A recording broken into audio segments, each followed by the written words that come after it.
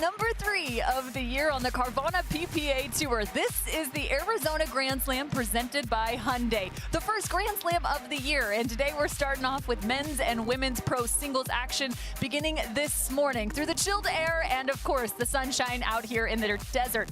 2 weeks ago at Desert Ridge, Ben Johns and Leigh Waters, well, they took the crown for the second time this year, while taking on some familiar foes. Of course, we're hanging out in Mesa, Arizona. Cameron Irwin alongside professional pickleball player and coach Kyle McKenzie. We're starting off on the men's side of the bracket. Qualifiers already happening this morning, and our 32 seed is about to take the court versus number 1. Well, fitting that we're starting out with the best player in the world with Mr. Ben Johns here in the first round, but should be a fun, exciting matchup. Cameron, we've got a gentleman that came through the qualifier, and he's got a big tennis background. Chris, is it Haworth? Haworth. We're going with Haworth. We're going with Haworth. But looking up some info on him, looks like he's played some professional tennis, was a Division I college tennis player at Oklahoma State University. So he is an example of this wave of pro or high-level tennis players that are trying out pickleball. Yeah, without a doubt. There's a look at Chris in there. It looks like he's got some fans also in the stands. He sits at about 6'3". Played at Oklahoma State, did he, for tennis, and also played professionally, like you mentioned. Earned 3 state titles playing tennis back in high school, I believe at Putnam City North High School. So he's got a big task in front of him.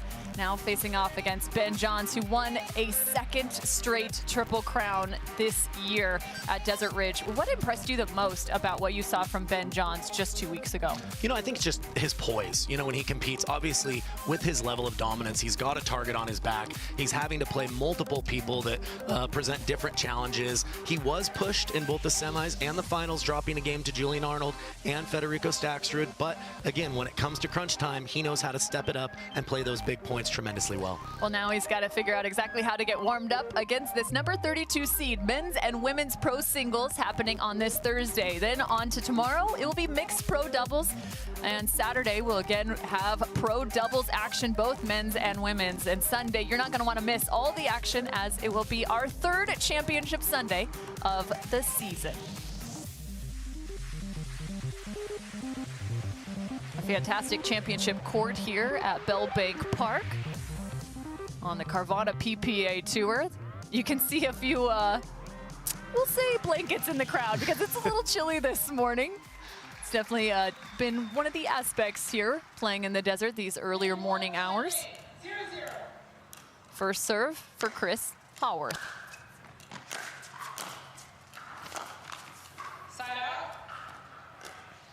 And that's going to be kind of what we're going to be paying attention to here, is you know that Haworth's going to come in with some strong ground strokes. How capable is he going to be of passing Johns, who's so comfortable up at the kitchen line?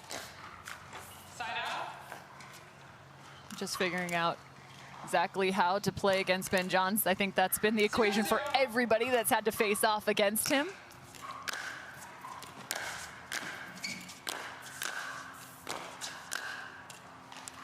If you hope to stand a chance, where might you be looking? Are you just letting it fly? Well, I think he needs to be aggressive. He's not going to beat Ben Johns playing the cat and mouse exclusively, but I think that finding some of those more 60, 70% drives where you're intentionally taking some pace off, going more spin to find those short angles is going to be important to pressure Johns in this match.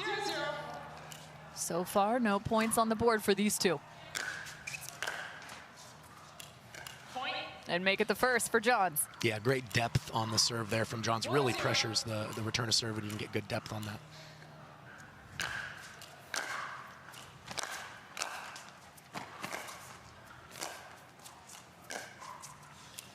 Good amount of reach there for Haworth. Yeah, Haworth showing some variety on the backhand, using both 2 hands and 1 hand for the volleys. 0-1.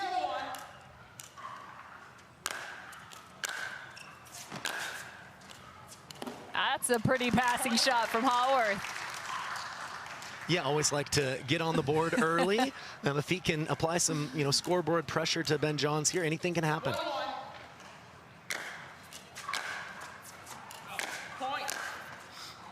Make it a second for the 32 seed. 2-1.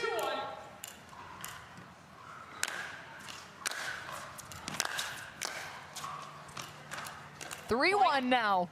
Yeah, and that was an example. Even though Johns was able to play that volley, good job by Howarth going with more spin, trying to find more angle than just trying to simply power it through him on the pass there.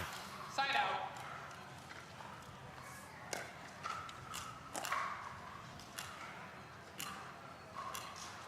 One, three.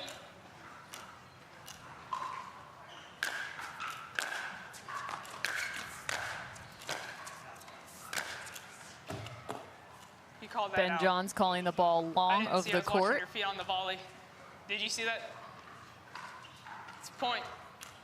Yeah, Howarth appealing the call, but referees 2, unable 3. to see it clearly enough to overrule.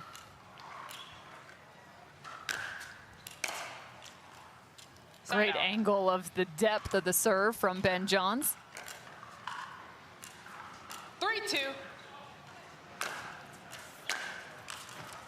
Point. And actually, speaking of depth, there was too much depth on that serve, apparently. A little too greedy on that one. 4-2 now. We're also still getting warmed up, Kyle. Side out. Yeah, and that's a ball, not a bad shot selection by Howarth there, but when you get those mid-court balls, sometimes slowing it down really helps you open up the angles a 2-4. little bit more.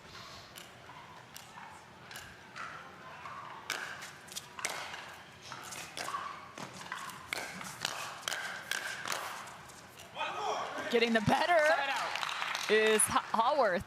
Yeah, showing off the hands a little bit here early. I think he got away 4-2. with one there, though.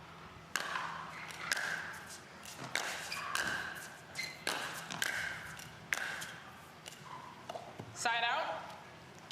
A little tight on the wrist for Howarth. Yeah, and that's the downside of just going drive, drive, drive every time in a row. It starts to give your opponents rhythm on the volley, and then when you don't have very much time to prepare for your next shot, it becomes more and more challenging. Johns earns the side out, down by 2. 2-4.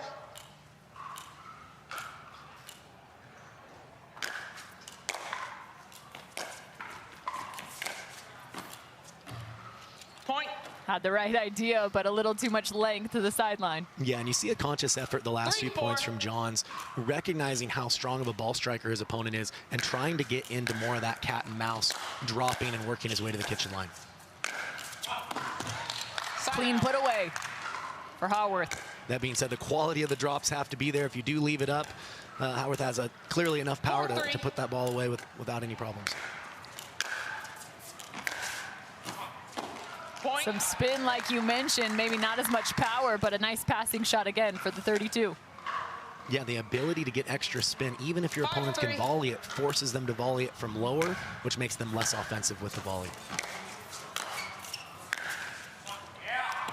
And I think Ben Johns wants that volley back, having placed it just in the middle of the court. No, really impressive stuff that we're seeing from Howarth here. The ball striking 6-3. is clearly on another level right now, and see if he can keep staying grouped here.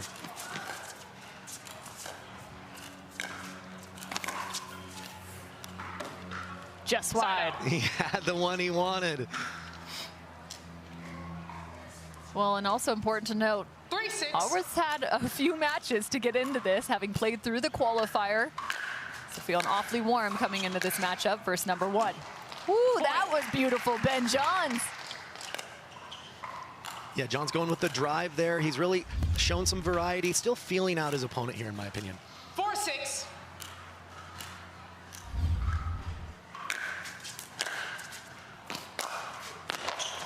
Another good ball. You talked about feeling out your opponent. Timeout, What are some of the receiver, first things you 5-6. look for in terms of trying to build a scouting report quickly? Yeah, I think how capable they are at passing both the forehand and the backhand side. You're looking for technique tells, how much spin are they able to get on each side, and really planning for when you do make your path forward, which side would be more difficult for your opponent to pass you.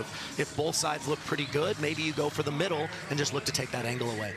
Now, one of the other things I noticed just here in this first game alone is some of the contacts in terms of the transition zone, as opposed from doubles to singles. How might some of those challenges maybe take shape, having played singles and trying to get up to that kitchen line? Yeah, I think it's more of a foot race. Right Okay. after that return, you see the last pass that Ben Johns was able to hit. It was a much bigger target because Howarth wasn't able to get close to that kitchen line. So the harder you hit your return, it's a trade-off because it takes your time away of getting forward.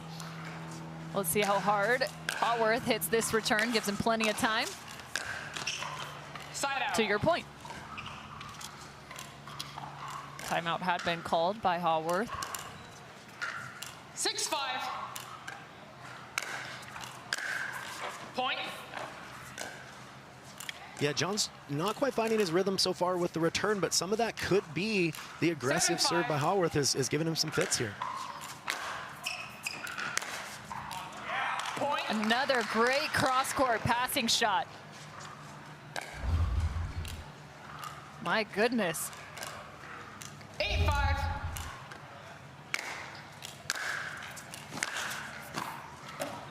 Point. He is dialed into the lines right now. Make it 9-5. And right now, Johns has tested the 9-5. backhand early. Now he's testing the forehand. Look for him to maybe go a little more middle, taking away some angle going forward. And he gets a favorable bounce off the net. Make it 10. Timeout, receiver, 10-5. And Ben Johns calls a timeout. This is a rarity.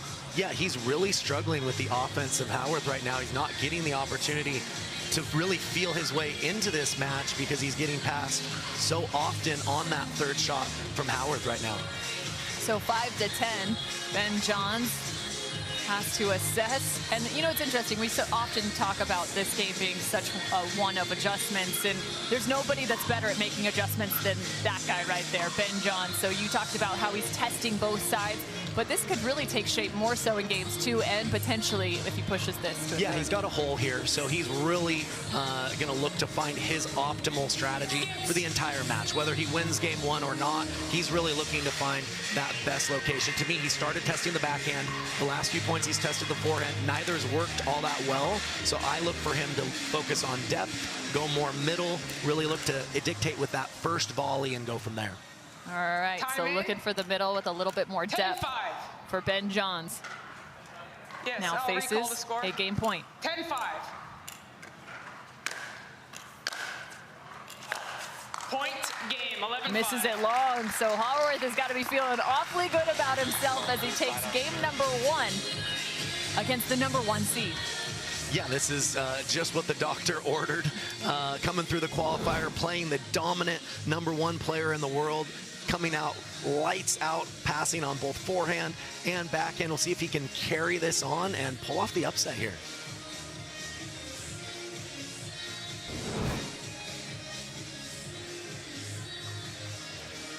Game 2 will be coming up here on the Carvana PPA Tour.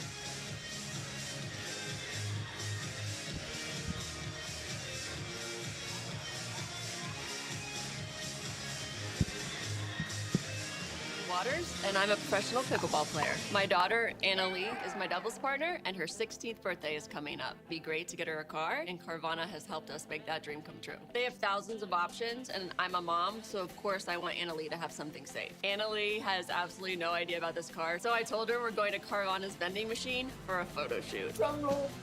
I think this belongs to you. Oh my gosh, what? Happy Sweet 16, Anna Lee. Experience it for yourself at Carvana.com.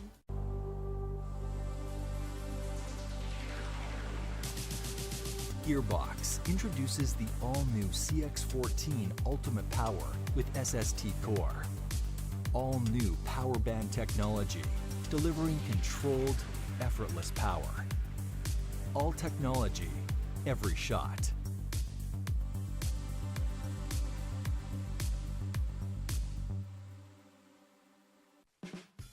There's never been a better time to get away. With a great deal on the Hyundai you've always wanted. With America's best warranty and up to 3 years complimentary maintenance. It's your journey. Own every mile at the Hyundai Getaway Sales Event. Hurry in to get our best deals of the season. Get in and get away. Get 0% APR financing plus 0 payments for 90 days on select vehicles. Now, during the Hyundai Getaway Sales Event. An exciting start to the morning.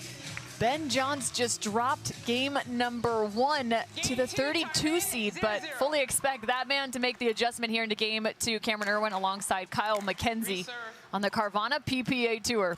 0-0.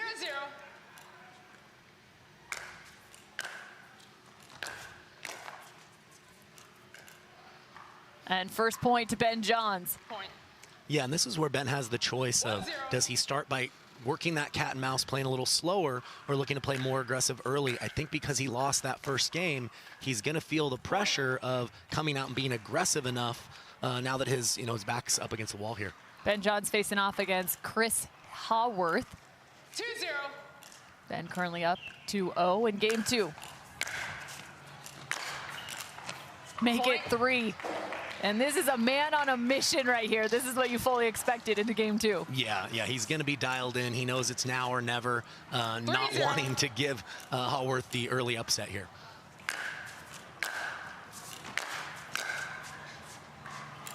Point.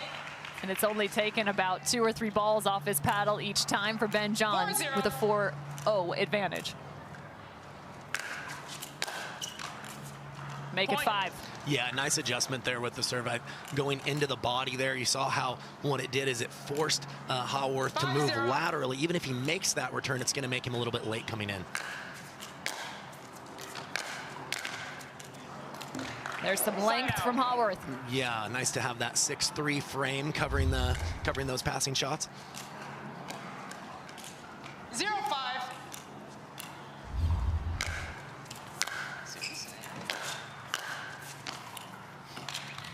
Point. Again, just getting Ben Johns stretched enough on that first volley to draw the error. Nice pass there.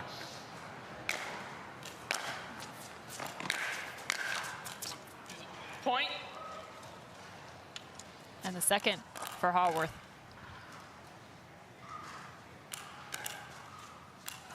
2-5.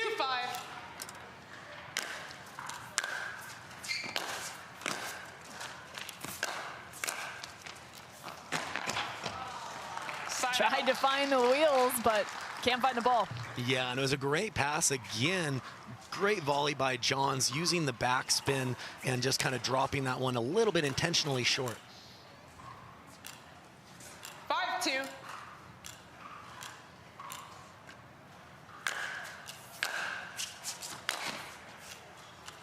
Point. Inside out for Ben Johns. Yeah, he's warmed up now, getting everything dialed. 6-2.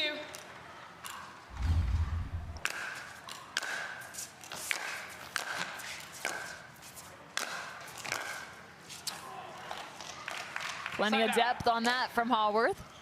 Ben Johns is the defending singles champion over Tyson McGuffin here at the Arizona Grand Slam presented by Hyundai. Point. Make it 3-6 now. Yeah, and I mean, Johns did everything he could there. He played a deep return, but Haworth still able to get enough spin to come up with a clean pass with no angle. That's tough to do. Point. 4-6, climbing back in is 32. 4-6.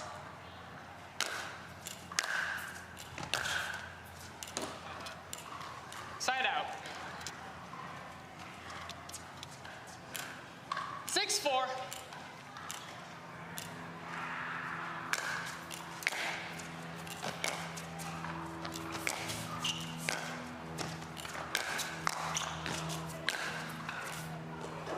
He caught him reaching all the way to his right, tried to find the backhand side, but just missing. Yeah, still put himself in a great position to win that point as well. It's clear that the passing shot ability that he possesses on both sides is really giving Johns some problems in this match. Point. Yeah, I've seen both players float quite a few returns long. Like we mentioned, it's colder this morning. That Dura ball, when it's colder, really has a tendency to fly. So expect that as the day gets going, we won't see quite as many returns float on these players. A little chilly this morning, but that man is starting to heat up. Ben Johns with the lead in game 2.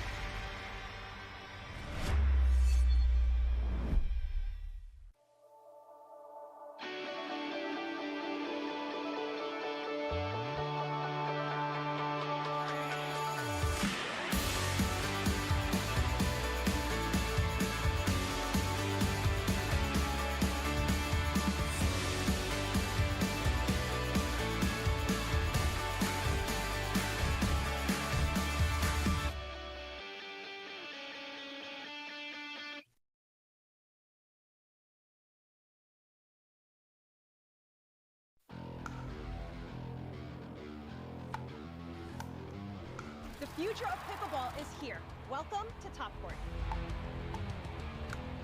For my top tip, when it comes to hitting serves, you want your serves to land back here in this area. You want to keep that paddle towards your body, and it's more of a push with my shoulder.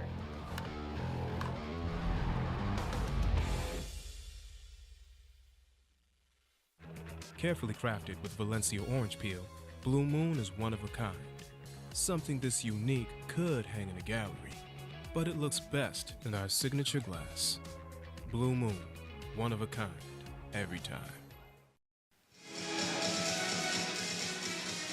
The Arizona Grand Slam, the first Grand Slam in the 2023 season on the Carvana PPA Tour. Cameron Irwin alongside Kyle McKenzie. Men's singles action taking place now on our championship court.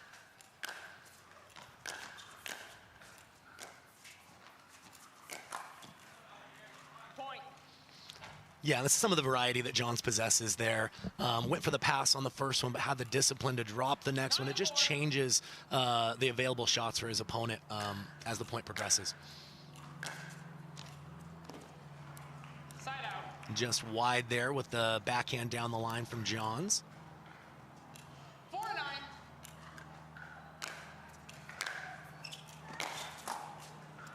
Side out. Yeah, it looks like Johns is having success if he can get Hallworth reaching for the backhand where he kind of hunches over, hinges at the waist. It seems like his percentages really go down there. Point. Speaking of reaching, couldn't even get a paddle on that one. Another nice shot from Ben Johns. Yeah, bringing out the early morning ankle breaker on that one. Nobody needs that. No.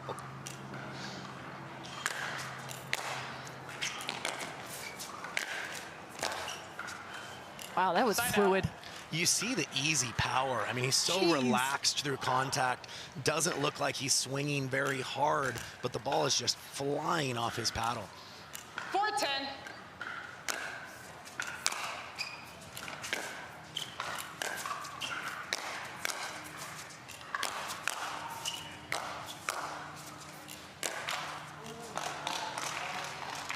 Couple nice ground strokes there from Hallworth. Yeah, even though he lost that point, showed some great variety. It was an excellent return by Johns. Rather than going for the first pass, he chose to just drop that first one and look to make his way forward in a different way.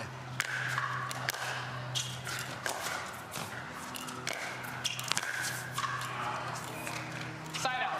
5-10. Or excuse me, side out now for Hallworth. 4-10.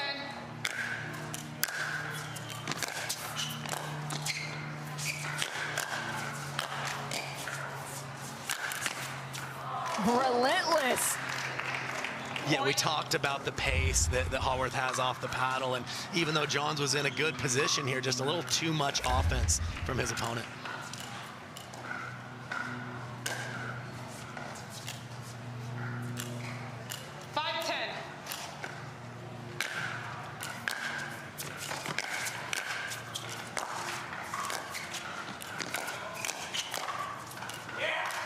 Nice cover there in the middle. Point. Yeah, he's really showing an ability to move forward gradually, which he didn't even really have to showcase in game 1. So really liking the variety that he has in his game here. Side out. Little frustration. Ben Johns with another shot to take game 2.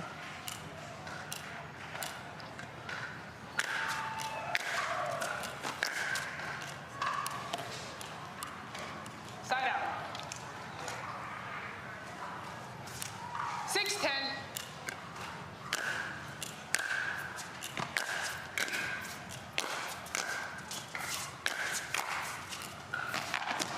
Ben Johns cutting that ball down beautifully. And I think that's going to be the pattern. I think Johns has found the pattern that he likes. It's if he can get a good first volley, subsequent volleys, playing him just a little shorter with backspin to that backhand side and forcing Hallworth to hit shots moving forward. Point game, 11-6. Game number 2 to Ben Johns. You almost knew it was coming. Yeah, you figured he was going to step it up. He gave away some returns in game 1, but credit to Haworth. He didn't just lie down and take it. He certainly still has a shot here in game 3, and I watched Johns play enough to know that he's really feeling some pressure with the ability of his opponent here. Well, you mentioned he also has maybe found the pattern he's looking for. We'll be sure to see if that same pattern shows up in game number 3, the deciding game between Ben Johns and Christopher Haworth.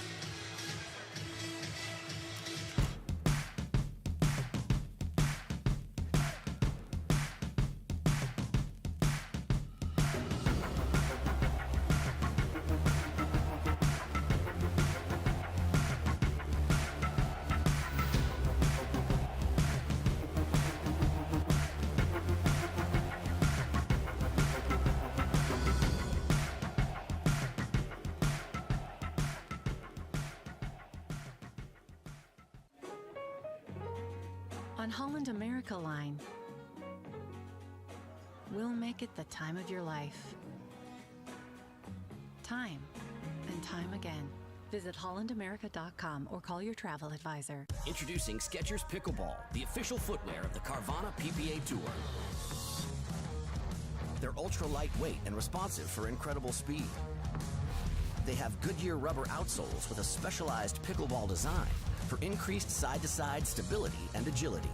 Plus, they feature shock-absorbing foam and Skechers' famous relaxed fit design for incredible comfort game after game. Conquer the court in comfort. Skechers Pickleball, the official footwear of the Carvana PPA Tour.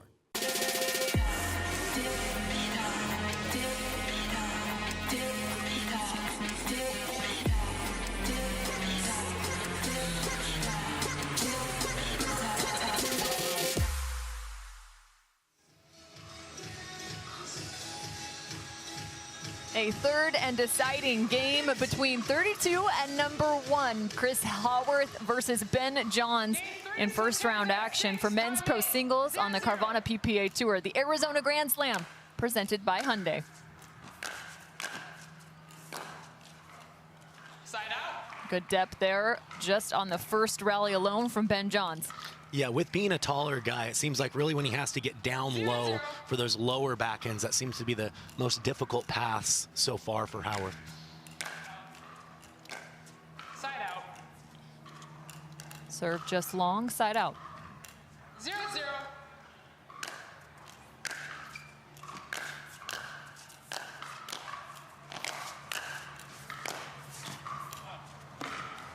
Point. And the first point on the board. Yeah, not easy to hit that with enough spin to get that to drop at the end. Really great stuff here, and the start that he needs if he wants to pull this upset off.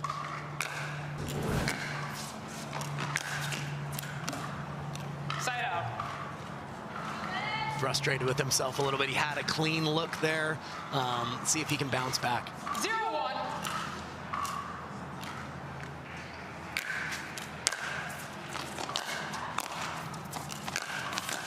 Point. A little too much spin on that, might have clipped the net. Yeah, and he has the ability to use both one and two hands on that backhand volley. The lower it is, I'd like to see him release that hand and maybe go with the backspin one-handed volley on that particular shot.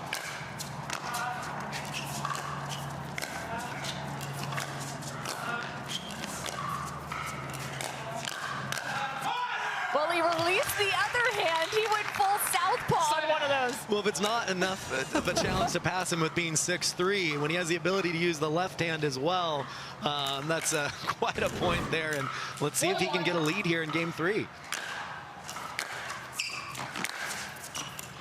Side out. Another side out for Ben Johns.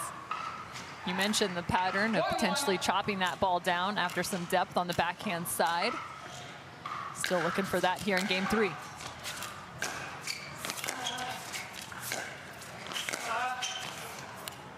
Point.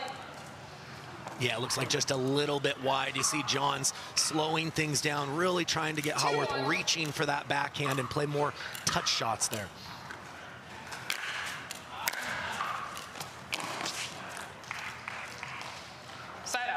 Yeah, looks like Johns had his paddle face very, very closed on that one. Wasn't able to get enough grit to do much with that and clear the net. 1-2.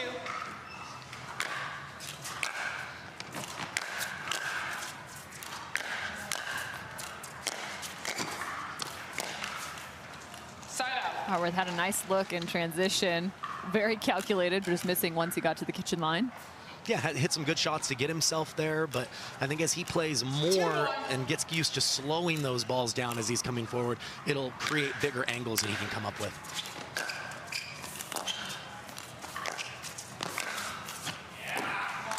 Tons of spin on that one. Yeah, and the reach, too. I mean, Johns is really trying to get that ball to bounce or get Howarth to have to hit up. Tougher to do when he can lean that far into the kitchen. Side out.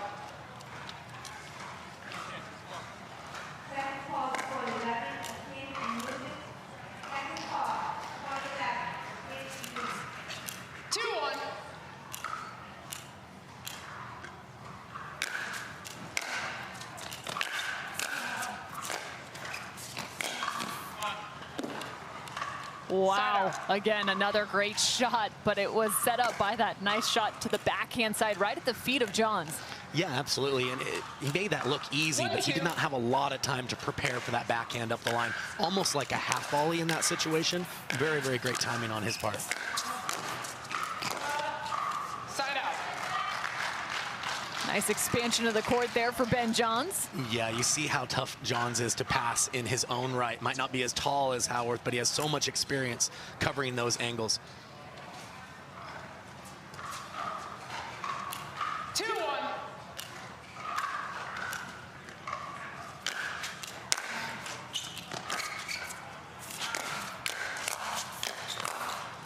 Point. Make it 3-1 now. Ben Johns with the advantage. 3-1.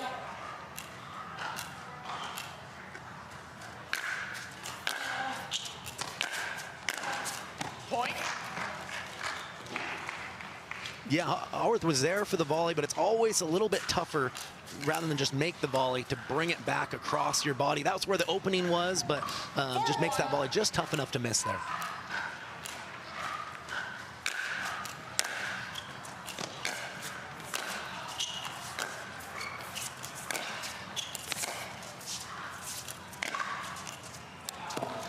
Looping that back around. Talk about placement. Yeah, well, and he held it and disguised it really, really well. Certainly had Johns fooled on that one. 1-4.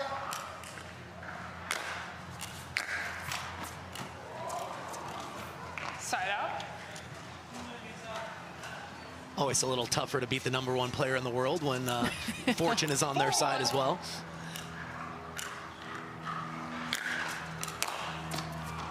Point.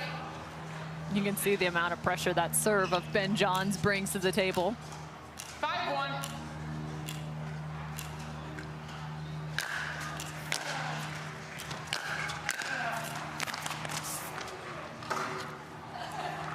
Side out. Yeah, it's a shot he was attempting a couple of points ago. Almost that swinging forehand volley to take it across your body. That's where the opening is. Great execution there.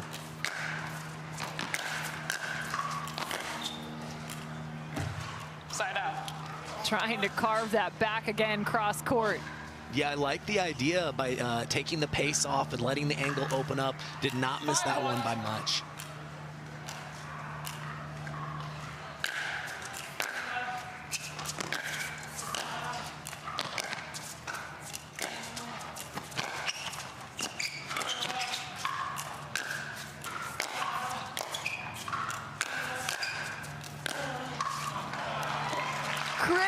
With another great shot. He made his way up to the kitchen line and then back to the baseline and still found a winner. It looked like he was about ready to lose that point and pulled one out of his back pocket there just in time. Side out. Higher bounce, ball long. Yeah, he knows that that was a very makeable pass there. A little frustrated with himself. Let's see if he can keep this close here. Reserve. Let's serve. 5-1.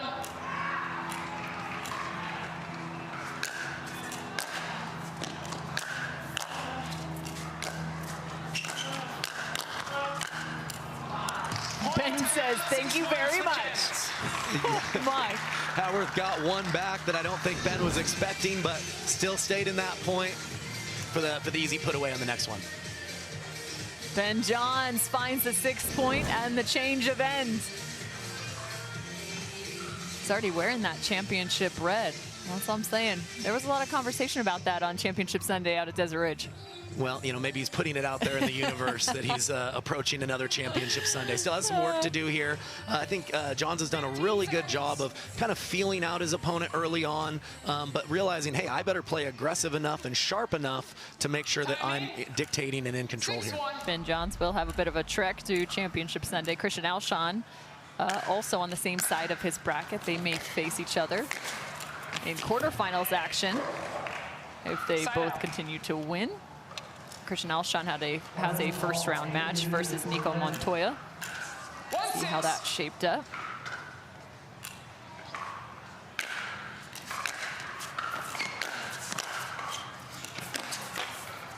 Side out. Yeah, nice depth on that that first volley from Johns there. Just took away some of that preparation time from Howarth. He likes to loop both his forehand and his backhand. When you can take away time, it's really hard with that extra preparation of the looping swing.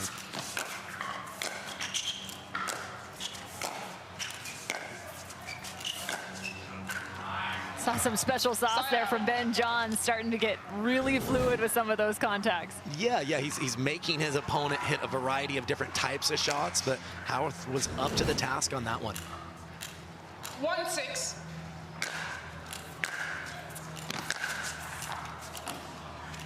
Point.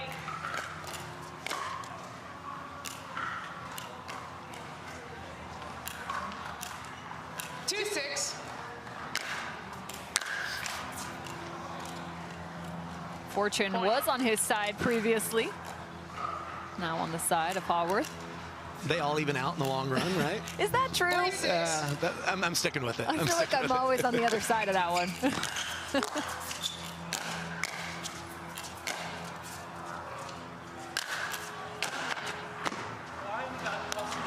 Side out. First lob we've seen. This is the danger of lobbing. Yeah, I mean, generally it's only used when it's really your only other shot, and he just didn't have enough time to prepare for a good ground stroke there. Threading the needle is Ben Johns. And you see how balanced he is, Cameron, on each shot. He has a way of cutting off the angle and being so efficient with his footwork. Really an underrated part of his game. Reserve. Let's hear.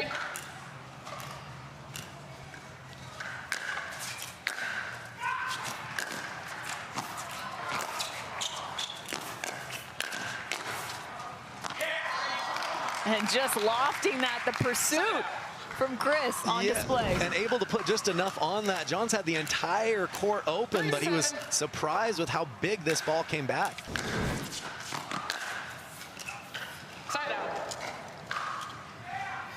You know, it's so interesting you talked about that circular motion and having come over from tennis. So many of those the professional athletes have to then adjust and kind of shorten that stroke. Another good ball from Ben. But the question is the balance between the two. Yeah, I think that, you know, the way I teach it is it's definitely allowable when you're back at the baseline. But as you start making your way in, you have less and less reaction time. That's where you really want to think about condensing and shortening that motion.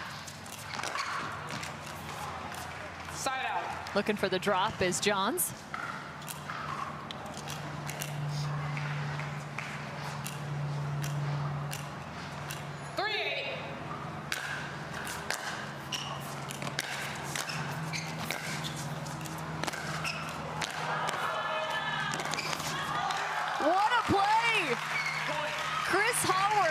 Beautifully done.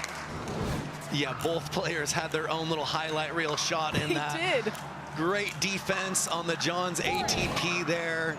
Awesome point. Point. I always like at the end of a point that you're not even sure what part to highlight because it was all just that good. 5-8. 5-8 now.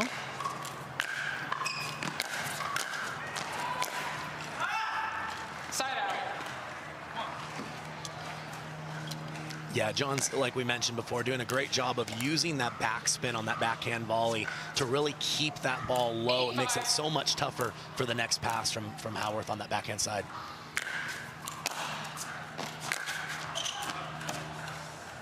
Side out. Another side out. And Howarth is within striking distance here, 5'8". He can go on a run at any time.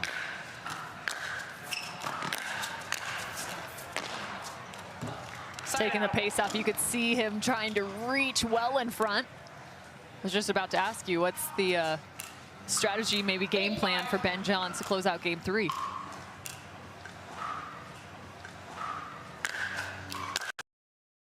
Point. That's one way to do it. Yeah, I think he's done a good job this match of balancing and varying his patterns. Yeah. What I always teach is when you get to the end of the match, play your favorite ones. So whatever he's the most comfortable with, it's more about you than your opponent when you just need a point or two.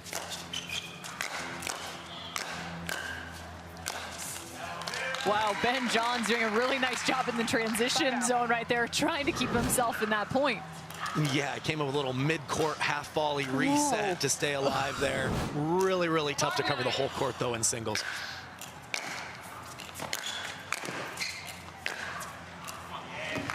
Starting to find those on the backhand side, the short angle cross court. He missed a few of those, if I can remember back to games 1 and 2, but it seems as if he's found 2 now in game 3, that same side. And that's really the counter move. When Johns plays his volley a little shorter, it opens up the angle if you can use more spin.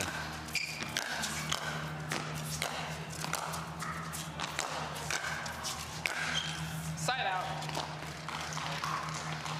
Yeah, may have not been there for that extreme of an angle, but when you're getting the volley peppered back at you time and time again, easy to get reactive. He might have actually hit his own leg right there.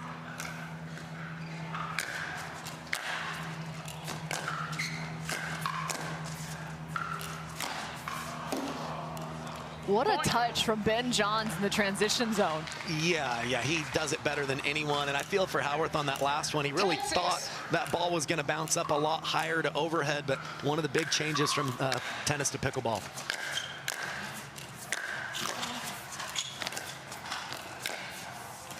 Ben Johns was challenged in his first round match. However, he comes up victorious. The #1 seed taking down number 32. Yeah, credit to Christopher Howarth, really pushing Johns in this. Certainly a name to look out for future tournaments. But again, we talked about the poise of Ben Johns, the problem solving. He was able to find that formula to get through this match. Ben Johns, the #1 seed. Hats off to him as he moves on to round number 2.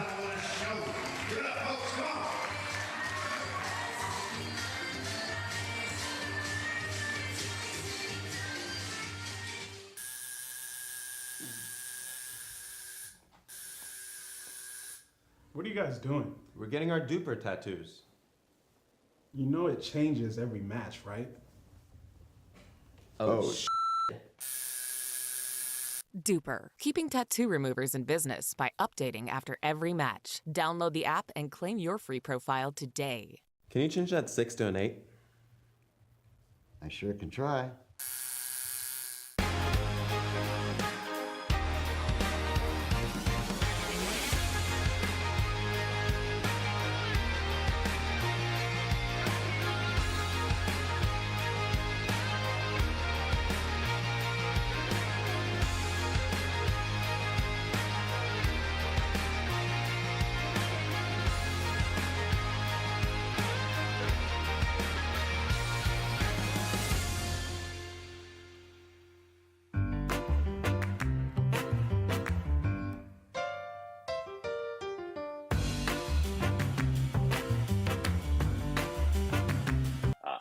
Hit the ball. I know I mishit the ball a lot. So Speak for the more yourself, forgiving. Ben Johns.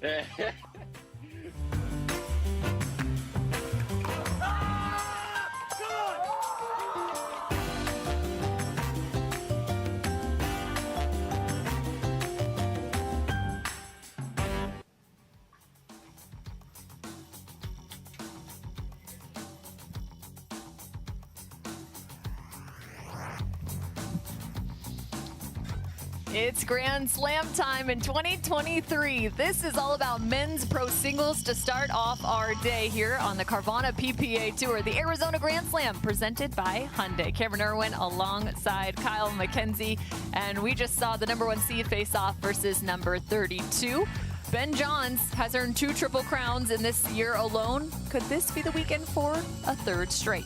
Yeah, going for the triple crown here. Quite an accomplishment just in and of itself. And I mean, I certainly wouldn't put it past him. He's looked focused and dialed in every event, every match in every event. Saw he was, pushed by a qualifier there, but again, was able to find the goods when it really mattered to advance and move on. And it looks as if Christian Alshon is going to be taking championship court, facing off against Nico Montoya.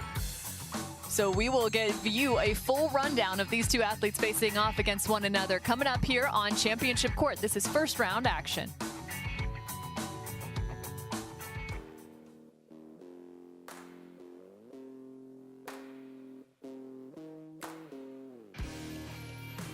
This spring, you don't have to be a baller to buy like one.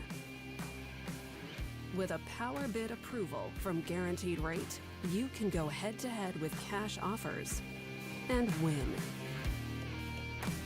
Call a Guaranteed Rate loan officer today. OS First, the official sock sponsor of pickleball. Stay in the game with OS First socks with purpose and compression bracing designed for comfort, injury prevention, and improved recovery. OS First is the official sock brand of pickleball and the PPA Tour. Visit www.thepickleballsock.com to learn more.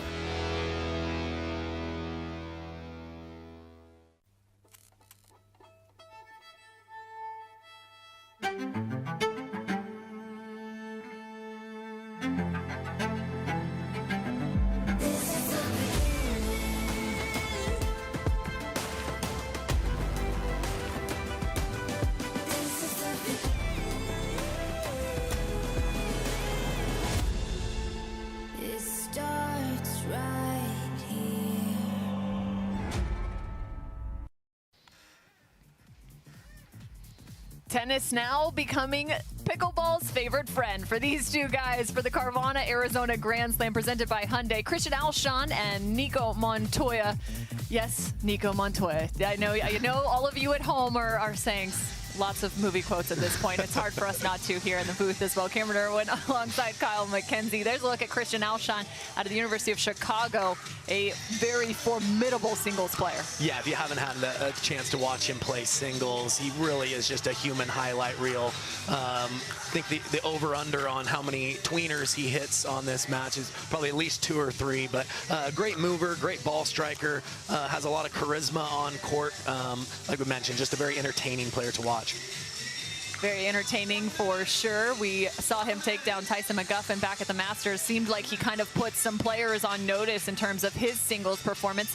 Tyson McGuffin, if you're wondering, still out with a minor foot injury. So Christian Alshon looking to take on Nico Montoya, who is a lefty out of Notre Dame, played tennis there. Also out of Scottsdale, Arizona, so not far from his hometown. Yeah, we were able to see him at the last tournament in doubles make it through the qualifier, and definitely looked to be a very talented player. I haven't had the chance to watch him play singles yet, but with that tennis pedigree, just generally speaking, when you're making that transition from high-level tennis to high-level pickleball, most of the time singles, some of those skills translate a little faster. So excited to see how he moves on the court and what his ball striking looks like in this match. Well, and to your point, he actually didn't play singles at the last event, the PPA Desert Ridge Open. He did, in fact, play men's pro doubles, like you mentioned, playing alongside Adrian Legarreta. So now finding himself on the singles court is Nico Montoya. Look at you, Cameron, rolling your R's already this morning. I like it. We're getting dialed in ourselves here. So Christian Alshon brings a good amount of height and stretch to him. Nico Montoya just a bit more undersized as opposed to his opponent. All smiles there, though. Facing righty versus lefty. Montoya serving to Alshon. Montoya will get us started. First round action for both of these pros.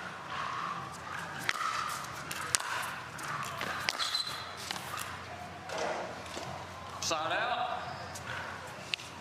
Yeah, Montoya just rose up a little bit too much there on that forehand drive. Important to keep those drives low to stay down with your body a bit more.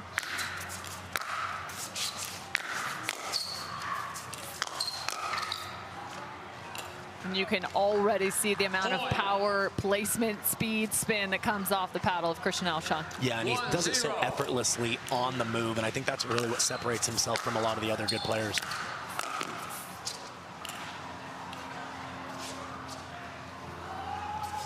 And singles draw continues to grow at every single tournament. 2-0. The number of tennis players and pro tennis players coming over, starting to take advantage of some singles competition. Yeah, but you know, unlike previous years, they're not able to jump right in. They really do have to earn their spot with the qualifiers now. Side out. What's crazy though is you saw a 32 seed push the number 1 seed. Which shows the level of depth, and you know, there's going to be more and more very new, talented players that are going to be making names for themselves. 0-2.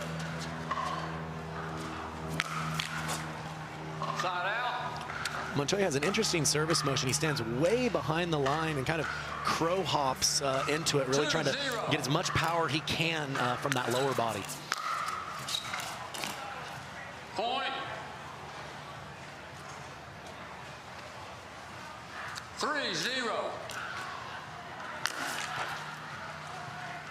Side out. Here's another look at the serve. 0-3.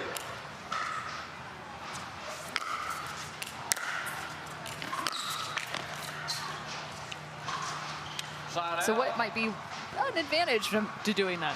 Yeah, I think you can kind of push through it. You're almost building up momentum. I actually used to serve in a similar way for a short period of time. I found that my serve was less consistent because I was slightly moving, and so I'm a little bit more planted and stationary now. But certainly nothing wrong with it. It's certainly a motion to be aggressive, which you need to be aggressive with your serve in singles. 0-3. Alshon on the move, like you mentioned, just missing that slicing backhand.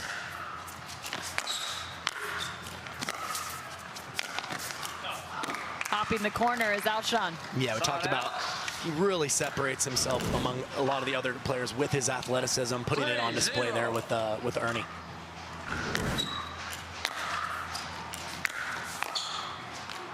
Point.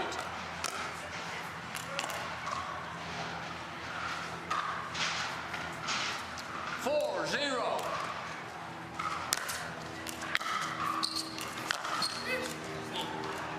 Side out. Not finding as much height as he needs. It was a good return into the corner there by Montoya. See if he can get on the board here early.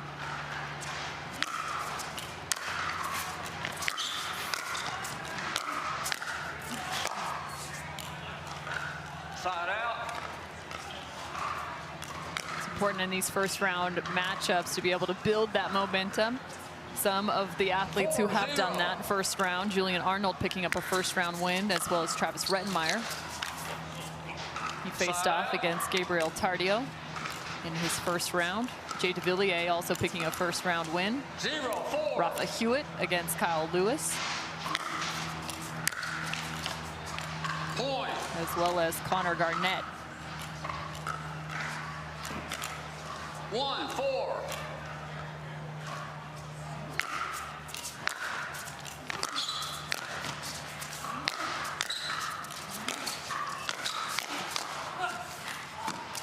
Trying to close out, but Alshon is still patrolling the kitchen line. Yeah, and it was a great point by Montoya. He strung together several good passes, gave himself the ability to move forward, but ultimately the reflexes of Alshon just being too good there.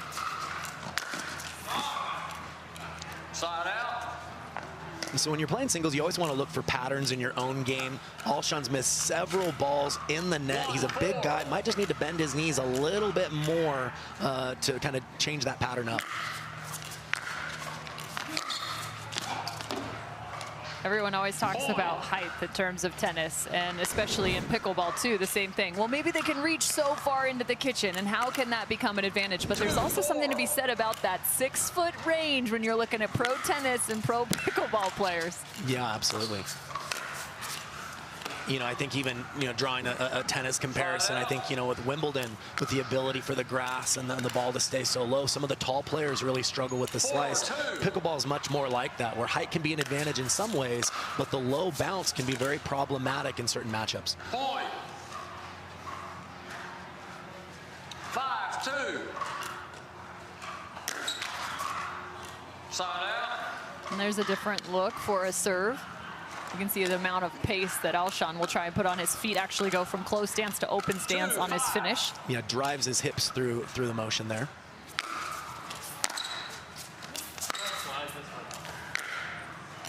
Point. What's interesting too, I talked to Catherine Parenteau as she was trying to increase pace on her serve, and she actually went with more of an open stance to start. She felt like she could get more hip turn starting open stance. Different technique. Yeah, probably wasn't there to go through Alshon on that one, just with the low bounce. But yeah, to your point about service motions, Tyson McGuffin did something similar as well, not for the purpose of getting a more powerful serve, but to get more shape and hit a heavier serve. He switched his motion to be a little bit more square with his hips to start as well. 3-5. Montoya down by 2.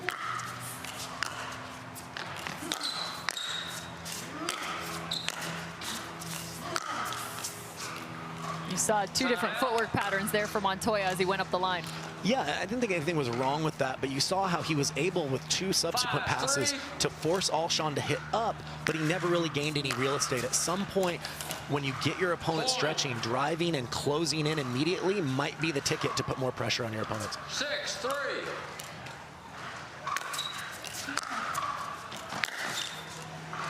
How much pressure is increased in terms of driving and closing, having a smaller frame is placed on you? Because to me, I'm thinking that's fearful. Now I'm actually allowing more space for the pass on both sides. I think when you close in, you're actually shrinking the size of the available target for the volley. And it's a high risk, high reward play, because you're either probably going to win or lose the point very quickly. But by staying back and continuing to hit ground strokes, it's just the odds are with your opponent much more. Great explanation by our resident pro, Kyle McKenzie. Pro player and pro coach, in case anyone was wondering. I'm just a pro talker over here. I'm a hybrid these days, Kim. Ball long, so Alshon with the 8th point. So Nico Montoya going to slow things down right now, facing off against Christian Alshon in round 1 action. We'll be back with more from Championship Court.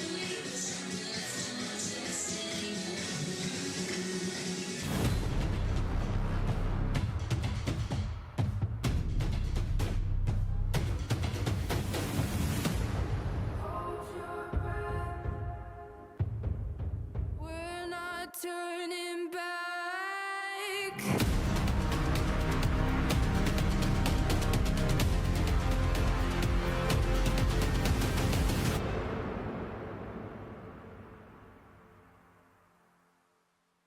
Hi, I'm Rick Barry. I used to play professional basketball. Now I'm into pickleball. Performance is really important, but also recovery is actually just as important. AlloMD is a product that I use constantly before my matches and after my matches for my recovery. Great for inflammation, great for recovery. I keep coming back to this. AlloMD all day long, baby.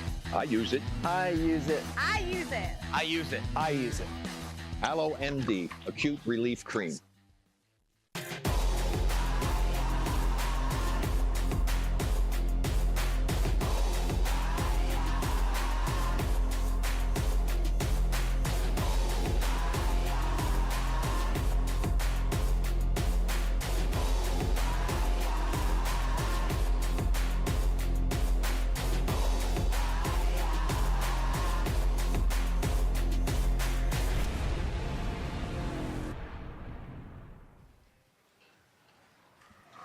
Brandon French and James Ignatowicz have also picked up a first-round victory here at the Carvana PPA Tour, the Arizona Grand Slam. Right now, though, it's all eyes on Christian Alshon versus Nico Montoya.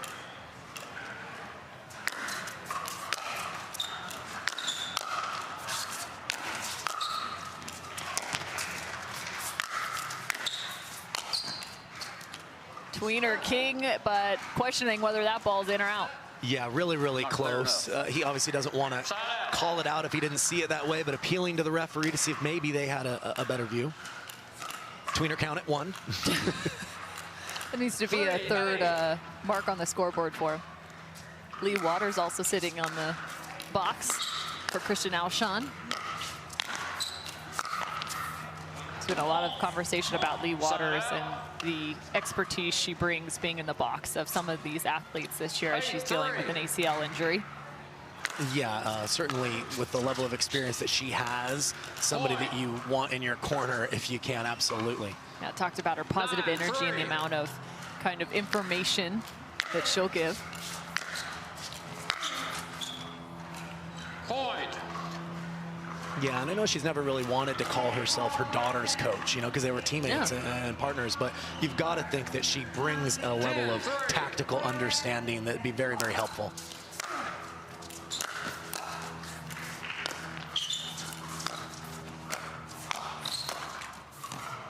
There's one for Nico Montoya.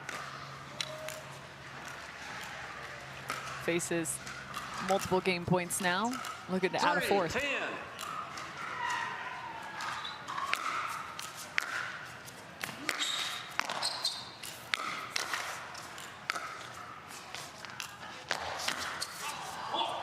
Gonna say that was the perfect opportunity for the tweener. And a topspin lob from Montoya that he puts on a dime. You don't see a ton of that in singles.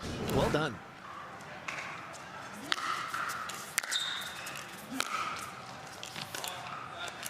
Side out. Yeah, that's one where, to me, Montoya doesn't need to play that ball as close to the line. Just by hitting approach and getting in, you put pressure on your opponent to come up with the goods on that pass. Trying to grab that before it hits the court gives Christian Alshon the 11th point and game number 1.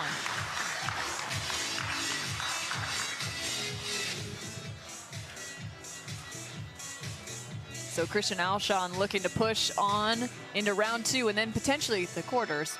And could it be against Ben Johns?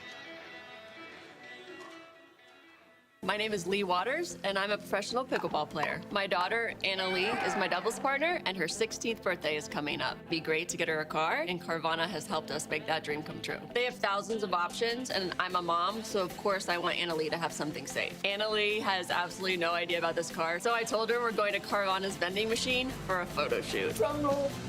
I think this belongs to you. Oh my gosh, what? Happy Sweet 16, Anna Lee. Experience it for yourself at Carvana.com.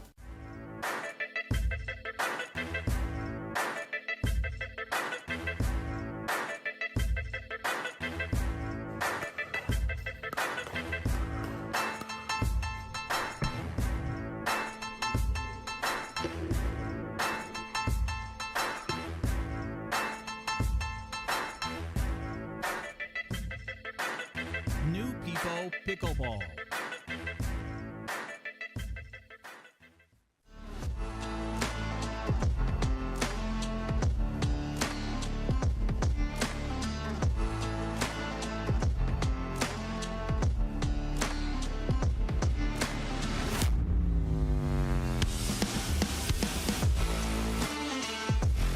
Thank you to Pickle Roll. It can be installed anywhere, temporarily or permanently on any flat area. So I have a feeling Pickle Roll is going to be a big part of our future.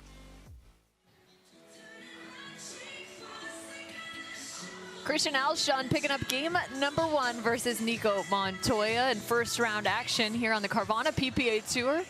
This week, it's a Grand Slam. Having some fun out here at Bell Bank Park in Mesa, Arizona. Cameron Irwin alongside Kyle McKenzie. Christian Alshon with the serve.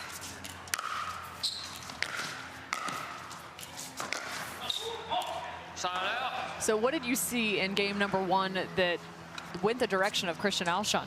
Yeah, I think Montoya needs to do a better job of finding the Alshon backhand, really getting a good enough return where he can dictate with that first volley. Seemed like most of the time when he was volleying, he was on the stretch and just not able to really maintain that control as the returner. Side out. 0-0. You know, I'd say in addition to that, Cameron, you know, Montoya, we kind of mentioned he's staying back and hitting ground stroke after ground stroke. Even though it's more of a kamikaze play, I'd love for him to pick his target and then look to move forward and pressure the volley a little better. I think that's what you were looking for right there. Yeah, great job of a better return to enhance that first volley. And if you can hit a good first volley, even against the best in the world, you're going to win a good chunk of those points. 0-1.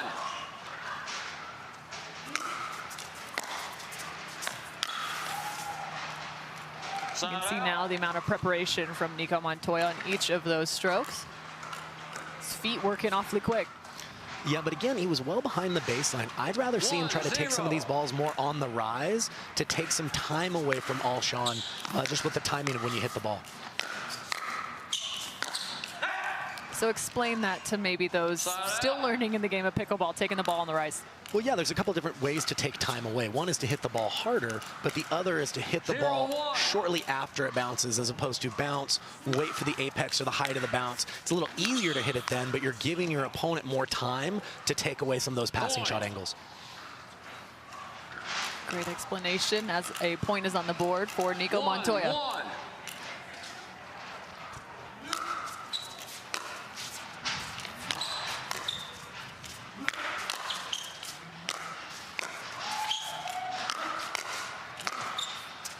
Montoya was trying to take some body shots there, Christian Alshon.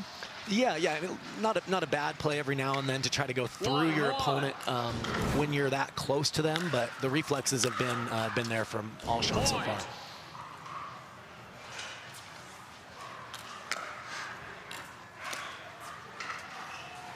Two, one.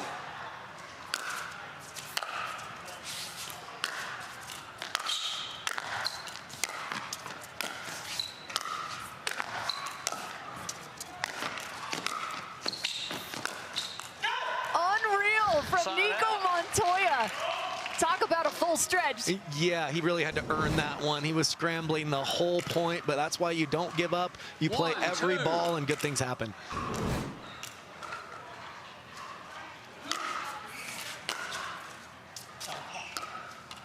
There's some extra pace and placement from Nico Montoya, earning the missed return.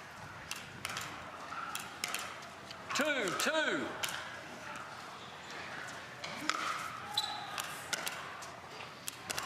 Side out. Even though he missed that serve, I like the idea. He's starting to serve a little higher, get a little more shape. That can throw off the weight transfer of Alshon, which can then give you an easier pass on the next ball.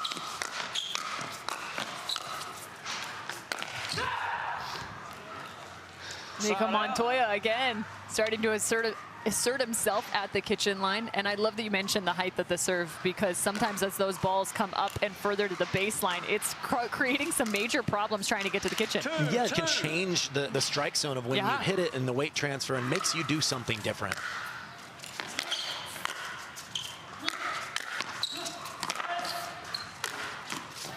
Clean put away from Alshon. Alshon not giving him the stare down, literally trying to stare down the ball as it has been lost into the stands. Yeah, players always prefer using the same ball if they can. They always just play just a little bit different when you have to go with a new one. Looks like they were able to retrieve it.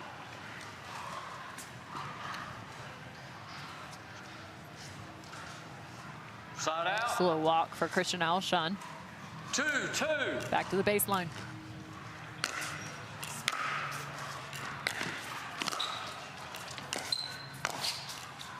Point. Yeah, and the few times that I've watched Alshon, I really think that's his best pattern, is running around when players are trying to find his backhand. If he can, run around to the forehand, not hit a powerful pass, but play that inside-out drop and use his anticipation and his athleticism to move forward throughout the point.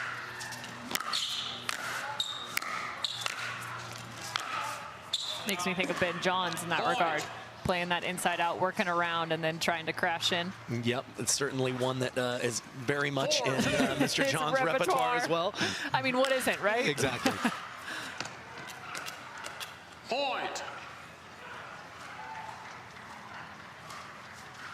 5-2.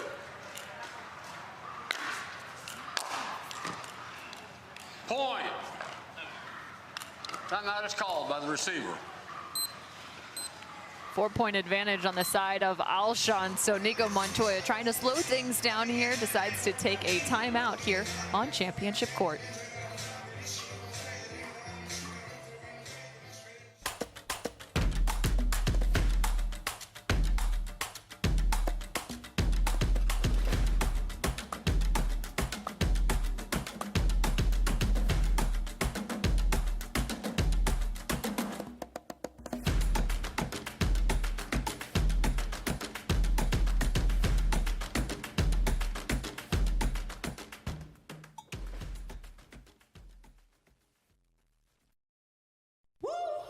I don't think she's feeling it right now. I've been on my phone all week. Looks like somebody needs a little Hertz TLC. Liv, you're on vacation, but I don't think you're feeling it. Huh? Please, your phone. It's okay. Hand it over. Yeah, you're good. Go enjoy yourself. Sam. You feeling it now? Let's go. Everyone needs a break sometimes. She's feeling it. Let's go. To make it to the game, it takes dedication and training. To stay in the game, it takes grit and stamina. To win the game, it takes strategy and skill. You keep focus on your approach, drop, and champion shots, and we'll help you stay focused on your strength, flexibility, speed, and downtime. Having a sports medicine partner in your court is key to helping you make it to the game, stay in the game, and win the game. Select Medical is proud to be the exclusive provider of physical therapy of the PPA Tour. Cameron Irwin alongside Kyle McKenzie, walking you through this morning action here out in the desert for men's pro singles. Women's pro singles will be coming up this afternoon as well, as there is a solid bracket on that side. Some big names in that draw. Of course, you've got the #1 seed, Leigh Waters. And of course, you've got some other good names, including Catherine Parenteau, who faced off against her in the final just 2 weeks ago. Yeah, Parenteau able to take a game off of her in the finals there, so it was an entertaining final for sure. You also have Lea Jansen back in the draw, as well as Davidze and Irina Tereshchenko.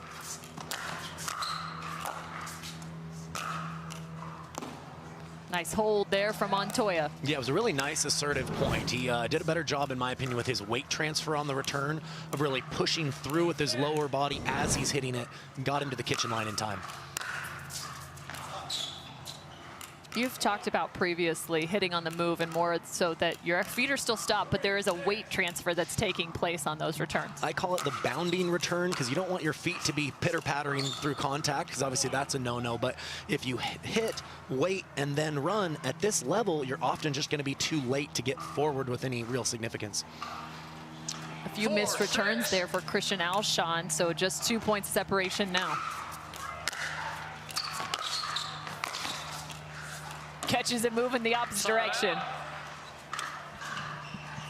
Yeah, it was almost a delayed path to the net by Alshon there. It almost looked like he was going to stay back. Then he comes in and puts it away.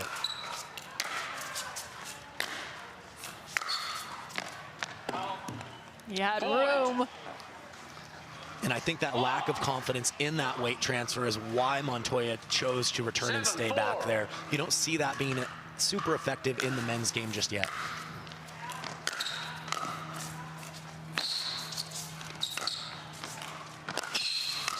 Behind the back for Alshon. Oh man, it's a highlight reel and he didn't even win the point. Well, we talked about needing a tally for the tweeners. We might have to have a separate category for the behind the back or all the other highlight reel shots that he can come up with. It's like a Rihanna dance move right there.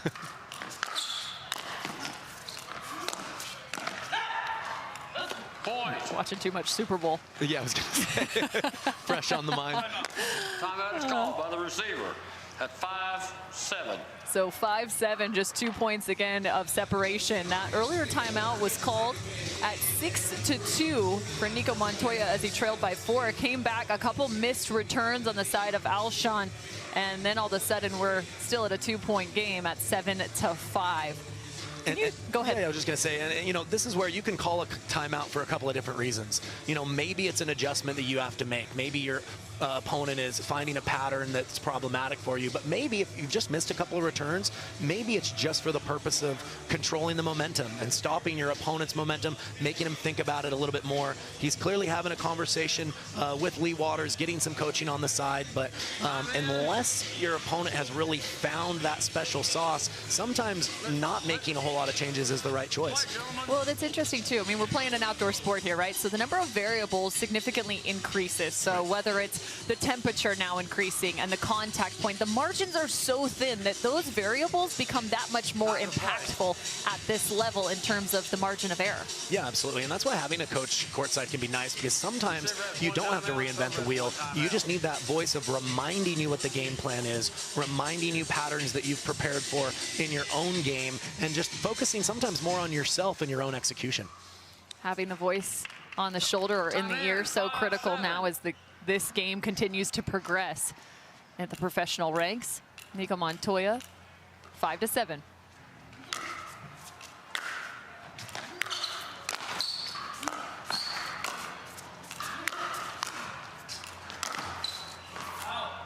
Looking for the cross-court winner. Yeah, Montoya is really making Alshon work with those volleys, but he's just able to seem so far to cover all those passes, and it's challenging for Montoya to work forward. 7-5.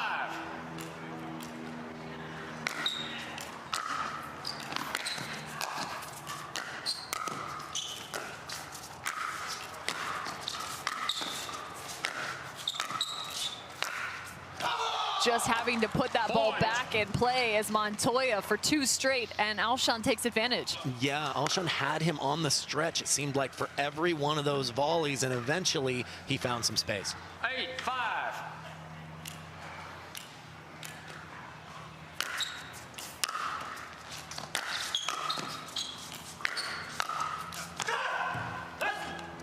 Some noise on the side of Montoya as he chops that ball down. Yeah, great volley, and love to hear the energy. He's here ready to fight. He still has a chance here to extend this match. Needs to make a move now.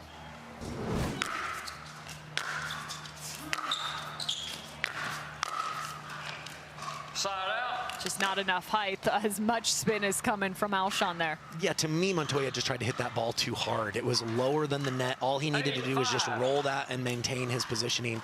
Got a little anxious to try to put that ball away.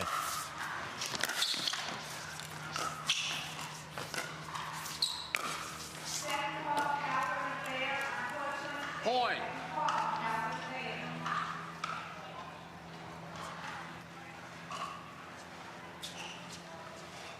Nine, 5.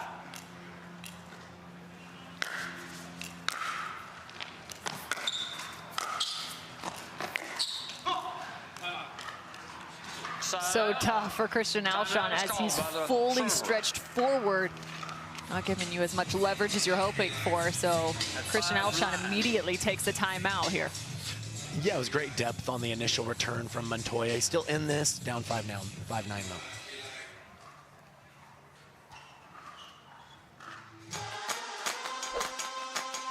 Okay, listen. Think you can take me? Let's go.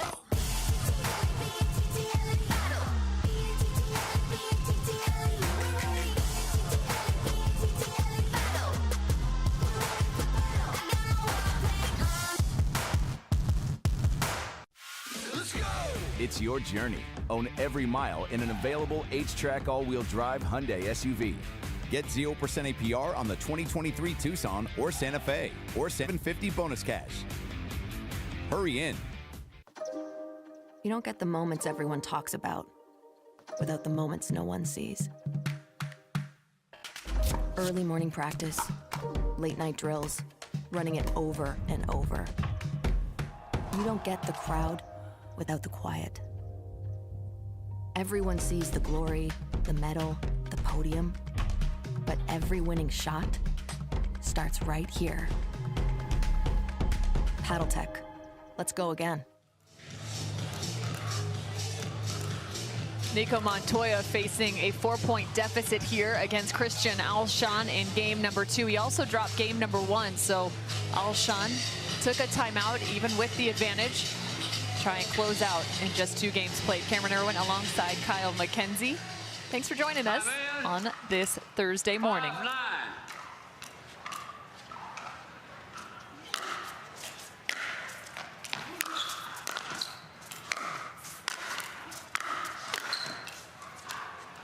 Side out.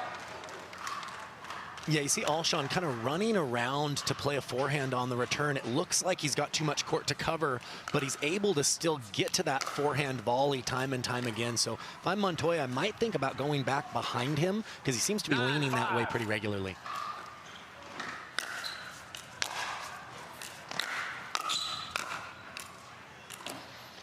And that's the argument for driving and closing in, because even if your opponent makes the volley, they have to worry about you being right on top of them for the very next one.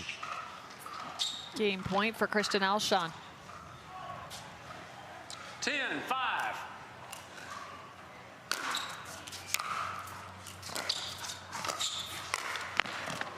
Point, game. Some help from the net gets the game for Christian Alshon. So match has completed. The number 9 seed moving on.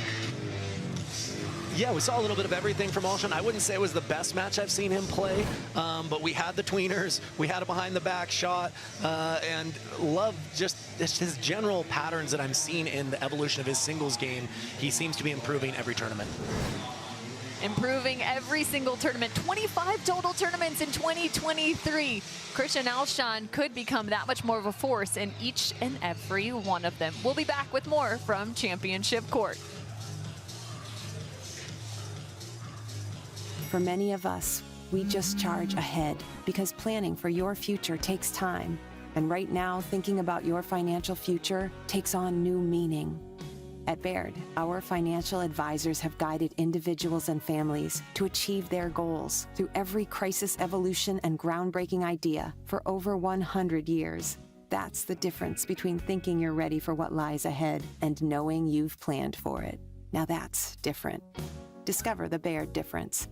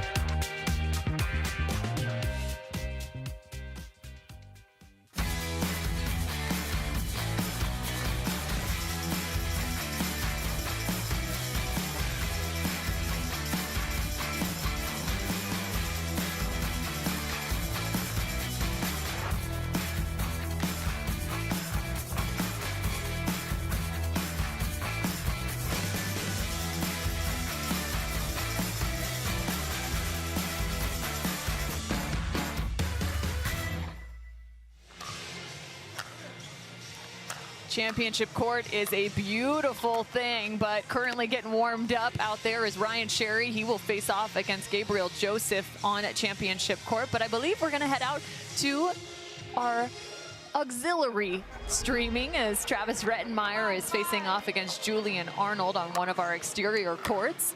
Looks like there's a good amount of people there as well. Travis Rettenmeyer on the near side of your screen in the blue hat. Far side is Julian Arnold.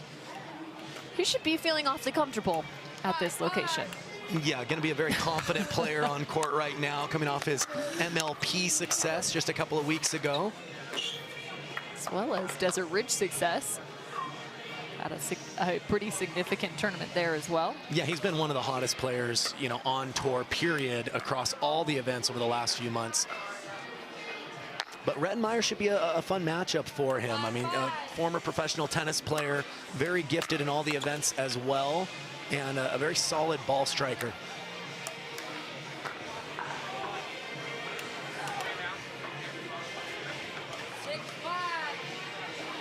Rettenmeyer with a 1-point advantage, 6-5. showcasing the wheels a little bit, which singles will do. He had that one lined up, just barely unable to come up with the pass.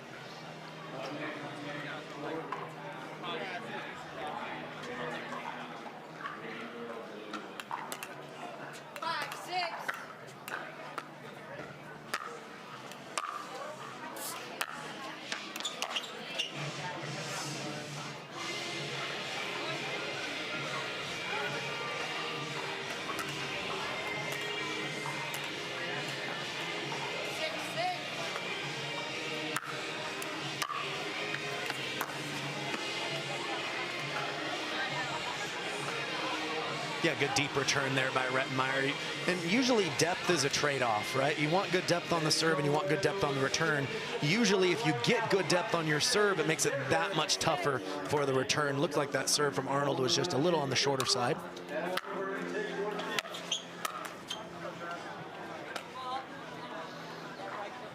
Julian Arnold stunned there.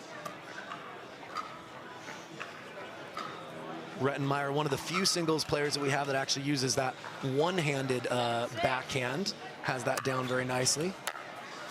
Him and Jay Devilliers, two to come to mind. Julian Arnold just finding not as much bounce on that for Travis Rettenmaier, challenging him in just about every regard, just a one-point game.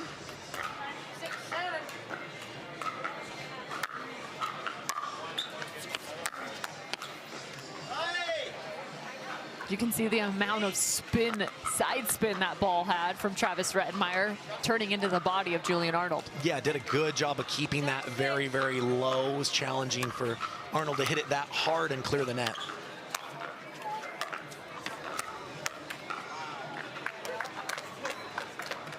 Yeah, like what Rettenmaier's trying to do there. He went for the initial pass. Once Arnold was able to make that volley, he tried slowing it down to get in, just floated his drop just a little bit there.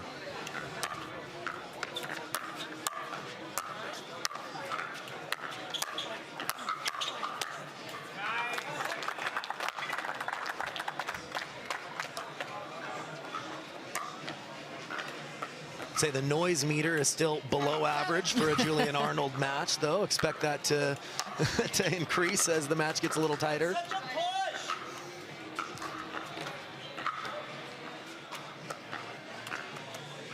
Seven apiece now. Arnold criticizing himself vocally for pushing the ball. So easy to do when you just want to guide it. You really have to just stay relaxed and hit your spots.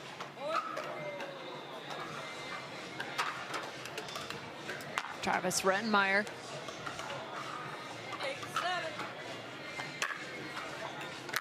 Looking to close out game one. You can see the height of that serve.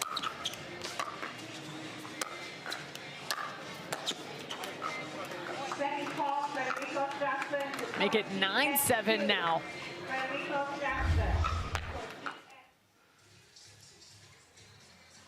So will that match continues out on our grandstand. Here's a look back into championship court. We've got Ryan Sherry warming up against Gabriel Joseph. I actually got a few words from Ryan Sherry before this match. Okay, this is always entertaining. It's always entertaining. I can't divulge everything all at once, but Ryan Sherry is dealing with a little bit of an injury right now. Some foot pain has definitely been coming his direction, as he's also been traveling all over the country, having not only a fantastic time, but also working as much as possible, supporting his friends, as well as getting his job done and playing some pickleball along the way. He said, though, he's never beat Gabriel Joseph, and I'm looking through the chronicles, and I'm not even sure where the matchups even took place, if they had previously.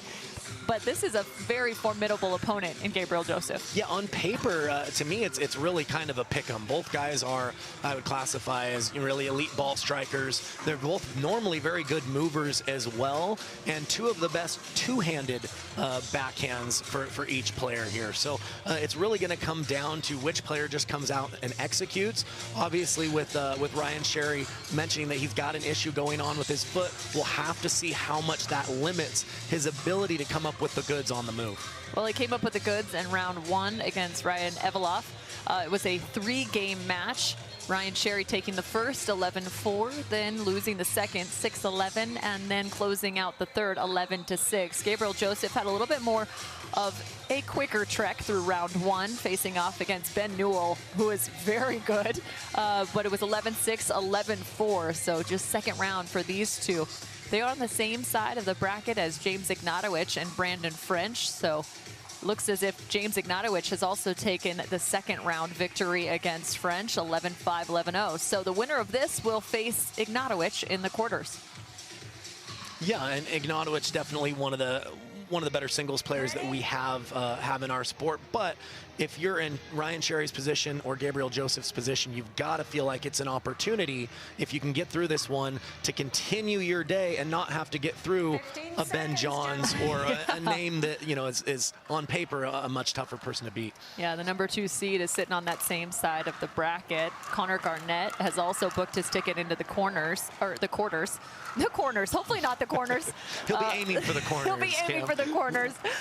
He'll face off potentially either Jay Devilliers or Markowitz. Game 1. Championship court now underway. Ryan Sherry Time in a nice lavender tone. 0-0.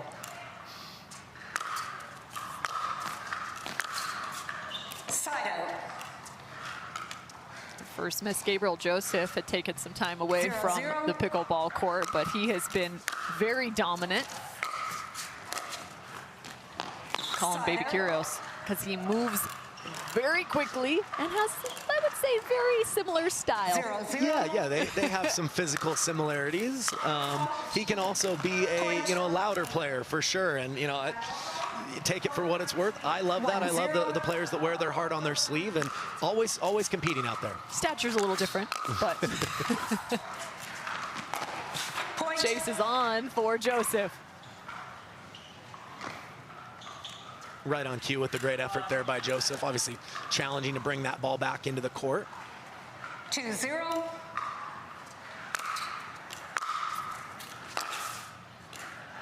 Point.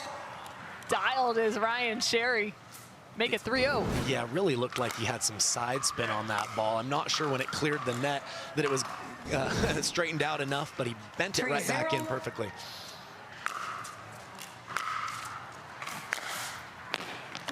Point. Timeout. Receiver 4-0. 1 minute. So another point. Ryan Sherry up with a 4-point advantage. The number 3 seed versus the number 14.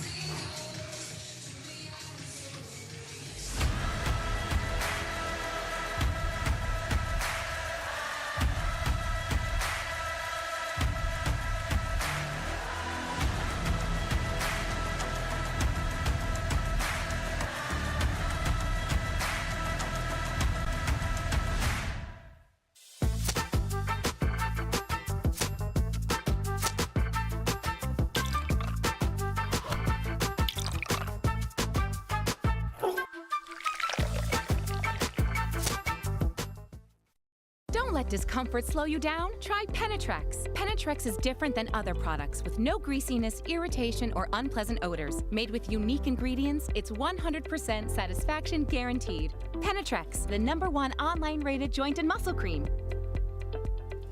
Introducing Simply Spiked Lemonade. Real fruit that left the farm and has seen too much to ever go back. Simply Spiked Lemonade. Tastes like your favorite lemonade, now spiked. It's getting juicy.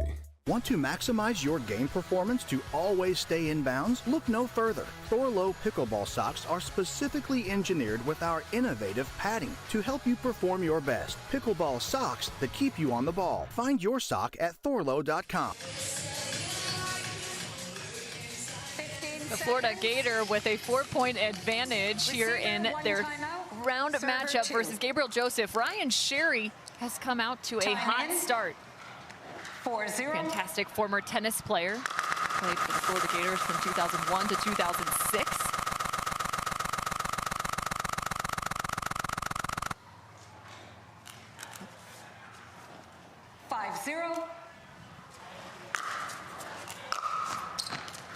Point.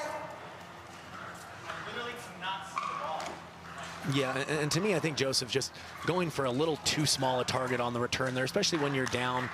Somebody like Ryan Sherry that passes so well on the forehand and backhand side. 6-0. For me, I would focus more on depth and give myself maybe a bigger target up the middle. Side out. And this is going to be a match of runs. Both these players are similar in a sense that they're shot makers. They can string together 3-4 points in a row. 0-6. Let's see if Joseph has a run in him here. Well, and we heard Gabriel Joseph say, I am having a hard time seeing the ball. I don't know if that's figuratively or actually quite literally in terms of the vision. 1-6. Yes.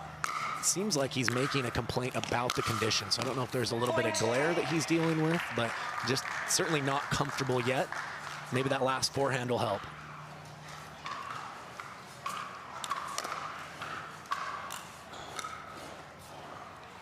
Two, 6. Point. Another for Joseph, so trailed by 6 and now finding a little bit of momentum. Side out. Yeah, there's always tough misses there when your opponent hasn't come to the net, not at least 6-3. making them play on the very next ball. Point. Joseph looking down at the line. Looks like that one may have skidded off. Great serve by Mr. Ryan Sherry there. 7-3. Side out.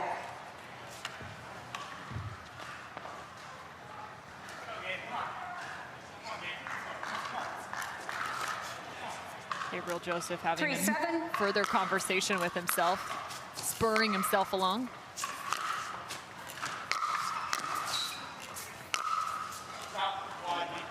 Side out. And you'll see that Sherry will return and stay back more than a lot of the other top male pros. And part of what gives him the ability to do that is his passing shots are so good on both sides that he can throw that in once in a while just to change the rhythm of the match and the rhythm of his opponent.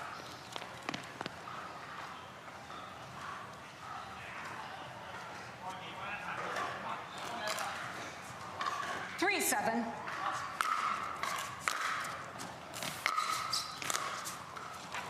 Point. Oh, you would have had him. Gabriel Joseph was on the move looking for the drop as Ryan Sherry. Yeah, you mentioned he was already taking off the moment he hit that ball, knew that that was the likely shot from Sherry and may have changed the shot just enough to get the error there. Side out.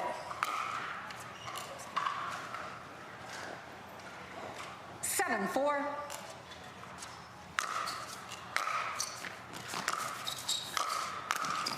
Side out. I like the play by Sherry, though. You don't see him drop and come in very often, but he set himself up very well there. 4-7.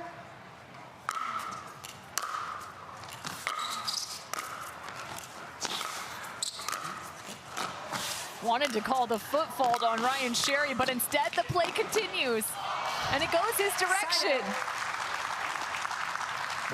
Yeah, not sure what happened with the feet there, but it was a play-on situation. 7-4. Twinkle toes, Ryan Sherry.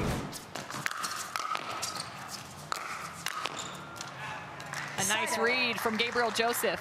Yeah, he was there in plenty of time, and when you are, it gives you the ability to go cross your body with the volley that much easier. I love the note I got from Ryan Sherry. He said, don't be afraid to talk about my pre-tourney training. I'm not sure what he was doing was considered training, but I'll give you the lowdown. Timeout receiver. 5-7, Oh, man. 1 minute. He was in Vegas for the Pro Bowl. I mean, that's one way to go. Then he went to Phoenix, of course, for the Super Bowl weekend. I mean, this guy has been on the move and having a whole heck of a lot of fun. One of the great personalities in the game. Yeah, he lives a fast and hard lifestyle. Is not would not be uncommon for him to have quite a night the night before for a pro match, but he seems to always find a solid level no matter what that preparation looks like. I'm just waiting to see if he can play in Crocs, because he hit the Sports Illustrated red carpet in a pair of Crocs because he's dealing with a little bit of a foot issue. And I'm like, man, if you can rock a red carpet in Crocs, why not a pickleball court? Yeah, I wouldn't put it past him. Certainly a fun personality, but I think all that at times takes away from just how much ability he has. Like when he has it all rolling, he can beat anybody on a given day. He has a PPA title to his name, and really a fun matchup here, getting a lot tighter between him and Gabriel Joseph here in game one. Again, from my research, it shows that they have not played each other in a professional tournament format to this point. He said he's never beat him before. That is Ryan Sherry to Gabriel Joseph right now. He's got the advantage. Yeah, Joseph just not able to clear his body before hitting the forehand there. Kind of had his momentum falling off that shot a little bit.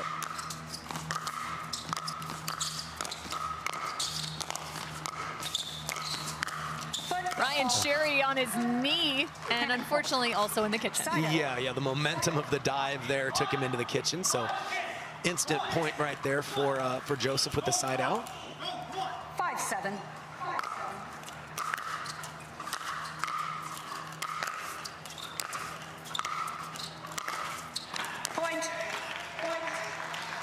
Yeah, really liked what we saw out of Joseph there. Other times where Sherry has returned and stayed back, he's missed his approach shot going for a small target, took his time with that one, and at least forced Sherry to attempt the pass.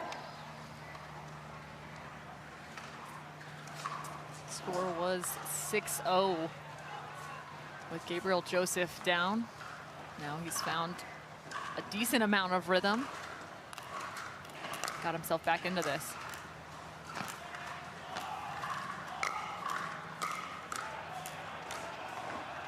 Grabbing a new ball at this point, checking it out.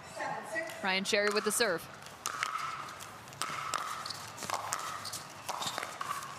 Side out. He had it lined up, but a very difficult shot to come up with. Just fell a little short for him there. And like you mentioned, Joseph was down 6 points, now down just 1 with the serve here.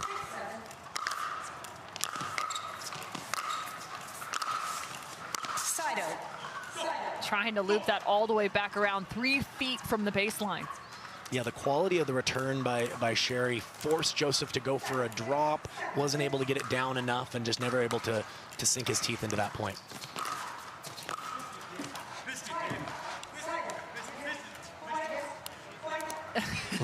Ryan Sherry having a conversation saying, no, man, you missed it. You missed it.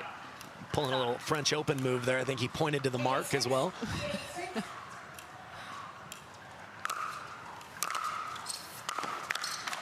Side out.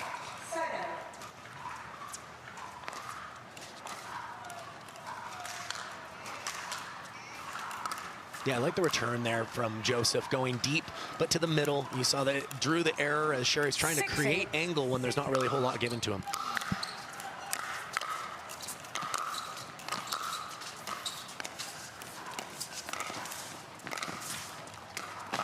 Gabriel Joseph had his track shoes on. Yeah, love to see that hustle. Even though he doesn't win the point, that sends a message to your opponent that they have to be that more precise with their shots throughout the course of a match. That hustle can earn you a couple of points back. That point was won, though, from the first contact of Ryan Sherry, having him to then hit up on that ball. That was incredible. Yeah, Sherry is as good as anyone, in my opinion, at hitting those short angle passing shots, forcing your opponent to stretch and then move forward on subsequent balls.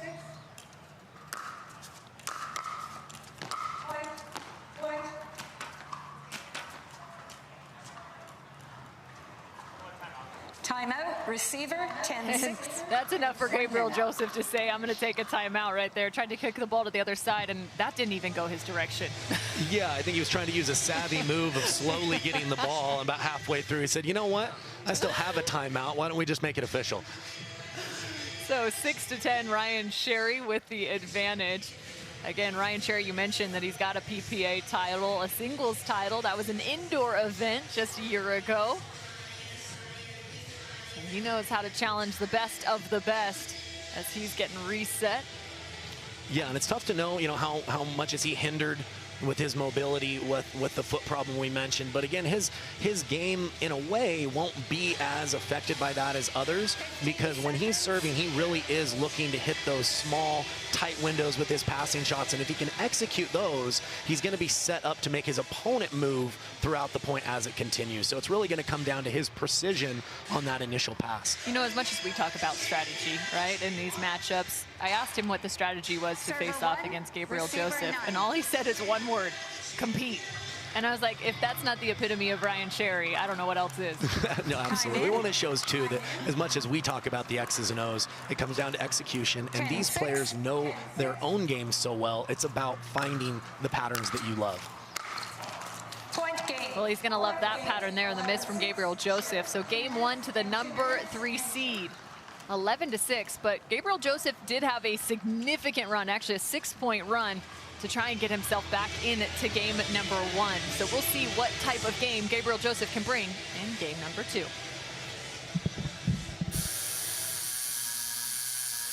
What are you guys doing? Getting our duper tattoos. Oh, cool. Hey Cameron, how's it going? Almost done. Perfect. Can't wait to see your number. Number? Duper, because ratings shouldn't be a surprise. Download the app and claim your free profile today. I haven't even started yet. Oh.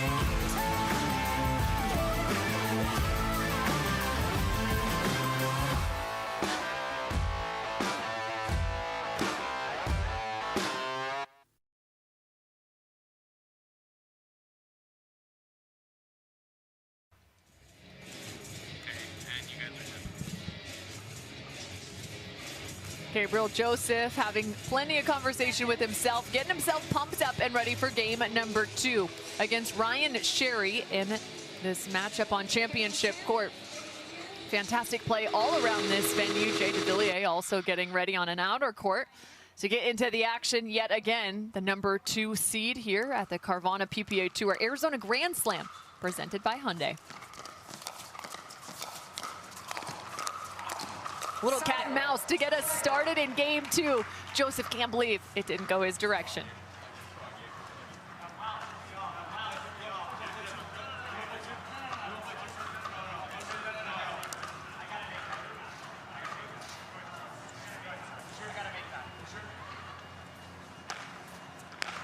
Good sportsmanship on both sides, having a conversation about the last rally. Ryan Sherry, one of the best at it. He wants to earn everything that comes his direction. That's a nice shot there from Gabriel Joseph. 0-0.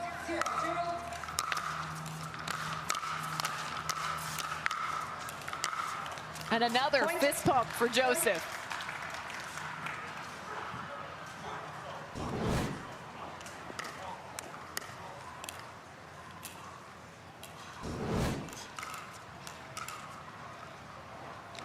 Zero.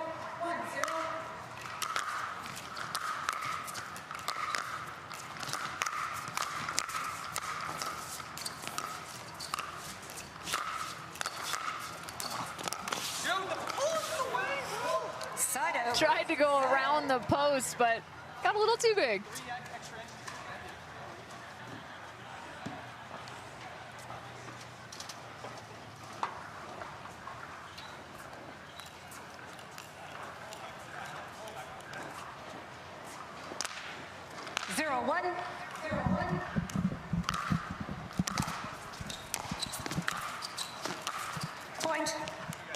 And just threading is Ryan Sherry yet again, one apiece. 1-1.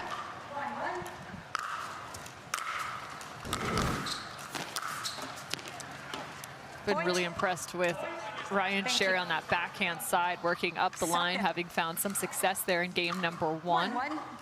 One winner as well here in game 2.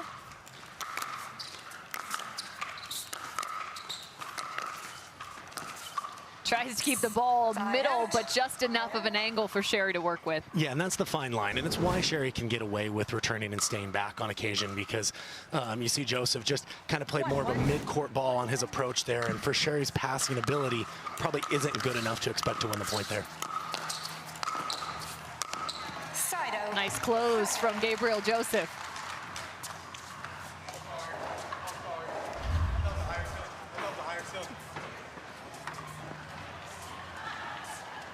There's the forehand winner cross court. Actually sent that one just out of bounds of our championship court. Again, the winner of this will face James Ignatowicz in the quarters.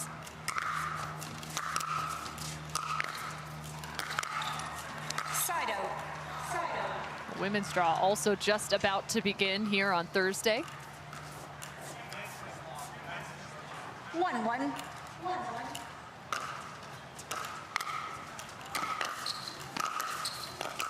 Side out. Yeah, Sherry trying to come up with a little half volley. Really tough to play singles a few feet inside the baseline there when you don't have much time. I'd say that transition zone is more of an allowable area in doubles where you can be much more effective. It does kind of mirror that no man's land area in singles a bit more.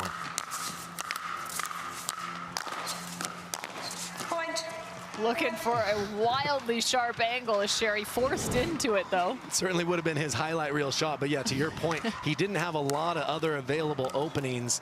Tough to come up with that one, though. 2-1. Point. Missed return, so Joseph up 3-1. And this is where if I'm Joseph, I'm going to take more risk on getting that serve just a little bit deeper, because right now when he is, Sherry is staying back and not using his positional advantage to come to the net. Side out.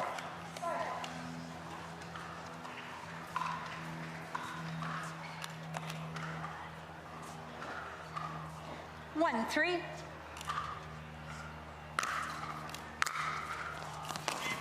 Point. Point for Sherry as that ball was long.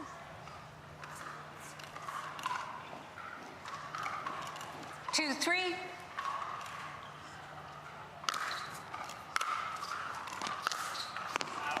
Side out. Yeah, another good deep middle return there by Joseph. Let's see if he can continue to kind of work that pattern a little bit here. 3-2.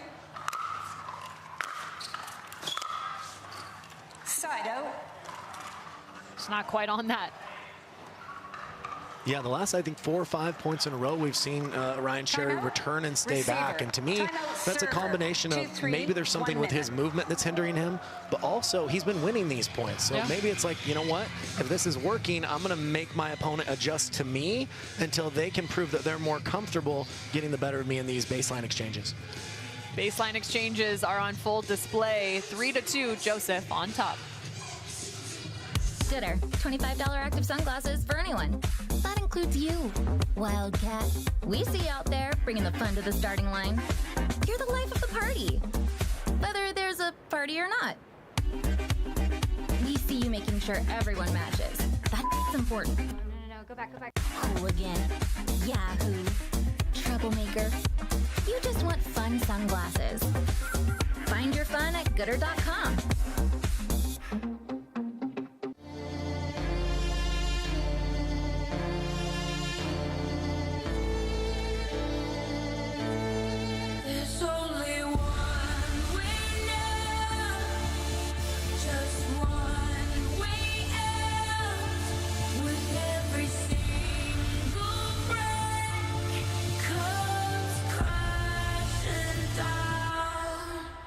Only one. Introducing Skechers Pickleball, the official footwear of the Carvana PPA Tour. They're ultra lightweight and responsive for incredible speed. They have Goodyear rubber outsoles with a specialized pickleball design for increased side-to-side stability and agility. Plus, they feature shock-absorbing foam and Skechers' famous relaxed fit design for incredible comfort game after game. Conquer the court in comfort. Skechers Pickleball, the official footwear of the Carvana PPA Tour.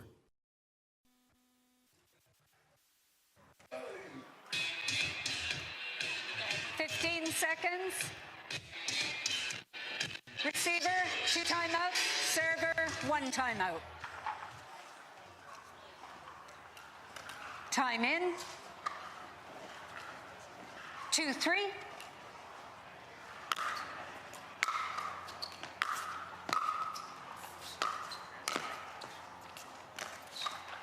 Side out.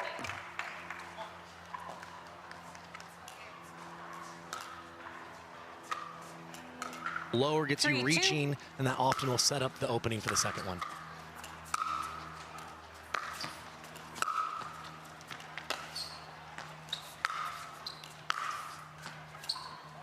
Both athletes burning some rubber on that one, using the entire length and space on the court. Yeah, better job by Joseph just staying in some of those baseline rallies, not necessarily getting eager to come forward immediately, but just making Sherry play a little bit more. A new ball. Yet again, they keep losing them into the stands. 4-2.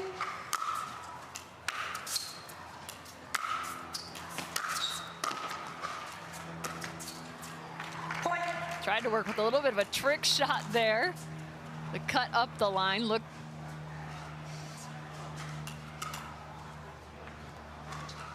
Five, 2.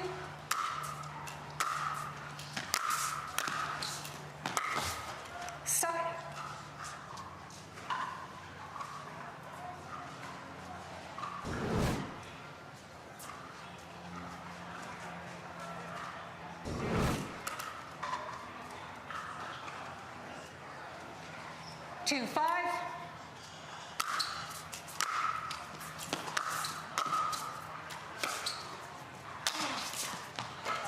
Side out.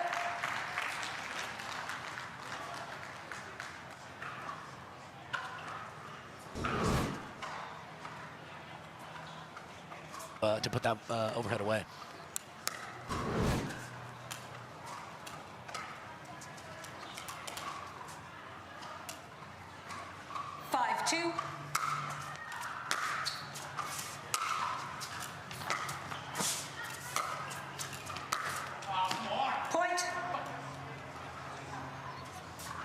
Yeah, it seems like Joseph is getting in his rhythm a little bit better, understanding when Sherry's staying back, how to get forward with his approach shots, and just to make him work a little bit better.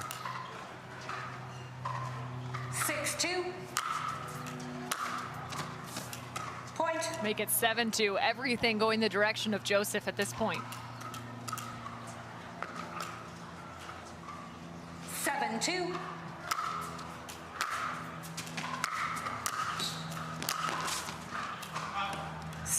Aggressive play from Ryan Sherry, getting himself up to the kitchen.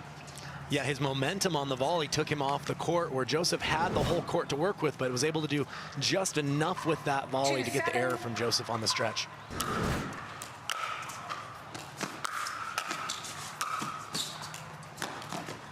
And again, same style of play from Ryan Sherry. This time he's actually able to work back to the backhand side. Yeah, and he closed in quite quickly right after the pass. That's why it enabled him to take that next ball out of the air and take Joseph's time away. Ryan Sherry picked up game number 1, 11-6. 3-7. We do play 2 out of 3.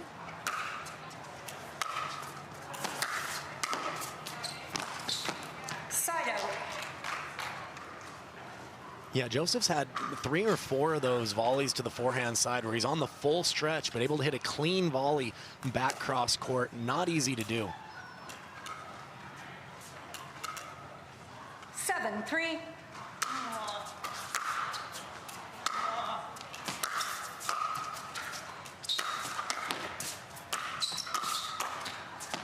locking up Ryan Sherry, then bringing him in. He had a good look.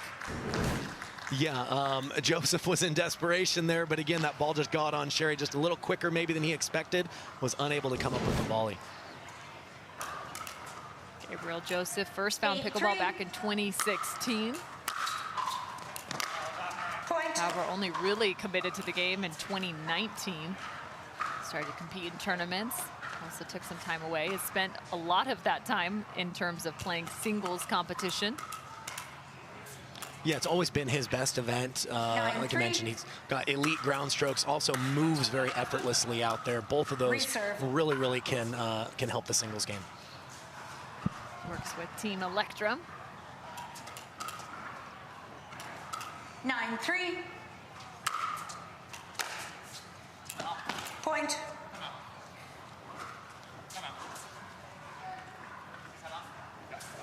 Nope. So 3-10, Gabriel Joseph. You called that still with time? the advantage, looking to push this to a third.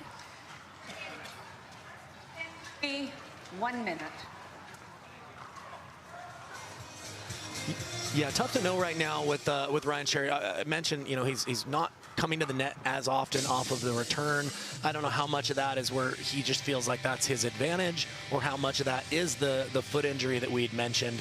If you don't feel like you can really push off that and get significantly forward enough, sometimes it makes you think, well, I'm better off just moving laterally and trying to win the point, more like a tennis singles point. And actually, I need to be corrected. He's now working with Ace Pickleball. Yeah, I was going to say, I thought that paddle looked a little new. A little different. He had been with Team Electrum previously. He's also a fantastic paddle tennis player. Yeah, I'm not familiar with the specs of the paddle, but it does look to be a carbon fiber surface. He's known for being another one of those guys that utilizes an excellent amount of topspin in his passes. So would expect probably have a paddle to enhance his game. Super rating sits at about 6.82. Really close to mine, clearly. Yeah. He'll get to your level eventually. He'll catch you. Yeah, someday, we'll see. Someday. So right now he's looking to push this to a third. Ryan Sherry still trying to find a little bit more of his footing here in game number 2 on championship court. Just the second round match for both of these athletes. Server 2. Both ready, sitting at the baseline. Just took a quick timeout. Did Gabriel Joseph to try and close this out with serve in his hand. 10-3.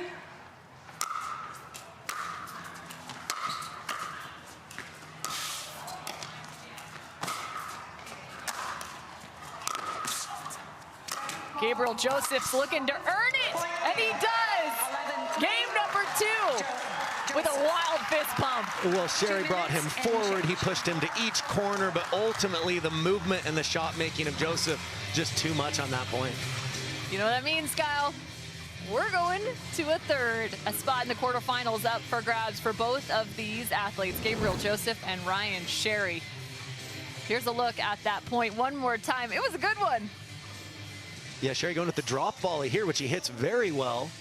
That seems to be completely in control of the point. But the movement of Joseph there and to use that cross-court backhand moving one direction, really tough pass. So game number 3 will be coming up for championship court. Gabriel Joseph and Ryan Sherry looking for the quarters.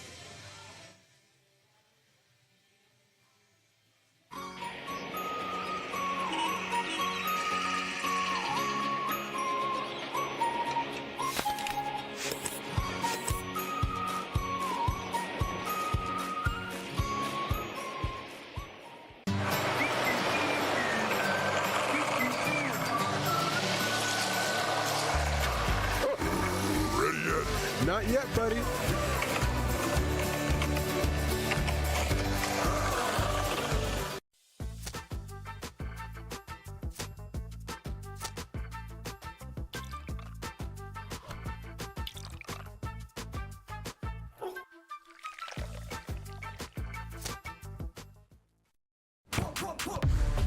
See that thing John Morant has? That's a hypervolt. That thing he uses to warm up and stay loose before he throws it down. That thing Tony Finau uses on course between shots. Ooh, that's money. That thing Robin and I use before and after we're on the bike so we can ride harder tomorrow. That thing Erlen Holland uses before smashing it into the back of the net. That thing that's for everyone. The Hypervolt from Hyper Ice.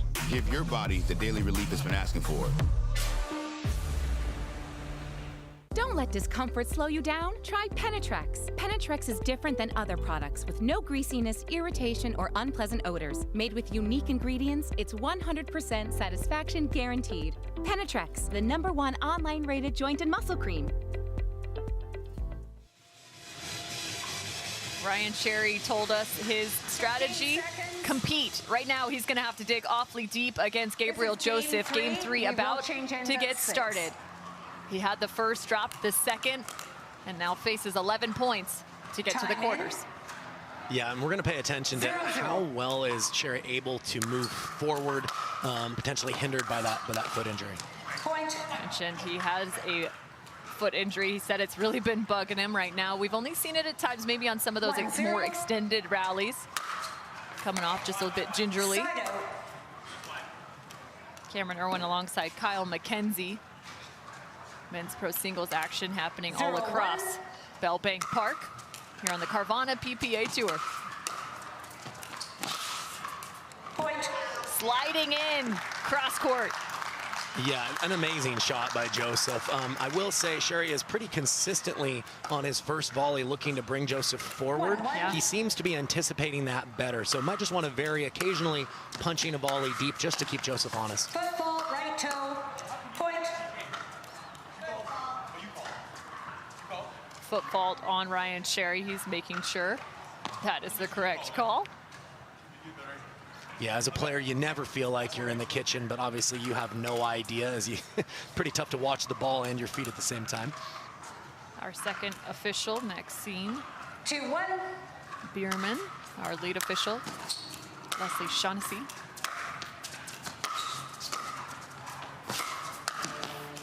Side out. So quick. It's fun to watch Ryan Sherry as he gets closer and closer to that kitchen line. He's really good about having those compact strokes. Yeah, no, absolutely. Somebody who's made that transition from tennis to pickleball with a shorter backswing, but he's still able to accelerate up the back of the ball and get plenty of power on his stroke. Side out. And he's a better mover than most people think. You know, it can be a bigger guy, but he covers the court as well as anybody. 2-1. Point.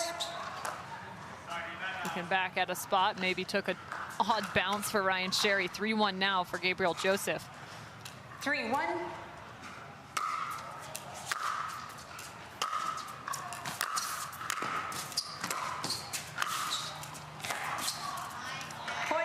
It's crazy to watch some of these volleys take shape. As soon as you think the ball's going to bounce, they're still able to grab it out of the air and really reduce the amount of time. Yeah, a couple times off the Ryan Sherry paddle. Looked like he had the clean pass, but there comes Gabriel Joseph flying in.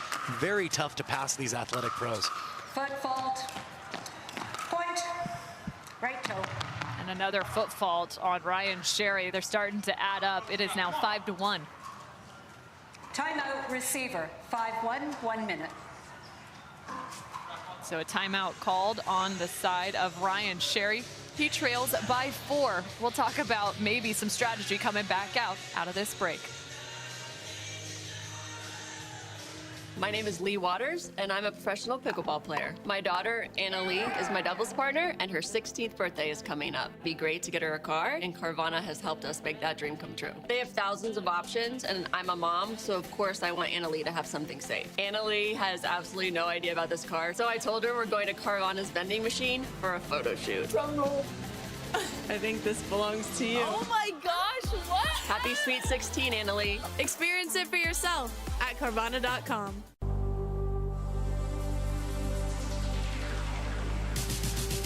Gearbox introduces the all-new CX-14 Ultimate Power with SST Core. All-new power band technology, delivering controlled, effortless power.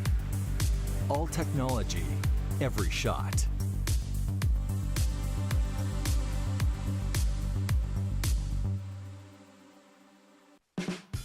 There's never been a better time to get away.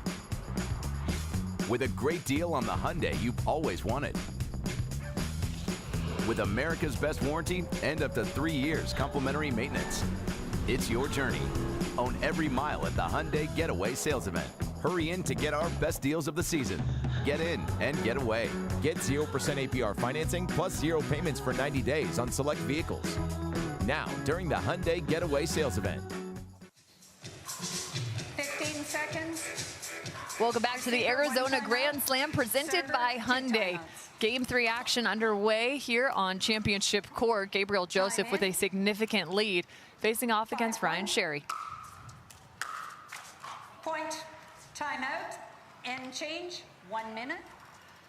So the timeout had been called on the Ryan Sherry last play, and now with the change of end, he's going to get another shot. Just sit down and figure some things out. Now, I asked you during that timeout and commercial break, is it a level of execution or is it just a different strategy that needs to unfold? You know, I think it might be a little bit of both. It's tough for me to know, is Ryan Sherry and is his foot 100%? It's tough for me to speculate on that, but just it's hard to win a match at this level being passive. So I think returning and staying back too often is going to be problematic for him. It worked for a stretch, but it seems like Joseph has adjusted. So if I'm Sherry, I'm going to focus on depth, on hitting a good deeper first volley, and then maybe bring him in on subsequent balls after that.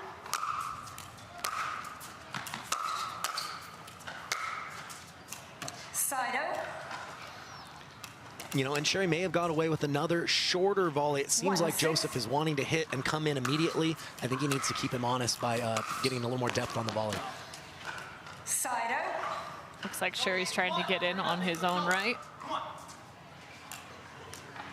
6-1.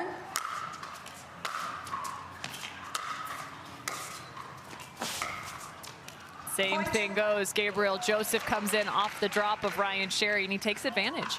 Yeah, and like I mentioned, it's a great shot that Sherry's hitting that little short volley, but if it's the same one every time, your opponent then, the moment they hit the ball, can just start moving forward.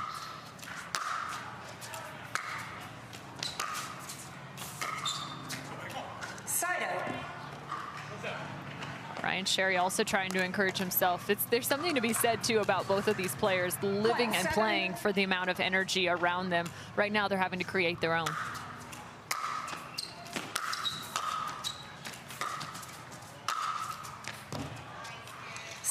Placement over power. Yeah, and so where Sherry's gone with the drop is often when the ball dips below the height of the net.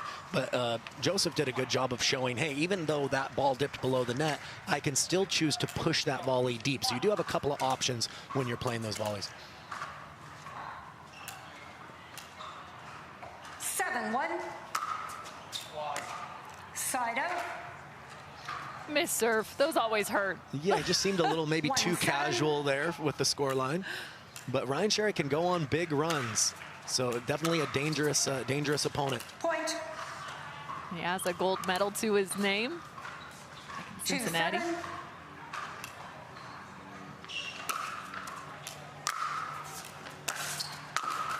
Point. And what we're seeing here from Sherry is just throwing a different look here at Joseph. Notice how he's serving. He's sacrificing a little bit of power for extra height, extra shape, just to change the trajectory a little bit, take Joseph out of his rhythm. And so far, it's working his direction, 4-7. And I always love this, when the athletes take a break, immediately tossing down the paddle after a mistake. And they're like, yeah, it's time to cool the other guy off.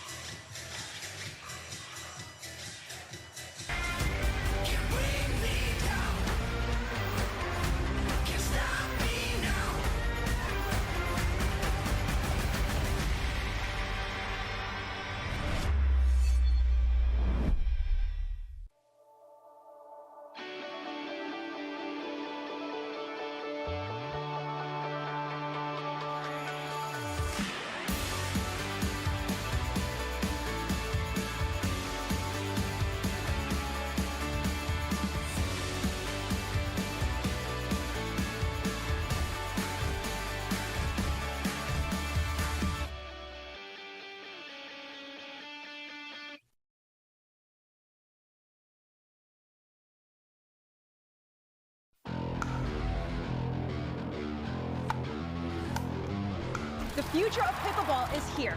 Welcome to Top Court. my top tip when it comes to hitting serves, you want your serves to land back here in this area. You want to keep that paddle towards your body, and it's more of a push with my shoulder.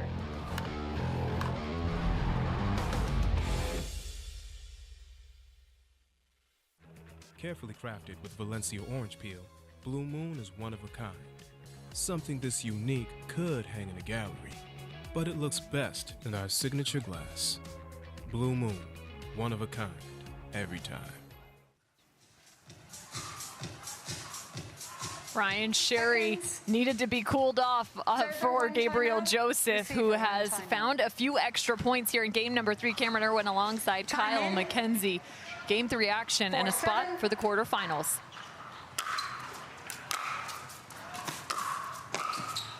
Point. Make it 5-7. Yeah, and the storyline here has been Sherry's been struggling to slow Joseph down, but when he's serving, he doesn't have to worry about that. Totally different strategy. We talked about his ability to make a run. He's in the middle of one now.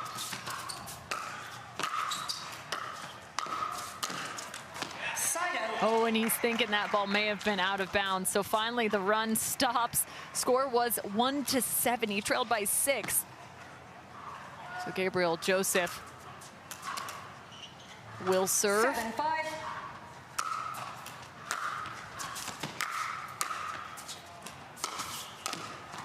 Point. And a great pass again, just threading the needle from Joseph. It was an excellent volley by Ryan Sherry on the first one, but that is the superpower of Gabriel Joseph. His two-handed backhand, he has a lot of variety with that shot, even on the move. 8-5. Point. And that's where you don't want to give away points right there on the missed return. You've had a solid run, 5-9 now, so Ryan Sherry has a 4-point deficit. You mentioned just before that last run, he can go on runs. But this is it's so true in the game of pickleball. How do you mentally kind of manage that on the opposing side? Because they just happen at times. Yeah, you really do have to, like you mentioned, control your emotions. You have to compartmentalize your thinking and say, hey, I can only worry about what I can control and really differentiate what are my controllables, what are things I just need to let go. And you have to have that ability sometimes to say, hey, that's just too good for my opponent. I don't need to reinvent the wheel. I don't need to overthink it. I'm just going to focus on what I can and then throw the rest out. Well, and it's interesting because you do so much coaching in terms of everyone knows your brain and the strategy that encompasses that. How much time do you actually spend working with athletes on kind of game management situations? Yeah, I think, I've done a little bit of it, sideline when I've been on the sideline with Tyson McGuffin, because we're not seeing, or at least my experience hasn't been a lot of pro coaching. Yeah. We haven't gone into that. It's something we don't get into as much with camps, but it's a conversation that we have just about being mentally tough. That's true for all levels. Well, and I'm sure that it's going to be ever increasing as this sport continues to grow. Back out of the timeout now.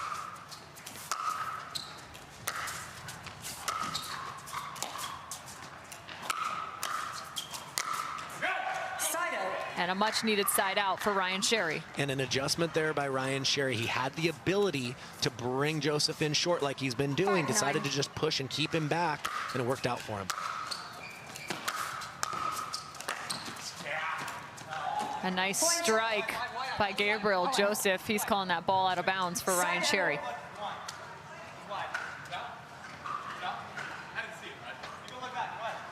Call stands. Call stands. Asking whether that ball is out of bounds.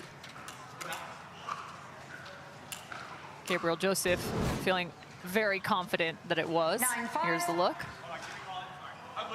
I'll recall the score. Looks like a good call. 9-5.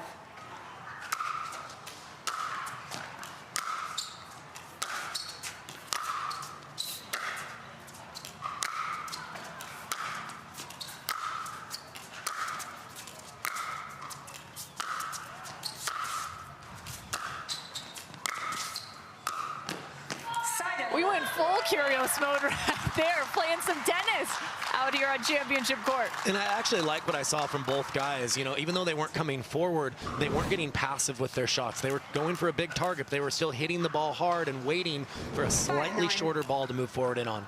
Nicely done by Ryan Sherry.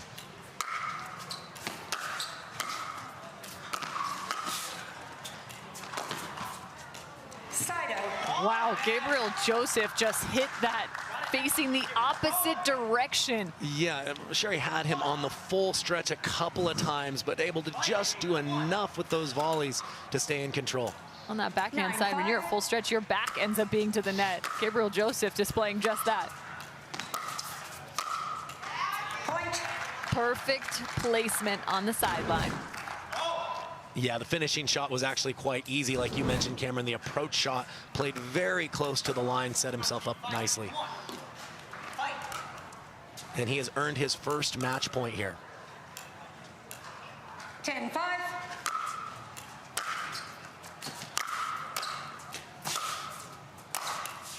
Side out. That's one heck of an angle. Spiked that one. We talked about Ryan Sherry's ability to go on runs on his own serve. Now's the time here. He's got a 5-point deficit. Let's see if he can claw back in this one. 5-10. Point. There's one. 6-10 now. 6-10. Certainly the easiest way to get back in a match. I'll take all those, thank you very much. Second opportunity now for Gabriel Joseph to close out this match and move on to the quarterfinals. 10-6. Point game match. Fist pump for the finish. Gabriel Joseph takes down the number 3 seed. Yeah, it was an entertaining match. We talked about both these guys being shot makers, and it was just going to come down to execution, and Joseph just played a cleaner game there in game 3. So Gabriel Joseph will face off against James Ignatowicz in the quarters. Here's a look back at the final point. Beautiful forehand winner from Gabriel Joseph. Coming up next, it's going to be the silver medalist, Federico Staksrud, from the previous 2 events, versus Travis Rettenmeyer, who took the win over Julian Arnold out on our grandstand court. So Travis Rettenmeyer making some moves. The former top 60 tennis pro is now going to face off against Federico Staksrud, the double silver medalist. Introducing Skechers Pickleball, the official footwear of the Carvana PPA Tour. They're ultra lightweight and responsive for incredible speed. They have Goodyear rubber outsoles with a specialized pickleball design for increased side-to-side stability and agility. Plus, they feature shock-absorbing foam and Skechers' famous relaxed fit design for incredible comfort game after game. Conquer the court in comfort. Skechers Pickleball, the official footwear of the Carvana PPA Tour.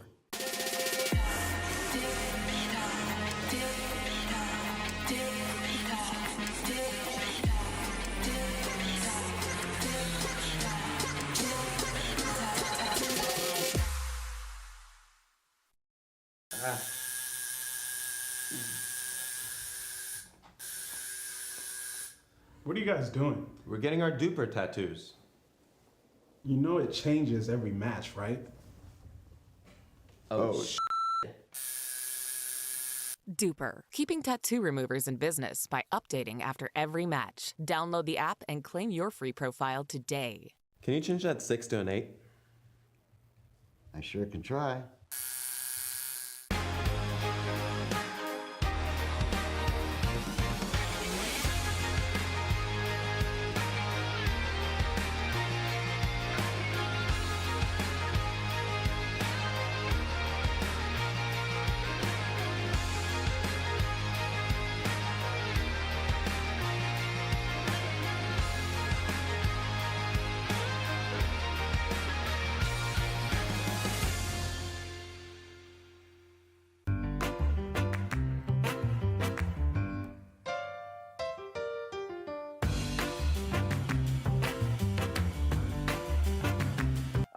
Mishit the ball. I know I mishit the ball a lot. So speak for more yourself, forgiving.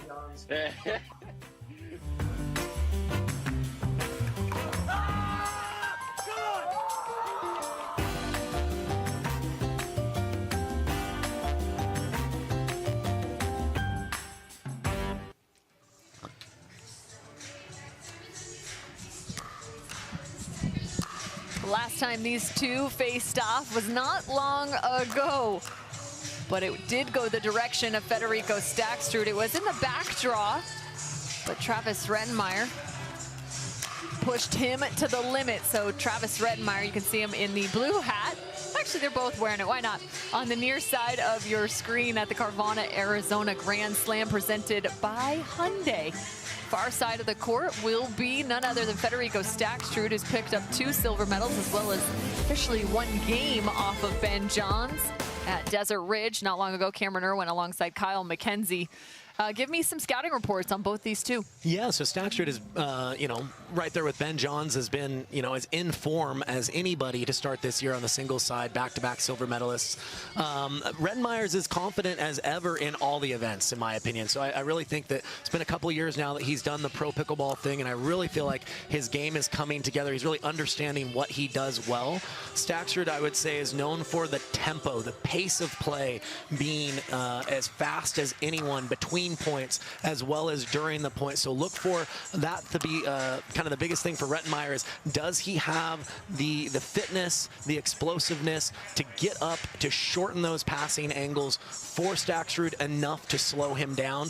Given that he's coming off a win against Julian Arnold, I would say he will be up to the task, but we will have to see.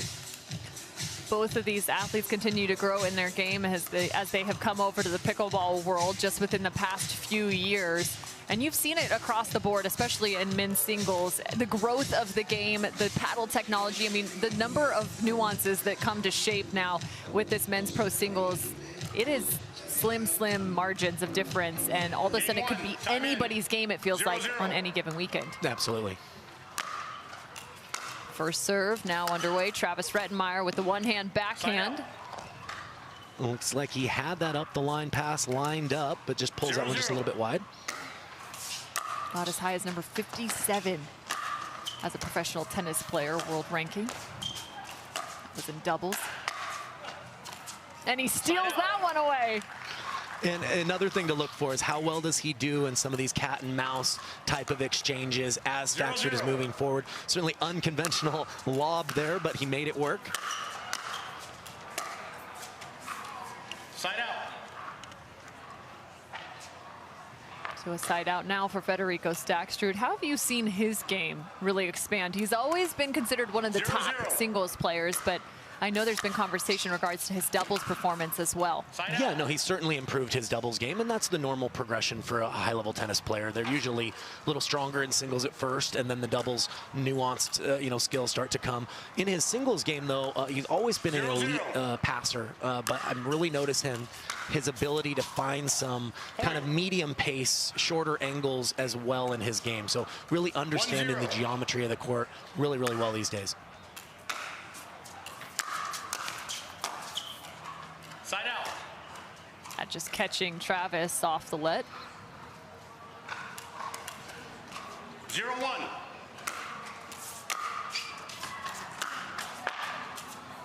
And a second. Staksrud's got the net core dialed in for sure. At least to start here. that can change. And of course, Rettenmaier in his signature look where he looks very ready to go to the beach right after this. I don't think there's a beach nearby. Oh, I don't want to be the one to break the news to him then. You do realize we're in the middle of a desert.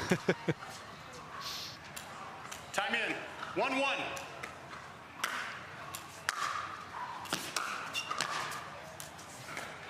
Point.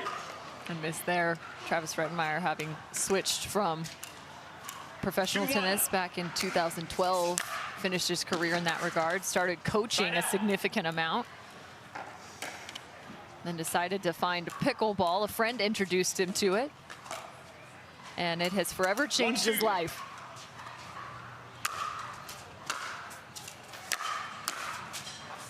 Yeah, I heard him give an interview where, he obviously had a pretty high tennis pedigree. Well, when he played his first pro tournament, I believe, kind of just expecting to go in there and letting his raw talent, win out. He was certainly humbled a little bit early on and really had to focus on pickleball and learn this game and the specific shots within it to really reach his potential, which we're starting to see now in his game.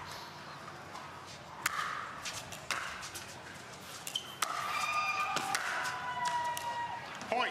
And it's interesting, I actually caught up with him just about some of his tennis background, having grown up. He did go to a tennis academy, and then next thing you know, he found himself at UCLA only for about 2 years. He was actually what he considered the youngest Division I athlete. He was only 16 years old when he finally got to UCLA. Oh my goodness. And it's crazy, we actually have another pro that did pretty much the same thing. Catherine Parenteau was a 16-year-old in her first year of college. Just remarkable. Those two in their tennis and academic careers. Nice shot from Staksrud.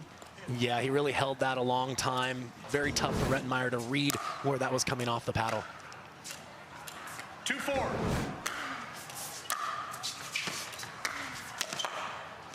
Point.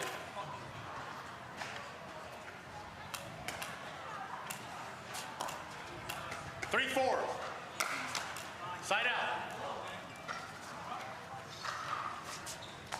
Yeah, like I mentioned earlier, Staksrud really known for right after that referee calls the score, that serve is right on you.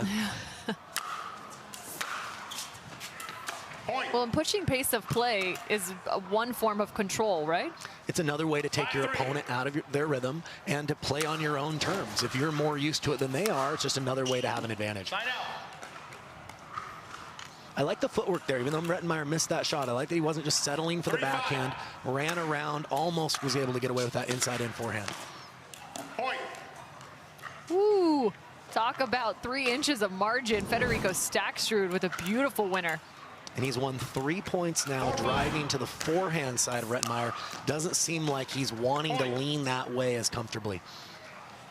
It's always tough. So many athletes having to protect that backhand side. I'll recall. I'm curious, what is your weight distribution? Not only is it like your court positioning, but your weight distribution to be able to cover both sides. Well, and there's another one. That's where it's a fine line, right? Because if you're so focused on just being balanced, you're not really anticipating the likely shot of your opponent. If you anticipate too much, then you can get off balance leaning the wrong way. Point. Staksrud now a 2-point advantage.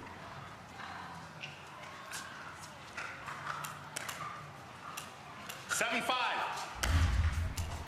A little bit of a slide there from Rettenmeier. Point.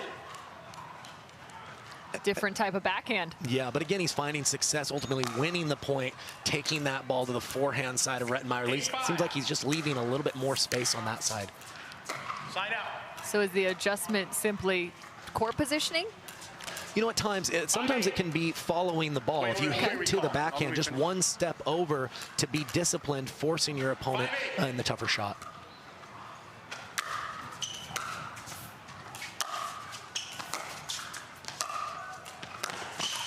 There was a wild amount of shape even on that serve. That thing took a turn. Yeah, like you mentioned, he might even have a little bit of side spin on that thing as in addition to the top spin.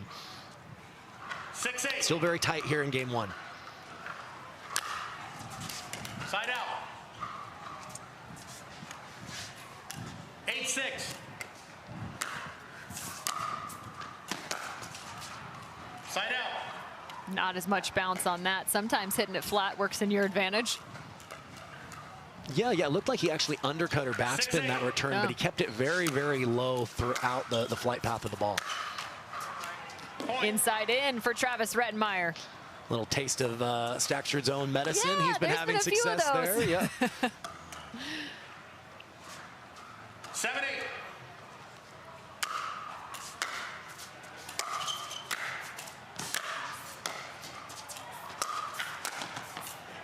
Side out. Yeah, good adjustment there by Staksrud on the return, finding the Rettenmeier backhand. It's always a little riskier going there when you're returning from the left side, but he took his chances with it and executed nicely.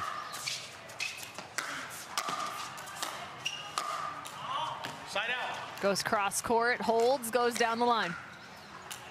Yeah, Rettenmeier been getting really good depth on his last few returns, which enhances that first volley to keep him in control.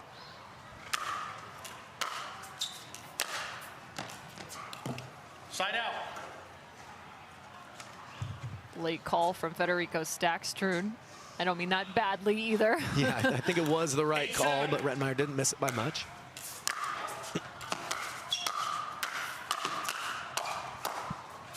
In a firefight. So another side out for Travis Rettenmaier. They're keeping things awfully close here. Only 3 points of difference has been the largest margin here in game number 1. 7-8. That was 8-5 with Staksrud.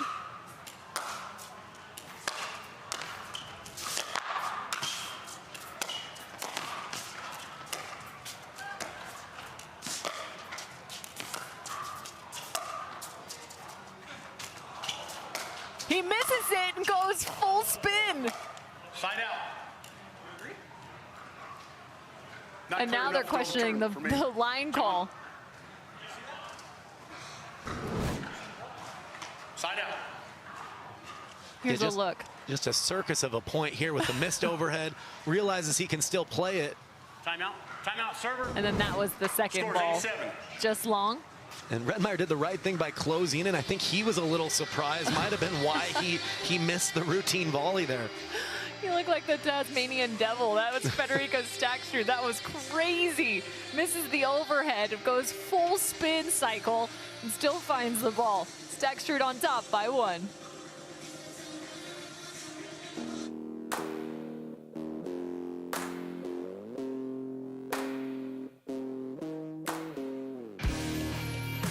This spring, you don't have to be a baller to buy like one. With a power bid approval from Guaranteed Rate, you can go head-to-head with cash offers and win. Call a Guaranteed Rate loan officer today. OS First, the official sock sponsor of pickleball. Stay in the game with OS First Socks with Purpose and compression bracing designed for comfort, injury prevention, and improved recovery. OS First is the official sock brand of pickleball and the PPA Tour. Visit www.thepickleballsock.com to learn more.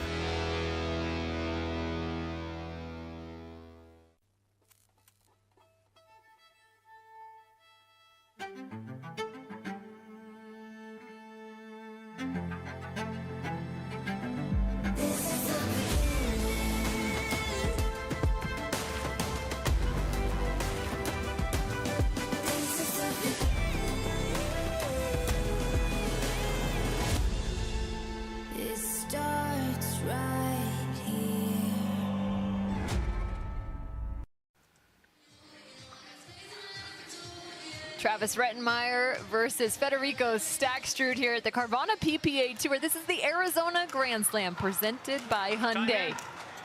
8-7.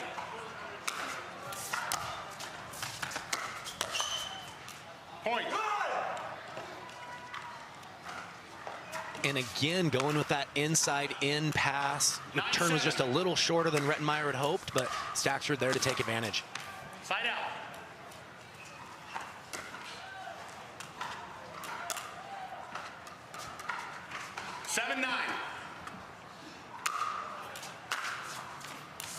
Point. 8-9. 8-9 now. Travis Rettenmaier trails by 1. We've seen a lot of that. Travis Rettenmaier has really sacrificed the body in order to get to some of these. Yeah, doing whatever he can just to put a paddle on that, but a very aggressive, nice volley there by Staksrud. 9-8.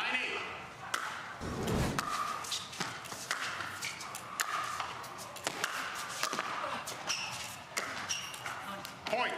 Wow, what a shot from Federico Staksrud. Big windup from the baseline and then does it again. Pretty deceptive there in the transition zone. Yeah, he has the ability with his forehand especially to really hold to the last second, keep his opponent in his peripheral vision. If he feels that he's leaning one way or the other, he can pull it quickly the other direction. Side out. Just wide, so Travis Rettenmaier saves one off.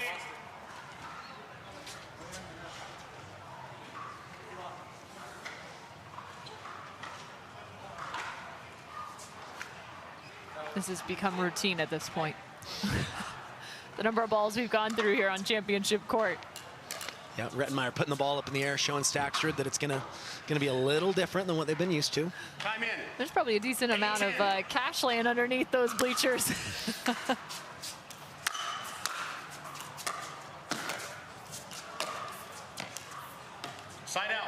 Oh, look to kind of flick that ball to the back corner. Just missed. Yeah, I like the point construction, though, by Rettenmeier. Wasn't able to convert, but showing a little bit of the variety that he has by getting forward in a couple of different ways. And there's game number one. Federico Staksrud sneaks by 11-8. Travis Rettenmeier is playing awfully well. Yeah, he did a really good job of slowing down the Staksrud train, as I call it, to get enough side outs to give himself some scoreboard pressure and to be in that first game. But ultimately, Staksrud just able to play those last few points a little bit better. So Staksrud will switch sides, come to the near side of your screen. Here's a look at that final game point for Staksrud. He had so much success as he did on that final point on the forehand side of Travis Rettenmeier. Like you mentioned, we'll see what the strategy shapes up to in game number two. Travis Rettenmeier versus Federico Staksrud.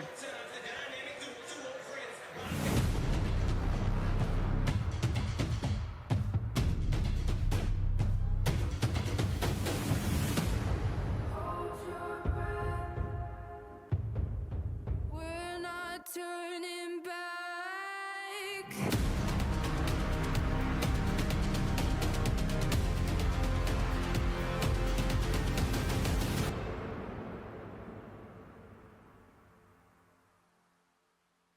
Hi, I'm Rick Barry. I used to play professional basketball. Now I'm into pickleball. Performance is really important, but also recovery is actually just as important.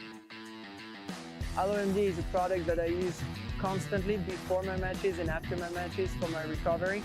Great for inflammation, great for recovery. I keep coming back to this. AlloMD all day long, baby. I use it. I use it. I use it. I use it. I use it. AlloMD, Acute Relief Cream.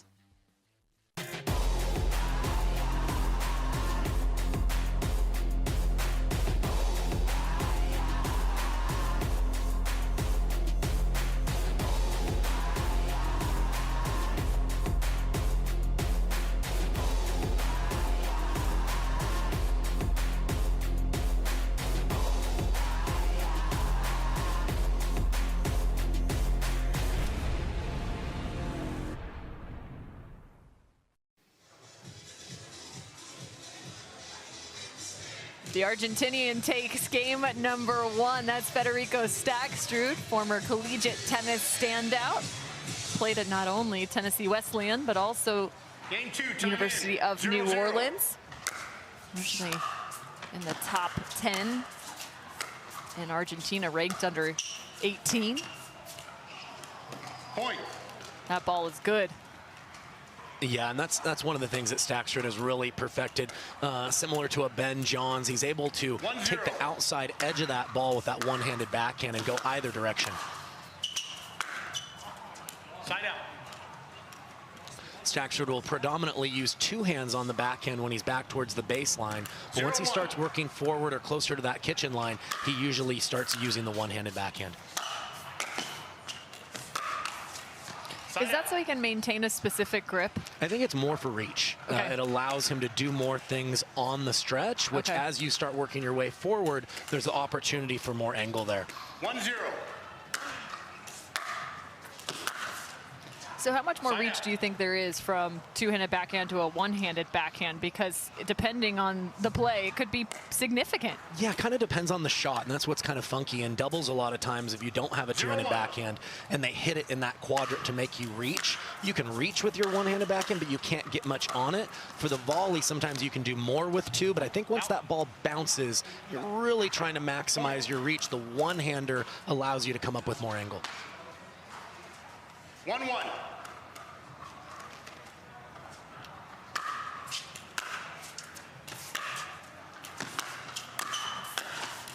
Nice close from Federico Staksrud. Yeah, and you don't see Staksrud return and stay back very often. That's really just credit to the depth and aggression of the Rettenmeier serve. Anytime he does that, it's because he's pushed back on the initial serve. Rettenmeier doing a better job of just getting that ball closer to that sideline to force Staksrud to play a few more backhands earlier in the second game. You're taking a look out now on the grandstand where Brooke Buckner is facing off against Lauren Stratman on the right side of your screen. Buckner up 8-0 in game one. Side out. And Buckner is one of those, females to certainly watch on the singles side. A newer pro as of last year, I believe, but really was impressive in MLP and some of those dream breakers, and her score lines seem to be improving tournament time and time again. Yeah, she's known to have some beautiful ground strokes, especially I remember watching her in MLP, that backhand, two-handed ball right there. That stroke is just deadly. Tons of placement as well as pace, and just above the height of the net. Yeah, singles really will lend itself to rewarding the players that have those excellent ground strokes, more so than doubles. Point.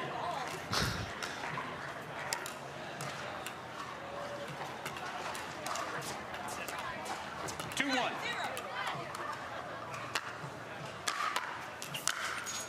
9-0 on the grandstand. Travis Rettenmeier tries to go inside in on championship court. Second game action there. Rettenmeier with a 2-1 lead. 1-2.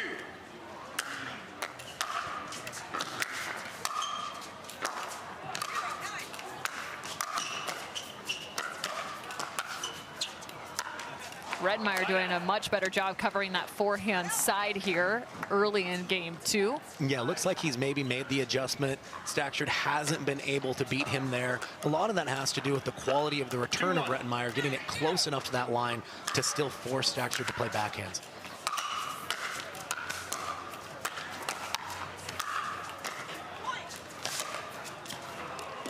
Cheeky Travis Rettenmeier, so casual. Wow. Yeah, he's come up with a couple of circus shots where he's kind of powering a backspin forehand drive, but was able to straighten out the next one and come up with the pass. 3-1.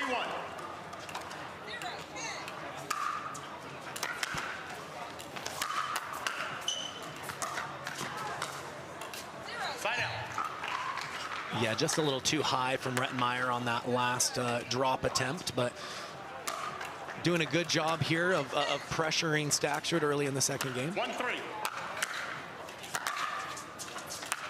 Point.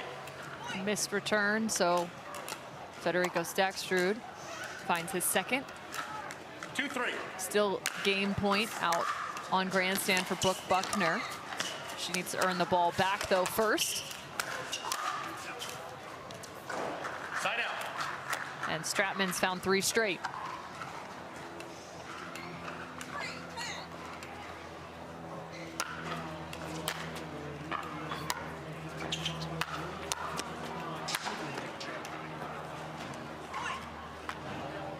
See the crowds filling in on the grandstand. I think there's a bit more sunshine. It is unique in the sense that here on championship court you do have a covering, so you see no shadows, and it's a little bit chillier in the shade, significantly chillier in the shade. So I think a lot of our fans are watching that grandstand court soaking in the sunshine. Gravitate towards that heat. We lost another ball to the Dura graveyard. Time in. 3-2.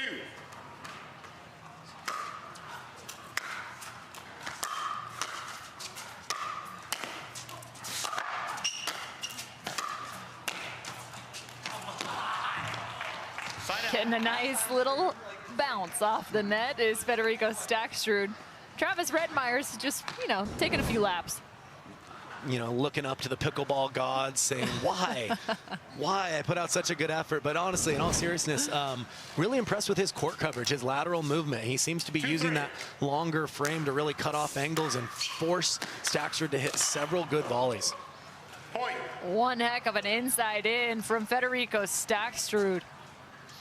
And I think that's been the difference, is when Rettenmeier isn't able to get that ball close enough to the sideline, Staksrud's able to play the forehand, where it just appears that he's got a few more options on that side. Side out. Body shot for Rettenmeier. Just catching him slightly off guard there. Yeah, it looks like Staksrud is still leaning or moving, which you almost have to do in singles. That's why occasionally going right at your opponent is a good play.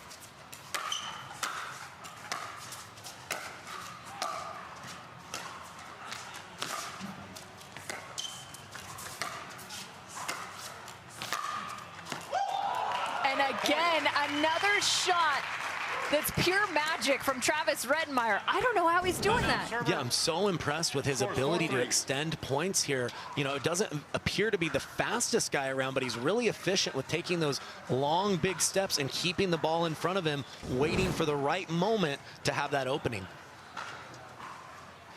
Just absolutely wild here in game number 2. Travis Rettenmeier and Federico Staksrud are knotted up at 3 apiece. Staksrud has game 1 in his pocket. My name is Leigh Waters, and I'm a professional pickleball player. My daughter, Anna Lee, is my doubles partner, and her 16th birthday is coming up. Be great to get her a car, and Carvana has helped us make that dream come true. They have thousands of options, and I'm a mom, so of course I want Anna Lee to have something safe. Anna Lee has absolutely no idea about this car, so I told her we're going to Carvana's vending machine for a photo shoot. Drum roll. I think this belongs to you. Oh my gosh, what? Happy Sweet 16, Anna Lee. Experience it for yourself at Carvana.com.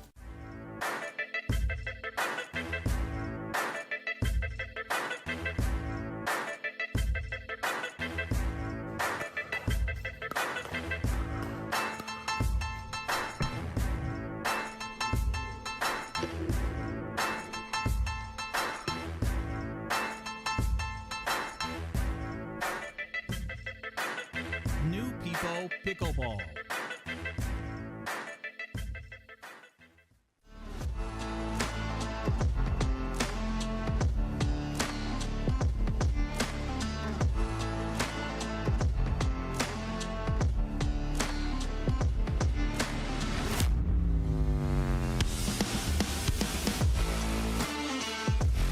Thank you to Pickle Roll. It can be installed anywhere, temporarily or permanently on any flat area. So I have a feeling Pickle Roll is going to be a big part of our future. Travis Rettenmeier and Federico Staksrud having themselves a match here on championship court in men's pro singles action on the Carvana PPA Tour. Cameron Irwin alongside Kyle McKenzie.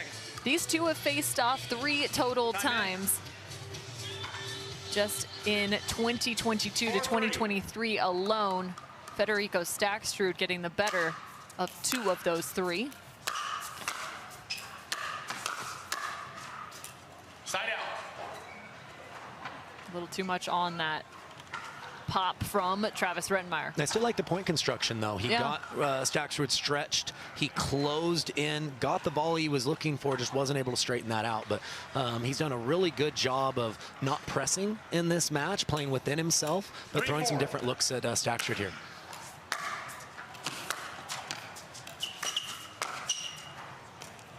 Side out. Speaking of some different looks, you saw the head bobble there from Federico Staksrud because he got caught going the opposite direction. Yeah, Rettenmeier got him with the old shoulder fake, misdirection going back behind. He's done that a couple times this match.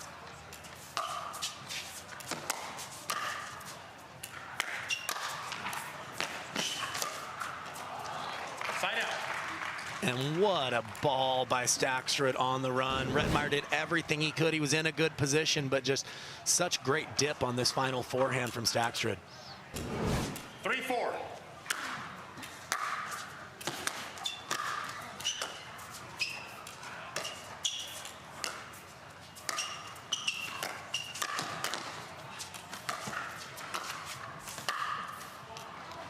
Oh, and he had so many like that. He does a really nice job on extension, and then literally it's just a wrist flick on that backhand side. I don't remember from my experience seeing too many players that necessarily have that from the baseline. Yeah, it takes a tremendous amount of body control, but he's able to stay so balanced on the stretch, and that's what's enabling him to come up with these passes on the move. I mean, you see it a lot at the kitchen line, right? Like everyone always talks about the wrist of JW and whatnot, but it's interesting to see it in terms of his capability from the baseline and transition zone for that matter.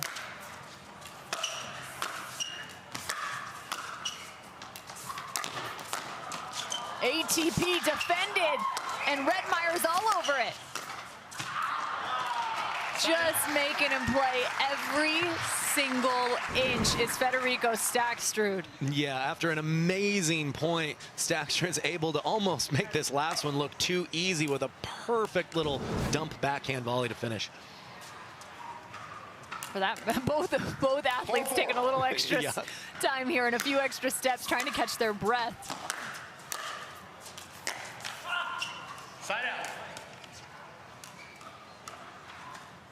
Go ahead. I was just going to say, Rettenmeier, again, doing a great job. Staksrud, known for being a player that can go on these big, long runs, doing a great job of getting a lot of side outs in this match and making Staksrud earn everything he gets. Side out.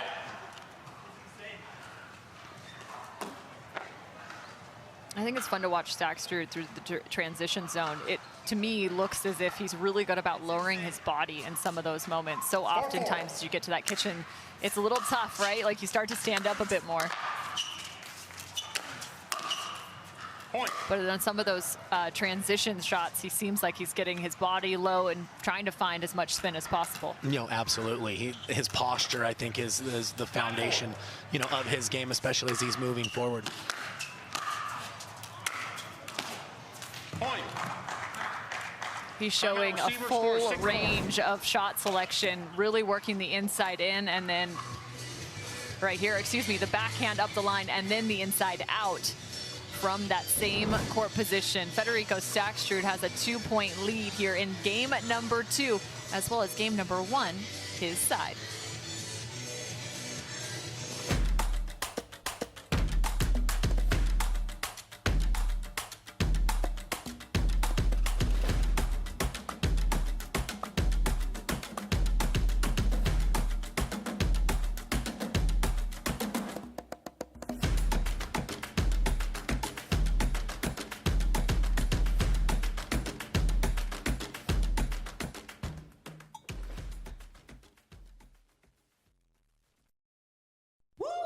I don't think she's feeling it right now. I'll be on my phone all week.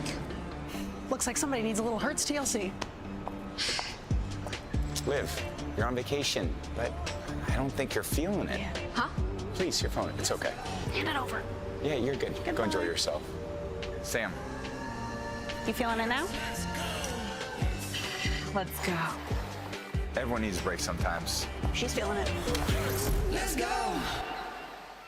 To make it to the game, it takes dedication and training. To stay in the game, it takes grit and stamina. To win the game, it takes strategy and skill. You keep focus on your approach, drop, and champion shots, and we'll help you stay focused on your strength, flexibility, speed, and downtime. Having a sports medicine partner in your court is key to helping you make it to the game, stay in the game, and win the game. Select Medical is proud to be the exclusive provider of physical therapy of the PPA Tour. Fun conversation in the commercial break about height of contact and height of body as you get up to the kitchen line through that transition zone. Federico Staksrud does a phenomenal job of that. Cameron Irwin alongside Kyle McKenzie here in game 2 action. It's fun to watch Federico get to the net. That time just missing, but the conversation was keeping your body low through the transition zone so you can volley, so you have the ability to be more aggressive on that next ball. Well, yeah, like you mentioned, in order to get your max speed, your body wants to raise up a little bit, but if you do that, you're not going to be in a position to hit a good volley coming forward. So Staksrud does a great job of staying in that low athletic position, kind of crouching forward and being ready for that next ball to get on him in a hurry.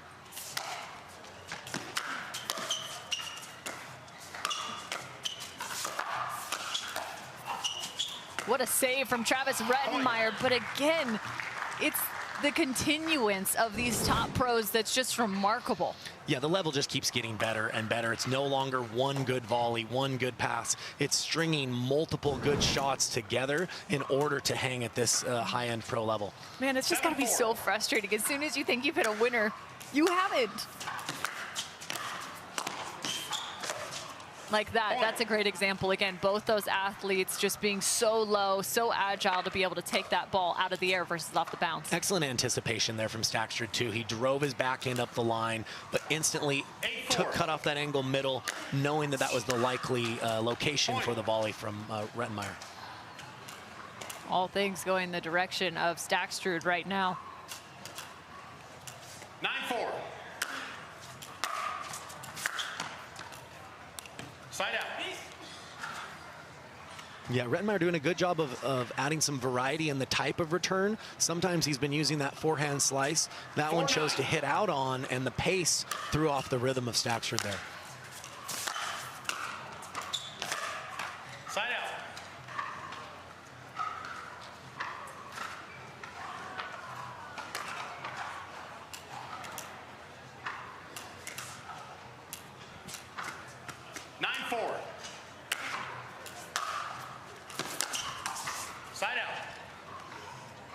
Another side out for Travis Rettenmeier. Looking through the quarterfinals right now. Christian Alshon will face off against Ben Johns. This is quarterfinals action here. Side out. Yeah, good depth on the return there by Staksrud. See Rettenmeier opting to try to drop that one. That's just because he didn't feel he was in an offensive enough position to go for the pass there. 9-4. Side out. And again, great variety from Rettenmeier. We've seen him hit harder returns. We've seen him go up the line. We've seen him go cross court, but he's varying both the spin and the location of the return right now.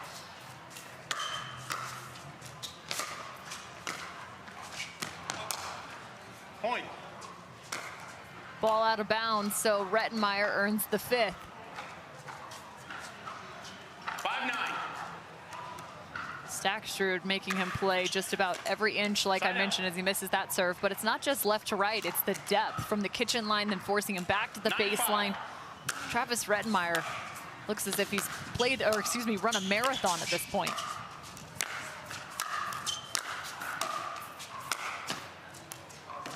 Side out. Yeah, I think, and that's what Staksrud's known for. I think just his contact point on the drive, he was behind the baseline, so it's a little bit more bold to go from behind the baseline and get significantly in on the very next ball. Side out. Return just long.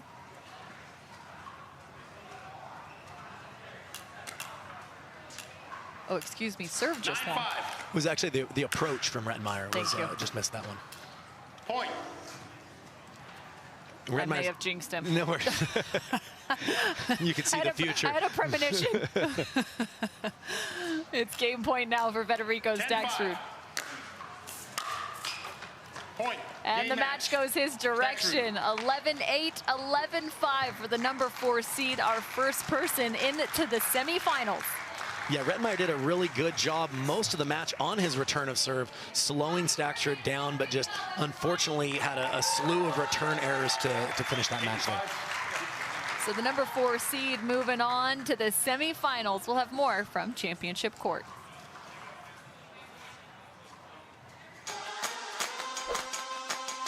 Okay, listen. Think you can take me? Let's go.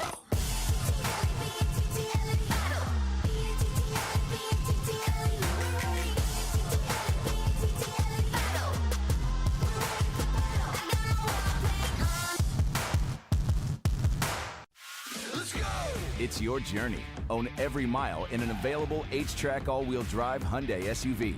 Get 0% APR on the 2023 Tucson or Santa Fe, or $750 bonus cash. Hurry in. You don't get the moments everyone talks about without the moments no one sees. Early morning practice, late night drills, running it over and over. You don't get the crowd without the quiet. Everyone sees the glory, the medal, the podium, but every winning shot starts right here. PaddleTech, let's go again. Coming up next on the Carvana Arizona Grand Slam presented by Hyundai on the Carvana PPA Tour, it's going to be Jay Devilliers, Jocelyn Devilliers, facing off against Connor Garnett. These two have only played each other once before. And man, I cannot wait to see what takes shape. Cameron Irwin alongside Kyle McKenzie. And it went the direction of Jay Devilliers. Yeah, Connor Garnett, newer on the scene, certainly a player to watch, on tour this year.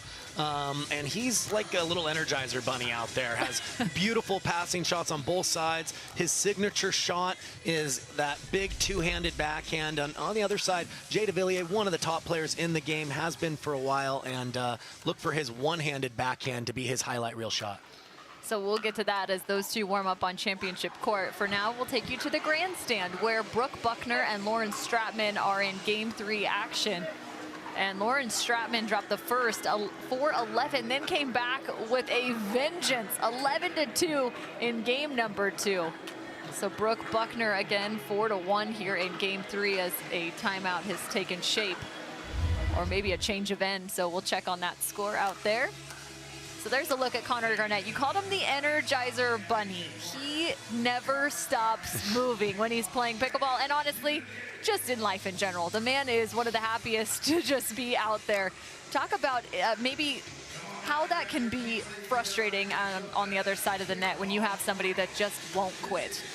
Well, yeah, I mean, it definitely sends the message to you right out of the gate that you're going to have to fight for every single point, because Garnett, like mentioned, is always bouncing, always moving, but he's a happy, positive person. So it's not a lot of negative energy over there. Devilliers is going to have to do his best right at the start of the match of matching that level of energy so that doesn't become a disadvantage. But Devilliers been on the scene for a long time, one of the top players in the game in all the events. He certainly is going to know how to adjust, and he has the experience to know how to put his best game forward. You know, it's interesting. I was watching some film on Jay Devilliers just about, I think, 24 hours ago, and one of the ways that one of the things I was looking at is on his backhand side, because he has obviously that one-handed backhand, like you mentioned. His ability to go up the line and then also cross court, utilizing backspin coming his direction and then being able to create the topspin. What's unique and interesting about this is that Connor Garnett is known for having a two-handed backhand, right? So tons of topspin coming his way. So how might that change and shape that third shot for Jay Devilliers? Yeah, no, Would absolutely. Well, I think it certainly affects the return, right? When you think about a player having a particular weapon, let's say it's their backhand in this instance, it makes you think, okay, if that's my normal return location, maybe I return to the forehand, maybe I return to the middle, but it has a way of just changing the shot selection before the point has even started when you're dealing with very, big weapons of your opponents. Gotcha. So we'll see exactly where that return location takes shape. As we look now again to grandstand, that's back in action. Brooke Buckner now on the near side of your screen. And the score is 6-2, the change of end taking place. Make it 7-2 with a missed return from Lawrence Stratman. Buckner, the higher seeded player in this matchup.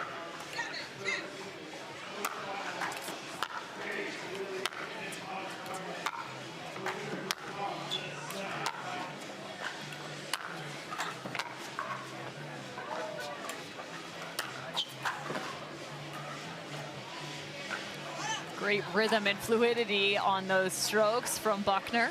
And I think that was just long by Buckner there. She played such a good point, had the open court, but just slightly overcooked that forehand there.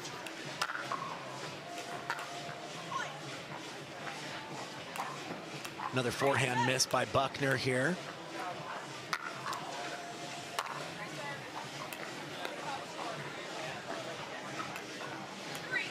Buckner, former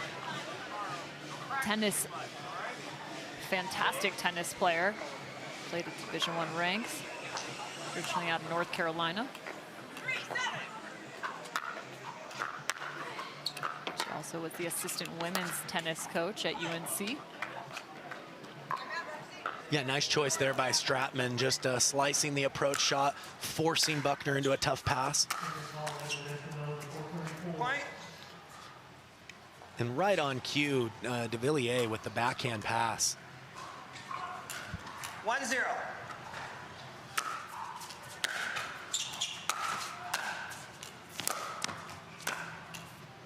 Side out. Just placing that one back into the court. Jay Devilliers well outside.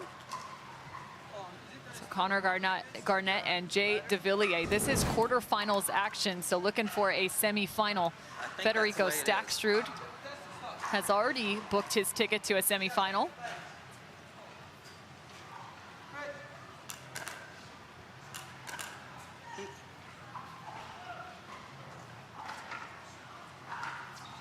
He's concerned about these light.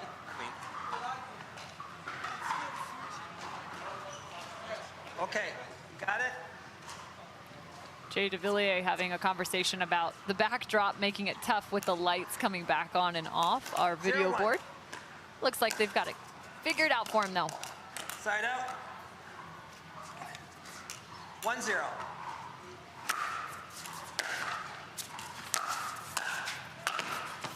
Closing in is Devilliers. Yeah, and I think that is going to be a weapon or a strength that Devilliers has over Garnett right now. He does move forward a little bit better in singles. Look for him to do more of that if he can. Point. Connor Garnett back at Masters, got himself all the way to a semifinal, faced off against Ben Johns in the late night hours. Point. Tried to work his way through the back draw after the semifinal loss to find a bronze, but just came up short. There's that two-handed backhand. Yeah, nice little look away there by Garnett. Looked one side, hit that two-hander the other way. See if he can get on the board here early.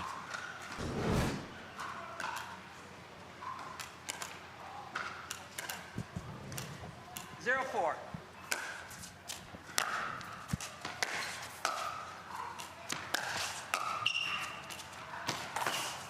Connor trying to slide into that right now. Jay Devilliers is doing a nice job side to side.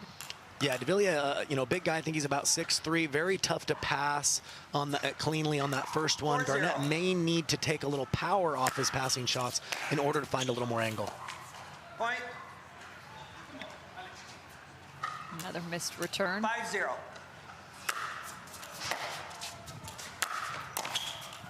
Keeps that return towards the middle, and what a shot, what a stroke from Jay Devilliers. Yeah, the initial return was a little short there by Garnett and really tipped the scales to be Devilliers' advantage.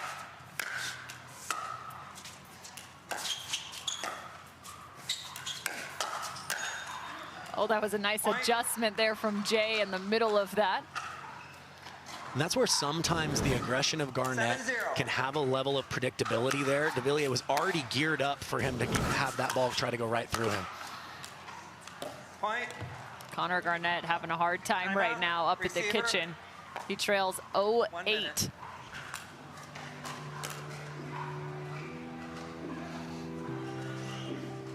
So Connor Garnett, the number 10 seed, down by 8 here in game number 1. He's got to find a different strategy. For many of us, we just charge ahead because planning for your future takes time. And right now, thinking about your financial future takes on new meaning. At Baird, our financial advisors have guided individuals and families to achieve their goals through every crisis evolution and groundbreaking idea for over 100 years. That's the difference between thinking you're ready for what lies ahead and knowing you've planned for it. Now that's different. Discover the Baird difference.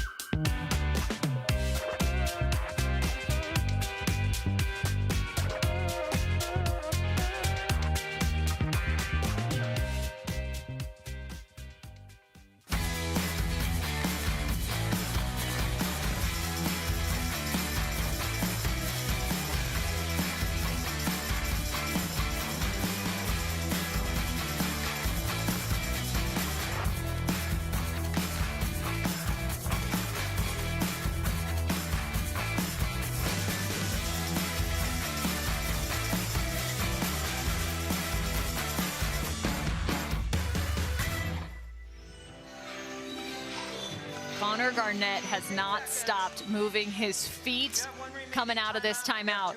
Steps forward, hops up and down. He's trying to get himself going against the number 2 seed, Jay Devilliers. Game number 1 in quarterfinals. And that's not going to help. Continues to mount. Jay Devilliers 9-0. Yeah, and so far for Garnett, it's just his returns have been consistently about mid-court. And at this level, really getting your return in that back third of the court is critical to slow your opponents down. 10-0. Game point for Jay Devilliers.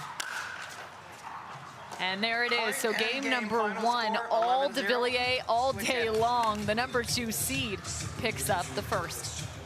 Yeah, and if I'm Garnett, you know, here, obviously the adjustment that needs to be made, it's going to focus on that return. He's really going to need to focus on that depth.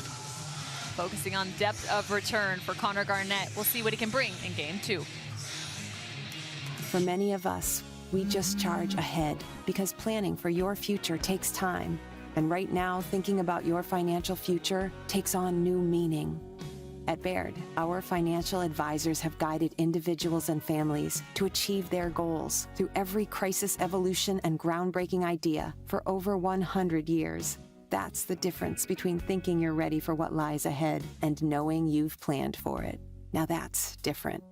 Discover the Baird difference.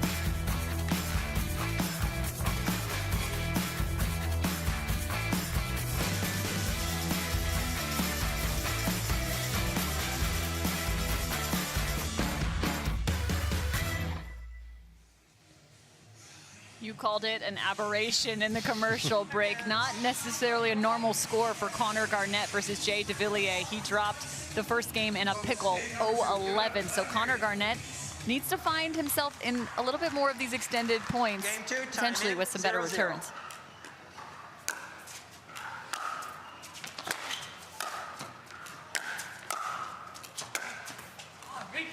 Side out.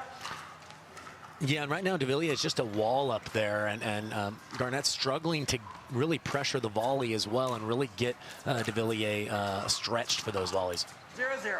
Struggled with his fourth in game number 1 as well. There's the return. That had better depth, and there's a fourth just to the middle. So your equation is working, You know, Kyle. it sounds simple. It's obviously very difficult to execute, but he's in a position to me where I'd rather see him miss a return long than just be content with just getting it in and being shorter. There's no room for hesitation in singles.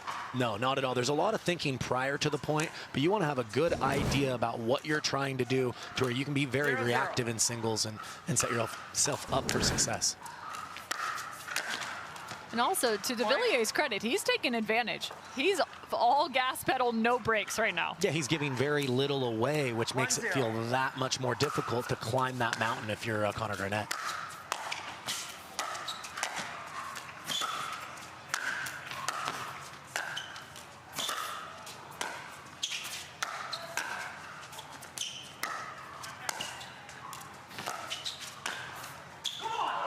Wow, he went full baseline or bust. Jay Devilliers tried to win that one from the back. Yeah, he had Garnett stretched many times to the volley. Looked like he was maybe going to do it, but ultimately Garnett able to get the side out.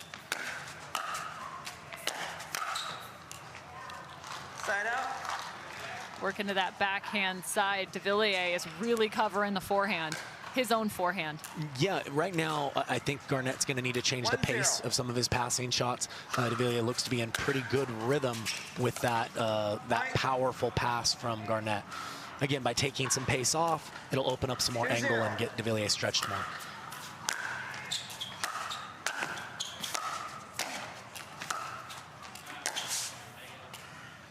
Point. And that's just excellent anticipation from Devilliers. But even before Garnett hit that two-handed backhand cross court, Devilliers was already stepping inside the court and darting over that direction to cover it. Side out.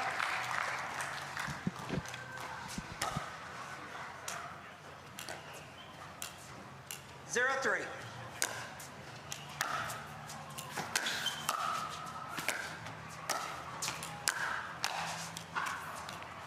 Side out. A little bit of a missed contact there from Jay Devilliers, so he gives the apology. Jay is actually named Jocelyn. Fun fact, named after his mother, but it is spelled the masculine way. His mom was actually a professional handball player too. I asked him who he kind of resembled on the court, mom or dad? And he said, yeah, definitely mom. She was really competitive. 0-3. Side out. Yeah, Garnett still struggling to get on the board here. Devilliers is 3-0. certainly playing sharp so far. Side out.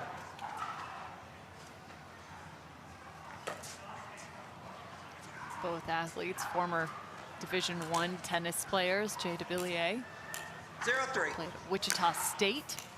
Connor Garnett at Santa Clara. Side out. And this is not normal. I've never seen frustration on the side of Connor Garnett visibly from his 3-0. face. Yeah, he's clearly out of rhythm out there and still searching at the moment.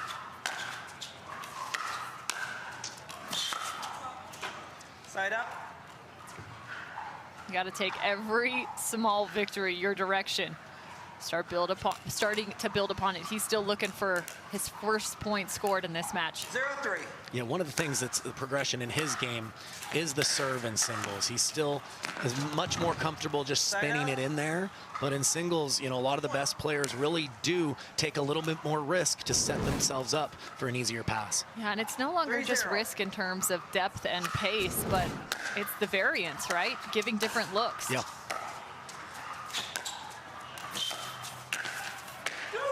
Point. Yeah, it's about as negative right there as you'll see Garnett get, and it's the right direction, but again, he's trying to hit his angled shots all with power, and sometimes taking power off helps that angle open up. 4-0.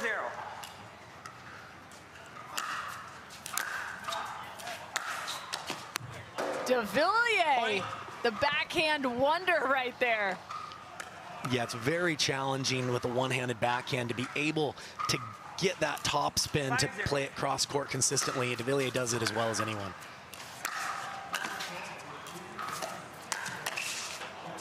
Side out. Well, and that's why actually I wanted to go back and kind of look at film to see how he created the top-spin off that backhand 0-5. side with one hand, and especially with so much pace and low bounce coming his direction. He proved more than capable in my study. Well, yeah, and you talked about comparing it to some other, flicks at the kitchen line. And to me, I'd say the difference is he has to have such great body control with his legs and his shoulders to give you the strength to hit the shot. And then the hand and the wrist can have that relaxation to create spin at the end. A lot of people can create the spin and the relaxation, but from the baseline, they don't have the body control and the strength to be able to do it like Devilliers can. Great location there as he chops that ball. I think it was a right idea by Garnett, though, to try to play a drop when he was off the court there. Just wasn't able to get that ball down a little bit more. So Connor Garnett's got a few on the board now. A good sign for him. Point. Yeah, just a really great drop by Devilliers, and it's not just how low he was able to get it, but getting in like that really changes the volley from Garnett's perspective. Point. 6-2. Jay Devilliers now 7-2.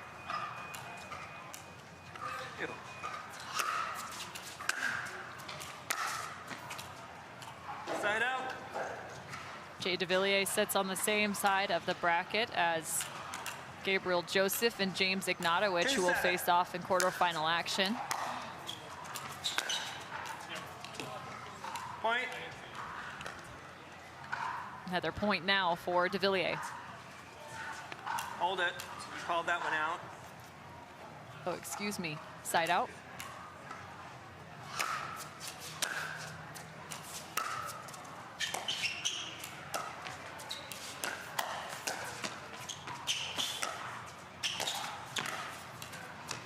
Point.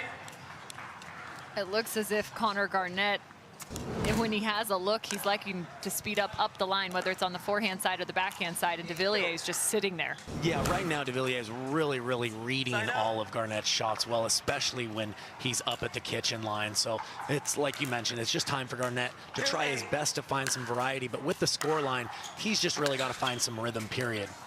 Point. Well, there's one for him. Connor Garnett finds the third. Little net love always helps when you're kind of in a rut. Let's see if he can build on that here. 3-8.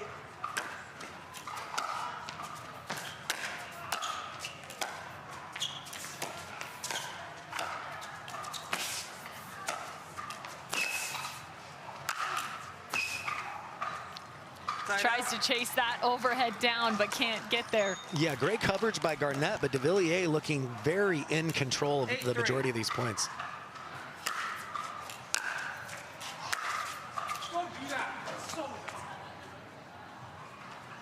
Yeah, Garnett chastising himself a little bit, and I think what he's referring to is he's had a little bit more success making the change and returning to the Devilliers forehand, tested the backhand there, and paid the price.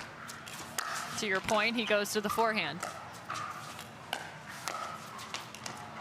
Point. Devilliers is just wild in terms of his reads right now. Well, he made that look very easy, and it was not at all, but he's got it all working right now. Match point. Wow, Jay Devilliers is on a riot. 11-0, 11-3. Yeah, I don't think anyone saw this scoreline coming, Cam. You know, the other time that they played, it was quite close. I expected another close one here, but sometimes when one player is on and the other's just a little off, it can be lopsided like that. So Jay Devilliers on to the semis.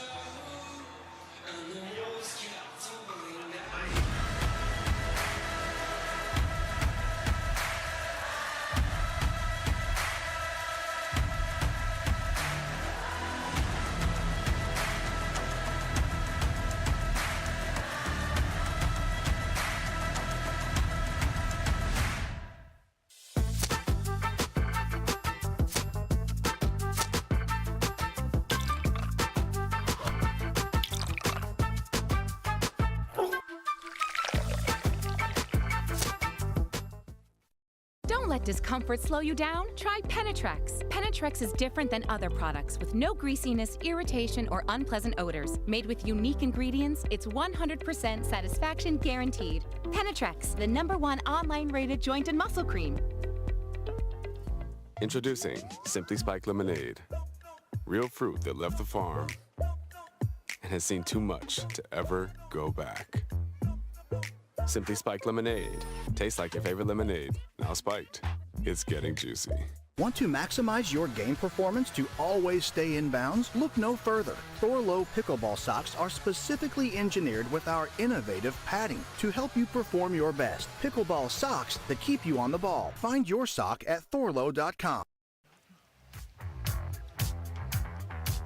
Welcome back to the Carvana, Arizona Grand Slam, the first Grand Slam in 2023, presented by Hyundai. We're hanging out at Bell Bank Park in Mesa, Arizona. Cameron Irwin alongside Kyle McKenzie. We've been walking you through men's pro singles action on the first day of coverage. Still 3 more to go.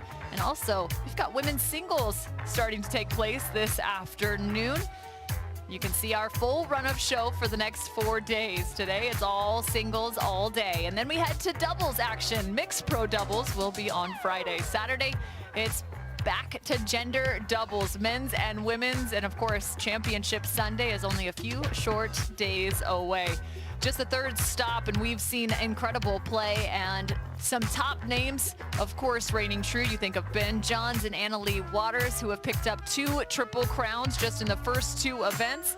Can they find it here at Bell Bank Park? That's going to be the question. We can't wait to walk you through the next one. Cameron Irwin and Kyle McKenzie will be back with more from Championship Court.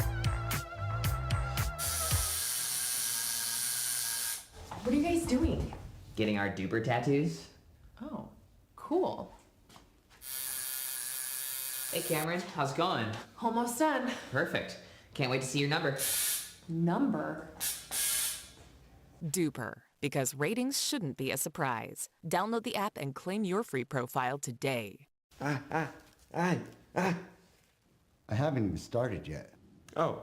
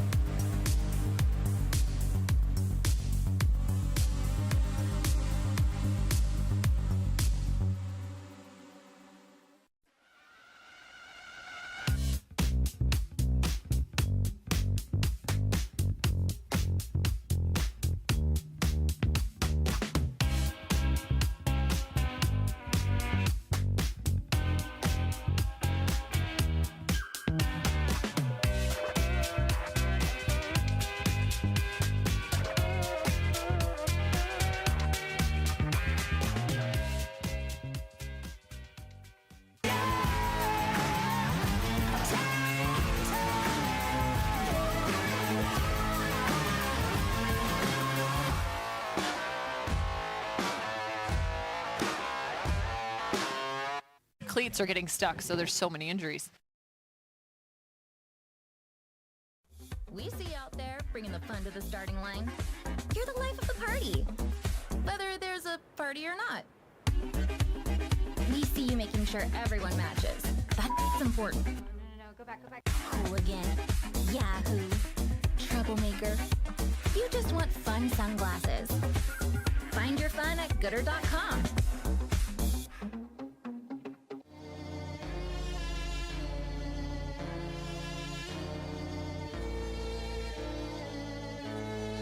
There's only one way now, just one way out.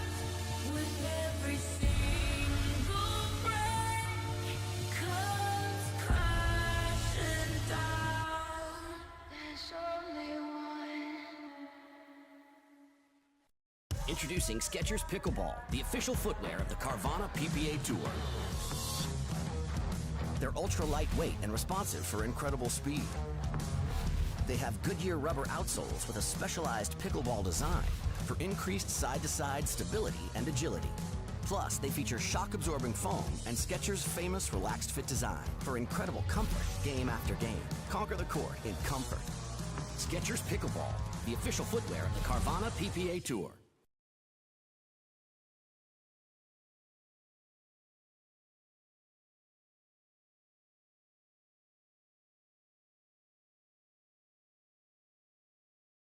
Have a backdraw match.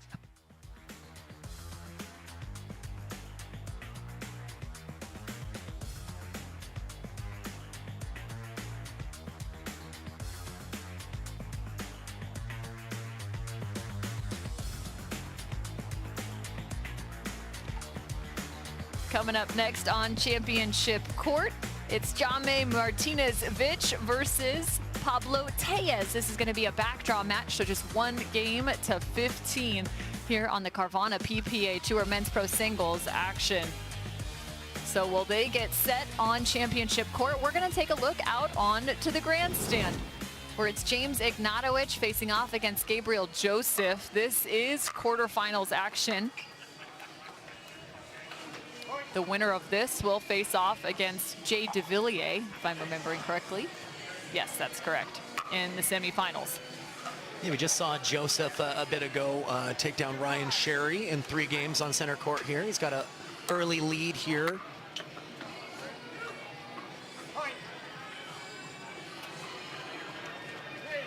Federico Staksrud also awaiting the winner between Christian Alshon and Ben Johns in a quarterfinal.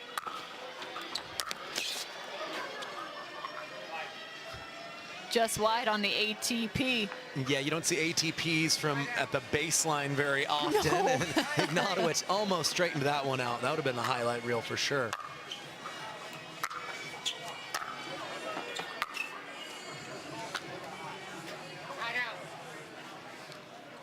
Yeah, Ignatowicz certainly has all the tools and ability on paper in singles. He's had some really good results, but hasn't played the last couple tournaments. So we'll see what kind of singles form he's in here. Certainly been a good start to his day. I just want to have a bounce count between James Ignatowicz and Connor Garnett. Those are the sort of high-level stats we need, Cam. That's what I'm looking for. 2 of my favorites, honestly. They're both awesome.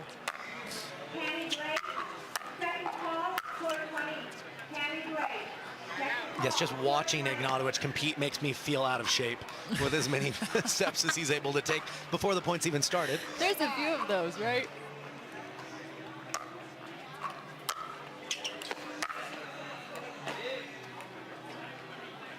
It's interesting, too. You just watched the serve from James Ignatowicz, and we've seen it a few times, just different spins that you can put on, and a lot more people kind of toying and playing with some side spin, trying to get that ball to pop into your body. Kind of forces you, it handcuffs you to go forehand side on the backhand. Well, I think, to your point, just variety, right? Yeah. Taking the returner out of their rhythm, I think it's something to be said for a good, hard, deep serve, but giving the same serve time and time again, when you feel your opponent start to get dialed in, sometimes just a lob serve can be effective as well. Yeah, you've even seen in recent history, Leigh Waters has utilized the lob serve frequently. throw in a different rhythm. Championship court, again, just getting warmed up. That's Jaume Martinez-Vich and Pablo Tellez. There's a look at Jaume at the baseline, and Pablo Tellez, also a great singles player, the lefty. Both players using Selkirk paddles here. Working in on championship court. That will be a backdraw match.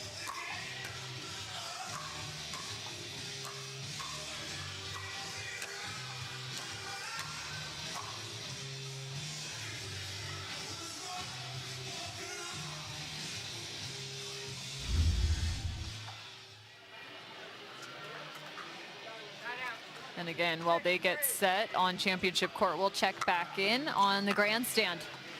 6-3 for Gabriel Joseph.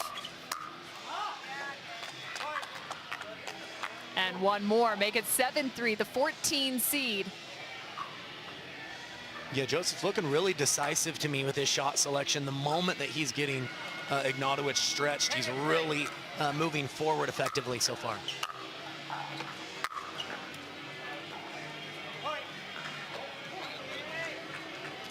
Great job again by Joseph, holding that pass until the last possible second to find the opening there.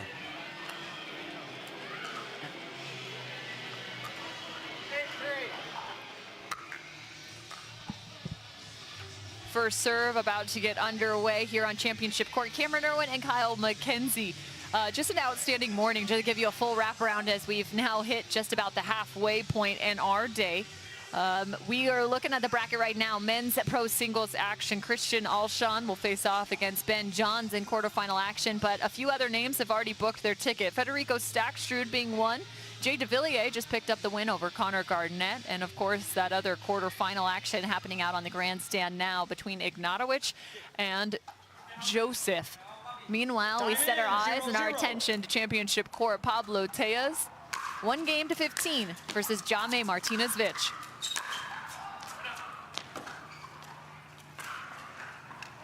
Yeah, Martinez-Vich looked like he initially wanted to come to the net, didn't feel confident in the return, chose to stay back and hit the passing shot on the next ball. Point. And this is my first time watching Martinez-Vich play singles. Really excellent use of the left hand there on that two-handed backhand pass. Point.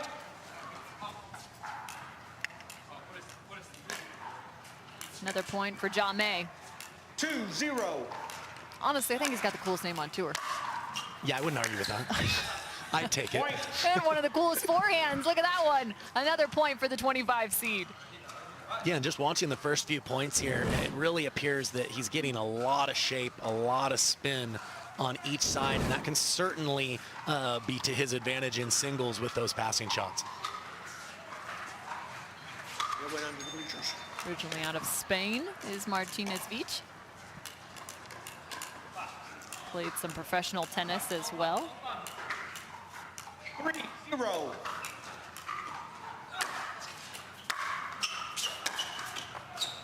Point. Timeout receiver, 4-0. So Pablo Tellez decides to take a second here as he trails by 4 on championship court. Remember, this is a race to 15, a backdraw match here on championship court.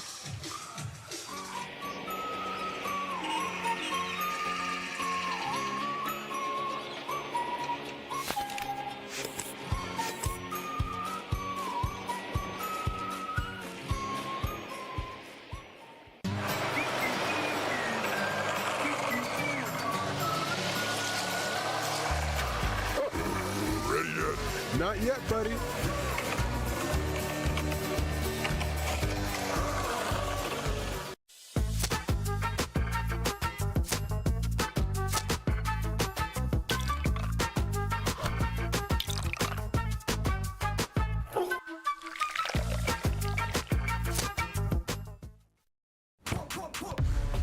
See that thing John Morant has? That's a hypervolt.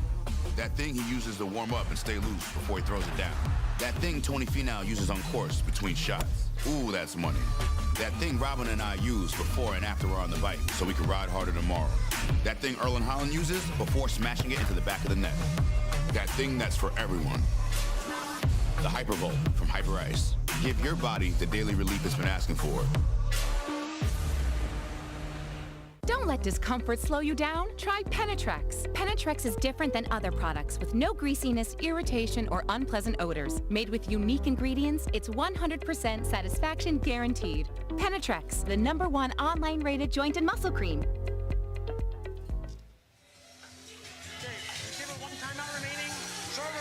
Jaume Martinez-Veach versus Pablo Tellez on championship court. Cameron Irwin and Kyle McKenzie walking you through your morning. I guess we're into the afternoon now. Ready for another cup of coffee. Well, the first error that we've seen from Martinez-Veach on the pass there. Let's see if Tellez can take advantage.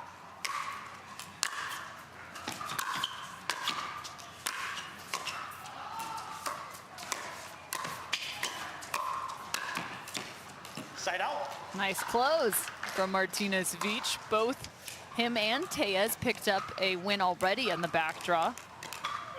Tellez took down Teoni, and Veach took down Kyle Lewis.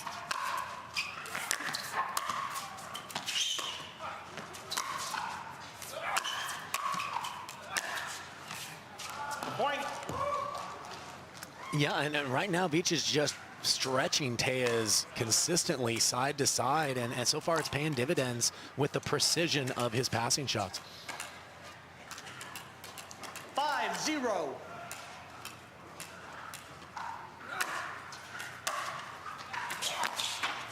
Side out. Trying to curl a little too much on that one is Martinez-Veach. Yeah, looks like he kind of hit the top of the ball and then rolled over it, which caused it to almost go straight down. Similar to your forehand, right? You know, the ones in my nightmares, but there's certainly been a couple. Kidding.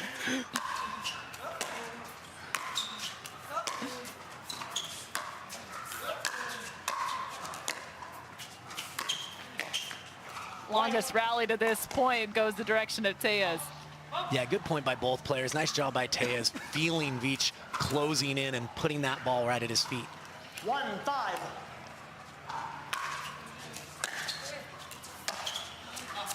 Side out.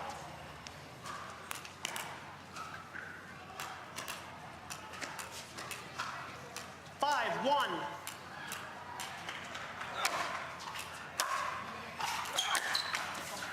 Side out. Another side out for Tellez. The winner of this will face off against Connor Garnett, who just lost in the quarters to Jay Devilliers.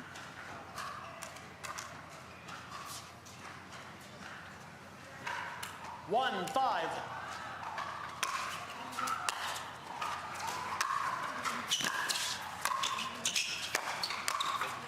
Side out. Martinez-Veach just looks very comfortable at the baseline right now. Yeah, it's not just the quality of his passing shots, but you see the movement. He looks extremely explosive, extremely quick, whereas forcing Tellez to hit multiple quality volleys to be able to get a point.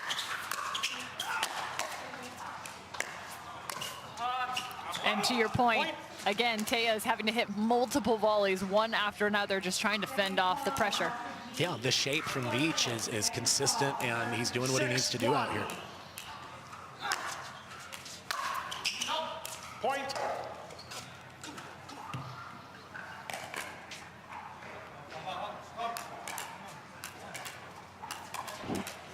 Seven, 1.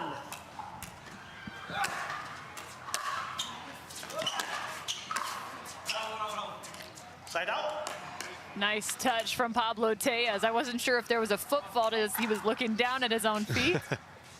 But a nice choice there. When you have somebody running side to side and seemingly passing you with each shot, the counter move is to play it short and bring them in. So I like that play from Tellez. See if he can do that more throughout this match. So when you are making that drop shot, what are you thinking in terms of not only grip pressure, but also kind of the location of where you want that ball to be? Yeah, obviously the shorter the better, because it makes your opponent run a further distance. But you always want to visually disguise it a little bit too. If they see that you're going for it too early, they can take off early. So you want them to think that you're going to hit a little harder and then really relax the tension in your hand to just dump that over the net. Here's a look at the last point. So 8-1 brings us to the change of ends. Martinez-Veach on top in this game to 15.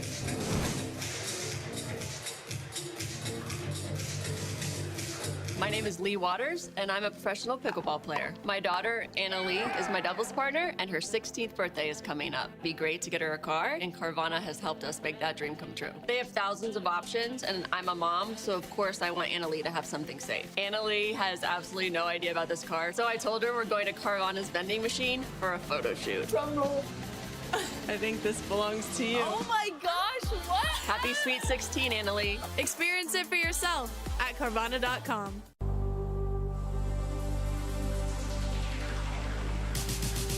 Gearbox introduces the all-new CX-14 Ultimate Power with SST Core. All-new power band technology, delivering controlled, effortless power. All technology, every shot.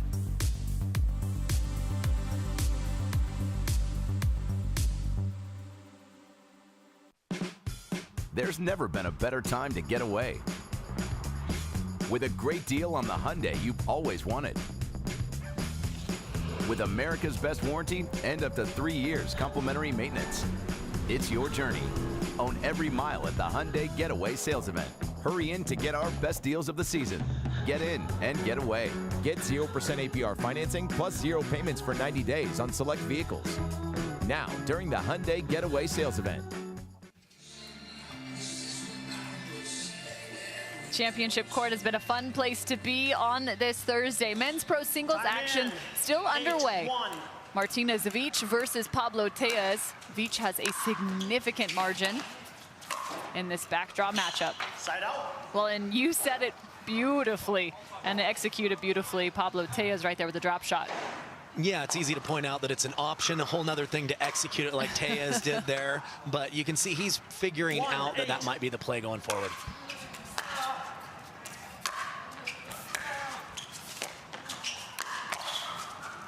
Oh, I thought he was going to steal that away, just off the edge of his paddle. Yeah, again, the spin that Veach is able to get from the baseline, to get that ball to bounce from where he did is extremely difficult to do. Point.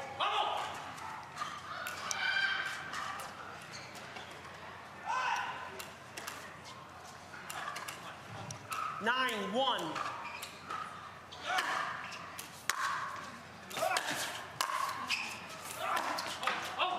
Side out. Well, and that's the other side, right, of the margin.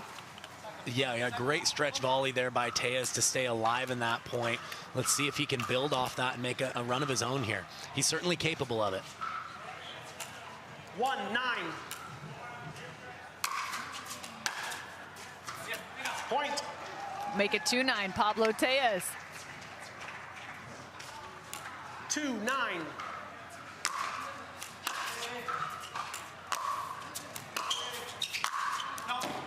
Side out. That's a missed opportunity right there off the short return and then the overhead. Yeah, you just have to give yourself a little bit of bigger target there. I like the idea of him hitting big and coming in. Put himself in a winning position, just needs to clean that up if he wants to come back here.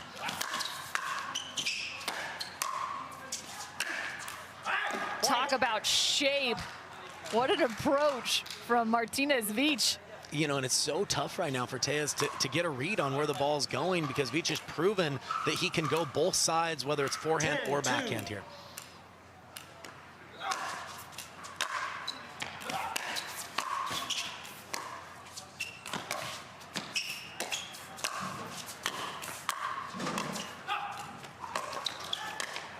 Forcing him to have to work as well. Martinez-Veach. Ball is coming off his paddle perfectly. Yeah, and showing the skill set too, with playing a little dump volley of his own. He got Tejas reaching forward and set himself up for an easy put away on the next one. A little showmanship there too on that drop. 11-2. A reminder, this game is going to 15 as it's just 1 in the back draw. Point. Yeah, and you can see that Tejas really is not getting in a rhythm of reading the Veach passes here, was completely leaning the opposite way.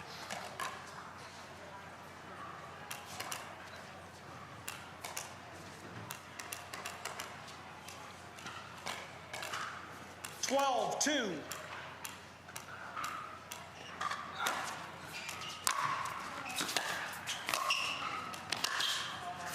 Side out.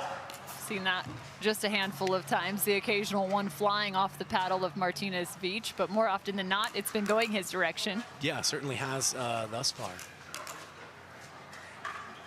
If he misses big. 2-12. Go down swinging, Cameron. Go down swinging.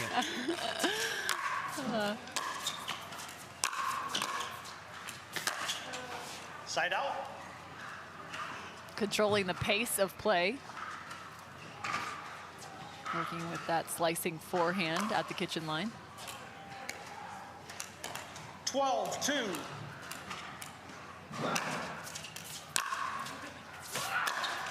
Side out. Another side out for Pablo Tellez. I like that return going deep middle, especially when an opponent's hot and they're passing on both sides well. It just forces them to come up with the angle on their own. 2-12.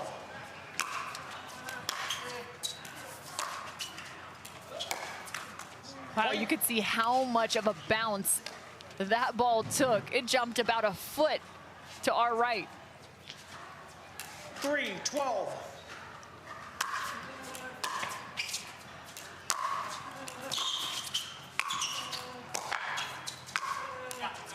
Point. Pablo Tellez starting to find a little something here. Yeah, and a couple of those volleys, he went back behind Beach, which is another good strategy when you play somebody who's a really good mover, is not going to the open court, but back behind them to wrong foot them just a little bit. Point. 5-12 now, so we'll see if Pablo Tellez can continue the trek.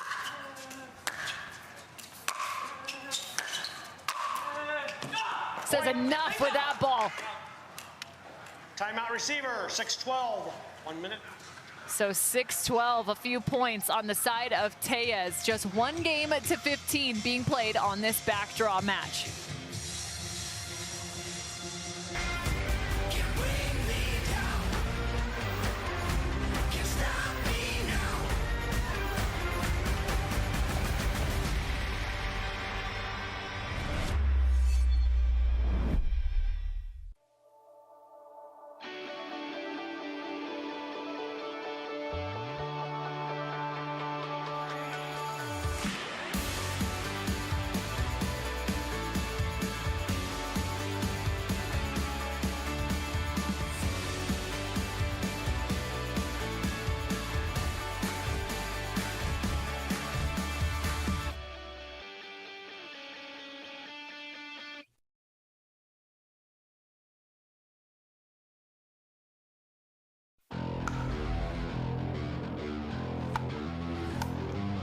The future of pickleball is here. Welcome to Top Court. For my top tip, when it comes to hitting serves, you want your serves to land back here in this area. You want to keep that paddle towards your body, and it's more of a push with my shoulder.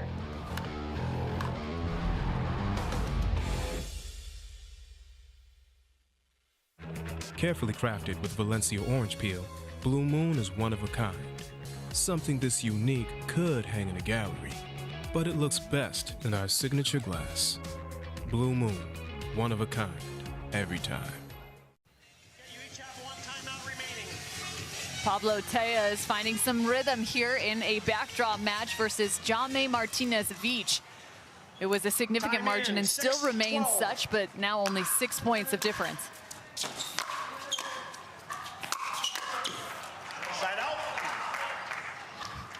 Yeah, I like the timeout by Veach, and I also like that he came to the net off the return. If an opponent's going to beat you, make them beat you by coming up with the goods. When you play a little passive and let them come forward, it's a good way to lose a lead.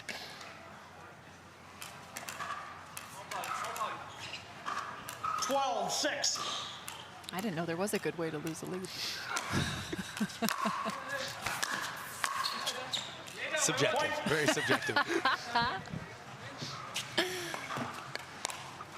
13-6. Winner of this will face Connor Garnett in the backdraw. Point.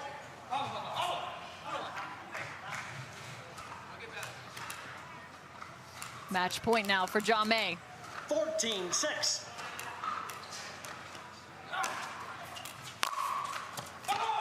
And Jamé emphatically 15-6 in the backdraw over Pablo Tellez. Yeah, he played a really, really clean match from start to finish, showed variety, showed the passing shots, showed the movement, and certainly a name to watch on the single side of things going forward. Well, it's been a fun morning. Cameron Irwin and Kyle McKenzie have walked you through it, but it's time to hand off because we have Dave Fleming and Drew Felios coming up next on the mic to walk you through the rest of this Thursday action. Thanks for joining us.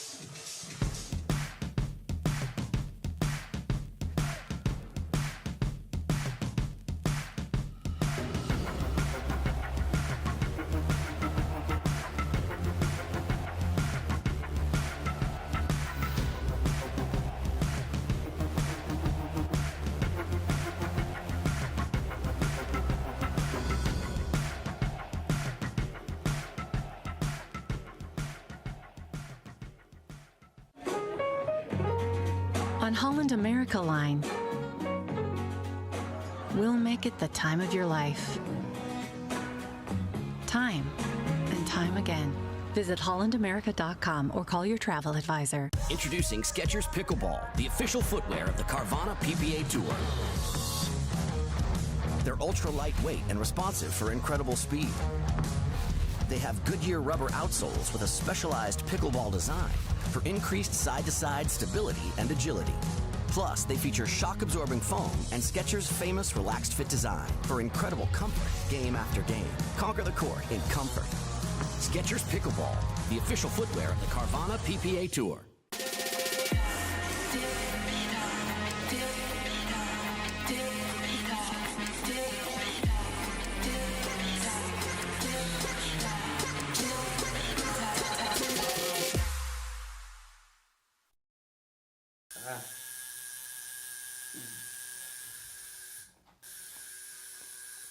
What are you guys doing? We're getting our duper tattoos.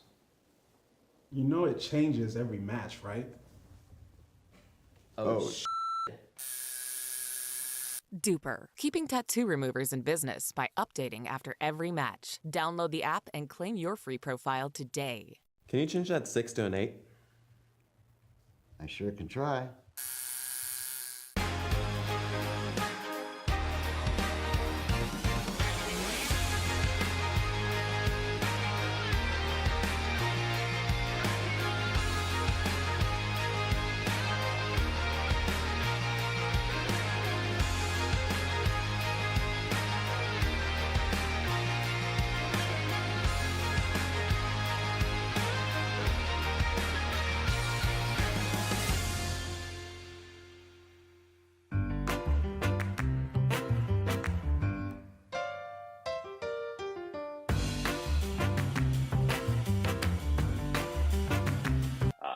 Hit the ball. I know I hit the ball a lot.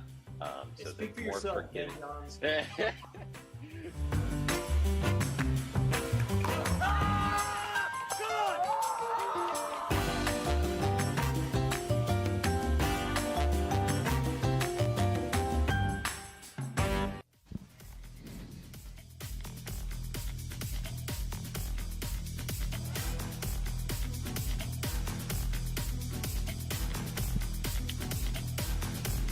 Hello, everybody. Welcome back to the Arizona Grand Slam presented by Hyundai here on the Carvana PPA Tour.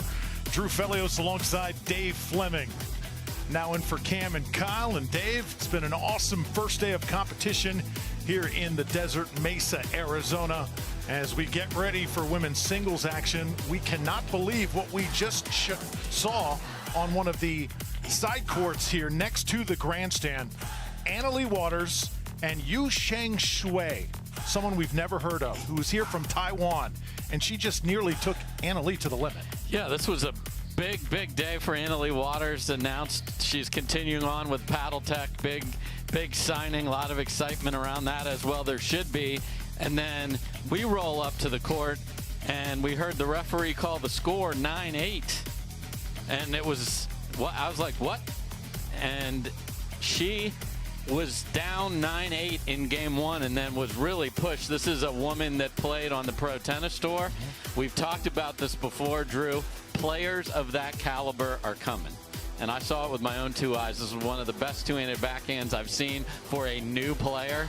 And I can't wait to see more of her in the future. Ladies in the backdrop, beware, because she's coming. Now, unfortunately, Yana Grechkina had to scratch, so Leigh Waters is now propelled all the way into the semifinals. So that was a frustrated Leigh Waters, and the frustration was because I've never seen this lady before, and she is hitting absolute ropes on both sides. This player even had a winner just for show with a left-handed volley, and this was a right-handed player. So we really enjoyed watching. Leigh was pushed.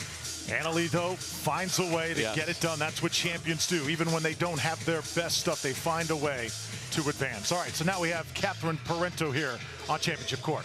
Yeah, so this is another very interesting battle. Mary Brascia, who you see there, is a very talented singles player. She has given Leigh trouble in the past, and when we have a second, we'll pull up all of the head-to-head stats. How she and Catherine will do will be interesting here, because Mary has those low dipping passing shots, so Catherine is going to have to be ready to go there. And then probably the biggest story of the day here, Drew, besides what we just talked about with a newcomer really giving Leigh fits, is the weather. It is chilly here in the desert, and then as you see, as you look at center court here, center court has a big high roof over it, so it's chilly in the sun.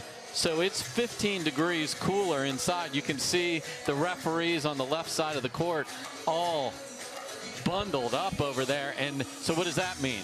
It's going to be fast. The ball is going to be like a rock. I played some last night here, and we were breaking balls. I saw my opponent's breath. Got to play with the great ambassador of the sport, Tyson McGuffin, last night. And I'm telling you, this is a factor, because you think desert, Drew. You think sun. You think mushier ball. No, this is going to be high-octane pickleball for the rest of the day. Leigh Waters, the defending champion in women's singles. She has not lost since last June in San Clemente. Won 9 of the past 10 events. Catherine Parenteau playing as well as she can play right now. She is fresh off taking a game off Leigh Waters at the last PPA tour stop. Yeah, just Phoenix. About 30 minutes up the road here, Drew. And I think Catherine played with a lot of confidence in that match, and had Leigh Waters in trouble in that. So she comes into this. We've seen the same 3 ladies in the mix. We've seen Lea Jansen, Catherine Parenteau, Leigh Waters. So is this the day, with the conditions, that Mary Brascia finds it against Catherine? We'll find out. Lea Jansen took the bronze medal here a year ago. She's medaled now in 6 straight events and 8 of the past 10. Yeah, and Mary comes in as the 7th seed and has a very impressive 11-4, 11-6 victory over a very good player, Lacey Schneemann, in the prior round. So this is a quarterfinal. On the other half of this corner, you had Arina Tereshchenko waiting for the winner of partner battle between Lea Jansen and Elise Jones. Off we go here on Championship Court. Brascia and Parenteau.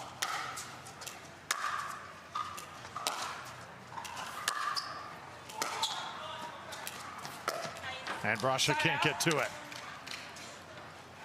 What a nice job of shaping that pass. Brascia, it was one of those where you're like, it's not going that fast, and I'm running right next to it. Like, why am I running right next to it? And just couldn't get a swing at it because of the rounding that right inside the line. Beautifully done. 58 degrees right now here in Mesa, and underneath this 10, it's probably even a little bit cooler. It's probably 48. 0-0. Oh, me too. All right, 0-0.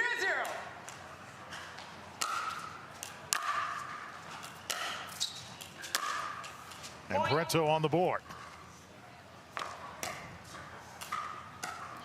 Brasha, an all-around athlete before getting into pickleball. 1-0. Swimmer, golfer, played softball, soccer, and of course some tennis. Using that athleticism, it comes up a little short. Yeah, nice little drop volley there from Parenteau, and she'd love for that to end the point as it did there, but she's got Brasha on the dead run, so the next ball she is in perfect shape to finish. 2-0. Smart when the opponent is all the way back to drop that in.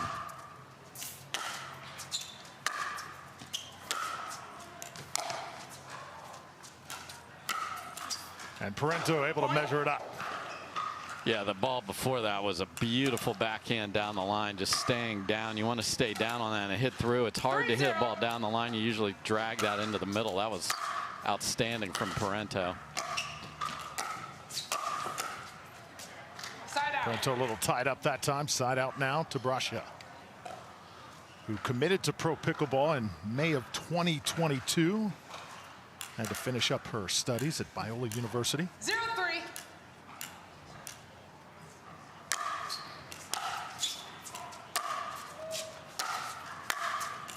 Nicely done.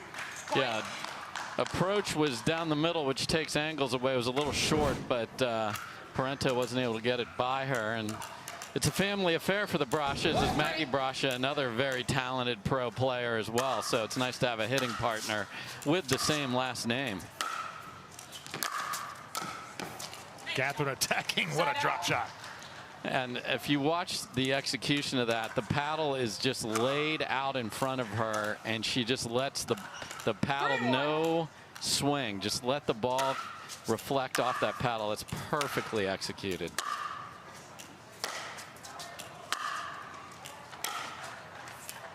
Just a little bit wide from Catherine. Side out.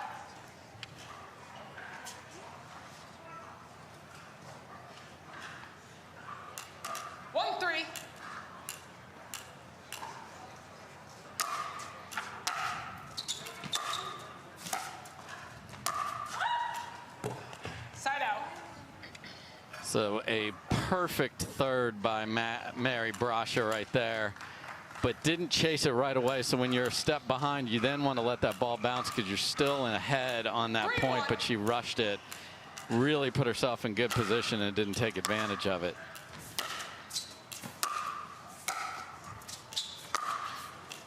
Oh, beautiful shot. So that's that rolling two-handed backhand she had. She dropped the first one and then was very patient. You can do that with a two-handed backhand with the left hand. Just let that ball travel and drive it down the line. Well done.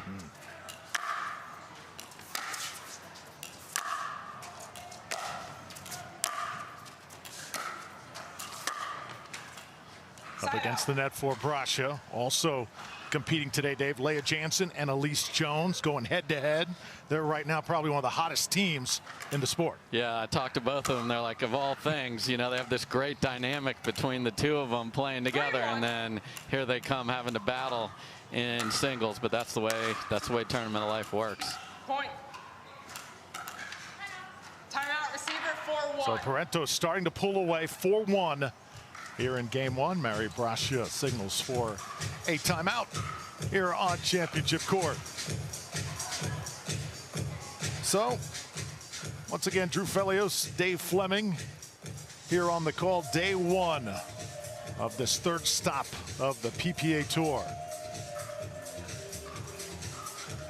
The Arizona Grand Slam, Bell Bank Park. This is one of the more unique sites, I think, in the entire Carvana PPA Tour.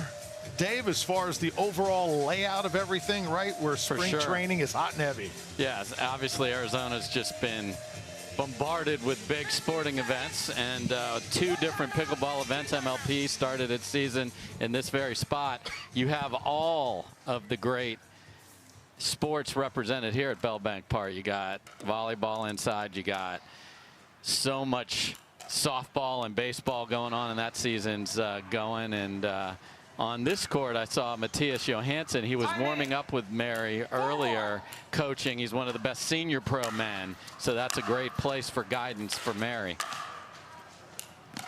Point. Brasha trying to switch up the momentum here, but Parenteau makes it 5-1. 5-1.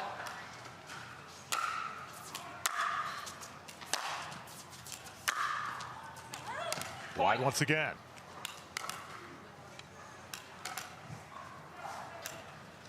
Six one.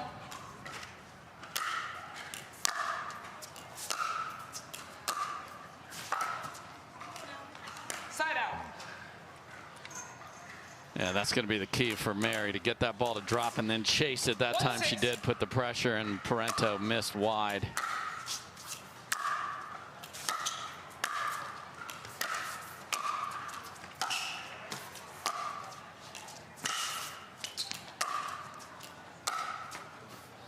Parenteau covering lots of ground, but hit it long. After all that beautiful defending, then she got in the top side of that point and rushed the approach and missed it well deep after some great court coverage.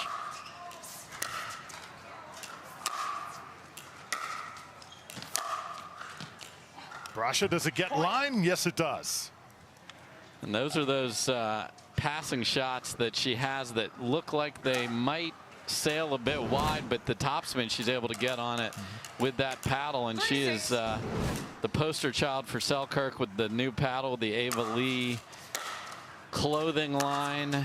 They got it all going on there. Side out. Side out coming back to Parenteau. 6-3 lead, game number 1, the number 2 seed.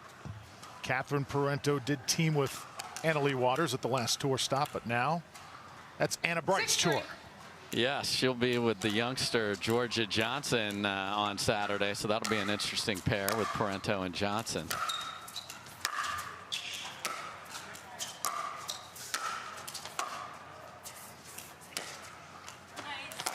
Point. The other challenge with this side, or with this court, is there is a glare, especially earlier on the side facing what Parenteau is looking into. So you definitely want to be on Mary Brasha's side just from a visual standpoint as well. Another passing shot, 8-3. Advantage Parenteau. And interesting there, Mary held the ball when she went back to get the towel, because when Catherine's going, it's mock speed to get to the line to serve again. Really knows how to pick up the pace, doesn't she?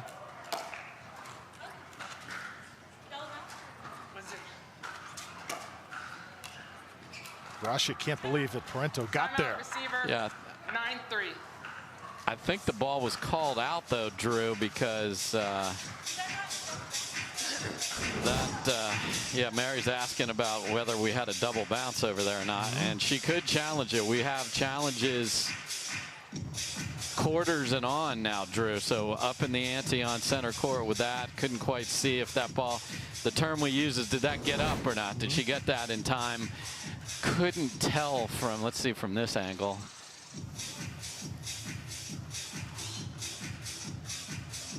I think it looked good from that angle, Dave. Yeah. So I think Mary stopped in the middle of the point, and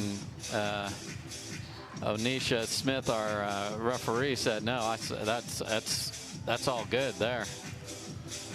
Little befuddled, the speed of Catherine Parenteau. No doubt. So many skills. Like to say she's that five-tool player in the sport of pickleball. No doubt. She's does everything just so solidly, and you see again there's Matthias Johansson really trying to help out Mary Brasha. I love when the senior pros, my fellow senior pros, are coaching. I saw Scott Crandall coaching up Gabe Joseph out there, and he was in a battle on second court with James Ignatowicz. Point. And you hate to call timeout and then miss a return, because you went through something with him. Matthias gave her some coaching. I can assure you it wasn't miss the return. So 10-3. Quickly, Parenteau. Game point now for Catherine. Hit just a bit wide. Side out coming back to Brasha.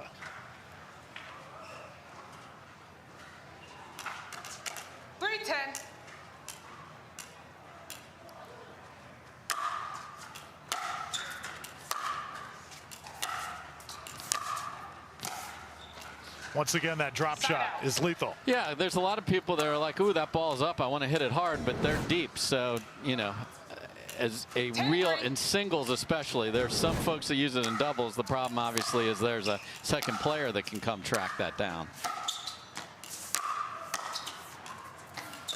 Once again, just too much from Catherine Parenteau.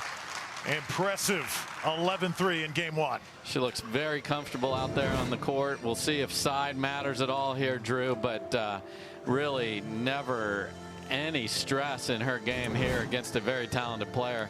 That's a strong first game for Catherine Parenteau right there. So far, so good for Parenteau. Back with game number 2 in just a moment.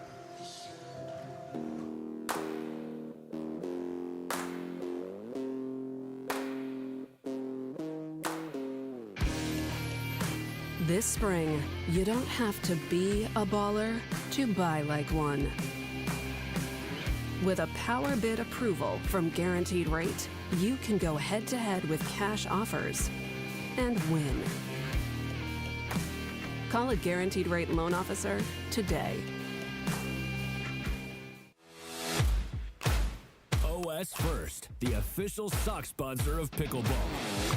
Stay in the game with OS First socks with purpose and compression bracing designed for comfort, injury prevention, and improved recovery. OS First is the official sock brand of pickleball and the PPA Tour. Visit www.thepickleballsock.com to learn more.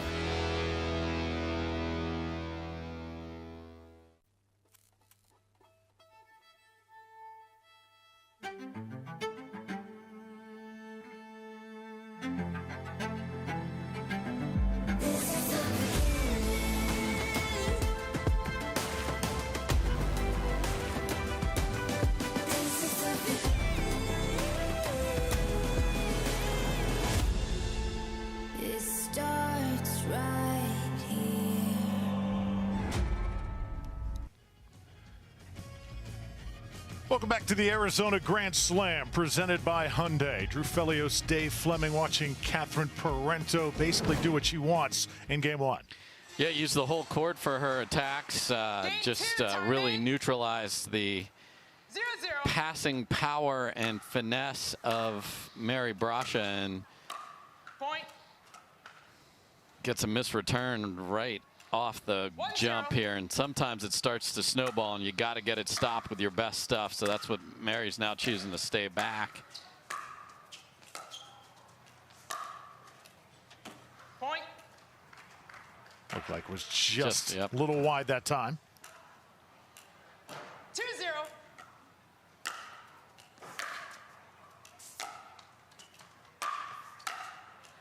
You know, some people wonder, are the best days in singles for Catherine Parenteau behind her, or can she once again challenge and beat Anna-Leigh atop the mountain? Yeah, I mean, it's a difficult challenge. That particular mountain, all the other mountains, she's having no problem scaling. So we did see her take a game last time, but I really like how she's got this paddle dialed in, and she is really playing well.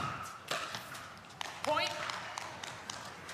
That's just too good again, and being patient with the volley. Sometimes you feel all panicky because you can't put it away. 0. And another great start for the 2 seed here, Parenteau. You know, I've talked about the paddles quite a bit. There's a lot of new paddles out here, Drew, and the impact that's having is very interesting. $1 million question for you. Okay. You're a beginner in pickleball. Yes. About how much can you expect to spend if you just want a legit paddle? Maybe not the best, but just, hey, I just want a good paddle. I want to get started. I think what you do is you go to Pickleball Central, Drew, because they've got the experts. So they've got the widest selection. They have people that will walk you through that, because I think the key is you need that expert advice. One timeout. And the other thing is they got a 30-day guarantee. So you don't think it's perfect for you, send it back and get another one. But the thing I know is they will get you have a tennis background, we'll get you something with a longer grip. So go to Pickleball Central is my idea there. New paddles launch from Onyx, ProKenix, Gearbox, and much more. Check out all the latest pickleball gear at pickleballcentral.com. 0-4.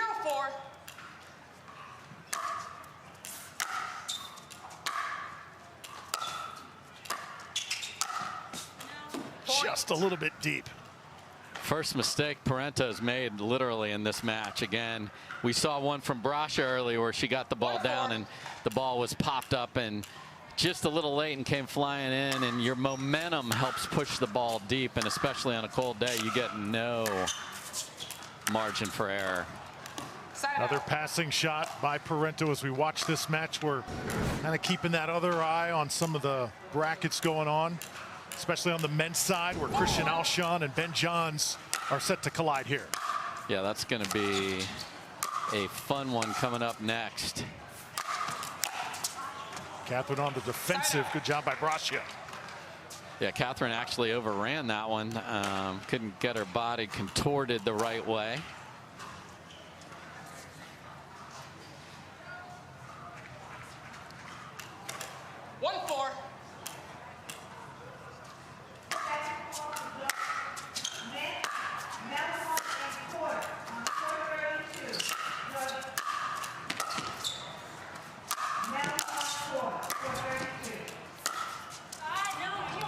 Brasha perhaps gain a little confidence, Dave. Yeah, and playing a little more aggressive, which I like. When you're down, like, you know, empty the vault. You know, don't stay back. Come on in, make her beat you. Catherine came up with a ridiculous shot off the overhead, but she made her have to hit another one and miss the pass. So keep that going. Side out. The difference with that ball is if you're trying to clean pass and Catherine's just sitting down the line, you're not going to be able to do it. And again, Mary's holding the ball. So I love this. This is a absolute smart look. Catherine's like, I want that back, but Mary's playing at her pace, and there's no official air quotes rule that says you got to hit the ball right back to the server.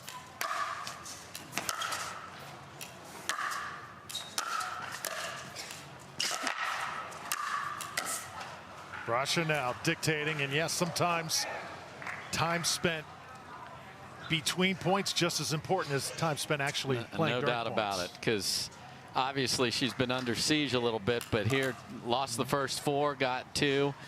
Not in a hurry to get back to the line. Couldn't agree more with the way Mary's approaching this. 4-2. Well, those you got to have when you're playing the number 2 seed.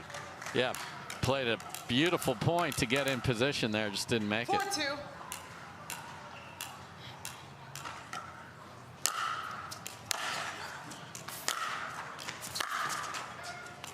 Skim the top of the net. Point. And landed out of bounds. And you saw the value in going for a big serve in singles there from Parenteau. Just an inch inside the line set her up, able to take the net.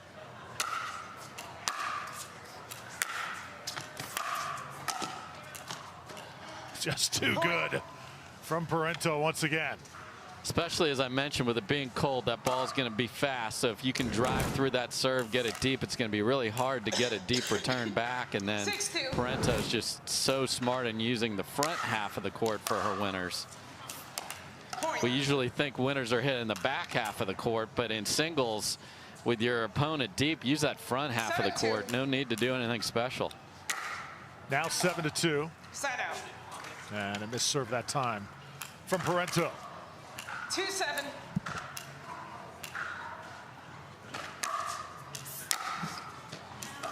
Point.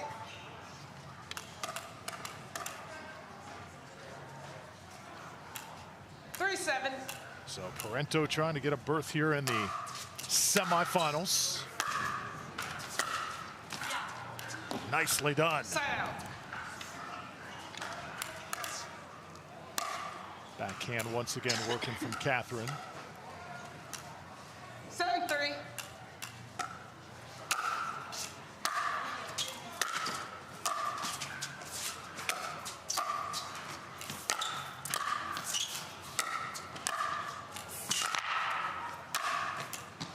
Overhead is good. Side out. And again, nice job by Brasha of fending off a lot of dipping, you know, that teardrop ball that Parenteau likes to sit right at your tootsies, but Mary did not retreat and made a real good volley there to set up the overhead.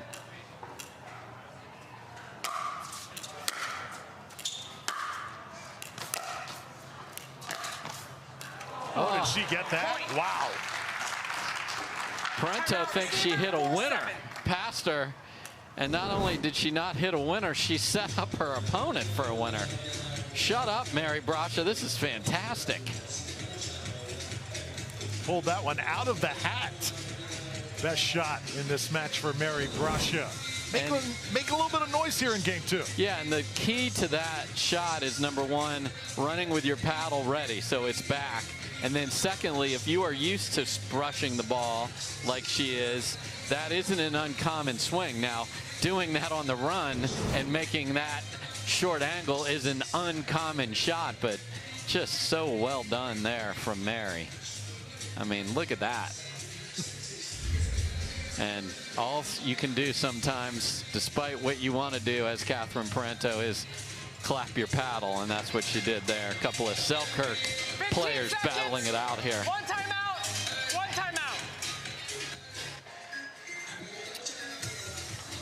Talking a lot about paddles. Shoes also so important in this great sport of pickleball. Fila Volley Zone all-court shoes just don't look great.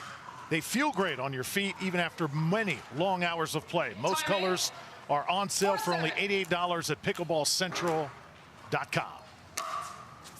7-4 here in game 2. Point. So that time you had both pace and dipping and diving from Brasha. So that forced the error. And look at this, just a 2-point deficit after giving up the first 4 points of game 2. Point. And even though that wasn't the greatest approach, there was room there for Parenteau. You're making her make a shot, Drew, and a shot under pressure. And now somebody lost the remote and the couch over there, so we got to find it. And obviously, right now, if you're Brasha, you want that ball, right? Yeah, she's been playing slow earlier. Now this is actually helping Catherine that we had to look for the ball, but you want that same ball too. We're going to take our darn time. Getting the same ball is more important than playing fast. See if she can tie, and she will. Tied at 7. All of a sudden, Mary Brasha with a charge. Yeah, and has upped her aggressiveness here. Has been coming in more, and it's paid off.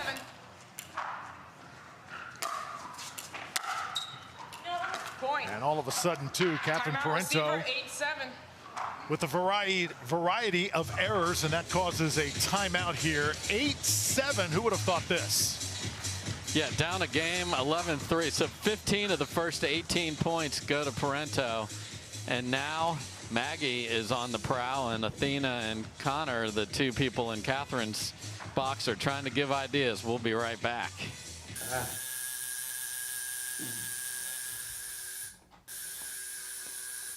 What are you guys doing? We're getting our duper tattoos. You know it changes every match, right? Oh, Duper, keeping tattoo removers in business by updating after every match. Download the app and claim your free profile today. Can you change that 6 to an 8? I sure can try.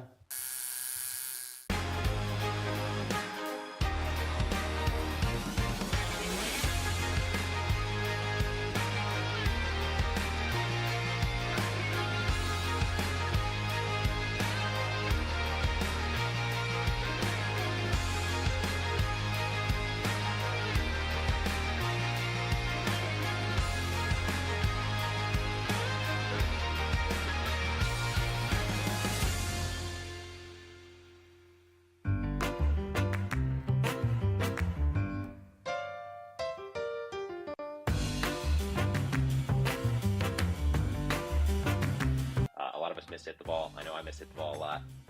So speak for more yourself, forgiving.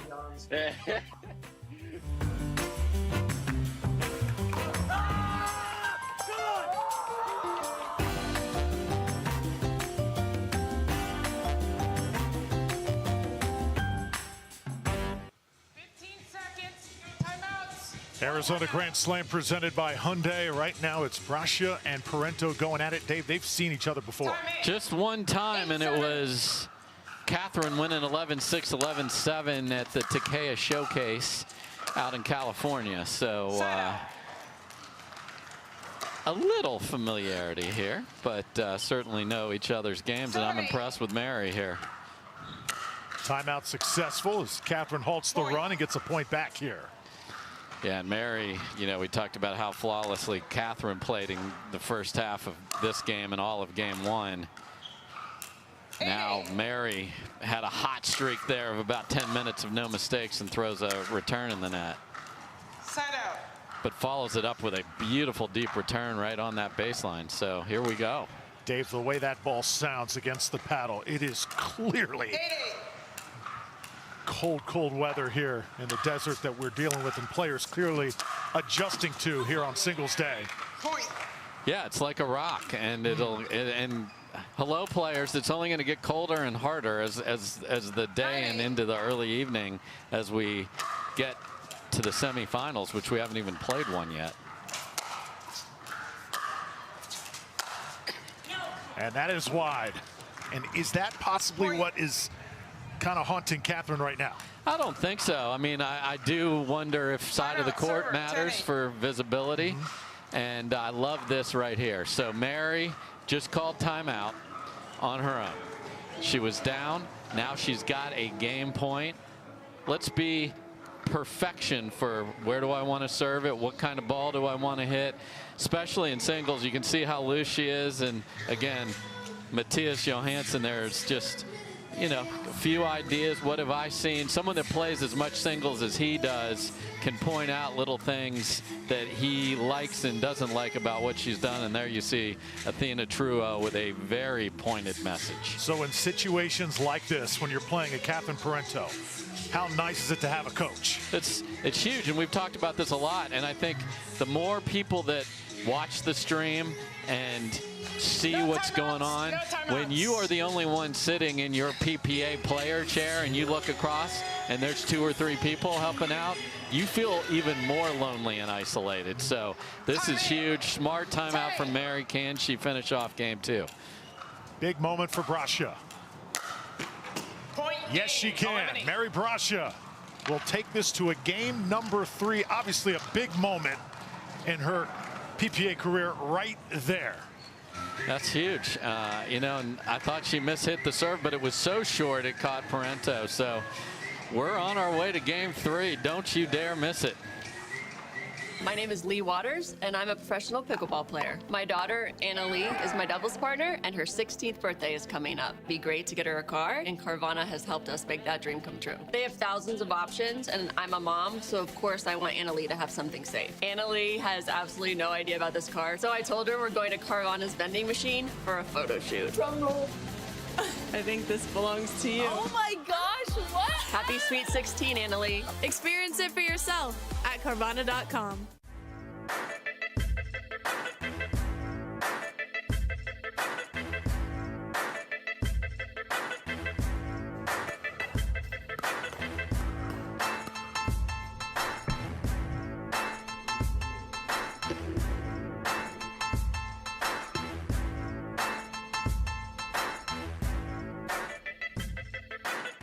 New People Pickleball.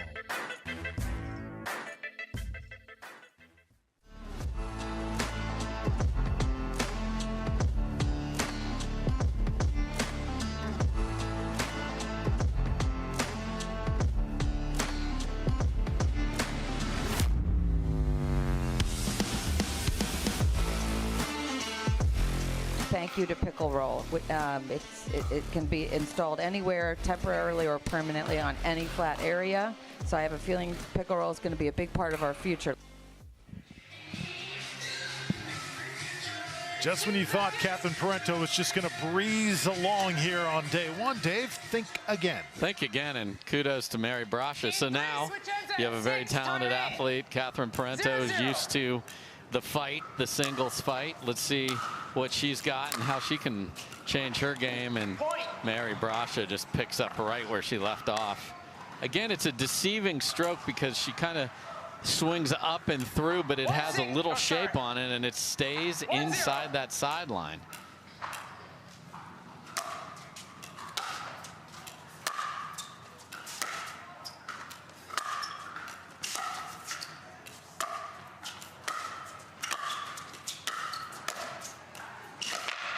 Brascia right now is bringing it. Yeah, and you saw Parenteau stay back, and the first chance that Brascia had to come forward, she did. And she's like, I'm gonna press the pace here. 2-0.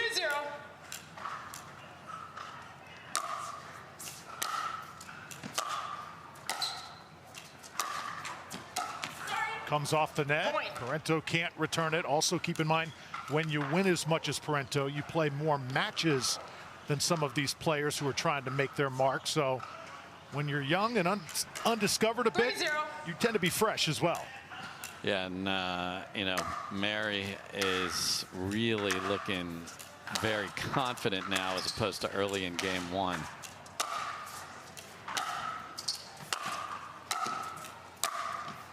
Oh, wow. Point. Timeout. And Receiver 4-0. Mary Brascia on a rampage here in game number 3. And if there is a good side, she's not on it right now either, which is the other situation. So this is a little bit of dangerous territory here for Parenteau. And, you know, Mary Brascia has done some serious singles damage in the past. So this is no newcomer to playing great singles, but just so relaxed there, and Matthias has her right where he wants her. So we'll see what happens right after this.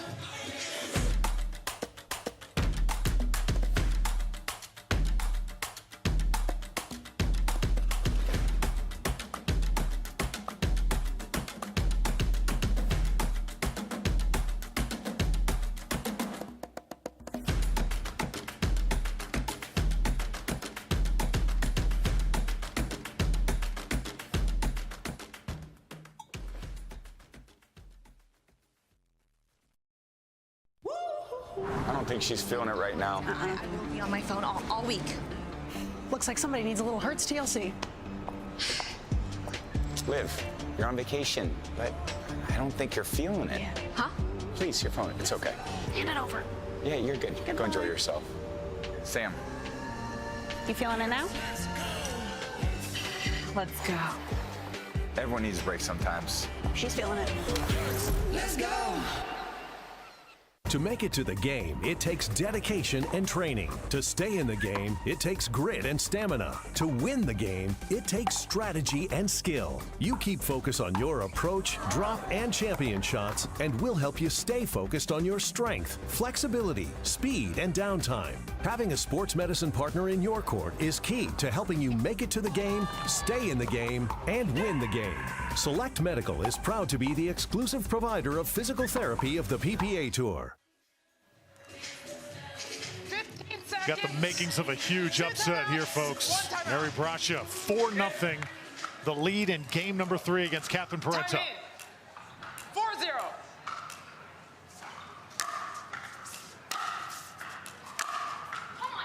Side out. That's a clutch return after calling timeout down 4-0. You want to not give Mary angles, but the depth of that return was perfect right down the middle.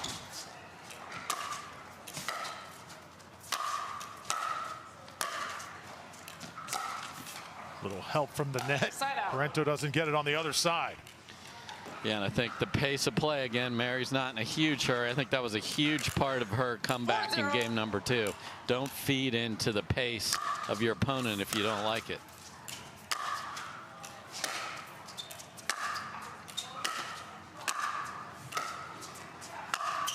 Huge forehand on top of the kitchen. Mary Brascia, the crowd recognizing it. Yeah, and Mary is the aggressor here. Catherine left a ball in the middle range of the transition area, and Mary's like, go ahead, and you're going to have to pass me. And split step, made a great first volley, and then huge finish. 5-0. Man, she would love to switch sides, which we will do when someone reaches 6 at 6-0.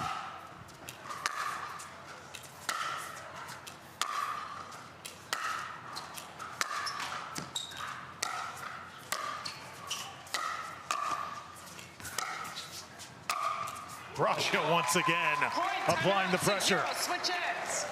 Just pinpoint accuracy at the full stretch on both sides of her body, Drew. She had to make a lunging volley on her forehand and then one on her backhand, and then plenty of margin on the finish. So Mary Brasha, now you go, okay, you've come out on a rampage here in game 3. How do the nerves hang in there now? Because this would be a big win for her, obviously, on the PPA Tour against a perennial Sunday participant in Catherine Parenteau, and someone who came in to this tournament going, you know, I really pushed Anna Leigh, who we mentioned earlier, hasn't lost since to last June. So, again, I think this scene we're seeing right here is a part of it. Now, her execution and her confidence oozes through that, but just having that, you can see, look at how calm Mattias Johansson is there, giving just probably a couple things she should work on, and she is playing loose. So throughout Anna Leigh Waters' dominance over the past year, we've wondered who is going to be that next female player in singles to really make her move. You're watching one right now. Take advantage of the moment. 6-0 in game 3.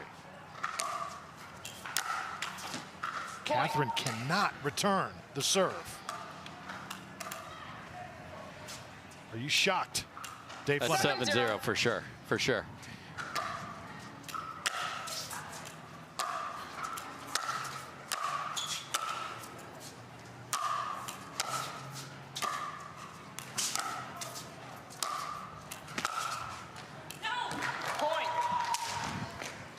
And what I'm really shocked by, Drew, is the passive approach to this third game by Parenteau. And Brasha has made so many good volleys. There was a topspin roll volley there. She kept deep, and she is applying that pressure.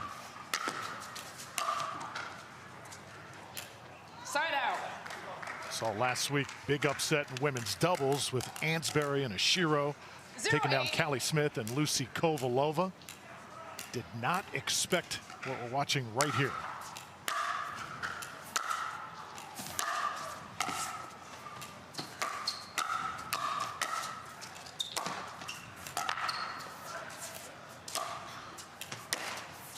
One of the better points of the match. Just ridiculous defense to offense from Mary Brasha. As you mentioned, her athleticism, tremendous court coverage there, and then didn't overhit the ball. Had a chance to move forward, put Parenteau in a bad spot, and gets the ball back. Really well played. Just out by about 3 inches. So again, now your heart starts beating a little faster. You can see the finish line. 3 points. You got to just keep it all together. Parenteau needs to do some scoreboard pressure by getting a couple points. Okay, she hits it wide, Dave. Kind of like in baseball, you have an 8-run lead, you're on the mound. What's the mentality, Dave? Just continue to make your pitches? Absolutely. Throw strikes. Don't give it to him. That was ball 4 right there. So got to make her beat you.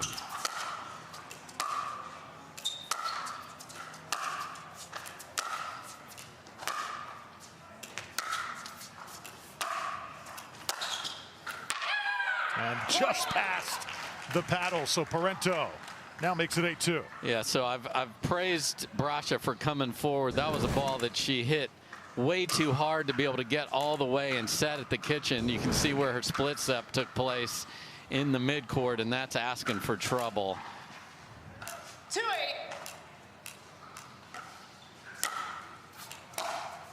Point. And that one's not going to be returned. So 3 straight now for Parenteau. And again, going for the serve like she did in game 1. The first serve where she got a miss was not a big serve. That one was there. So, and again, Brasha not in a hurry to get the ball back over. I like it. And Parenteau all of a sudden has found something. So 4 straight points. Timeout Brasha. And this match far from over. Oh, it's absolutely far from over. Because now you see Parenteau coming forward and finishing with authority. So again, you have to control your nerves, and you have to just go with, here's what we want to do. So when we come back, 8-4, game number 3. Don't you dare go away. We've got a good one.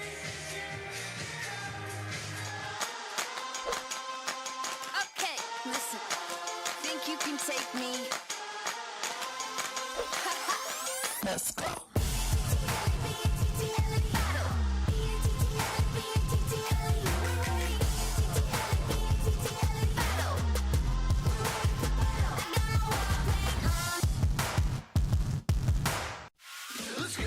It's your journey. Own every mile in an available H-Track all-wheel drive Hyundai SUV. Get 0% APR on the 2023 Tucson or Santa Fe or $750 bonus cash. Hurry in. You don't get the moments everyone talks about without the moments no one sees. Early morning practice, late night drills, running it over and over. You don't get the crowd without the quiet. Everyone sees the glory, the medal, the podium, but every winning shot starts right here. Paddle Tech. Let's go again. Back here at the Arizona Grand Slam presented by Hyundai, Catherine Parenteau battling back here. Game number 3. She was down 8-0 just moments ago. She scored 4 straight.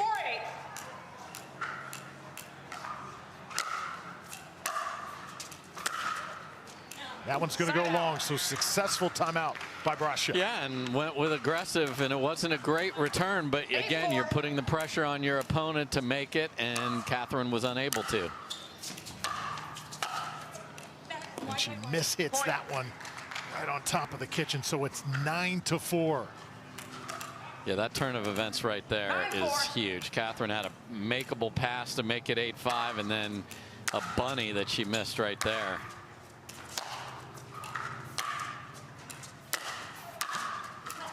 Is it in? No, just a little wide by about a fingernail. Wow. 4-9. Love the approach, though. Just missed the execution. Point. Brascia comes up short on the return. And again, a humongous serve from Parenteau. So Brascia should go all the way, get her back up against that video board so she can come forward and not let the ball play her.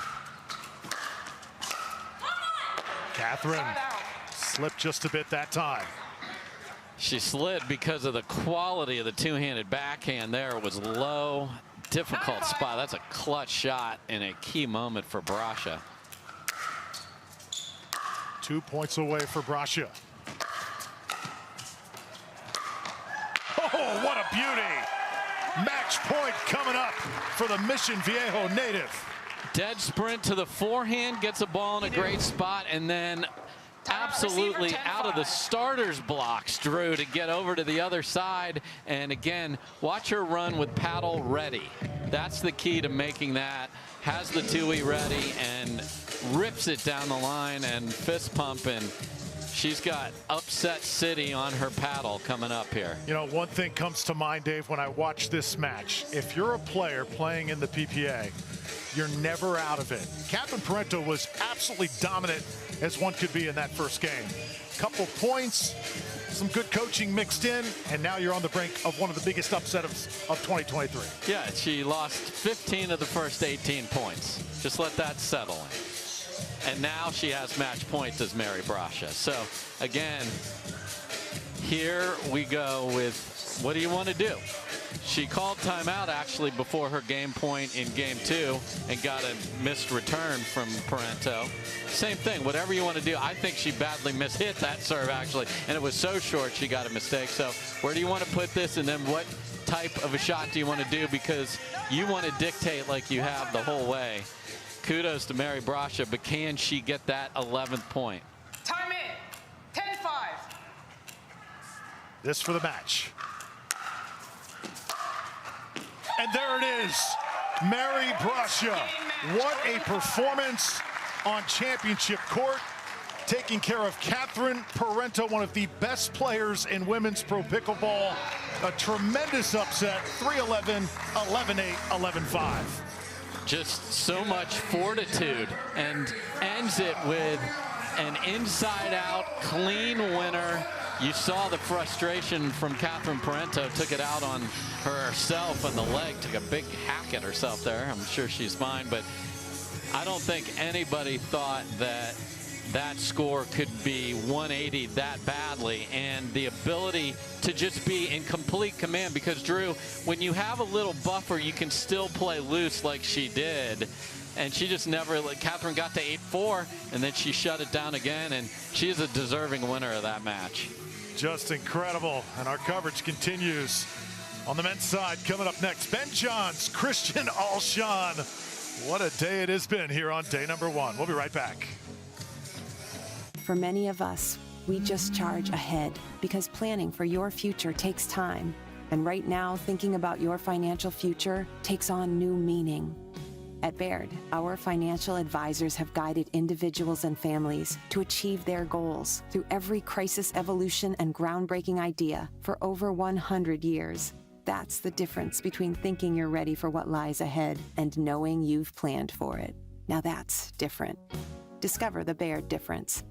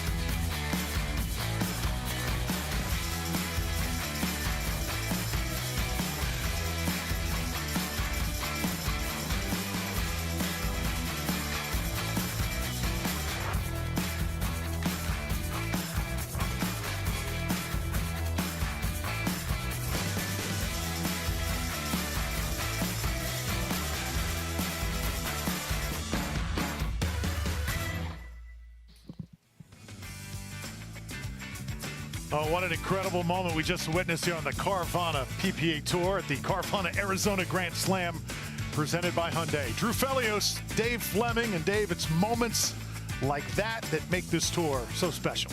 It is. You've got the big names that everybody's gunning for, and kudos to Mary Brasha. I mean, just to start out, she's down 4. She called timeout in the second game like, I'm getting run over.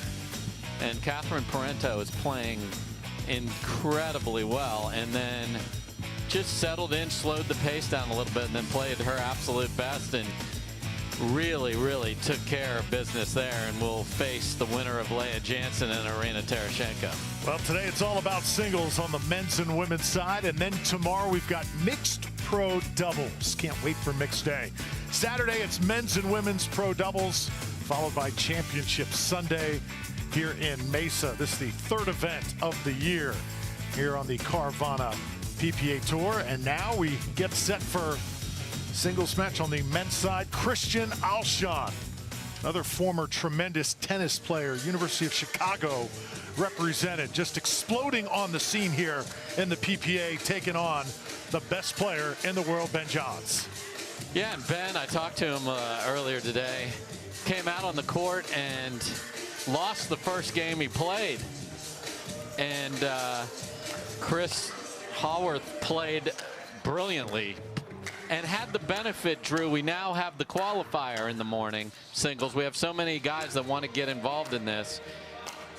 You have to work your way in if your seeding and your ranking don't have you there. So you come in having played some matches, and Ben got smoked 11-5 in the first game he played earlier today. Settled in, still a really good battle there. And then Ben Pablo Tejas, another very talented player, 11-9, 11-7. So that was Ben's route here. Christian Alshon played someone we saw earlier, Jaume Martinez-Vich, who is a really talented player, actually beat Pablo Tejas in the back draw. So here's the deal. Alshon wants this as bad as anybody. He talks about pickleball on all his social channels. He wants you involved in everything he's doing. If we don't get 5 tweeners, he's not doing it right here today, Drew. And I know he relishes the opportunity to play Ben. Now, I'm sure he was hoping maybe he'd be on the other half of the draw, but that's not the way it worked out. And if you have any question as to the level of chill, Ben in a hoodie That's a rare sight right there. Ben Johns has seen just about everything, so it's in those big moments, especially when he's on the ropes. You know, playing the rope-a-dope, that's when he's at his most dangerous. On the other side with Alshon, if he's got one fault, Dave, sometimes maybe tries to do a little bit too much. He can't get caught up in that because you don't get 5 points in one shot, do you? No, you do not. And there's no judges rating the degree of difficulty of your shots. The referee are looking at your feet at the kitchen, and that is the extent of what they have to do. But it is absolutely imperative for him to play within himself. But part of his entire entourage is a little bit of showtime. So Sure. a little bit at the right time, because he gets the crowd behind him. It pumps him up when he does it. So he can't just come out and play safe. That isn't Christian Alshon. That's trying to be something he most certainly is not. Federico Staksrud also advancing here on men's singles day. James Ignatowicz played well also here in Mesa. Jay Devilliers taking care of business as well. Jay Devilliers, he looks really good on this first day. He does. He played the very talented Connor Garnett and just ran him over. 11-0 against Garnett is impossible. We also see Ben, he was rocking red like Tiger Woods on Championship Sunday and has it out on Thursday. I don't know if that's a message to everyone else or he didn't do a wash. I don't know. But here we go. And you can see Ben just trying to get loose. It is absolutely chilly out there. Can't wait to see what Alshon puts on center court here. Point. And first point for Johns. The other thing you saw there just behind Ben Johns was Leigh Waters, who is coaching Christian Alshon and helping him out. So again, we talk about that second set of eyes and that other brain you can tap into. It's also got to be tough for Leigh. Of course, her daughter is the partner of Ben Johns in the mixed doubles. Yes. 0-1. Little mixed emotion. Maybe that's why she's in the crowd, not sitting on a bench here. Great point. Nicely done by Alshon. Yeah, and you saw on the rally prior to this, Ben got tagged with a little rally at the kitchen. Don't see that very often in singles. Oh, Alshon. Point. Passing shot that time. And that's the athleticism that he has. Ben thought he left that in a safe place, but the speed, the recognition, and then the finish, that was a high degree of difficulty for Alshon.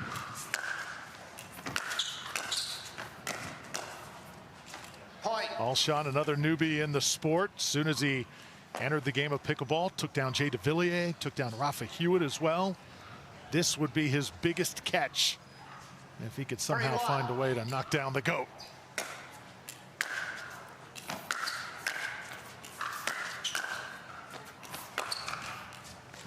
They have played 3 times, Drew, and Ben has won all 3 of those. All but 1 game as well. They did go 3 back at the Texas Open in November. Side out.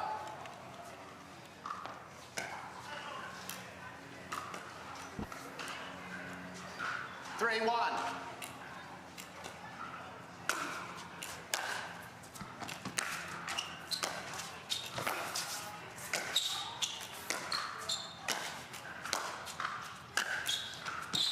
Johns puts it away. Side out now. Back to Ben. Yeah, you can see how Ben just holds that paddle and he can go cross court or go for the big topspin inside out finish. Alshon can't track it down.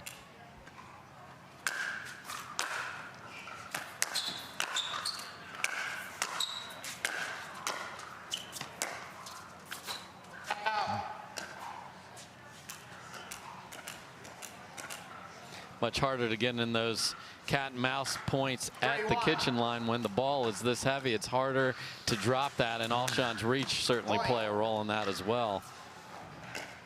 And now a 4-1 lead, so this is exactly the start that Alshon was looking for. 4-1.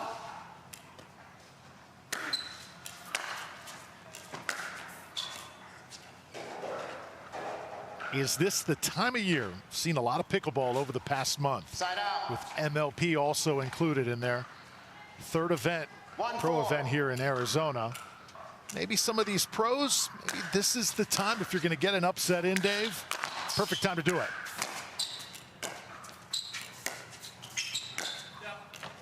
Yeah, I mean, I think all year you're going to carry that target, whether it's I've played a lot, I've not trained as much as somebody else, or the other person's just better that day.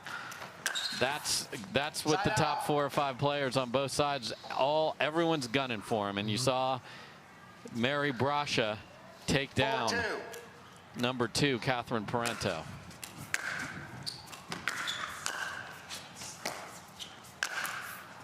Ben with the finish. Yeah, and Ben just hasn't been sharp so far with his third ball. His forehand drives have been up. Again, getting the feel of the ball. It's harder to feel that ball when it's hard, when it's feeling just no give. You got to find the way, and he's using a new paddle for him. This is something that he's got to get used to too, a different ball, because that swing right there, he stared at the paddle like we all do. Just he doesn't look comfortable, quite frankly, with the opportunity to pass, and this is where Alshon has to take advantage, get one each time he serves.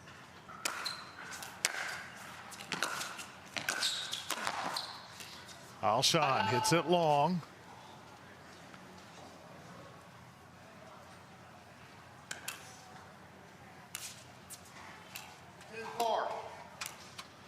So 4-2 lead. Number 1 player in the world trailing here, game number 1. Side out. That's tremendous court coverage and length, and you know, tennis players are like, wait, it's only 44 by 20. I only got to cover 20. I can cover 20, especially if you've got the wingspan that Alshon does. Side out. But that cannot happen right there. Good serve, very, very short return from Ben Johns. Big opportunity to extend the lead.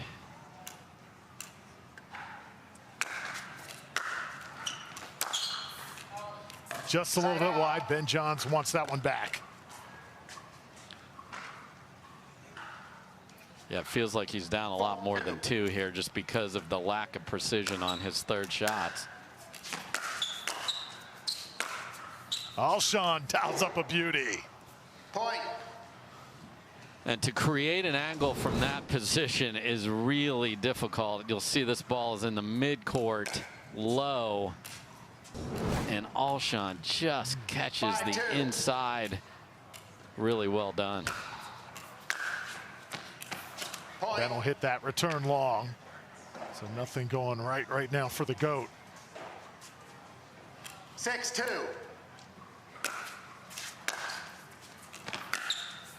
It's not out of the ordinary, though. Ben will call that I can't overrule it.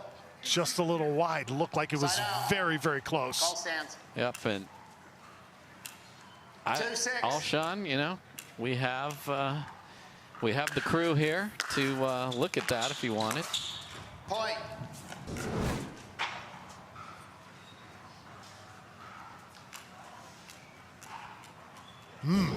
Another look at it. I don't see any way to overturn that, and Ben calls one of the fairest lines in all the sport.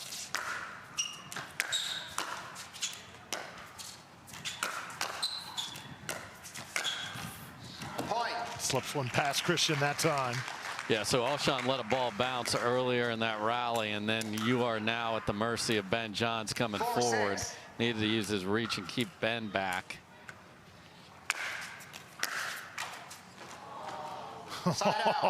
And the net gods coming into play that time. Did they ever? It hung out there for had a drink here in the desert, and then fell on Ben's side. 6-4.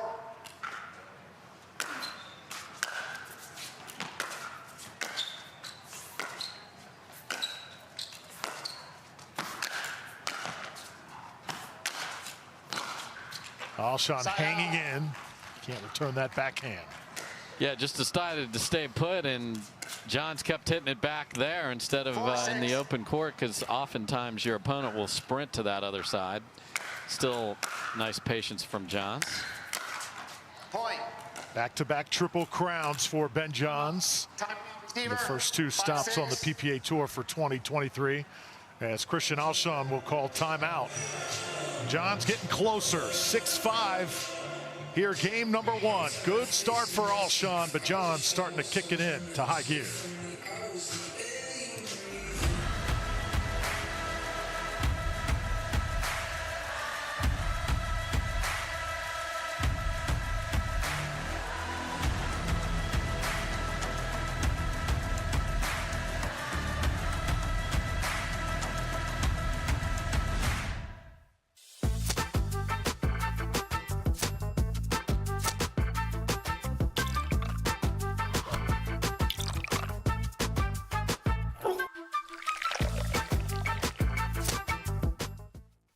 Don't let discomfort slow you down. Try Penetrex. Penetrex is different than other products with no greasiness, irritation, or unpleasant odors. Made with unique ingredients, it's 100% satisfaction guaranteed. Penetrex, the #1 online rated joint and muscle cream. Introducing Simply Spiked Lemonade. Real fruit that left the farm and has seen too much to ever go back. Simply Spiked Lemonade. Tastes like your favorite lemonade. Now spiked. It's getting juicy. Want to maximize your game performance to always stay in bounds? Look no further. Thorlo pickleball socks are specifically engineered with our innovative padding to help you perform your best. Pickleball socks that keep you on the ball. Find your sock at thorlo.com. 15 seconds. Server, 2 timeout. Receiver, 1 timeout. Welcome back to the Carvana Arizona Grand Slam presented by Hyundai. Drew Felios with Dave Fleming watching Ben Johns, #1 player on the men's side, battle Christian Alshon. Alshon, a 1-point lead here in this first game.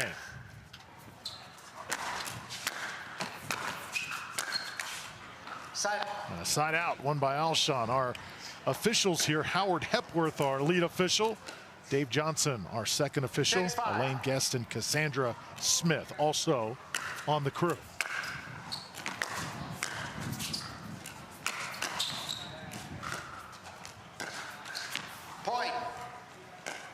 You saw Alshon go body again on Ben Johns, and he was able to fend that off but not make the next one. So I think that's a critical point for Alshon as Johns pulled within 2 and then even within 1 after the timeout.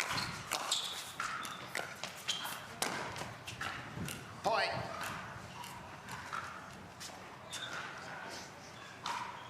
Christian Alshon, another one of those players we've seen glimpses. 85. Times where we're like, man, this kid is going to be really, really good. Wondering when that big breakout is going to happen. This could be the moment for him.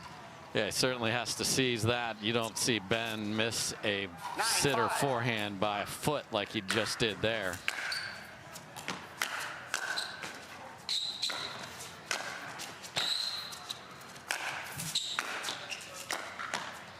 Able to hang in the point, and Johns can't redirect.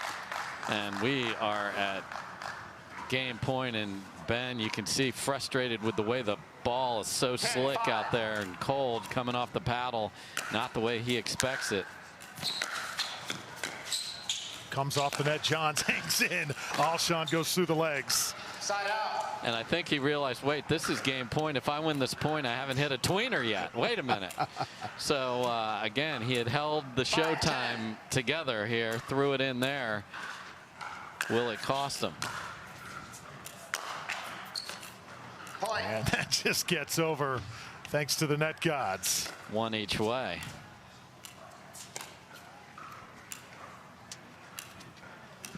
We're fast 40, the official ball here of the Carvana PPA Tour. Alshon attacking. Point Johns. 7-10.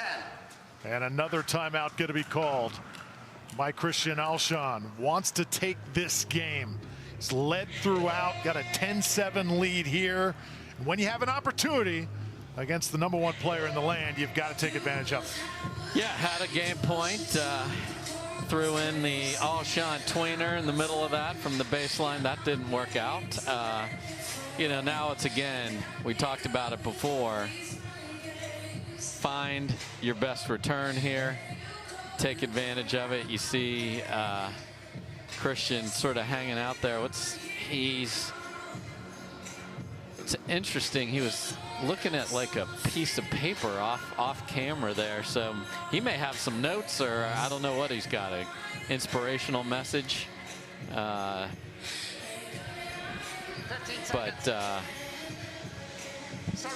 back onto the court he goes.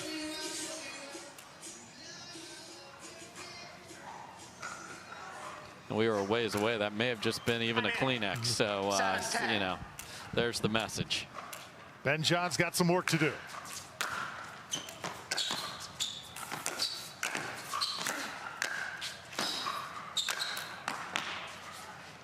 Trying to stay on the point. Eventually, Ben going to make it point number 8. He trails now by 2.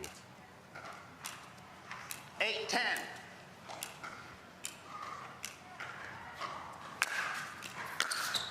Point. And Alshon mishits. Boy, this is where the mental game comes into play. You start questioning yourself, don't you? Especially in singles, you don't even have a partner to go pick you up.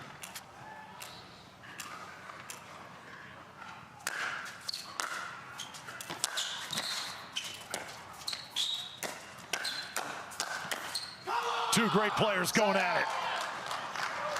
And Ben is incredulous that he just lost a hand battle at 9-10 at the kitchen line, but he did, as Alshon was able to get the left hand on top of that, and he's got a second game point right here.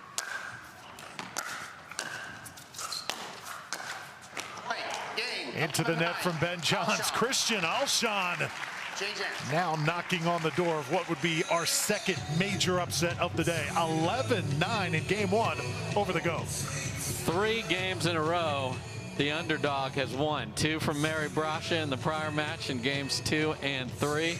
And there you see Christian Alshon, who, to his credit, played very under control. One tweener from the baseline, survived that. I was on game point, but really just playing smart pickleball. And you see this right here is just a miss off the top of the net, and Ben seemed very frustrated. We'll see what he brings out for game 2. Weather playing some tricks, certainly, with the ball right now in the court. 11-9, we're back in a moment.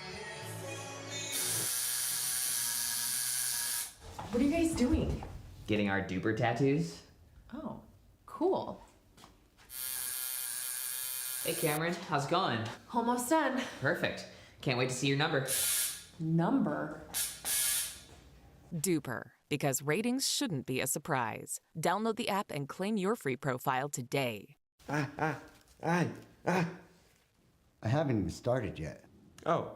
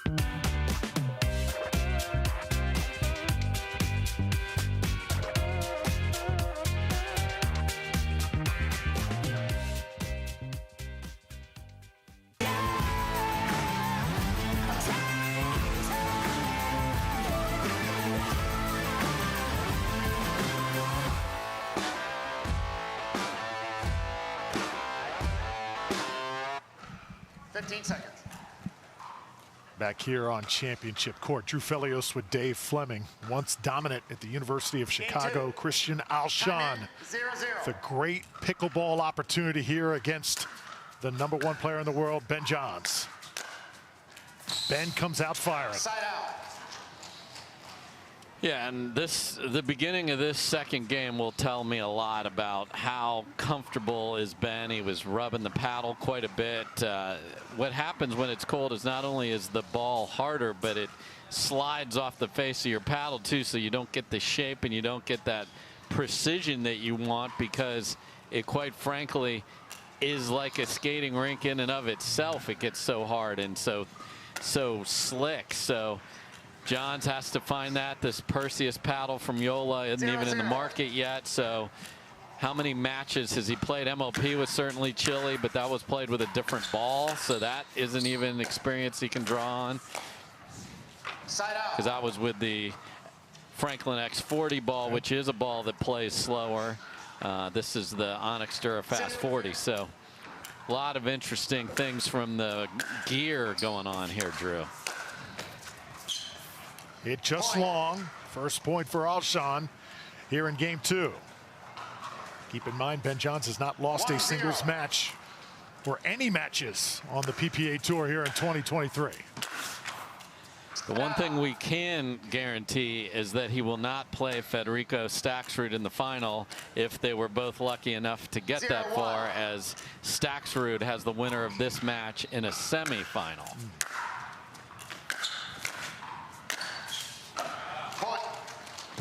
Emphatic finish from Ben.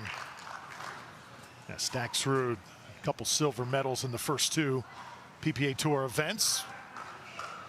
And now finds himself as that 3 seed, so he moved up, but the draw put him on Ben's side this time.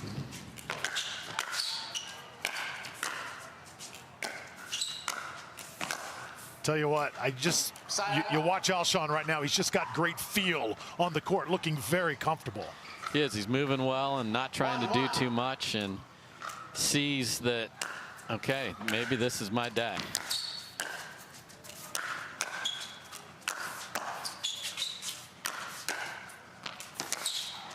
Oh, what a shot. Christian Alshon. And everyone in the building thought he's got to hit one to the forehand side of Johns here at some point. Just stayed on the backhand and then hit a clean winner. Side out. Up against the net, side out to Johns here, trailing by 1. If you're just joining us, Mary Braccia took down Catherine Parenteau. 1-2. Huge upset on the women's side about 45 minutes ago.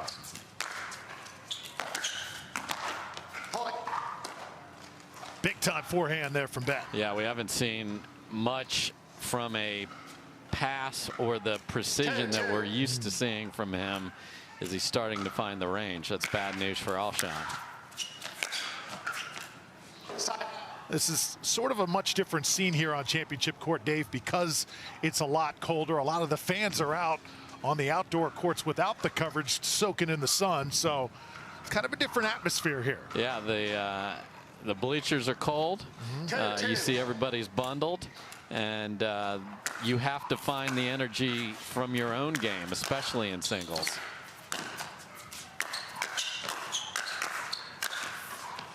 What a hands battle, Ben, with the final say. Well, there was a little message sent on that swat at the end because the court was open and the target was Mr. Alshon from Ben Johns there. 2-2. Alshon calls timeout. 2-2 here in game 2. How about this from Ben Johns? Yeah, didn't need a carrier pigeon for that message. That was sent directly. Things starting to heat up here on Championship Court. Gooder, $25 active sunglasses for anyone. That includes you, Wildcat. We see you out there bringing the fun to the starting line. You're the life of the party, whether there's a party or not. We see you making sure everyone matches. That's important. No, go back. Hooligan, Yahoo, troublemaker. You just want fun sunglasses. Find your fun at gooder.com.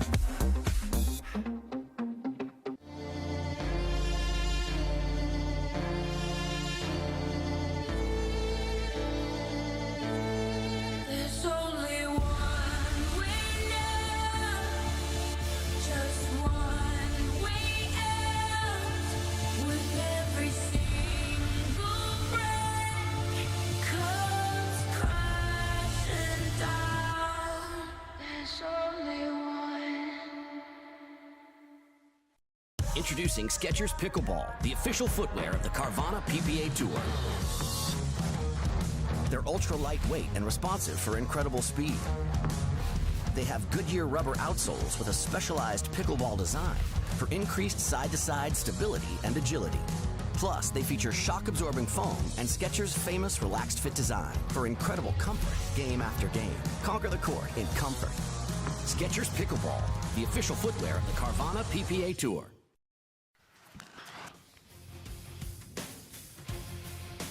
So Christian Alshon here on center stage of the pickleball universe, taking on Ben Johns here. Game number 2.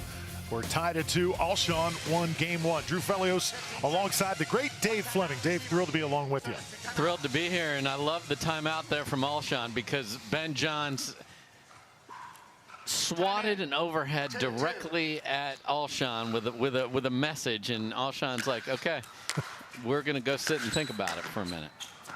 Slow any momentum down. The timeout effective for Alshon as he wins the side out. Just love and just, you got to use everything that's at your disposal, Drew. And if he's going to be fired up, if Ben goes back and serves a big serve after that point, that could run 3 or 4 in a row. So smart by Alshon.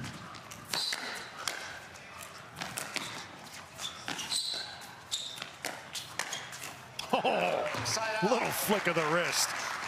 A top spin backhand roll, just devastating. Yeah, it's a tough ball to make. Alshon went with more of an off-speed roll down the line, got it up a little high, and sometimes people will miss that backhand over their head. Johns most certainly did not. Side out. Again, going big on the serve, and singles should be in the budget. If you're just laying it in every time, you're doing it wrong. 2-2.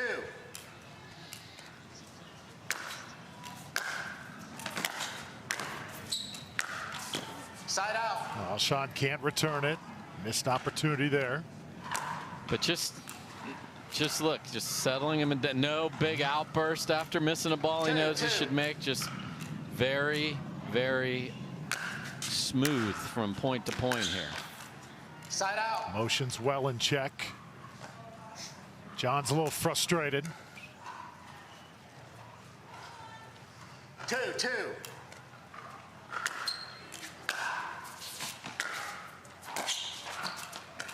That's wide. Side out. No, I think that's it right is. on the line. Yep, yeah. on the line.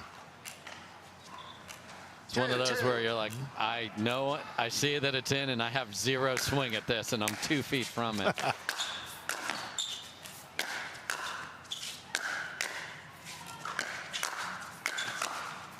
Alshon into the net. Yeah, kept volleying it in the middle, did not give Johns an angle, and then sort of got stuck with a very late scorpion tail up and wasn't able to reach that. So Johns now has a lead.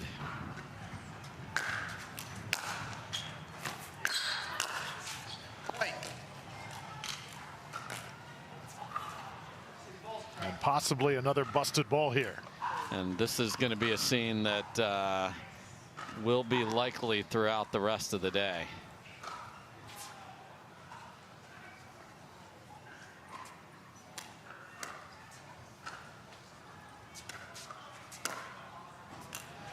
Again, the courtesy, especially in this environment. Did you get a ball that's brand new, one that's worn? How slick is it? Ben lets Alshon take a look at it.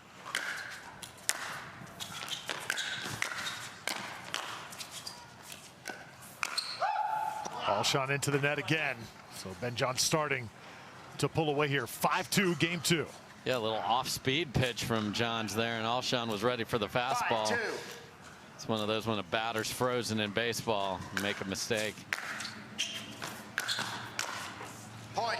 What's going on right now with Christian? Well, it's more what's going on in the man in red. The drives are lower, they're dipping a little better, and the pressure on that backhand volley elevates the scoreboard.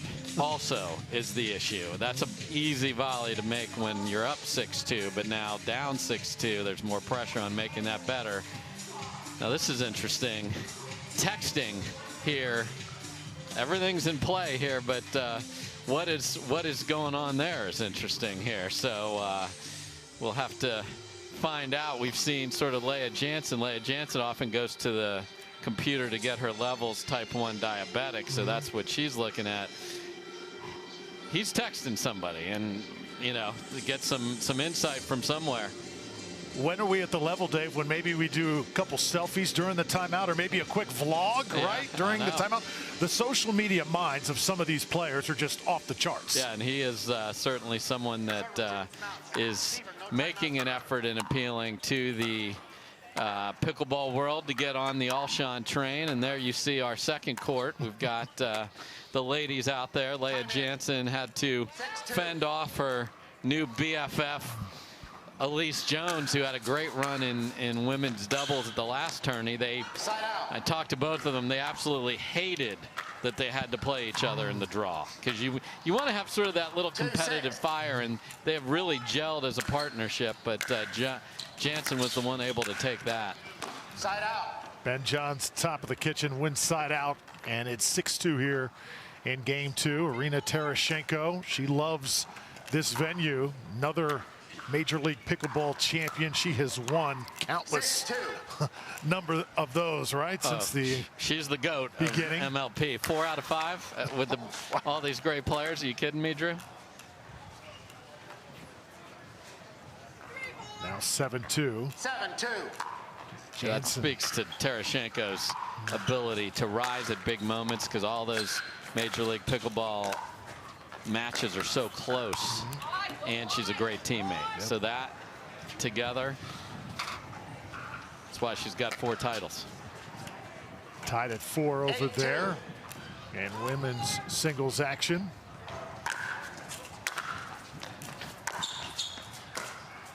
Ben Johns' lead is now ballooned to 8-2. And make it 9-2 after the ball hit wide. Yeah, and I praised Alshon earlier for his keeping the demeanor level. I'd like to see just a little emotion off something, though, here in this comeback, not to get stale.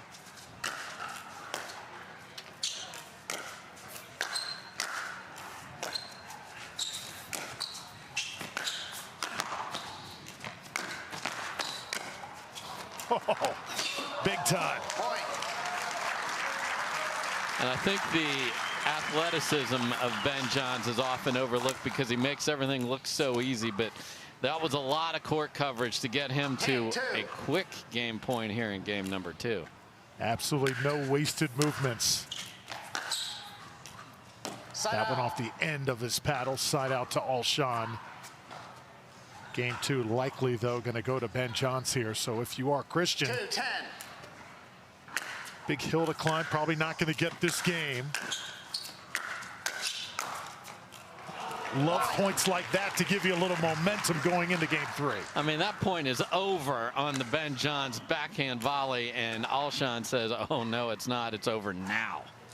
That's an unbelievable ball. That's one of the most difficult shots that's been made all day on this court. Easy open quarter for Ben. So that's the thing you see with Alshon, just remarkable ball to make there. Now it's just, again, bringing it all together, finding the chess part of pickleball, the angles, when to take court, when to give ground. But it's all starting to come together each tournament he plays.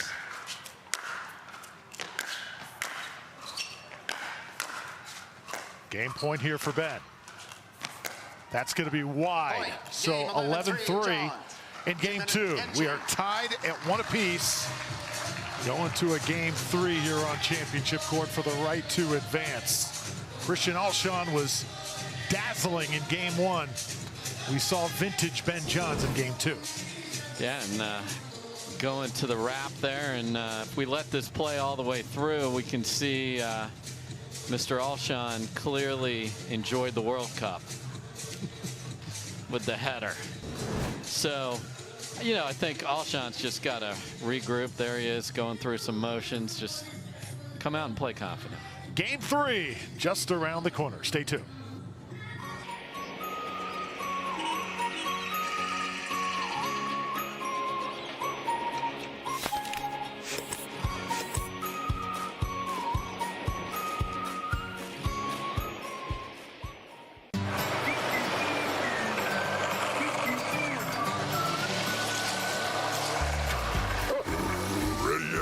Not yet, buddy.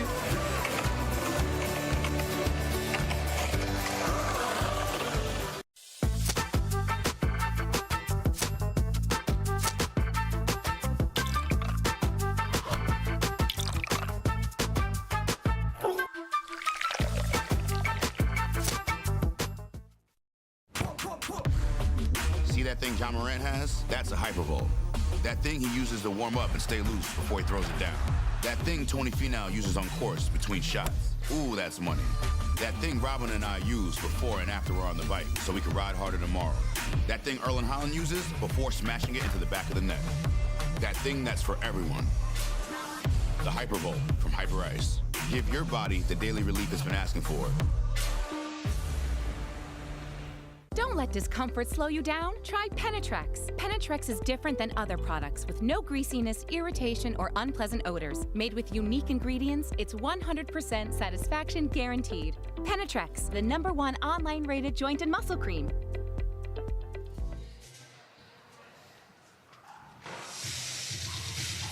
Welcome back to Mesa, Arizona, Carvana PPA Tour. Ben Johns comes back, fell in game 1, rebounds in game 2, and now semifinals within reach.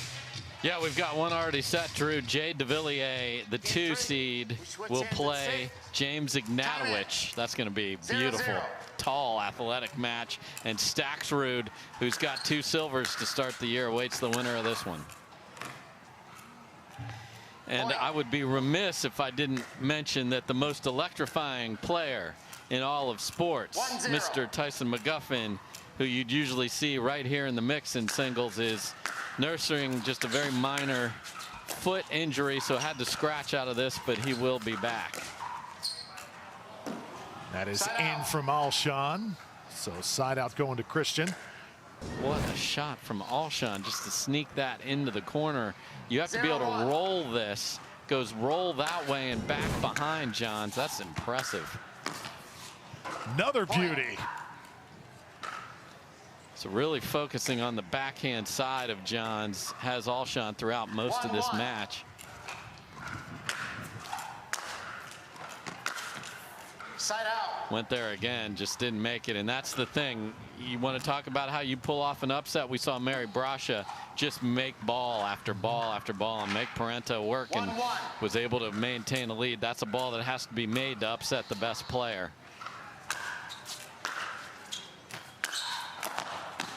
Johns absolutely destroys that forehand. It's another point. He's up 1.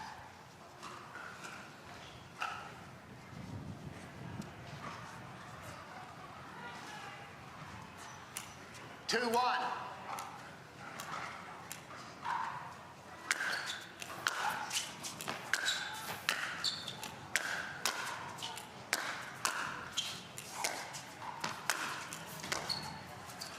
Alshon able to stay the aggressor.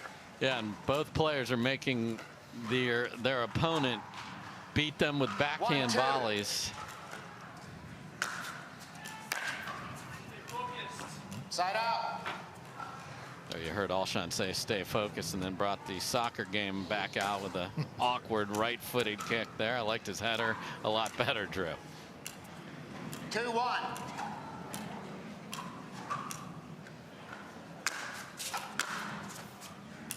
Point. So there's another mishit. Yeah, that's what the advantage of going for the big serve, and then you put Alshon in a hurry to try and make good contact, and that ball's going to fly. Alshon seeing vintage Ben Johns here. He does not like what he sees. Just like that, 4-1 here in game 3. Ben Johns taking this match by the neck right now. Yeah, he's going for the big serve, and again, Alshon covered forehand there, but the ball hasn't been going over there. That's yet another pass at the backhand side, and it is Johns who, we talk a lot about the coaching, and you'll see Colin Johns show up if it's Championship Sunday singles day in his corner, and sometimes you'll see Anna Leigh show up over there. She's got her own work to do today, but Ben goes out with a plan against everybody that he plays. So he's going there. I did not see Alshon texting anyone at that break. See if the timeout is effective here for Christian Alshon. Not going to be. Right now, he is a little bit stunned. Yeah, now what happens, you go for a little too much because the shots you'd been hitting in game 1 that were working are not working now. We'll switch sides if Johns wins this point. First one to 6.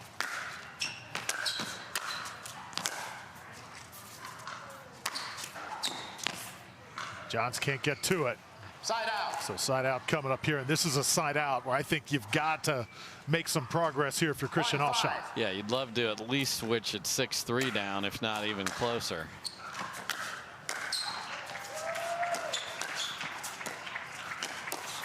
Oh, Ben is so good. Yeah, and he, you know, the way he holds that backhand, there are so many ways that he can put that down. That one he went at Alshon, and Alshon a lot less comfortable with that backhand to backhand exchange, and Johns is going to win that most of the time, especially a one-hander from Alshon. Every shot just pinpoint right now from the world's #1. And he's finally found the feel on the ball. You see him put the forehand way up in the air with the Cobra there, and then comes flying over to finish. So Ben Johns looking very good in game 3. We'll switch sides. Stay with us. We'll see if he can finish. My name is Leigh Waters, and I'm a professional pickleball player. My daughter, Anna Lee, is my doubles partner, and her 16th birthday is coming up. It'd be great to get her a car, and Carvana has helped us make that dream come true. They have thousands of options, and I'm a mom, so of course I want Anna Lee to have something safe. Anna Lee has absolutely no idea about this car, so I told her we're going to Carvana's vending machine for a photo shoot. Drum roll. I think this belongs to you. Oh my gosh, what? Happy Sweet 16, Anna Lee. Experience it for yourself at Carvana.com.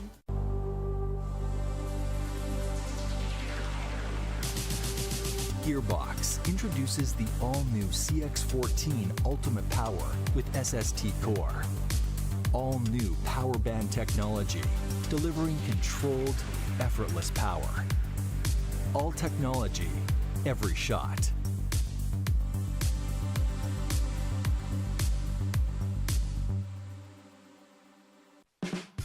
There's never been a better time to get away.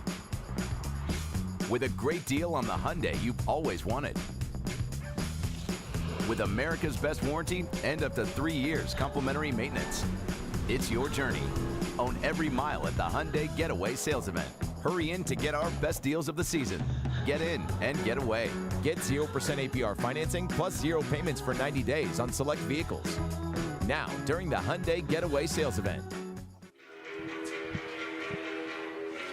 Welcome back here to the Carvana Arizona Grand Slam presented by Hyundai.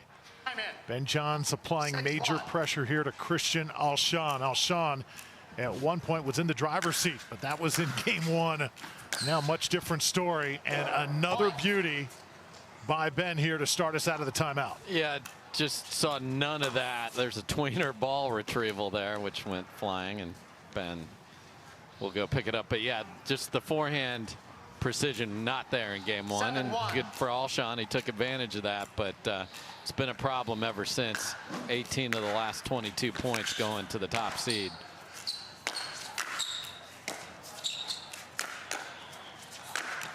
Alshon needed that one. And I remember your message overhead in game 2, Mr. Johns. That overhead could have gone anywhere. And much like the bull that sees that red cape, he saw a red shirt. Look where this thing goes. Right at him.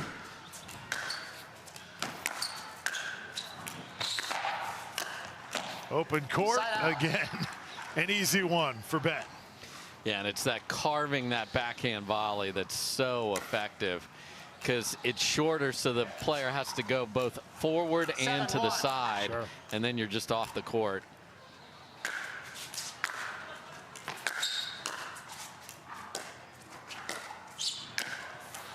Ben Johns just a little flick, and it is perfect. It's 8-1. Yeah, and that's where Ben has the big advantage here on the backhand side, and exploited that, been going there time and again when they're in those near the kitchen exchanges.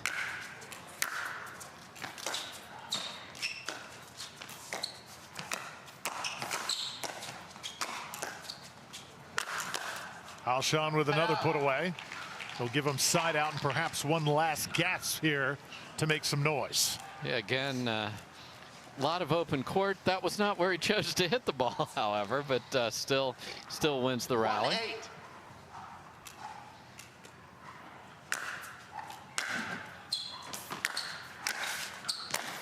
If this match teaches you one thing, it's how good you have to be to beat Ben Johns. I remember, Dave, in Phoenix a couple weeks ago, Julian Arnold played exceptional, but it looked somewhat similar to this match right here. Yeah, he was able to grab a game in that one as well, but not the whole thing. And, you know, the fact that Ben feels great driving his two-handed backhand, which we quite frankly haven't seen him a lot. There's one right there, and there's, thank you, Ben.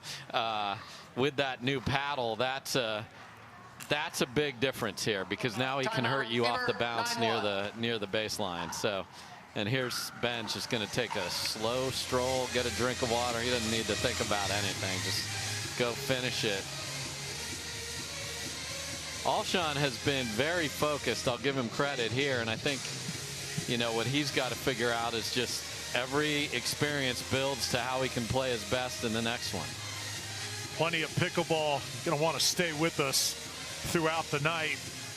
We have a special elongated edition here on day number 1. We got Leigh Waters and Salome Davite. That's going to be really interesting next right here on Championship Court. The women's semifinal. One player, experienced, long tennis career, making waves in pickleball. The other right now, the darling of the pickleball world. Yeah, who hasn't played forever, because Yana Grechkina won a match but then had to pull out. True. So Leigh did not play a quarterfinal earlier today.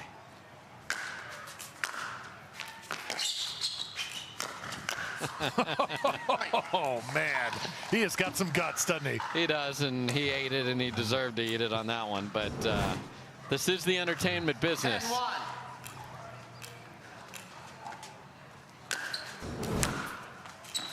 Match point here for Ben.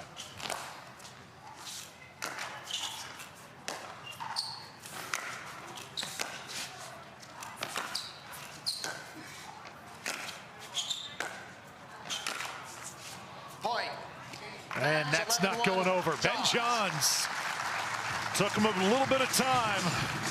Fell in that first game, but able to rebound and dominate in the final 2 games. 11-3, 11-1. Exceptional from the go.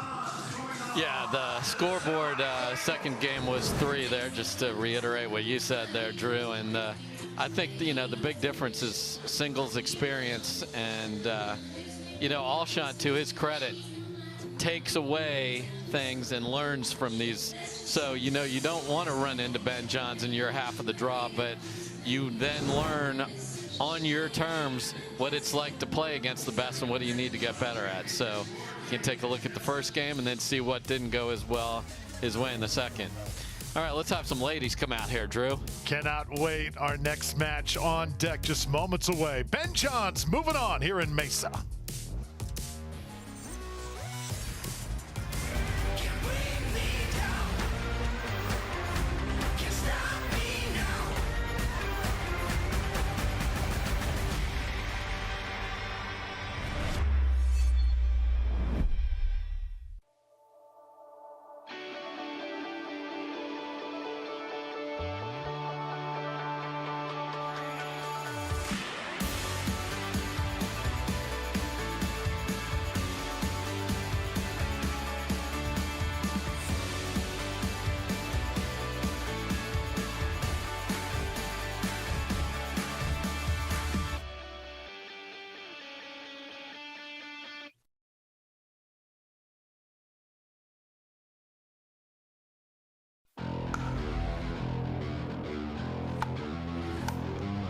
The future of pickleball is here. Welcome to Top Court. For my top tip, when it comes to hitting serves, you want your serves to land back here in this area. want to keep that paddle towards your body, and it's more of a push with my shoulder.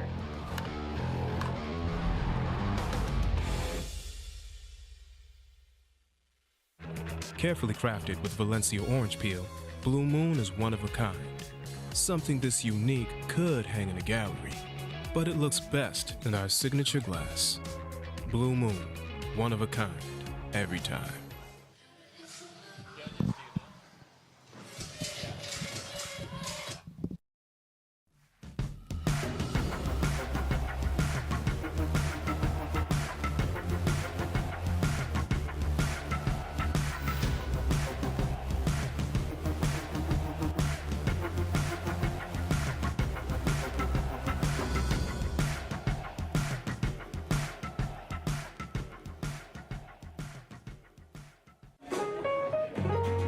On Holland America Line,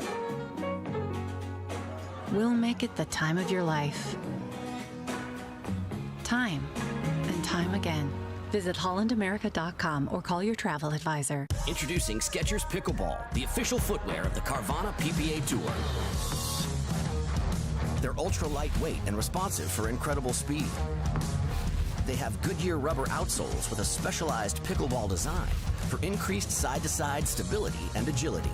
Plus, they feature shock-absorbing foam and Skechers' famous relaxed fit design for incredible comfort game after game. Conquer the court in comfort. Skechers Pickleball, the official footwear of the Carvana PPA Tour.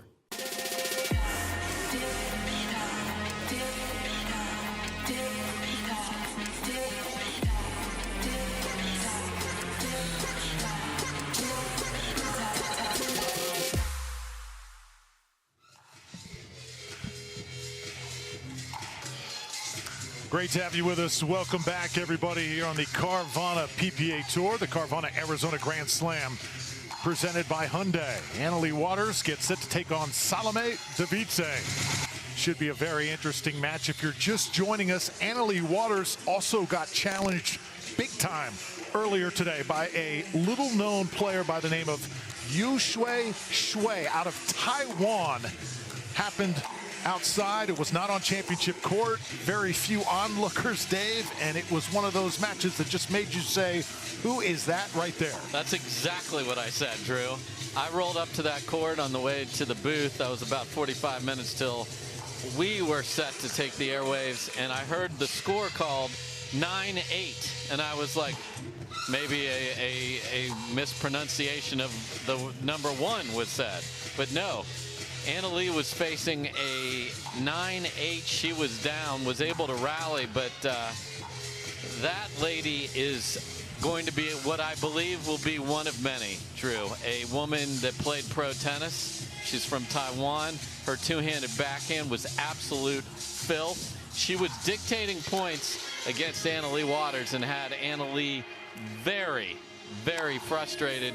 But Leigh hasn't lost a singles match since June, Dre. Leigh Waters signed a huge contract today with Paddle Tech. She was not messing that up. So kudos to Leigh for getting through that match and for also sort of setting the standard. Everybody's going to want this. She's going to have this paddle line through Paddle Tech, and that's going to be a very popular item, much like Yola came in big and hot last year, entered with Ben Johns on the paddle. Obviously, Paddle Tech is a great paddle company that's been around for a long time, and Lee's been with them since the get-go. So that relationship will continue. So enter Salome Devilliers, player we've had a chance to really get to know over the past year. Incredible experience on the tennis circuit, traveled to 42 different countries, speaks 5 different languages. She could play with the absolute best of them. She's got a golden opportunity here against Leigh Waters. Yeah, she does. She was the youngest Fed Cup participant ever, 13 years old. She played for the country of Georgia. That's the women's version of Davis Cup, if you aren't as familiar with that, if the tennis folks are. And Lee's getting some last-minute instruction from her mom, and I think the key here is to come out and get going. I mean, she hasn't played a match in easily 2 hours. And that is difficult in the cold to be able to get your best stuff going. So there you see her even just doing some sort of dance move over there. And you can see we're in Minneapolis next week. We are not in Minneapolis right now, but you can see how bundled up the folks are in the crowd. I mean, we got full toques and winter coats going on here. Devilliers and Waters. Sit back and enjoy on the Tennis Channel app and also on YouTube. Drew Felios along with Dave Fleming. It is off we go here. Women's singles quarterfinals. Got a foot ball, point. Right foot on the follow through, on the momentum.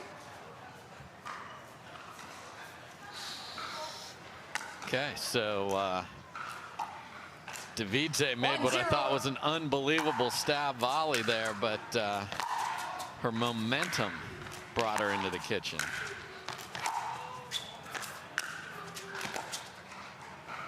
And let me explain what I mean by that. So if you make the shot and you're moving, even though when you made the shot your feet were behind the kitchen, if the momentum of your movement to get to that shot propels you forward and you slide onto the line, that is still a fault. You have to be under control and stay out of there.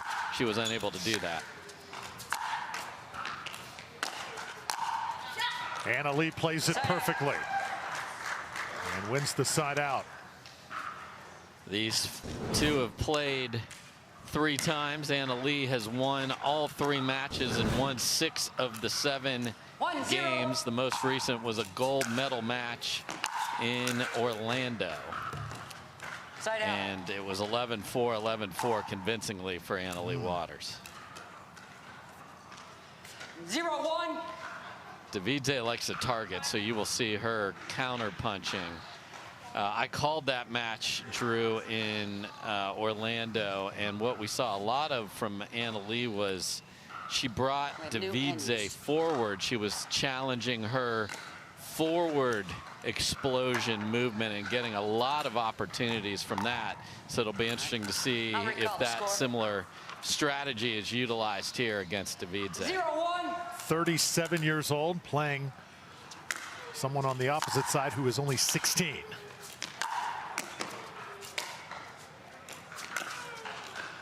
And playing that as well as it can be played.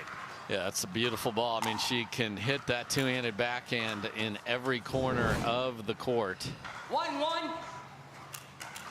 Great stab volley, and then just holds this and finishes. Can't return it that time.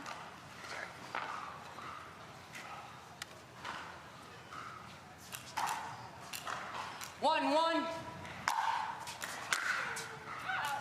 Point.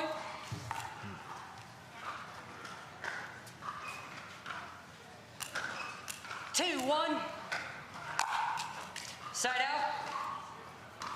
Goes for the big serve, gets the missed return, and then not a clean contact on that serve at all from AL. 1-2.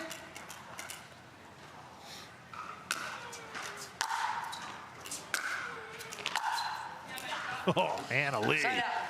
Beautiful passing shot with the forehand. Yeah, so if you come in behind a ball that's short against Anna Leigh Waters, you're stuck guessing, and that inside-out forehand's just perfection from Anna Leigh Waters.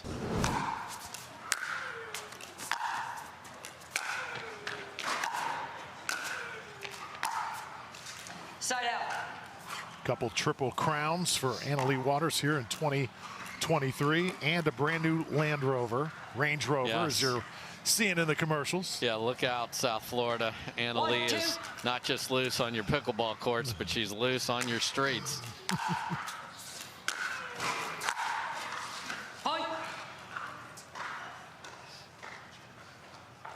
Much more aggressive approach to this match from Devilliers than when they played last time. She tried to just counter the entire match, and that did not work out. So she's been coming in to the net and has gotten a couple of mistakes from Waters. Now the first lead for Devilliers. 3-2 here in game 1. 3-2.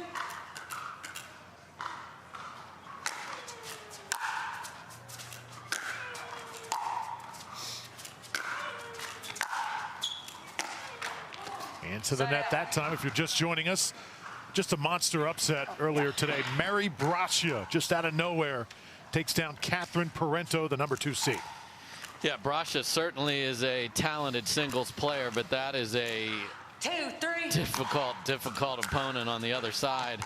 And not just that, but the means in which that match happened. She's down 11-3, 4-0 and wins it in 3-1 in convincing fashion in game 3.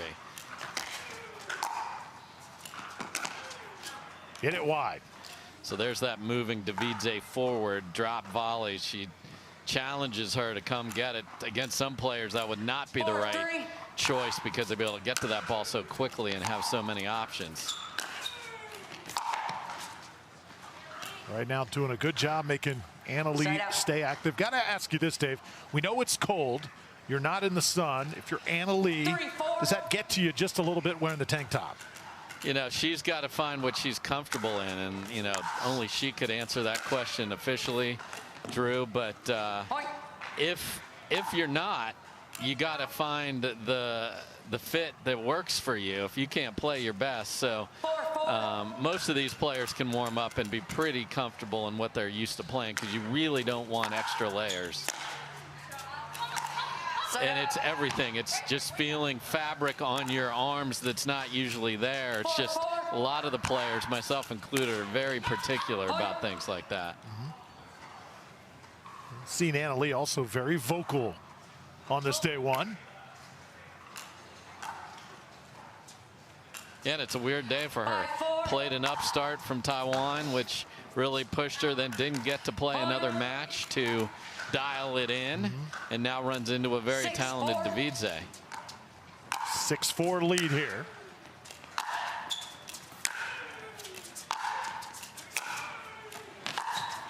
Anna-Leigh goes to that backhand up against the net. Side out now to Devilliers.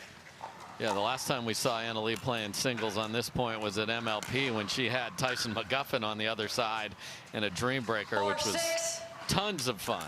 So different ball, different setting for Leigh Waters.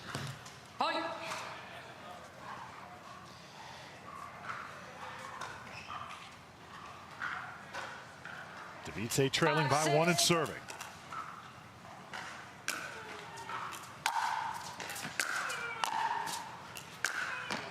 Devilliers will hit that one just wide. She had the entire 10 feet of that side of the court open as Anna-Leigh was forced to guess, and Devilliers, boy, big opportunity lost there.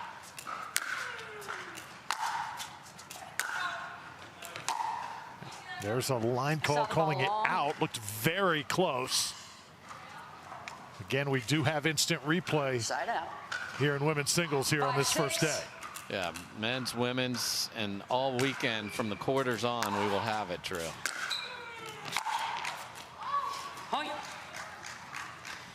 Again, Devilliers really coming forward and putting the pressure on Anna-Leigh to beat her with a passing shot. And 6-all shows you that that is working. 6-6.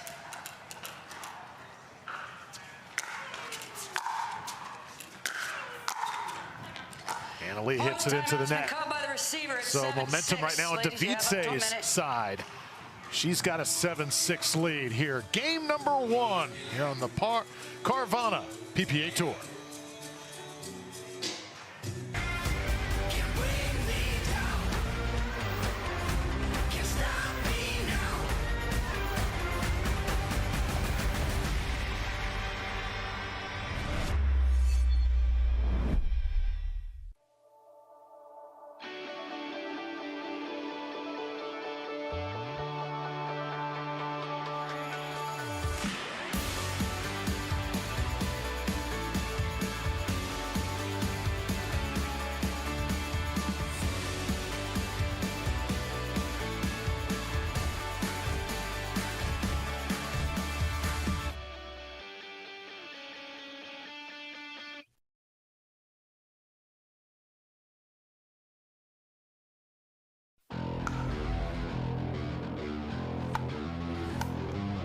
The future of pickleball is here. Welcome to Top Court.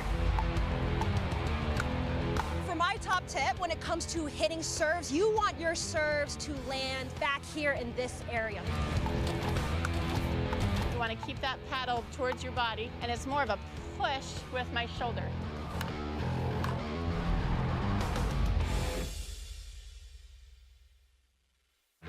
Carefully crafted with Valencia orange peel, Blue Moon is one of a kind. Something this unique could hang in a gallery, but it looks best in our signature glass. Blue Moon, one of a kind, every time. Leigh Waters, #1 player on the women's side, getting another solid test here in women's singles. Carvana, Arizona Grand Slam presented by Hyundai. Drew Felios, Dave Fleming. Devilliers stringing together her best 3 or 4 points here so far in this match. Time in. Yeah, and you can see everyone's bundled. We had the upcoming tour stops back there. Minnesota, we see you. We'll see you next week, as a matter of fact. Leigh comes out firing out of the timeout. Yeah, great return and takes the net, so aggressive play there from her. Biggest adjustment to the indoor game from coming outside. Oh, significant. Obviously, even though you're in Minnesota, you're going to play in no wind conditions next week. The other thing that you'll have is sight lines are different indoors, so the sound is different, the sight lines are different. You're used to the natural sunlight or the outdoor light, which shines down. A lot of the indoor facilities reflect light up and off the ceiling, so just a lot of things you have to adjust, but once you're there, you're certainly not going to be cold indoors. How about that backhand by Devilliers? Yeah, really solid first game. Again, she is a player that loves a target, and it was a narrow one there, and she able to hit that two-handed backhand perfectly. Impressed so far, Dave, by the ground strokes of Devilliers. No question. Tried to take a little bit off that one. I am not impressed with the choice she made there, however. A drop shot against Lee's going to track that down anyway. And in tennis maybe there, but Devilliers was even, if not a little ahead on the two-handed backhand exchange there. 7-7.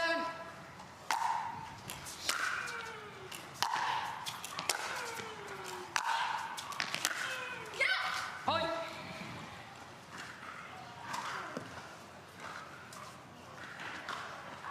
Heard the elation from Leigh briefly after that point. Devilliers, you also hear the sound effects during every ground stroke. There's a lot of sound coming off that side of the court.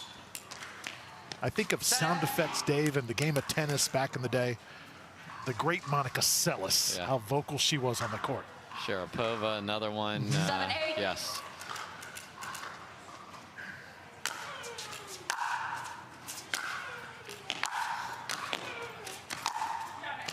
Oh, Leigh Waters, bring it up. So when Devilliers comes forward, because she doesn't have the lateral quickness of Leigh Waters, has to make a very good first volley, and if she leaves that up at all, she's in deep trouble. Side out. And Leigh airmails a serve, so that's a couple of missed serves here.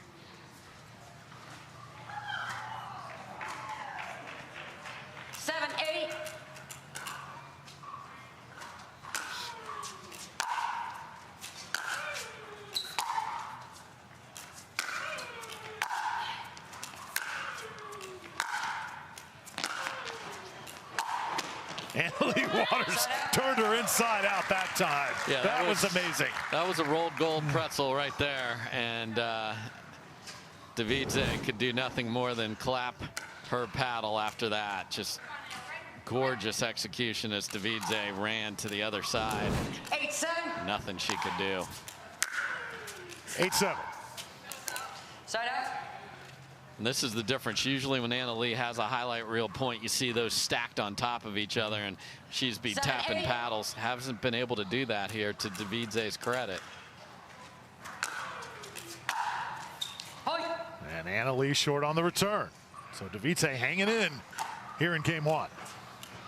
Well, it's cold enough to have 2 snowmen on the board here, so can Devilliers come up with something here and really put some scoreboard pressure on Anna Leigh?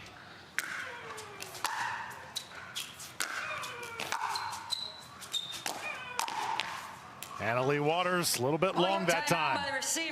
Timeout going to be called.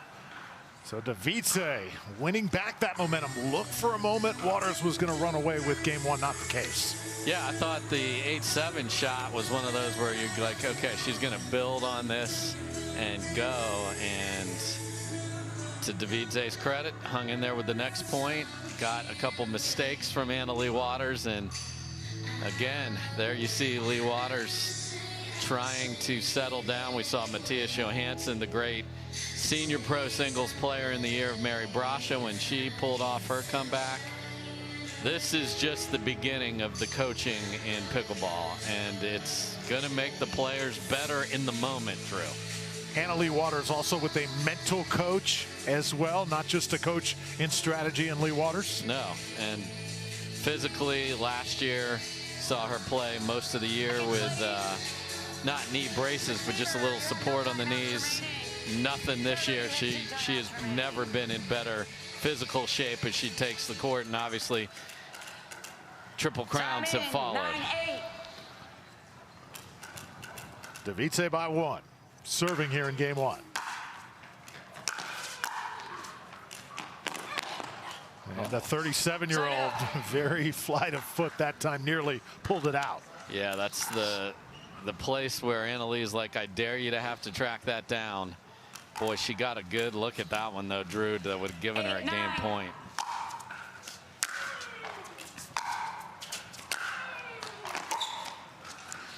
Anna Leigh can't return it. And again, Devilliers, any ball she's had a chance to come forward, she's done it. You know you're going to get passed on occasion by a player of the quality of Anna Leigh Waters, but you're going to get mistakes and you're going to get opportunities, and here we go again.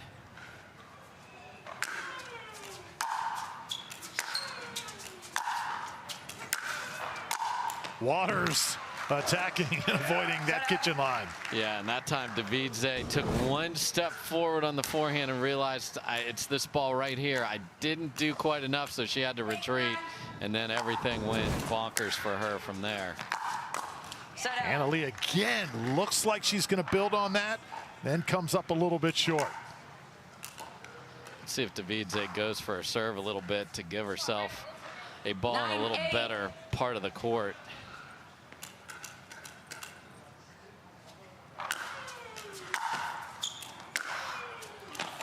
That one too long. That's exactly what she did. It was in a great spot and then couldn't make the next one. 8-9.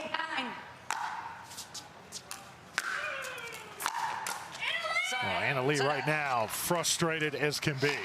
Yeah, you don't get extra points for hitting the guaranteed rate sign, Drew, and she's hit it 2/3 in a row. I mean, stunning misses after she went with the lob serve, which I thought was great. Got a very short return from Devilliers.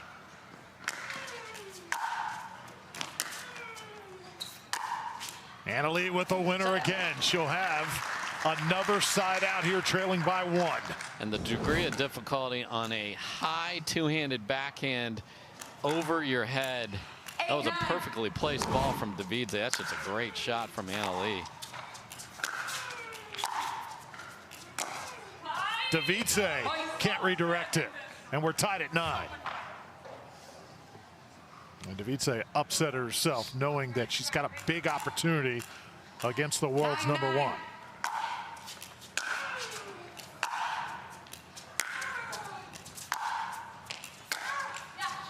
Little short. Anna Leigh Waters again pulls herself up when she's in trouble. We saw it earlier today against Yushe Shui out of Taiwan. Anna Leigh trailed 9-8 in game 1. Same thing here with Salome Devilliers. Trailing 9-8, she comes through when it matters most. Yeah, it's been the place, you know, and this is probably, as we talk about coaching and just Devilliers obviously has played high level tennis, but just to be able to say, hey, here's a couple patterns I'm seeing. When I've seen you get aggressive, it's worked out. Stay with that. Just a couple little things, because look at the difference. Here, Leigh Waters has one of the best players in the world. And just if you're new to the sport, that's Leigh Waters, her mom, who unfortunately tore her ACL. She will be getting that surgery within about a week's time here, and we wish her well in that recovery. A tremendous player of her own. So now ingesting herself into this from a coaching perspective. So I'm sure she's thrilled to be able to give those couple of nuggets to her daughter. Salome's got to do it all on her own on the other side. Game point with Leigh Waters serving.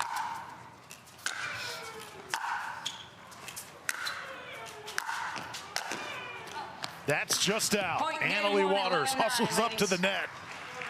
She took everything that Devilliers threw at her and eventually wins by 2 to take game number 1. Yeah, a little awkward two-handed backhand volley there from Devilliers. And Leigh is cracking up her mom over there. That's bad news for Devilliers, as she's that loose when it was a tight match, but very awkward swing at that last two-handed backhand from Devilliers right there. So Devilliers and Waters, we're going to game number 2. Waters able to escape. We're back to Mesa after this.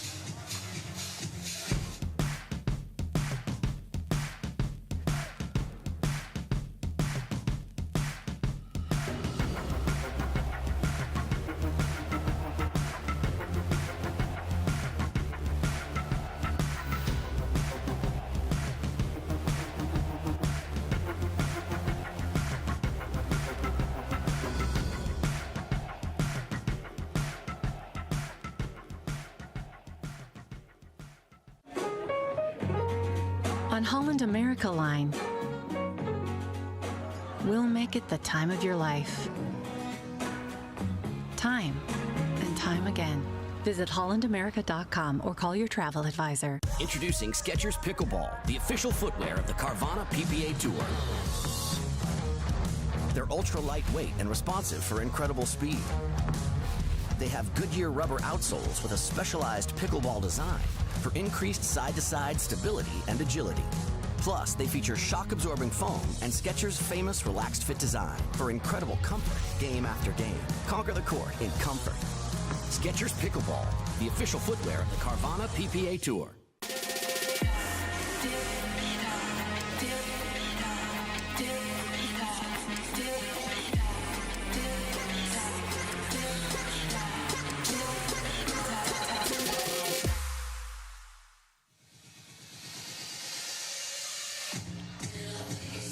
And we welcome you back to Mesa, Arizona. Carvana, Arizona Grand Slam presented by Hyundai. Salome Devilliers, impressive in game number 1. She's one of those players, Dave, that has threatened the PPA's best, but just has not fully gotten over the hump on the tour. And she's going to rue those opportunities at 9-8. She had several, just couldn't get it done. You see, she goes way to the side to serve again. And that's a good message for people watching at home. You don't have to stand right at the tee. You have that width. You can't go wider than the wide edge of the court, but gives you some different approaches and angles. Devilliers misfires. Great job by Leigh. Sometimes when you get a ball off the net, it throws off your whole timing. She was able to gather herself and then come roaring forward. I'll recall it. Let's serve. Leigh will do it again. 1-0.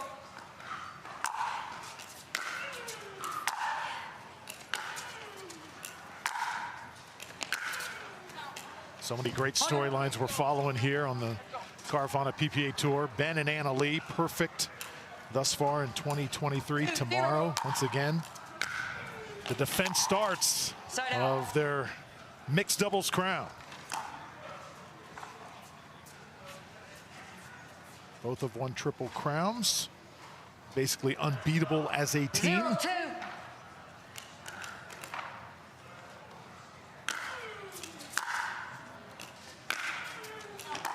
Side out. Devilliers had a ball that you don't want to let this get too far away. Had a good look at a ball there. Just and here we go with the bringing it short again.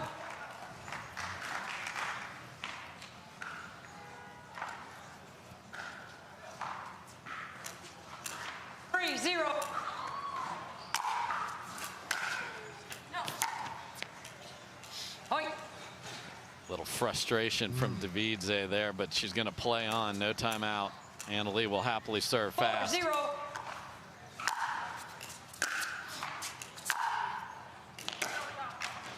Side out. That's one of the more awkward wish swings I've seen her take. It was all arm, open stance, but she didn't even stay down and come through it. And tried to will it in like a golfer out of one of these beautiful courses out here. Never stays in the green.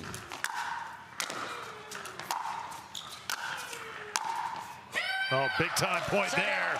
And a fist bump for Leigh. And some heavy decibels rocking around inside there as well. Great job by just reading the paddle of Devilliers on the finish here. Comes right back across where Leigh was. Devilliers matches it. Comes right back for the side out.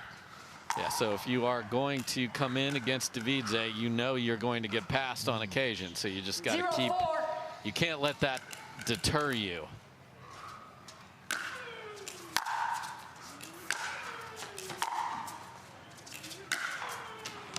And Devilliers right now teeing off. That shot is in.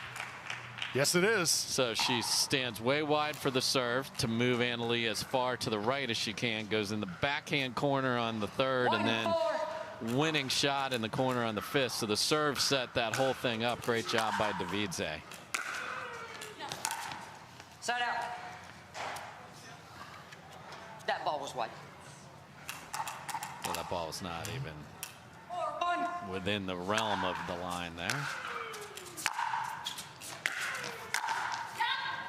And Waters able to put it away.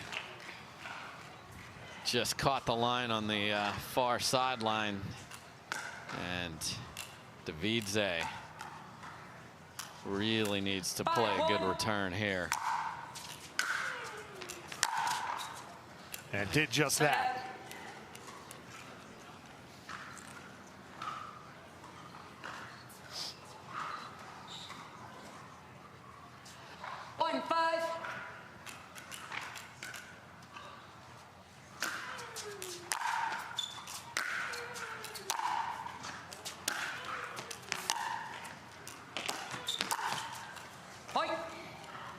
Leigh Waters comes up short. So again, that was one of those on purpose short balls to then chase down and get ahead in the point, but it sat up too much and a little harder to do with this ball today to have the touch to feather that in there. Flat once again on the return. Few service return errors, a couple of them in game number one from Waters as well. So an opportunity here for Salome Devilliers. She can get this point. She'll pull to within one. Not going to happen. Wow, got an absolute late Valentine's Day chocolate off the net there that stayed in and then had half the court. She had that same opportunity in the first game with the half the court and couldn't make it. Devilliers got to go get it. Oh, that's where the 37-year-old leg's just no match for the youngster. Well, and it's the ball before that she tracked down off the net cord before this overhead. And then Devilliers guessing to the left just got beat. But what a get by Leigh, and then to be able to throw it over Devilliers' head. And now it's snowballing a little bit. Receiver at 7-3. So 7-3, ALW leading Salome Devilliers here on championship court. Timeout on the court. We'll step aside, come back to Mesa in just a moment.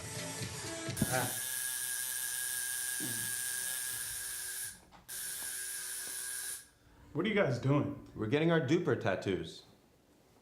You know it changes every match, right? Duper, keeping tattoo removers in business by updating after every match. Download the app and claim your free profile today. Can you change that 6 to an 8? I sure can try.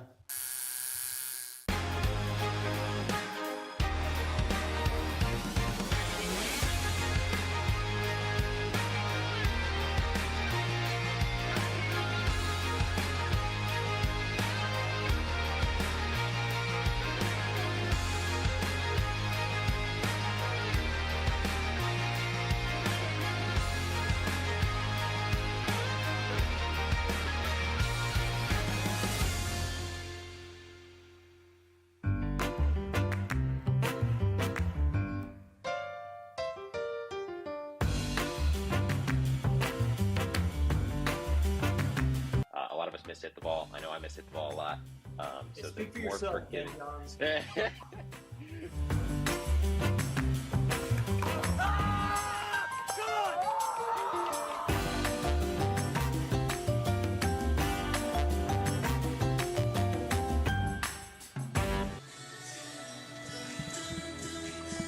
Welcome back, everybody. Carvana Arizona Grand Slam presented by Hyundai.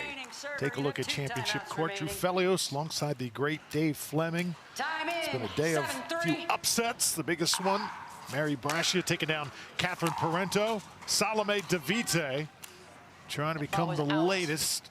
Point. She appealed to me. The ball was out. Point. So interesting there. Anna Leigh played a ball that she wasn't sure, and immediately you have to immediately appeal to say, did you see it? And the ball was deep. DeVite will put it away. Safe to say, DeVite's had a few controversial calls over the course of her career in the PPA. Yeah, no doubt. I like that we've had a very clean match here, Drew, and now DeVite needs to focus on a massive comeback here, or it won't matter because she'll be playing in the back draw. Oh, how about that inside out? So that is, if you want to learn what inside out looks like, it was beautiful because she set up to go cross court with it and then cut the paddle through. Watch this. This is what inside out. Brilliant. Fooled DeVite. That's a great ball from Anna Leigh Waters. And you see the frustration from DeVite. Yeah, that was a very, very attackable ball for DeVite. Now she's got to go on an egg hunt to find that over there. That's it. That's it. That was it. 9-3.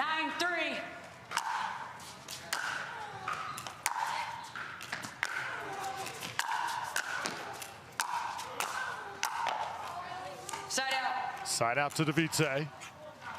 The other thing the cold can do, Drew, is it just sort of gets your legs in cement. It's hard to keep them warm and be able to keep moving and get your feet in a good position. Anna Leigh would usually be there on that last ball, just couldn't quite make it.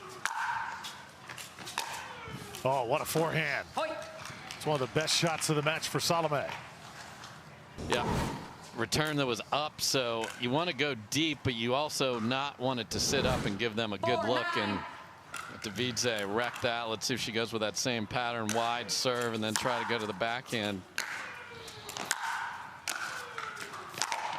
Now DeVite in full attack mode.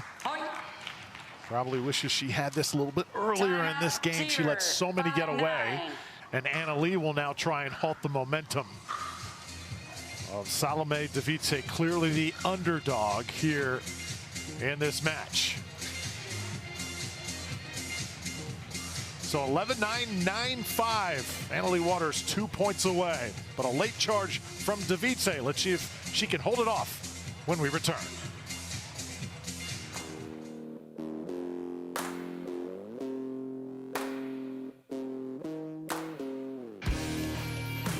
This spring, you don't have to be a baller to buy like one. With a power bid approval from Guaranteed Rate, you can go head-to-head with cash offers and win. Call a Guaranteed Rate Loan Officer today. OS First, the official sock sponsor of pickleball. Stay in the game with OS First socks with purpose and compression bracing designed for comfort, injury prevention, and improved recovery. OS First is the official sock brand of pickleball and the PPA Tour. Visit www.thepickleballsock.com to learn more.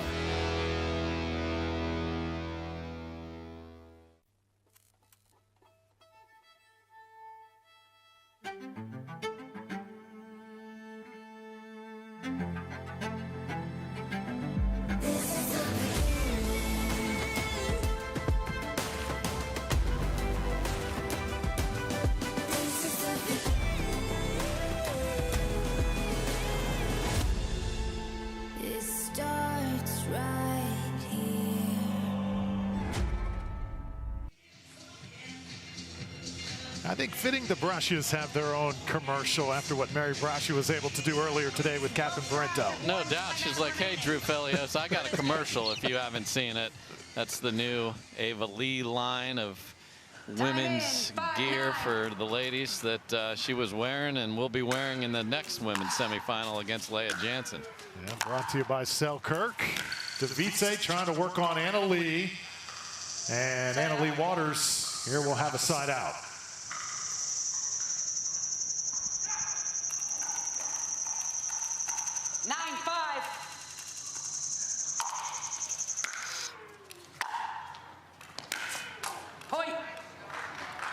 Anna Leigh Waters closing in on a berth here in the semifinals. 10-5. Side out. Sorry. Gonna have to wait just a moment.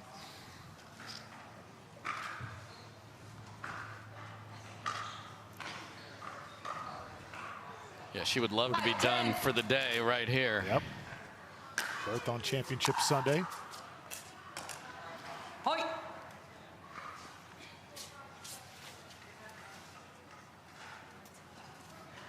Six, 10. So now 10-6. Side Oh, out. how about an error like that whenever you're trying to battle back with no margin for error? Yeah, that's, I talk about the budget for singles going for your, but that ball was, that hit in the middle of the P on the PPA Tour on the net there.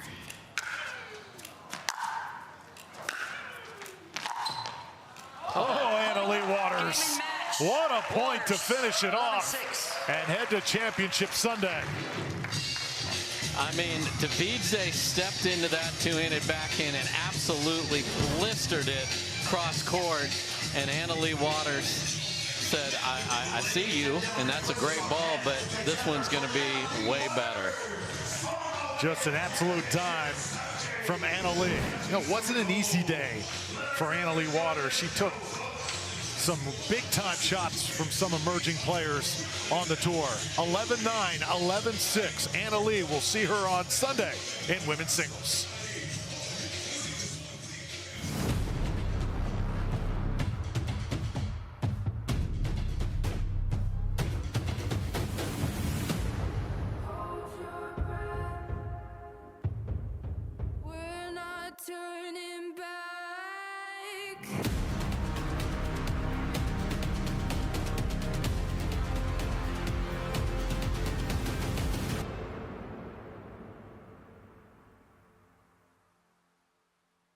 Hi, I'm Rick Barry. I used to play professional basketball. Now I'm into pickleball. Performance is really important, but also recovery is actually just as important. LMD is a product that I use constantly before my matches and after my matches for my recovery. Great for inflammation, great for recovery. I keep coming back to this. AlloMD all day long, baby. I use it. I use it. I use it. I use it. I use it. AlloMD, Acute Relief Cream.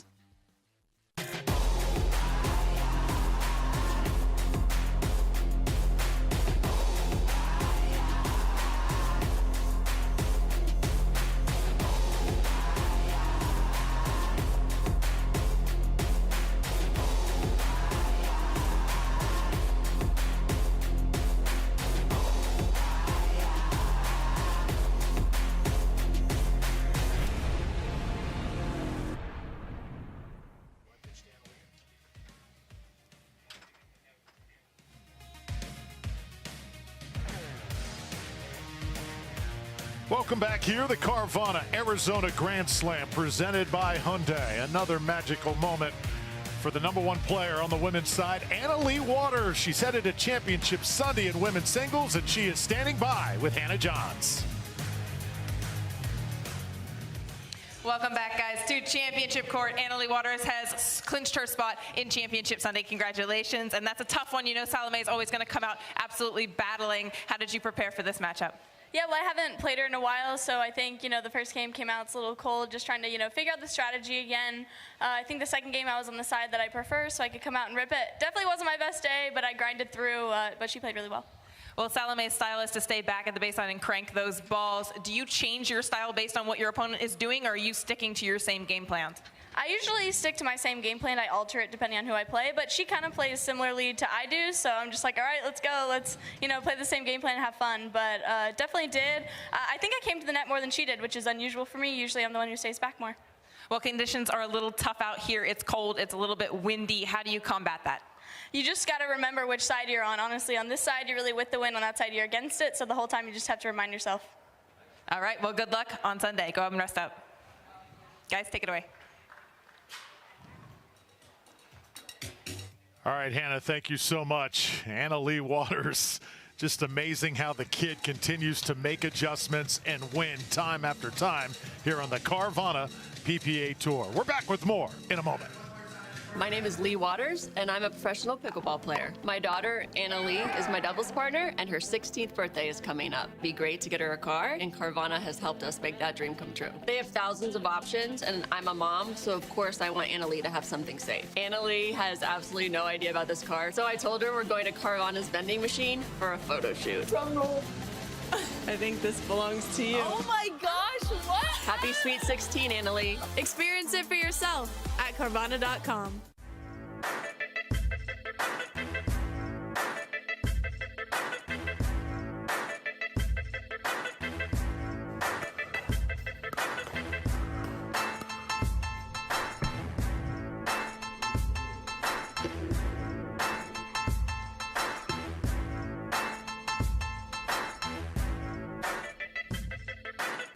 New People Pickleball.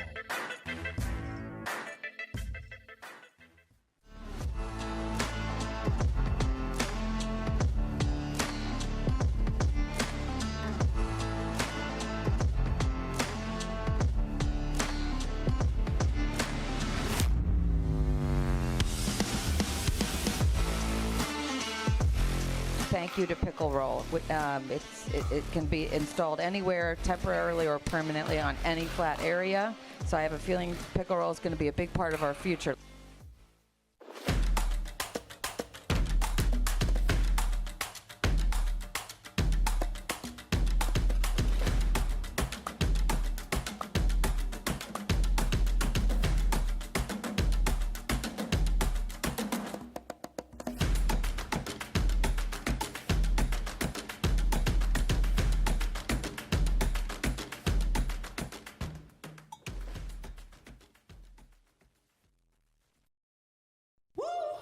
I don't think she's feeling it right now. I won't be on my phone all week.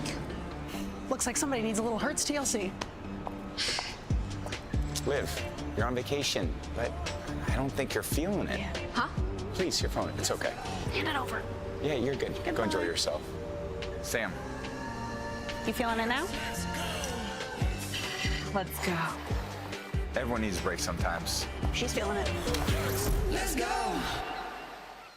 To make it to the game, it takes dedication and training. To stay in the game, it takes grit and stamina. To win the game, it takes strategy and skill. You keep focus on your approach, drop, and champion shots, and we'll help you stay focused on your strength, flexibility, speed, and downtime. Having a sports medicine partner in your court is key to helping you make it to the game, stay in the game, and win the game. Select Medical is proud to be the exclusive provider of physical therapy of the PPA Tour. Drew Felios alongside Dave Fleming here at the Carvana Arizona Grand Slam presented by Hyundai. We're about to watch a rematch of the Desert Ridge men's singles final as Federico Staksrud Smith will take on Ben Johns, but this not for the gold medal. It's a chance to get to Championship Sunday, Dave. Yeah, and if you wanted to say a rematch of the Masters final, you could have said that as well. Drew, you went for the most recent. So this has been the only men's championship match that we've had in 2023. So we are going to definitely have a different final. But has Staksrud learned anything? That's the question. He had opportunities when they played a couple of weeks ago in the north side of Phoenix, and I talked to him briefly afterwards, and he's like, I just made too many errors down the stretch, but he really, really pushed Ben in that match. Again, that ball is going to be sliding off paddles. Who can contain it and who can jump out and play their best stuff here, because Staksrud is a very confident singles player coming in. To get through all of the players you have to get to Sunday 2 times in a row is impressive. He's got a chance to do it a 3rd time, but a different obstacle in front of him here in the semis. The only 2 other men's players that remain today, James Ignatowicz, Jay Devilliers. We'll see them a little bit later. Right now, it's Ben Johns' time here in Mesa. And Staksrud comes out swinging. Yeah, so we saw Johns in game 1 against Christian Alshon, and his quarter wasn't precise with his passes. Staksrud will not let him off the hook if those balls are not where they need to be. If you're just joining us, you notice immediately just the sound of the ball much different, Dave, with these temperatures. Yeah, it's cold and getting colder. See a little sunlight creeps in onto the court on John's back there. Staksrud with a nice little drop shot. Yeah, and you got to be careful with your feet there. That's what Ben tried to do, is bend it in and let it bounce, but good job by Staksrud of reaching in with Johns well off the court. Ben Johns coming right back. The thermometer right now reads 54 degrees. Feels even cooler than that. We've got some occasional wind gusts as well here. Yeah, and absolutely no sun shining on you, so -10.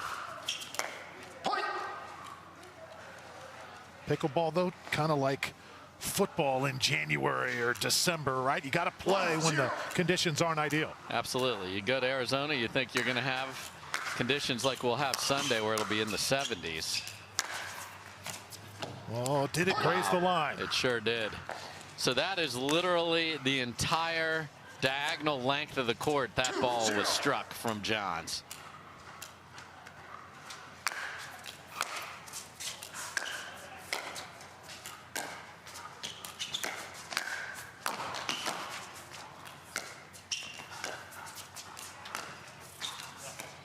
Just a little wide that time from Staksrud.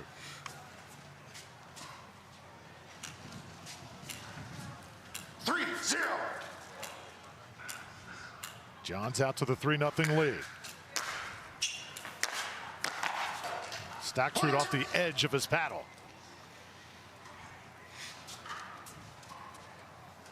Staksrud was unaware that that ricocheted back there. I think that'll actually help him just have another extra minute to compose himself here. Needs to hit a good return and get the ball back.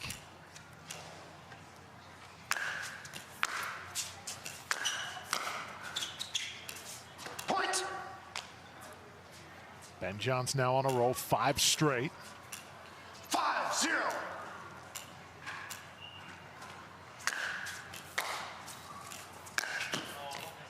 And that one hit just wide from Ben. Oh, and that's one he's still questioning how he missed that. Went for the big serve and got an absolutely short return. So not the start that Staksrud was obviously looking for.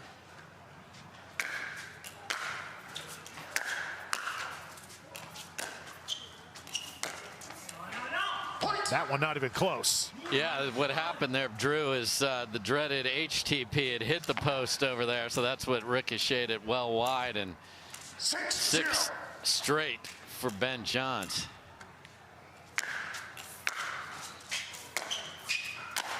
Staksrud will finish this one off. He is a real student of this game of pickleball. Also was an assistant coach at Hanover college tennis team.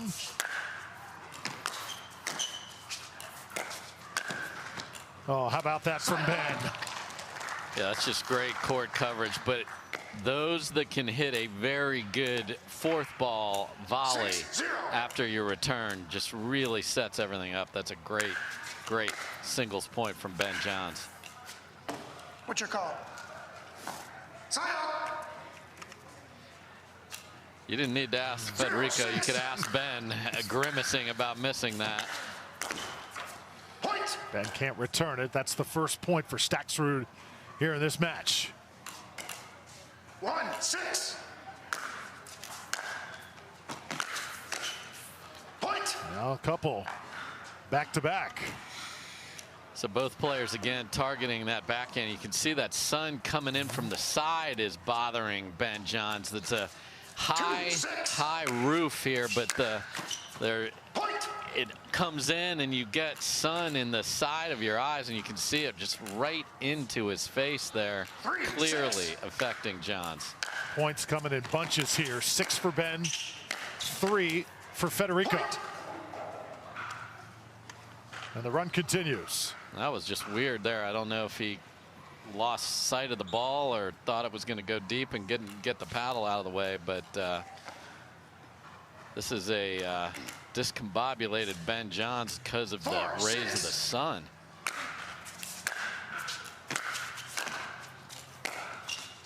Staksrud able to get it just inside the line. It's 5 straight. Wow, what a job of shaping that two-handed backhand around and in the corner. If you're looking for a timeout from Ben, you can keep looking. It isn't coming.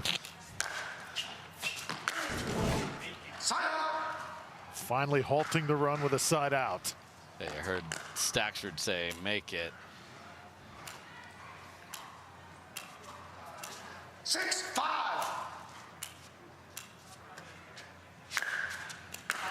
Sign up.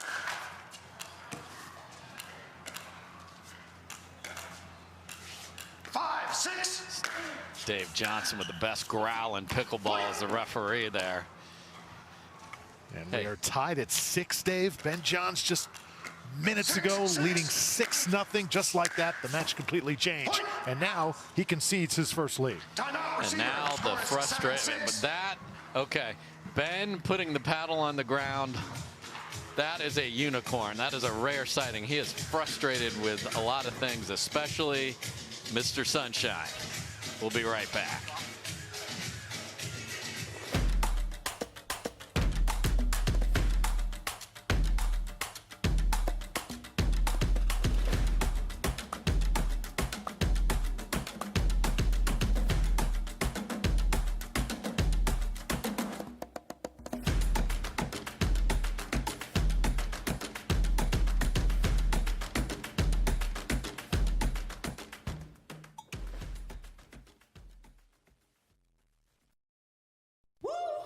I don't think she's feeling it right now. I'll be on my phone all week. Looks like somebody needs a little Hertz TLC. Liv, you're on vacation, but I don't think you're feeling it. Huh? Please, your phone. It's okay. Hand it over. Yeah, you're good. Go enjoy yourself. Sam. You feeling it now? Let's go. Everyone needs a break sometimes. She's feeling it. Let's go. To make it to the game, it takes dedication and training. To stay in the game, it takes grit and stamina. To win the game, it takes strategy and skill. You keep focus on your approach, drop, and champion shots, and we'll help you stay focused on your strength, flexibility, speed, and downtime. Having a sports medicine partner in your court is key to helping you make it to the game, stay in the game, and win the game. Select Medical is proud to be the exclusive provider of physical therapy of the PPA Tour. 1 timeout remaining. 2 timeouts remaining for the server. Welcome back to the Carvana Arizona Grand Slam presented by Hyundai. Absolutely thrilled you're with us. Devilliers and Dave Fleming. Staksrud and Johns battling here on championship court. And right now, the GOAT in this great sport of pickleball, a little frustrated.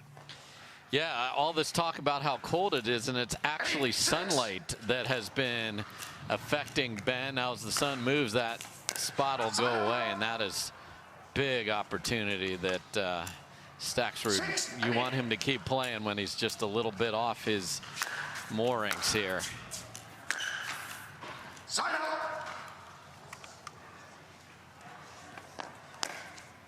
Eight straight conceded by Ben Johns. 8-6. And the Argentinian comes up with a dandy. Yeah, short return. Staksrud's got so many options with that forehand, ran around it beautifully there. And there's another. It's 10-6. Game point. Are we going to see Staksrud win 11 points in a row here, Drew? Just a bizarre turn of events.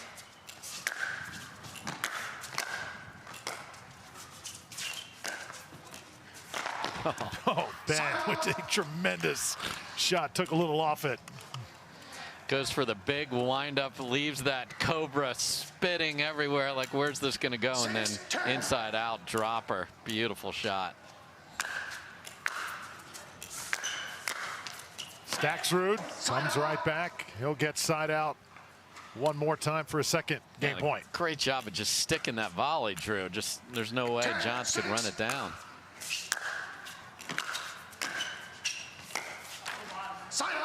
That game point's going to have to wait. And the same thing I just said is true. That's a great backhand volley by Johns. Fend off a game point.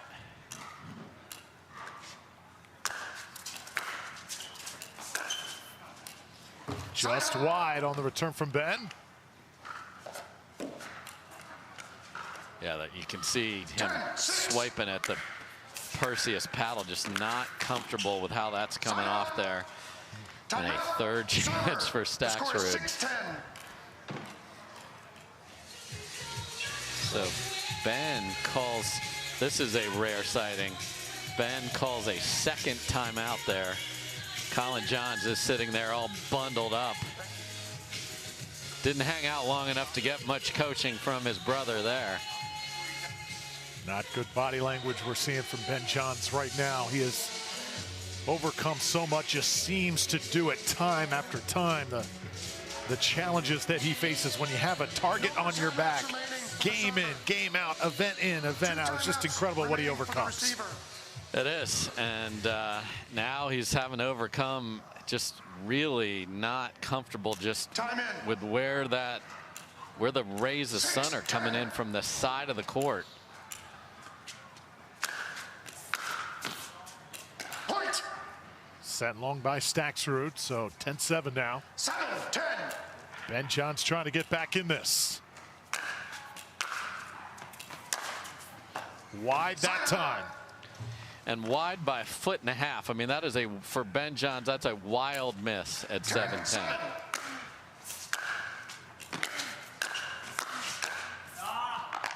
Johns comes back. Staksrud loses his paddle. 4 tries to finish off game number 1. Hasn't been able to do it again. A great first volley. 7-10. And a frustrated Argentinian. Sign out. And a more frustrated Maryland Terrapin. Welcome to frustration land, everybody. This is where Staksrud, you've got to take advantage. It's your 5th chance right here.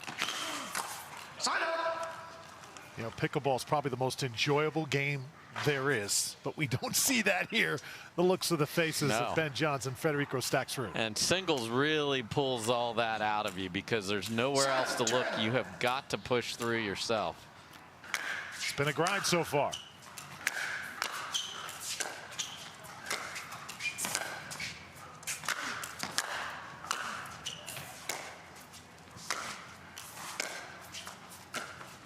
Oh, Staksrud could not volley it back up against the net. Ben Johns' great defense. Yeah, but Staksrud had a couple of chances to run around the backhand and just crack a forehand to finish that point, and then try to drop shot and left it in the middle of the net. This is dangerous for Federico.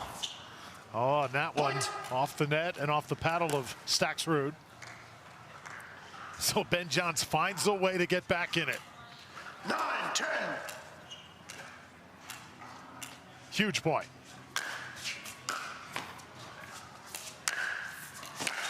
Staksrud just shanked it. Yeah, the going for the serve. Big swing by Staksrud. Lucky for him, stayed in, but Johns pounded it down the line, and it's 10 apiece as Dave Johnson barks it out. Oh, big miss from Ben. Staksrud will have a side out. 10. Side out. Wow.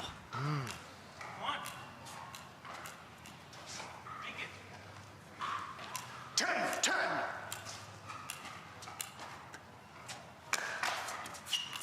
Who is going to grab this first game? Both are doing their best here to lose it looks like. Yeah. Bark out the score. Got pretty good pipes, doesn't he? Indeed. Staksrud with a big winner. And it's 11-10. Another game point coming up right now for the Argentinian. 6 chance, but the first one at 11-10. 11-10.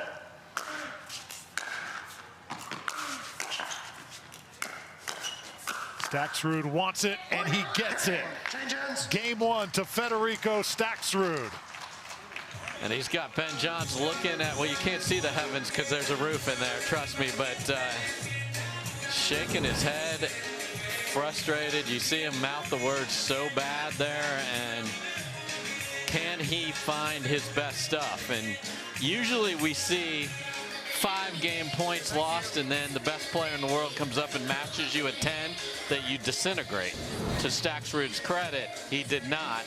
They both decided to miss some serves and play sloppy, but Staksrud got to the finish line, and he's got a 1-0 lead here in the semis.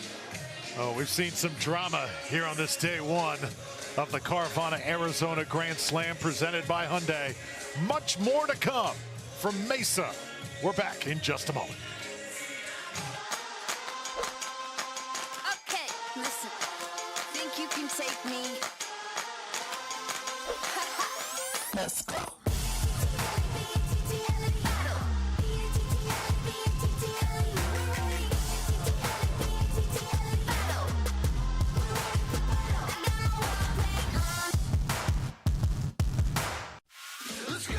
It's your journey. Own every mile in an available H-Track all-wheel drive Hyundai SUV. Get 0% APR on the 2023 Tucson or Santa Fe, or $750 bonus cash. Hurry in. You don't get the moments everyone talks about without the moments no one sees. Early morning practice, late night drills, running it over and over.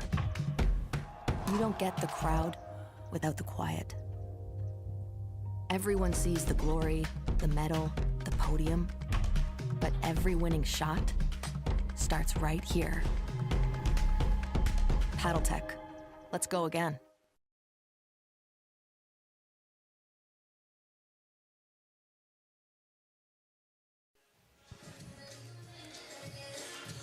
Ben Johns knew that this was going to be a tough semifinal draw, and he's getting everything that Staksrud has to offer right now. Yeah, and spent the entire time out pacing and talking to himself, which is a rare sight. He's usually bouncing the ball on the side of his paddle and just happy-go-lucky, and hasn't found his best. You know, was mouthing the words so bad. Let's see if he can find so good here in game 2. Staksrud's not going to make it easy.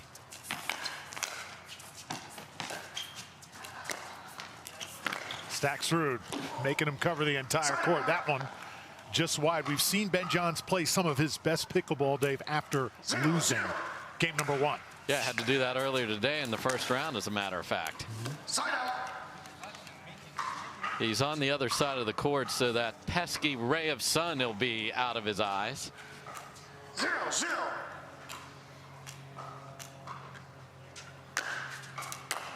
Side out. Again, keep in mind, Ben Johns won the first 6 points of this match. And then Staksrud came roaring back. Took it 12-10 in game 1.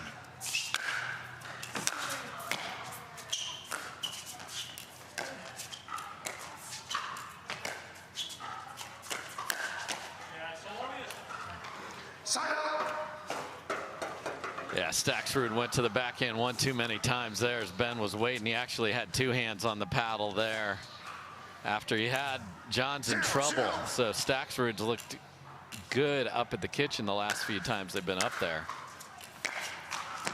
Still looking for our first point.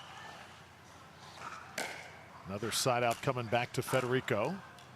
And that's a rare sighting there, Ben. I don't think he did that on purpose, just hitting the ball out of Staksrud's reach. 0-0.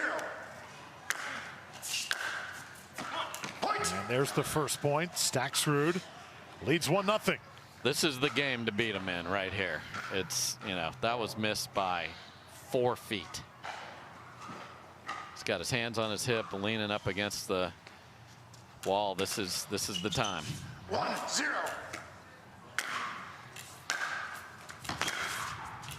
Side out.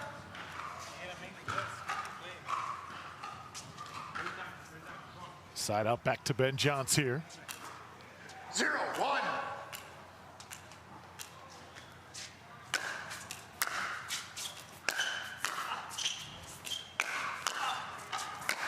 Ben Johns puts it away. So the other thing now that we switch to, Drew, is out here in the desert, the sun will go down behind the mountains and it instantly will get 10 degrees colder. And then you're going to be seeing the shadows. You're starting to see them from the lights inside this particular center court setup. Staksrud. Oh, he is moving right now, but the pinpoint placement of Ben Johns' balls so tough to track down. So 2-1. See if Johns can stack a few of his marquee points together. Big serve again. You heard Anna Leigh talk about how that end of the court has the wind at your back as well. So you got, if you find that range, you get the wind pushing that serve deep into your opponent as well. 3-1.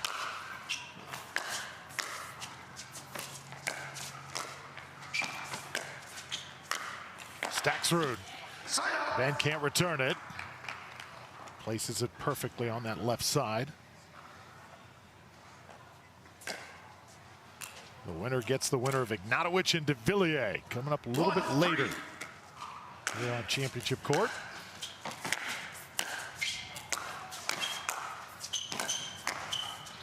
Ben Johns once again makes you do what you don't want to do.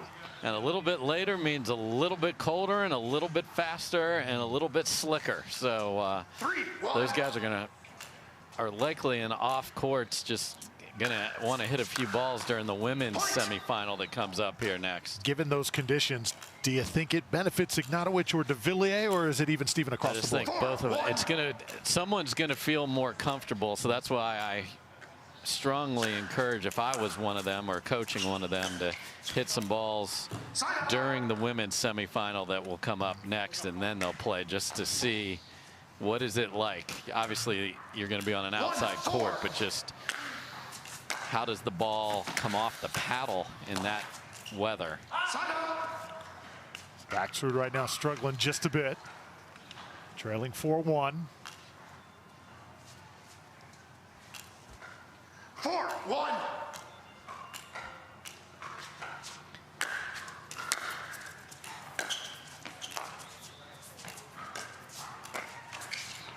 Ben Johns attempting to come from behind for the third time today and doing a good job of it. It's 5-1. 5-1.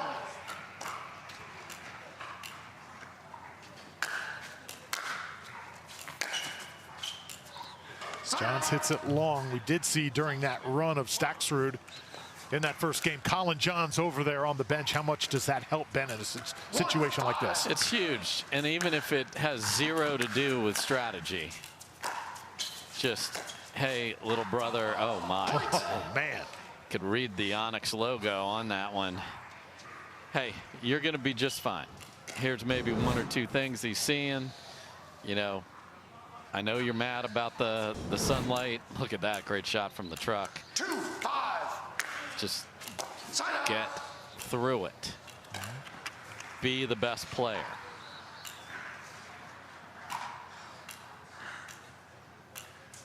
Staksrud takes a moment.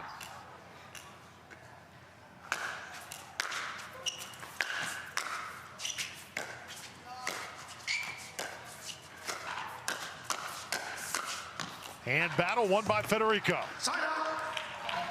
That is a tough place to go against Ben Johns, but Staksrud kept that paddle out in front throughout that entire exchange. That's beautiful. You don't see a lot of those firefights in singles, but Staksrud up for the test there. Well done. Open court, Ben Johns deposits it perfectly. Another side out coming his way. And again, that short angled volley, Drew, is so critical because it gets your opponent off the court. They have almost no options after that, and you got a wide open 10 feet to hit a winner into. 6-2 lead now for the #1 seed. 6-2.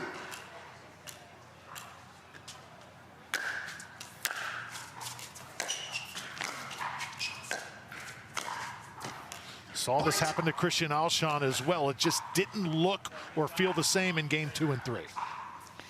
Yeah, just the pressure, and then you try to just be a little too fine, as Staksrud did there. Side out. Timeout, server. The score is 2-7. Timeout can be called here by Federico Staksrud. He trails 7-2 in game 2. He won game #1, but not easy to say the least to finish off the #1 player in the world here on the Carvana PPA Tour.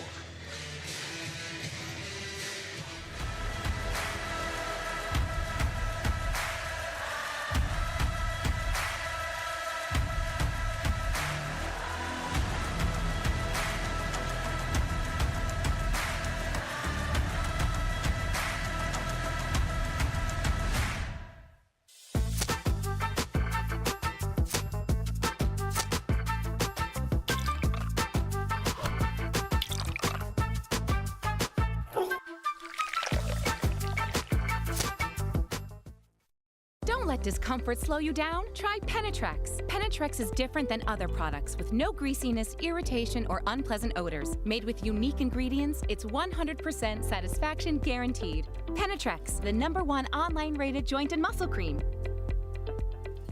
Introducing Simply Spiked Lemonade. Real fruit that left the farm and has seen too much to ever go back. Simply Spiked Lemonade. Tastes like your favorite lemonade. Now spiked. It's getting juicy. Want to maximize your game performance to always stay in bounds? Look no further. Thorlo pickleball socks are specifically engineered with our innovative padding to help you perform your best. Pickleball socks that keep you on the ball. Find your sock at thorlo.com. The Eula Perseus, the most talked about paddle right now on the Carvana PPA Tour. Yeah, Ben showed up with a new paddle, and we're like, whoa, what's going on? And he really feels great about that, especially driving that two-handed backhand in singles. Really loves the shape of that.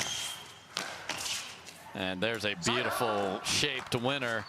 You know, Yola hit the pickleball world by storm with the signature paddle from Ben Johns last year. And for those of you who want to get your hands on that Perseus, I'm told it's still trying to finalize, but probably this summer will be available. That's an eternity to wait for pickleball fans, but it'll be worth the wait. Yeah. Once that hits the shelves. You know, I remember Perseus, the great Clash of the Titans movie. Remember, he got the sword, he got the helmet, he got the shield. Yeah, and he cut off Medusa's head. Let's go, Perseus. Absolutely. He got Andromeda, too, in the end, didn't he? Welcome to Greek mythology class, everyone. Classic flick.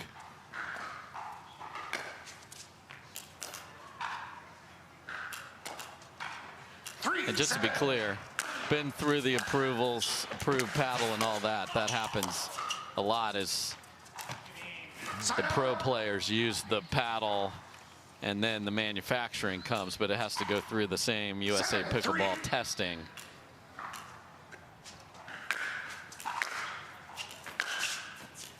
Oh, right on the line.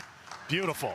And I would definitely expect we're going to see testing raised to the next level here in the coming weeks. So many new paddles coming out.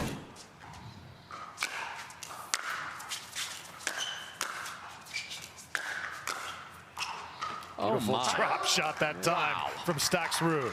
Now that is as beautiful as you can. Just deadens it about a foot into the kitchen. Staksrud with another winner. See if he can build some momentum here. The other thing when it's cold is obviously you're building up a sweat, and then that sticks on you, and you get that, like, again, just feeling comfortable in your movement and everything. Now you're fighting some different elements.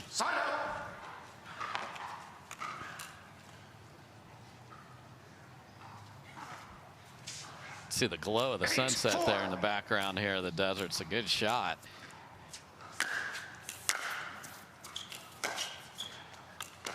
Also see that big Durafast 40 pickleball on the upper right-hand part of your screen. That's the biggest pickleball I've ever seen. It's a great photo op it. I see so many people gathered around at all the stops on tour. And next up, Minnesota, then Florida, then Austin, and then hello, Utah, Red Rocks.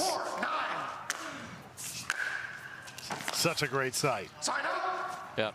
Get all the details, pickleballtournaments.com. You can play where these great pros play and get tickets and watch them up close and personal. 9-4.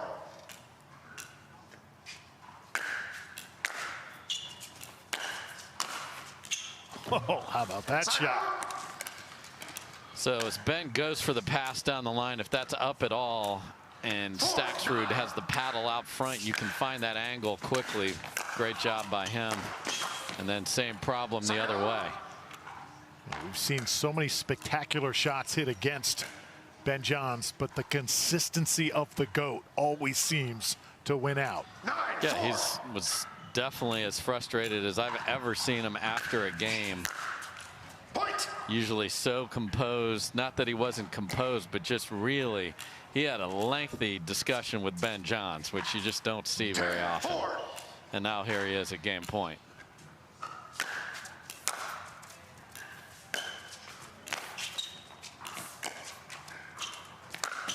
First ATP. Ben Johns there to defend it and put it away.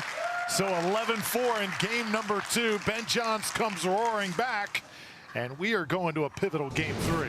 And Staksrud actually went for this. He had so much time. He took this next ball, this ATP, so far back into the court that Ben was easily able to get there. Usually in doubles, that would be a winner because your partner slides out so wide.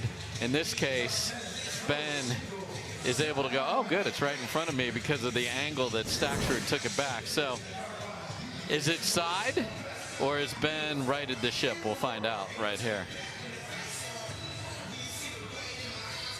So Ben Johns victorious in game number 2. Got to thank all our sponsors out here on the PPA Tour. Appreciate Carvana being the title sponsor. We've got Baird. Appreciate everything they do. Kraft 1861. Skechers, big announcement this week. Check out that on the PPA Tour.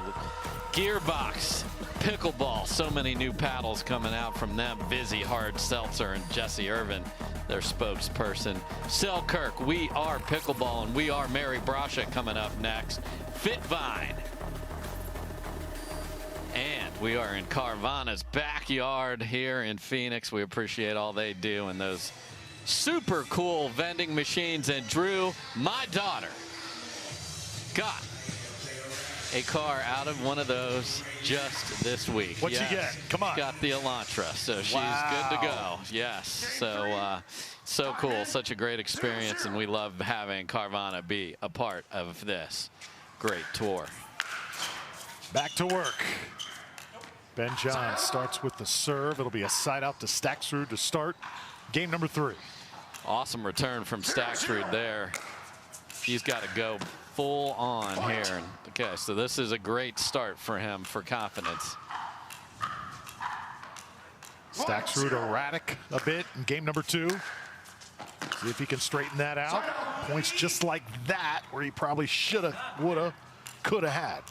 Yeah, that was the mistakes. I literally saw him at his car after the gold medal match 0-1 that we played a couple of weeks ago with these two, and just a few too many mistakes.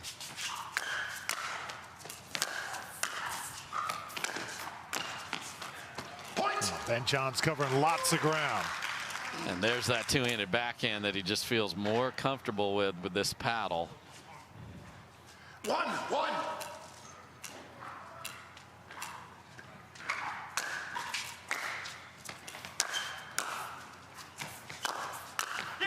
Staksrud with the winner. Yeah, you're not hitting. Perseus isn't striking twice in the same spot there. Good job by Fed, just sitting on that line.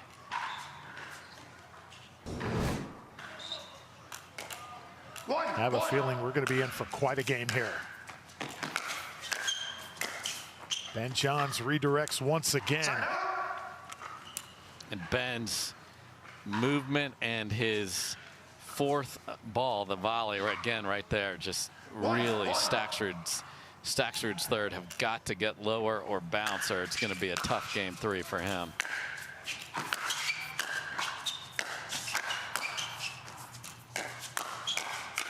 Both players up at the kitchen. Ben Johns able to win the exchange.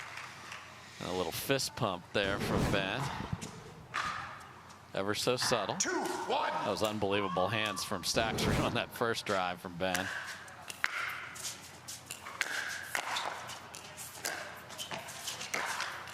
Staksrud up against the net. So we've gone from Ben looking up at the roof to Ben nodding his head. That is not good news if you're Fed. 3-1.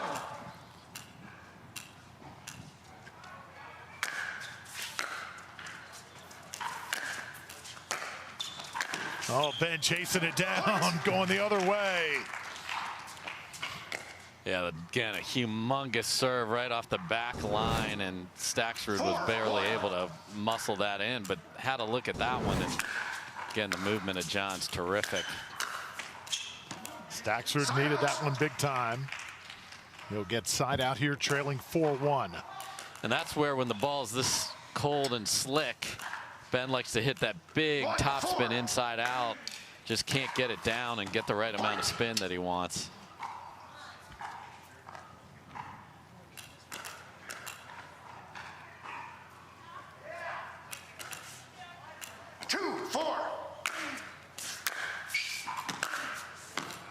Staksrud just wide. Federico did win the Atlanta Open in 2022. Took down Rafa Hewitt there. That was when we had the classic Fed versus Rafa. You know that's going to be good. Oh, yeah.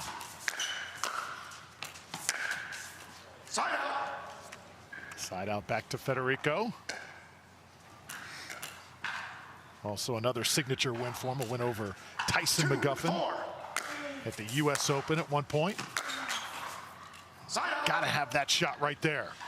Yeah, he's had 2 good looks at forehands on the last 2 service rallies, and he hasn't made them. Again, we'll switch sides at 6 here in game 3.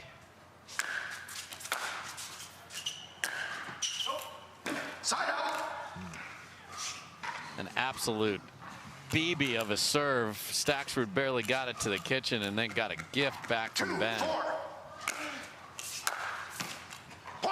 Can't get that one. And now Staksrud within 1. 3-4.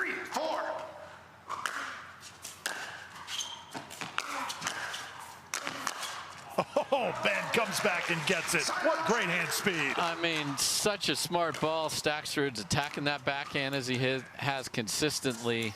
Followed it in, and then just too good from Johns.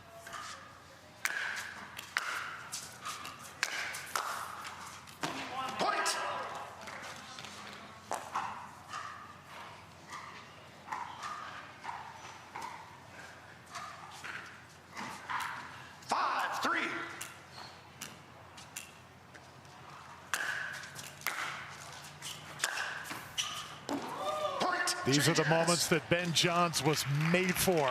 Another winner. He comes up with the biggest shots at the biggest times. Yeah, and the one a couple of points before that was even more important. That beautiful ball that Federico chased down and came in behind a gorgeous drop and thought he had a put away, and then wait, Ben's there? What's going on? And then a gorgeous forehand down the line, and then you saw Operation Bundle Up with Colin Johns over there. Just what? I live in Austin. It's not this cold. Thought I was going to the desert here. So we've got referees bundled up everywhere too. We appreciate all their work too, because it is chilly for them. They don't get to run around. Dave, we've seen this kid continue to win, continue to get better. You've been a sports fan your whole life, so have I. Seen some great dominant runs by athletes. Also guys like Jeff Gordon in NASCAR, or Mike Tyson in boxing, but Ben Johns, the way he is pushed to the brink time and again, and how he comes through, really something to behold. Yeah, especially in singles, where you've got to just have the internal fortitude, both mentally and physically, to find it. And he did not have it in game one here, and he most definitely has it here. And the minute you bring up other greats, he misses a serve, Drew. 3-7.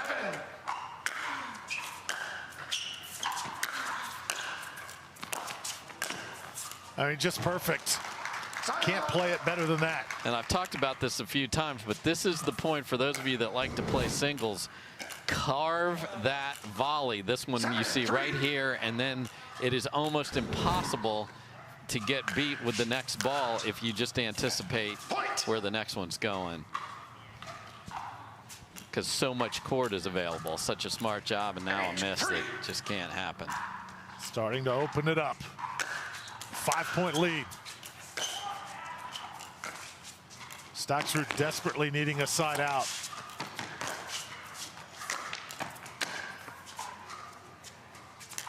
And Ben overcooks that one, so it will be side out to Federico. Yeah, we know the wind. It's weird in this particular building because it's open, but it definitely comes through. Just took that lob from Ben. And now, okay, a little volume from Fed. It's got to go now, though. 4-8.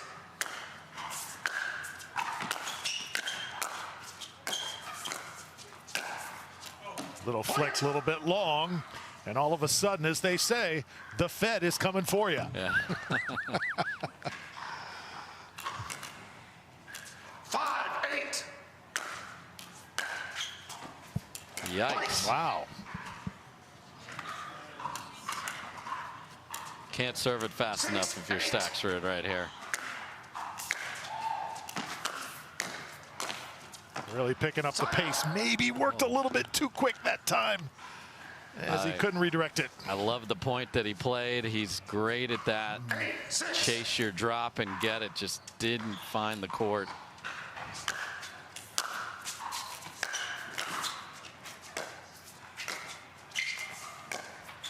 Oh, there it is. The opportunity there. It's wide as he went for his first tourney. Just the perfect read from Staksrud there, Drew. And in doubles, yes, you'd have to make a vicious angle. Ben is not anywhere near that ball. Just has to put it in.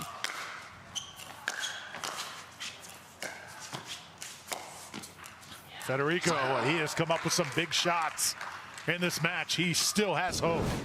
Yeah, that's all the better angle he needed on the Ernie on the rally before. 6-9. Great job of holding that and then whipping through the outside of the ball. Folks, don't go anywhere. This is still a battle. 9-7, game 3. 7-9. Left replay. And Dave is just barking out the score over there too. He hasn't lost anything. Another winner for Federico. It's a 1-point game. Johns and Staksrud. Staksrud keeps going to that backhand volley. And if he's just going to reset it, keep going there. If it's not going to be countered, it's smart pickleball from Staksrud. And it is on the line. Yes, it is. We're tied at 9. A classic here in men's singles. Ben Johns calling timeout. In game 3, we could not have asked for more than what these two players have given us. So just a quick little word from Colin Johns, who you see laying very, very non-warmly there, scrunched up in the players' box. Wow, 9 apiece. More pickleball coming your way. Stay tuned, everybody. We've still got Mary Brascia, biggest upset of the day. She owns it, taking down Catherine Parenteau. Can she get by Lea Jansen and get to Championship Sunday? We are going to find out. It's coming up next. That's what you always wonder. Can you stack after you have a big win? We'll find out, but my goodness, 9 apiece in game 3.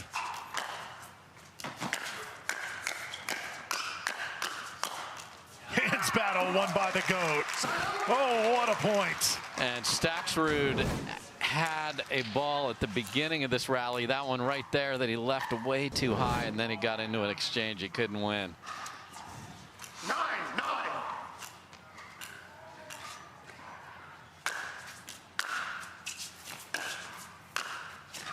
Staksrud comes up with another winner.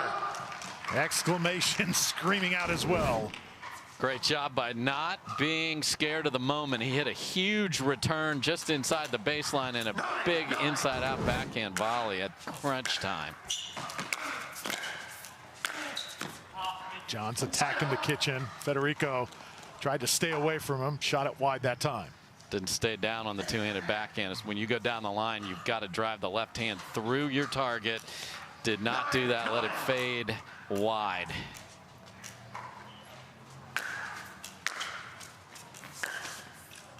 Ben Johns comes up short. Staksrud again with the side out and a golden opportunity. Yeah, that's Ben's favorite shot, but in these conditions, just doesn't have that good feel of the ball to be able to spin it inside out cross court. Staksrud into the net on the backhand, just couldn't raise it up. Yeah, had a good look at a forehand drive there, and again, it was high, easy volley for Johns to get ahead in the rally. Wow. Staksrud can't return it, and now we've got match point. Oh no, trying to hit that big return, just got his feet messed up and barely made contact. Here we go for the match. Staksrud gonna escape here, has been uncharacteristically with a service error.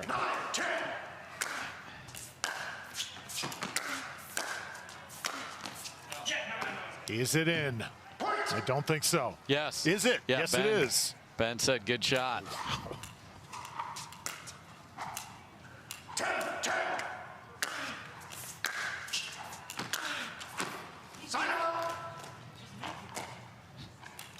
You hear Staksrud saying, just make it. That's the name of the game right now. This is literally a battle of who can put just 2 of their best in a row. Who will do it?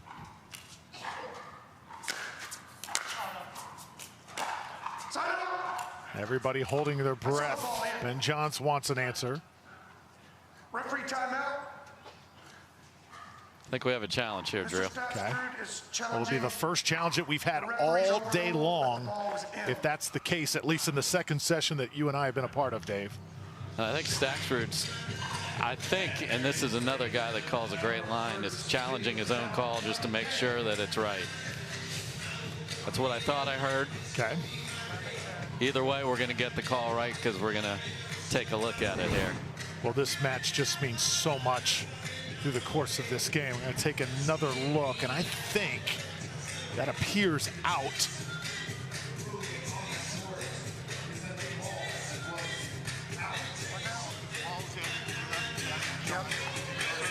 Yeah. Again, unlike tennis, the ball does not compress, especially this ball. This is as hard as a rock as the Dura can get. So certainly looked deep live, and that's the way Staksrud called it. Again, we've got to have enough evidence to overturn it. It's got to be clear. And it's only 10-all in the third, Drew. I mean, incredible pressure. This is what we have instant replay for here on the PPA Tour. Just implemented last year.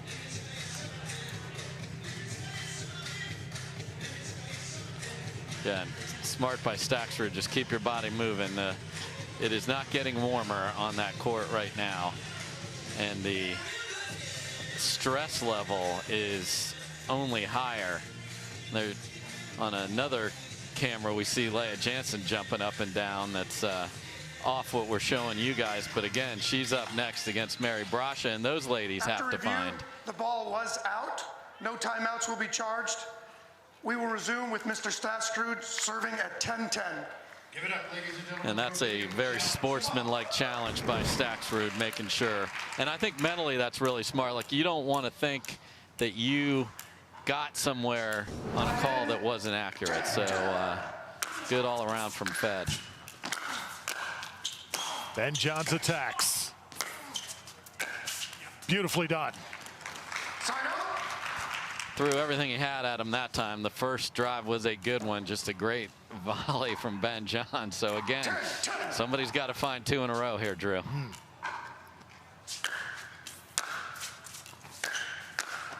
Staksrud, I'll tell you what, he has matched the GOAT in this match with great play after great play. Yeah, and Ben doesn't trust that inside out to the backhand, so he went for the drive and not as good a shot.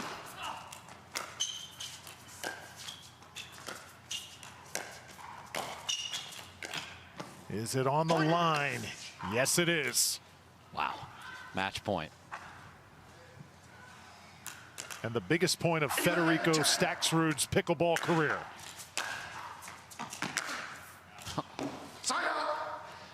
Ben gonna hang on just a little bit longer. So just to remind everybody, Ben had a match point at 10-9 and missed a serve. 10-11.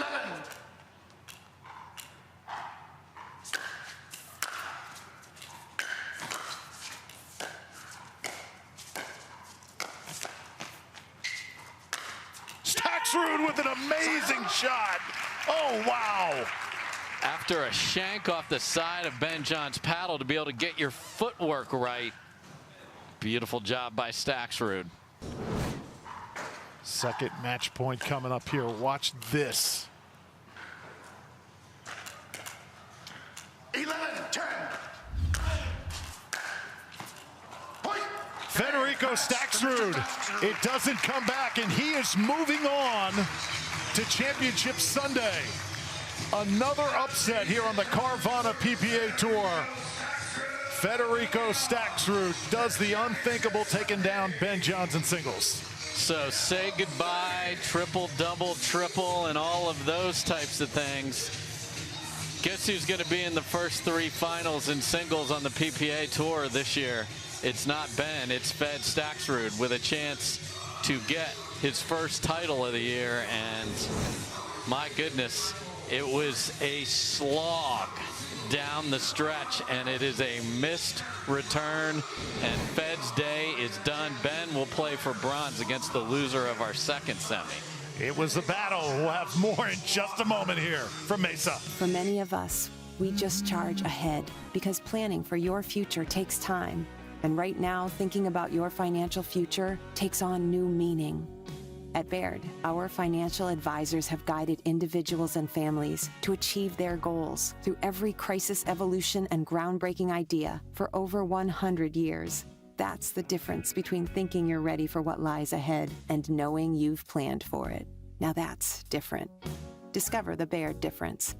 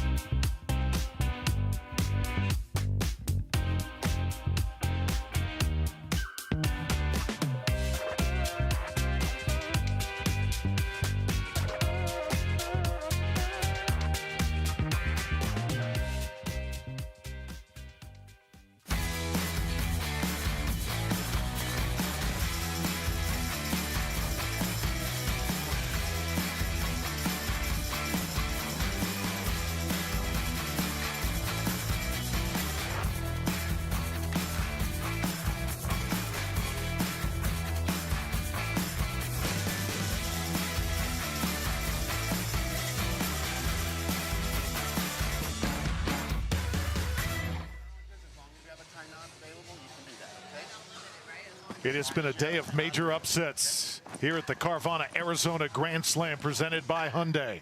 Federico Staksrud is moving on to Championship Sunday. He is standing by with Hannah Johns. Welcome back to Championship Court, where we just saw what will be the upset of the tournament. You just broke Ben's singles streak, and he has been the player to beat for so much of pickleball's history. How are you feeling right now? Great feeling. I mean, I lost to him in 2 finals, so I knew I had another chance today, and the conditions were tough, so I was gonna shoot my shot, so it worked. Well, third time is the charm. You have met Ben in all 3 of 2023's tournaments, twice before in the final, and now you'll be headed to the final. How good does this feel? Yeah, great. I think confidence in singles is key. I have some confidence right now, so that helps my game. So it was great. My girlfriend here cheering for me. Pablito Teles giving me some tips in the timeout, so it was good. What is it that has really leveled up your pickleball game this year? What have you been working on? Yeah, I think singles comes up to a lot of fitness and decision making in a fast moment. So it's a lot of confidence too, and it's working so far, and I just gotta keep it up. Huge congratulations and good luck on Sunday. Drew, take us away. All right, Hannah, thank you so much. Federico Staksrud, he has battled, he has worked, and Dave, the biggest moment of his young pickleball career. Yeah, certainly on the PPA Tour to be able to beat Ben in singles is huge, and good for him. So can upset Mary keep it going? We'll see right after this. What are you guys doing? Getting our duper tattoos. Oh, cool. Hey Cameron, how's it going? Almost done. Perfect. Can't wait to see your number. Number? Duper, because ratings shouldn't be a surprise. Download the app and claim your free profile today. I haven't even started yet. Oh.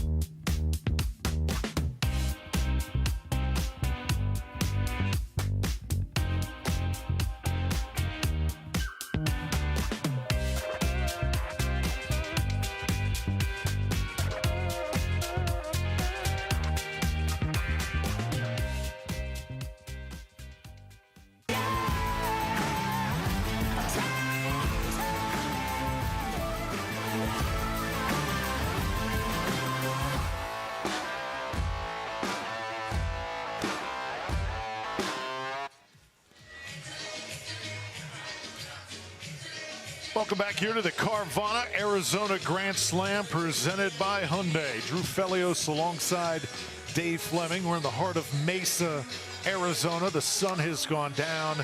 It is a little nippy here at Bell Bank Park. 50 degrees on the thermometer, feels about 40 degrees. And on the court, Lea Jansen and Mary Brascia trying to get as loose as possible. Yeah, we saw Jansen, who you see right there, you know, jumping up and down, trying to just get a little bit of energy into your body. I mean, this is, now we're into a different level. Before, yeah, the ball's playing fast and all that, great. Now it's cold. Okay, so now what do you do to make sure that your movement, because we saw Mary Brascia, her movement was a big part of her stunning reversal in her quarterfinal against Catherine Parenteau. She was tracking down balls and not only getting there, but hitting winners on the dead run. Can you get your legs loose to be able to hit those shots? Because guess what? Lea Jansen is all forward when she's playing singles. She's going to make you beat her. She's going to be at the net. She's going to be the aggressor. She's going to go for her serve.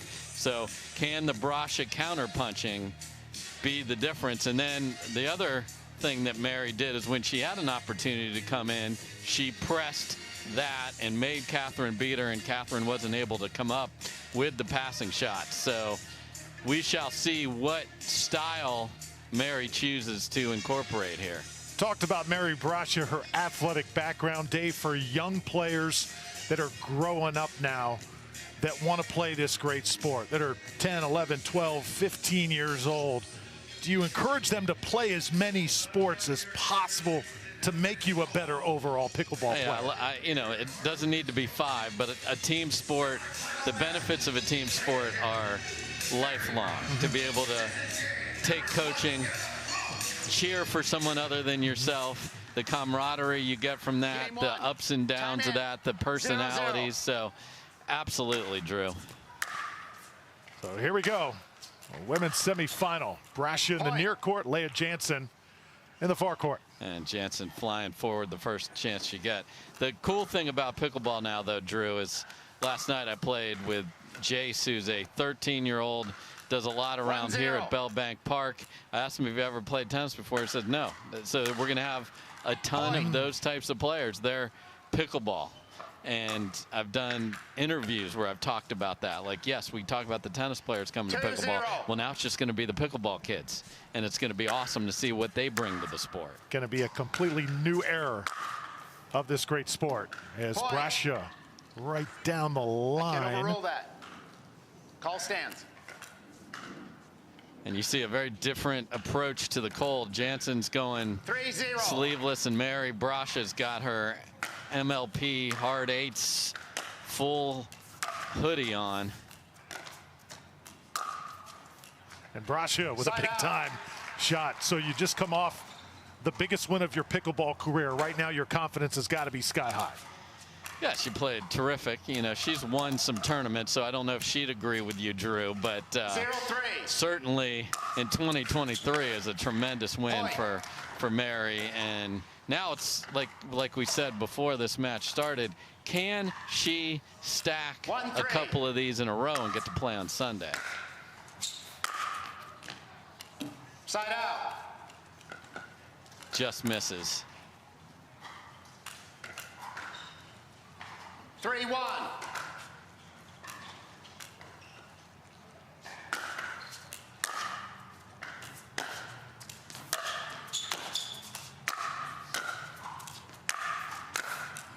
Lea Jansen driving forward and putting one away. Yeah, and you know, styles make a matchup, and this is going to be a battle of can Mary find those passing shots to beat Lea, who's going to be at that kitchen line all day long. Point. Timeout. 5-1. And timeout called. Mary Brascia trying to slow down this Jansen freight train out of the gates here in this semifinal. So 5-1 just underway. Second women's semifinal for the chance to meet Leigh Waters. Got to thank all our sponsors, the Carvana PPA Tour, Vizzy Hard Seltzer, Select Medical taking care of all of our athletes, Hertz taking care of our athletes moving from place to place, Fila Pickleball outfitting everybody on the PPA team, Chase, and pickleballcentral.com. They are the experts in pickleball. And finally, Duper. What's your Duper? Play with your friends and get it, and then guaranteed rate.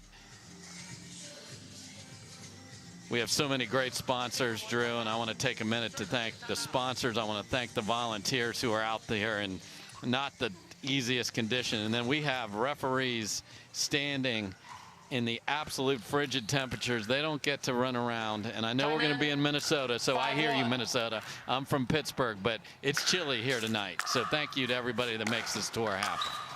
Point. Tough miss there. And the question now is, it looks like Matthias bailed. So, you know, and I'm not blaming him. I thought he did a great job of coaching Mary in the last match. But who's she got sitting over there helping her through this one? Point. And this looks a lot like her quarterfinal, does it not, Drew? Way behind, got run over, and lost the first 4 points of game 2. So that's what I'd be telling her, like, hey, you just trying to run this back the exact same way? Yep. 7-1. 7-1 lead for Lea Jansen, number 3 seed. Point. Leigh Waters' stiffest competition over the past year in women's singles. Another winner to make it 8-1. 8-1.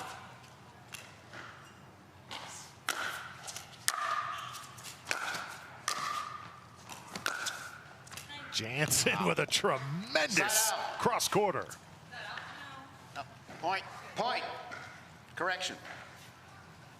Yeah, that was well inside the line, and Jansen looks as comfortable as you can ever be there. And the only bad news for her is after hitting that gorgeous curling backhand, the ball went underneath the stands. 9-1. New ball in play.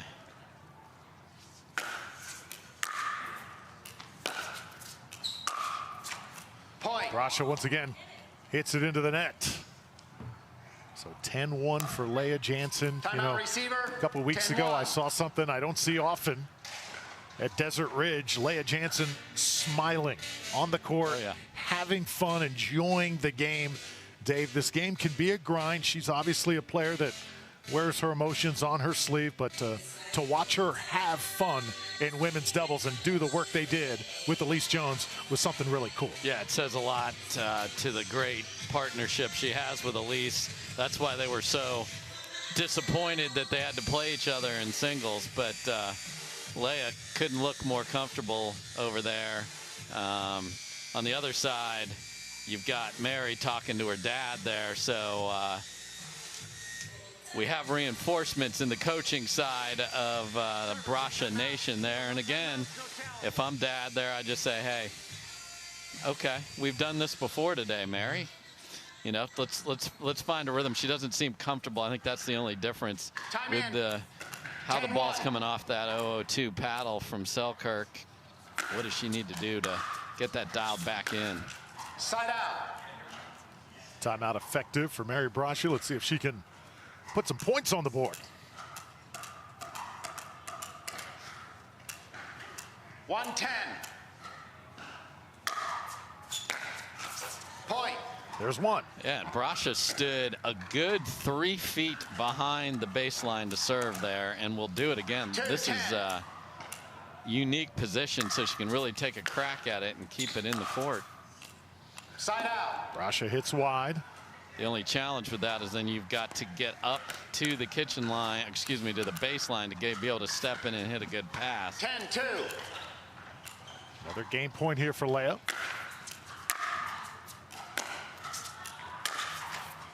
And that's going to land out. Point. So Game, Lea Jansen, 11-2. 11-2. Switch ends.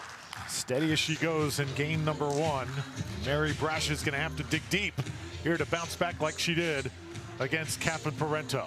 Yeah, she had the shovel out earlier, Drew, so digging deep is not a problem, but that lady right there, Lea Jansen, nodding her head, she looks great. Can she keep it going in game 2?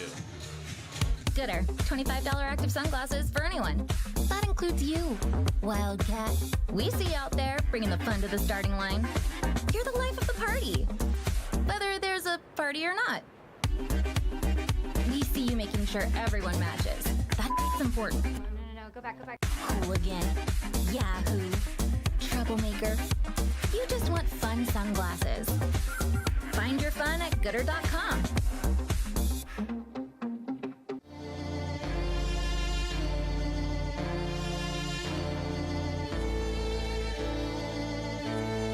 There's only one winner, just one way out.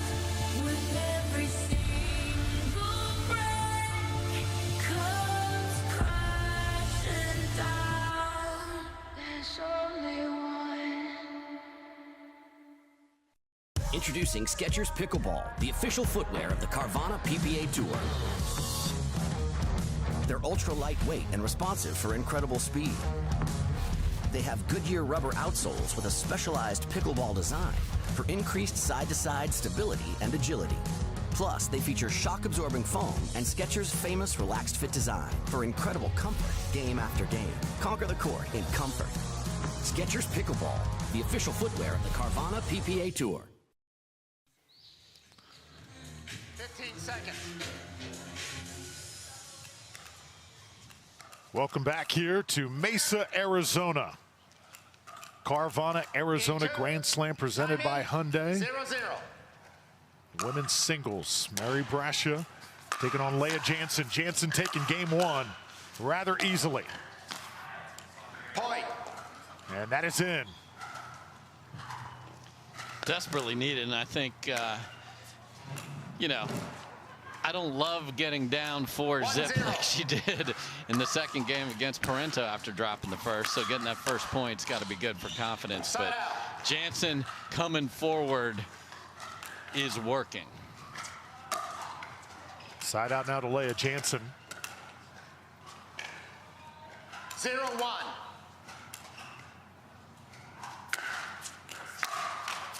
Remember watching Lea Jansen a couple years ago come into the game of pickleball. Very raw, talented but raw. Dave, we're watching her now. She looks like she's got great command.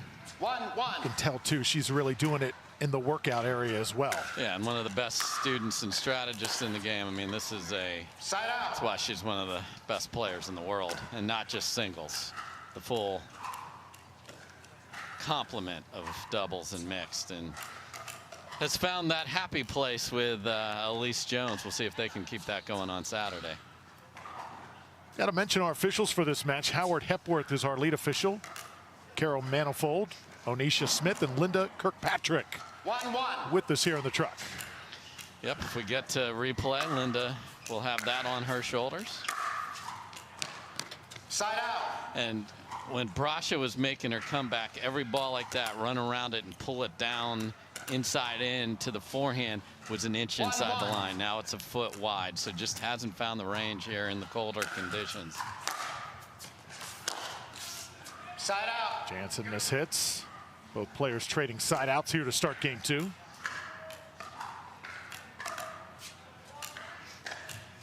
One.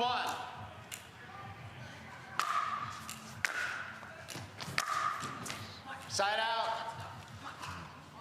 Yeah, again, if I'm Jansen, just, you know, Brascia has so much danger in that paddle that I don't want to give her a chance. I want to take her out in two, go get into the warmth.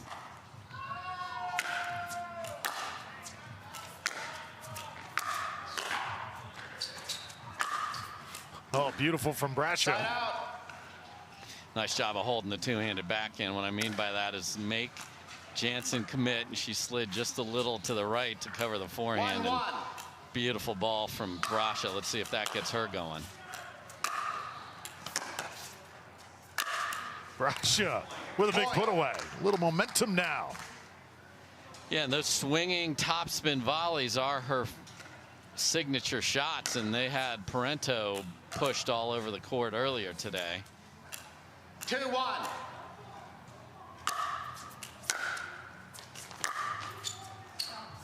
Side out. Just wide from Brascia there. 1-2.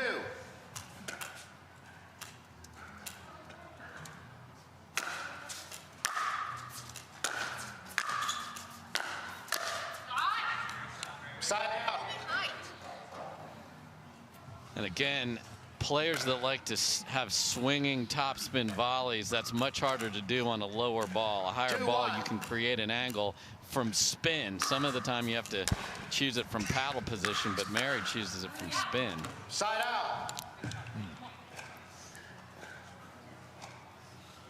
Another side out coming up. Dave, I've covered college sports for about 25 years. Had to look up Biola University, wondered where it was. Southern California, the alma mater of Mary Brascia. Yes, California girl in the cold here. Side out. Jansen audibly frustrated with that miss right there. 2-1.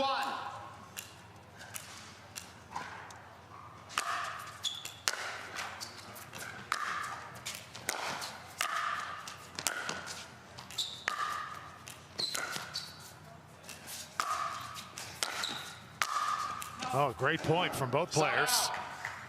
Jansen says it's just wide, though. Side out. Just misses wide Side there. 1-2.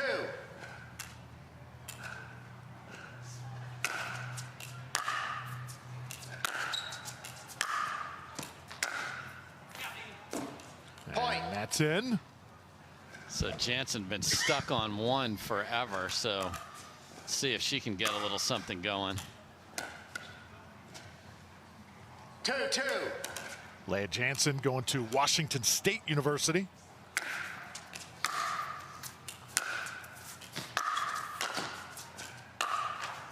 The ball skims off the net. It lands out. Yeah, that was going to beat Lea Jansen, but just kissed off the net, and that spin pushes it wide. These two have only played one time. They played for bronze at the PPA Takea Showcase back in November, and Jansen won that one.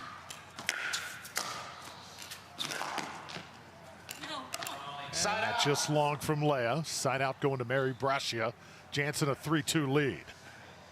Yeah, that score back in basically one of places Mary's very comfortable playing there in Newport Beach. I was 11-8, 13-11 Jansen, so a very tight match for a bronze medal.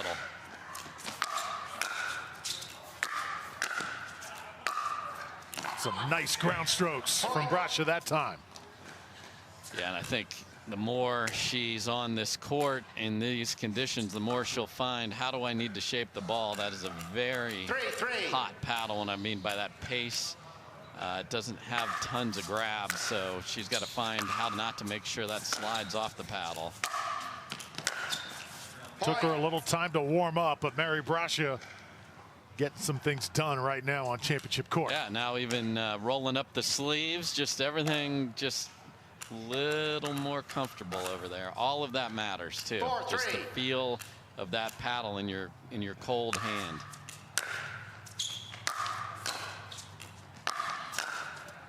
Oh, how about Lea Jansen stretching out? That's where that reach comes into play. No doubt, because we saw Brascia blow a couple of those right past Catherine Parenteau earlier, who wasn't able to stretch out and cover that. That's a great volley from Jansen. See Lea go through her 3-point ritual, cross herself, be ready to play. Oh, another winner. Side out going to Mary Brascia. She has come up with some big ones in this game. Let's see, Drew. About 3.5 hours ago, I saw those very same balls going past the French-Canadian Catherine Parenteau.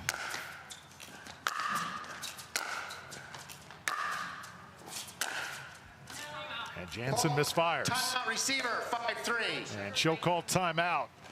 So Mary Brascia has finally arrived. Again, steamrolled in game one, as you said, Dave. But better for it in game number two. She's come to play here in Mesa, going for another upset.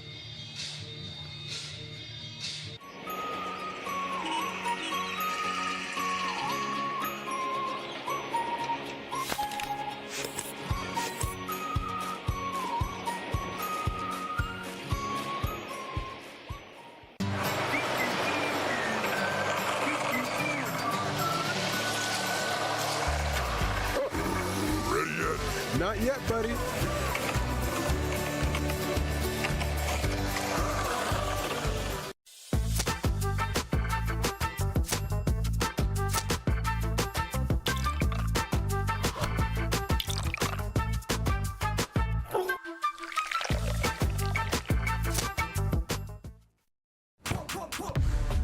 See that thing John Morant has? That's a hypervolt. That thing he uses to warm up and stay loose before he throws it down. That thing Tony Finau uses on course between shots. Ooh, that's money. That thing Robin and I use before and after we're on the bike so we can ride harder tomorrow. That thing Erlen Haaland uses before smashing it into the back of the net. That thing that's for everyone. The Hypervolt from Hyper Ice. Give your body the daily relief it's been asking for.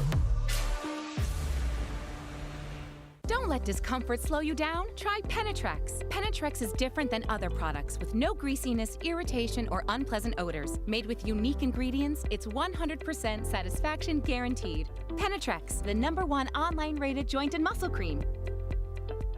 15 seconds. Receiver, 1 timeout. Server, 2 timeouts. So Lea Jansen wins 11-2 in game one, but Mary Brascia has had her way here in game number 2. It's been a day of upsets. Catherine Parenteau going down earlier, and Ben John's upset by Federico Staksrud in our last match. Point. I mean, unbelievable. These are smallest of margin windows to get it by the outstretched paddle of Lea Jansen, and Brasha is now finding 6-3. it.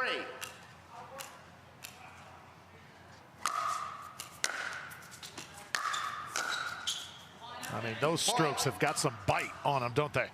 They do, and before they were just biting the net, which was 7-3. the big problem for her. But again, now has found the range. Side out. That one hits the guaranteed rate sign. Yeah, just stepped into that. I mean, I like the swing, just didn't make it. So you see Jansen trying to get herself going here. 3-7. Leigh Waters has advanced to Championship Sunday. Who is going to join her, Jansen or Brasha? Point.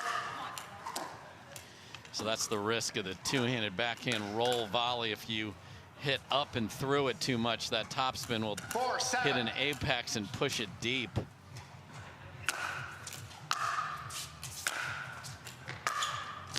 Point. Much smarter approach from Jansen as you hear her urging herself on. Don't give Mary any angles. Come in straight ahead. Put that ball in the middle of the court. 5-7.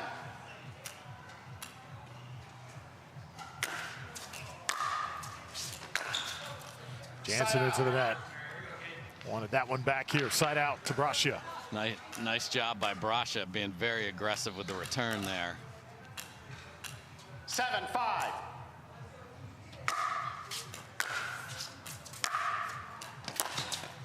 And that one's not coming back. Brasha again applying the pressure. She has got Lea right now backpedaling. And the footwork was the crucial part of that. Ran around her backhand, which puts you in a deep problem if you don't find a precise target. She drilled it into the corner for the winner. Oh, off the net, Jansen able to recover. Why was she able to do that, Drew? Because her paddle's up. So her paddle's up, and she's able to watch as she comes in. That paddle's up front and ready and can easily adjust there. If you don't have your paddle ready, you're going to look like a spaz, and you'll probably miss that ball. Boy, baseline to baseline there on the serve and return. Just about to say, is that something you can work on in drilling, or just a matter of just having that paddle in striking range at all times? Well, that's where it should be anyway, as your opponent is going to strike the ball. But sometimes people have that a little low or not in the best position. Jansen, one of the best at being ready. I do not know how to practice net chords, though. So would be tough. Yeah. Just work on your hand speed, and then if that's up, if it goes off the net. I think it's patience there. Most of the time that slows the ball down, so you just have to take your time with that. Point. Just wide. Lea Jansen, another point. She's now within 2. Timeout receiver. Mary Brasha slowing this game down, calling timeouts at just the right times. She did it against Catherine Parenteau, trying to do it once again against Lea Jansen. Yeah, and she used individually called timeouts. What I mean by that is she just hold on to the ball and then wait and hit it back, because Parenteau plays so fast some of the time. So smart timeout here. Let's see if she can finish off game 2. We've been playing 3 all day long. Will we do it here? Leigh Waters, and I'm a professional pickleball player. My daughter, Anna Lee, is my doubles partner, and her 16th birthday is coming up. Be great to get her a car, and Carvana has helped us make that dream come true. They have thousands of options, and I'm a mom, so of course I want Anna Lee to have something safe. Anna Lee has absolutely no idea about this car, so I told her we're going to Carvana's vending machine for a photo shoot. Drum roll. I think this belongs to you. Oh my gosh, what? Happy Sweet 16, Anna Lee. Experience it for yourself at Carvana.com.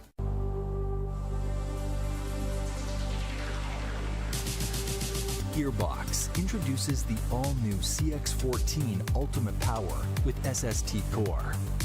All-new power band technology, delivering controlled, effortless power. All technology, every shot.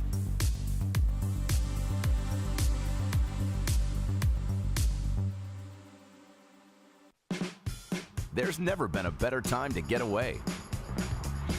with a great deal on the Hyundai you've always wanted. With America's best warranty and up to 3 years complimentary maintenance. It's your journey. Own every mile at the Hyundai Getaway Sales Event. Hurry in to get our best deals of the season. Get in and get away. Get 0% APR financing plus 0 payments for 90 days on select vehicles. Now, during the Hyundai Getaway Sales Event.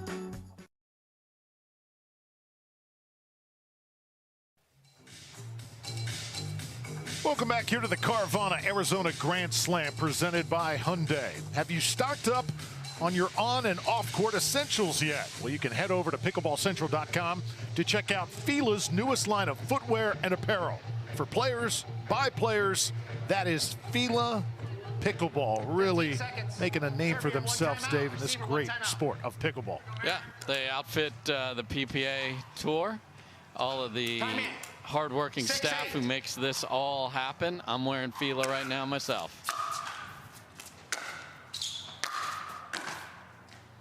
And Mary Brascia continues, and Lea Jansen comes up gimpy this time. And again, the cold, and you feel everything just a little more. On a bad step just goes through your whole body. It looks like she's just fine, though. Is it on the line? It is. Do I have a timeout? Yes. Timeout receiver, 9-6. Lea Jansen calls an immediate timeout, sensing it getting away from her just a bit here in game 2. Yeah, she scrapped it back, and that is a just gorgeous ball. Again, if the return isn't deep, you give Brascia options. In game number 1, Brascia did not execute. In game number 2, she is magic. Well, Dave, coming into this event, we were talking about when is a new female going to burst onto the scene in singles and maybe challenge the Parenteaus, the Waters, and the Jansens here. I think we found one. Yeah, Mary has had some great singles results, so she's not coming out of the woodwork, but she is certainly playing some great ball, and if she makes it through this match on top of beating Catherine Parenteau, that's one heck of a day and would be a deserving Sunday participant. She's got a game and then another one to finish off here, though, first against a very good Lea Jansen, and my goodness. Well, Lea, you asked if you had a timeout. You didn't ask if you have timeout and a good luck charm, but worked out well. Could not have worked out better for the number 3 seed. And off on the serve. Serves it long, and now Brascia 2 points away from extending to a game 3.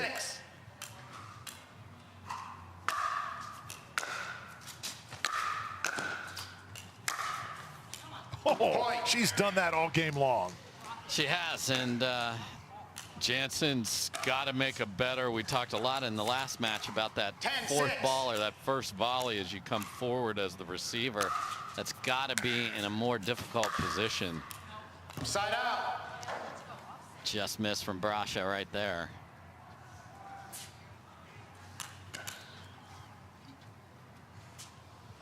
Six, 10.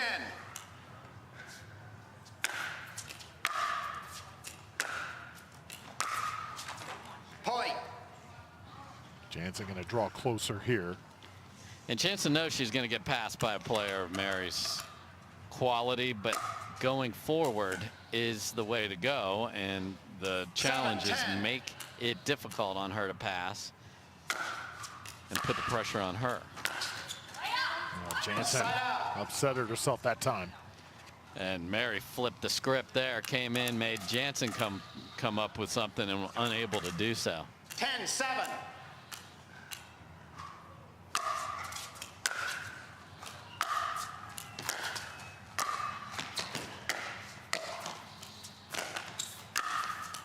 Oh, Brascia once again takes it. 11-7, game number 2. Dave, big point after big point. She has proven something here in Mesa. Well, I'd say, wow, I can't believe she was able to do that, Drew. I'm so surprised, except she did it 3 hours ago against Catherine Parenteau. So good for her. This is going to be a battle in game 3. Yeah, we're going to game 3 when we come back. Jansen and Brascia, don't dare go anywhere.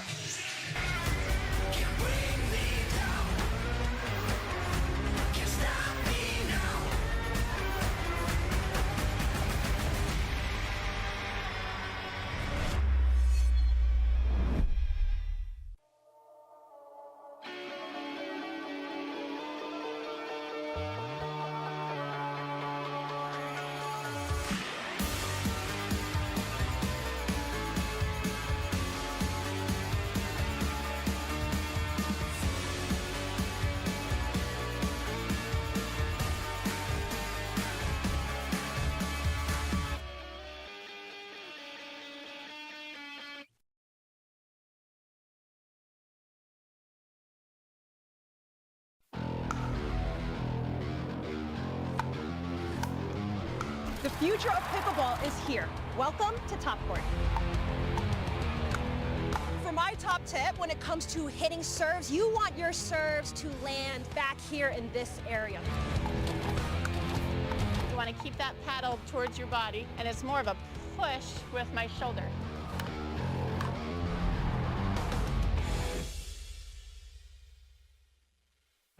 Carefully crafted with Valencia orange peel, Blue Moon is one of a kind. Something this unique could hang in a gallery, but it looks best in our signature glass. Blue Moon, one of a kind, every time. 15 seconds. So Lea Jansen talked about Dave feeling comfortable on the court in these cold conditions. Now taking the pants off, maybe that loosens her up just a little bit. Yeah. She's trying to make an adjustment here in game 3. Whatever you think you got to go to.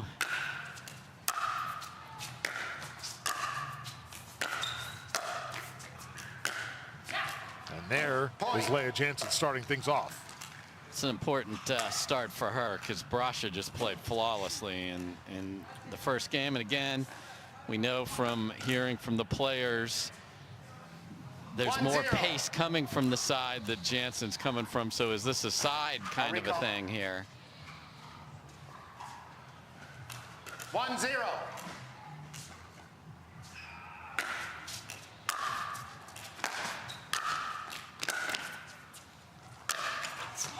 Brascia can't come up with that one.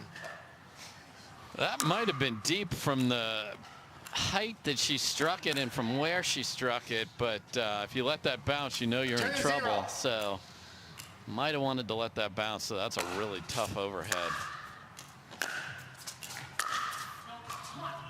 Can't redirect that one. It goes wide. Jansen out to the 3-0 start here in game 3. Yep, and Mary having a little chat with herself back at the baseline. 3-0.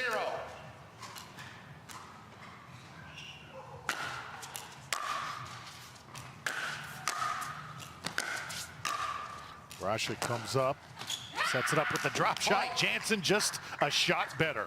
Yeah, didn't do enough with the backhand volley, and if you prefer the two-handed swinging roll volley and you're extended, you can't get your left hand on that to get the energy and the pace. And Jansen's such a good athlete, able to track that down and hit it into the open court. And well, Mary Brascia, if you are trying to make it upset on an upset, you are making degree of difficulty more here. But again, every time she's had a sympathetic and helpful ear sitting to her side. Now it's dad, Matthias Johansson, one of the best senior pro singles player, talked her through her victory over Catherine. But Mary's one of the nicest players on tour, tremendous player, and let's see if she can dig herself out of a 4-0 game 3 deficit. So much to learn in this game of pickleball. If you are a tennis player, making that conversion like Brascia has successfully done over the last few years, what's the first thing you think you really learned most, Dave?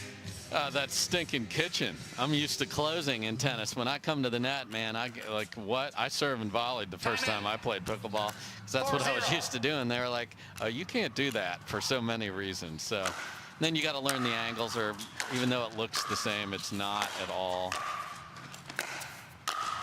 Oh, no. Perfectly played point for Brascia out of the timeout. And, you know, I think, you know, you hear Ben talk a lot about the new shots that are just still to be developed and learned, and strategies, and that's what's so fun. We're truly in our infancy, even though this game was invented in 1965. And Lea Jansen's painting lines, and it's 6-0. So Jansen just roaring out of the gates here in game 3. She struggled in game 2, but Lea Jansen making big-time strides here on the Carvana PPA Tour. She wants another matchup with Leigh Waters on Championship Sunday. Right now, she's headed for just that. We're back in just a moment.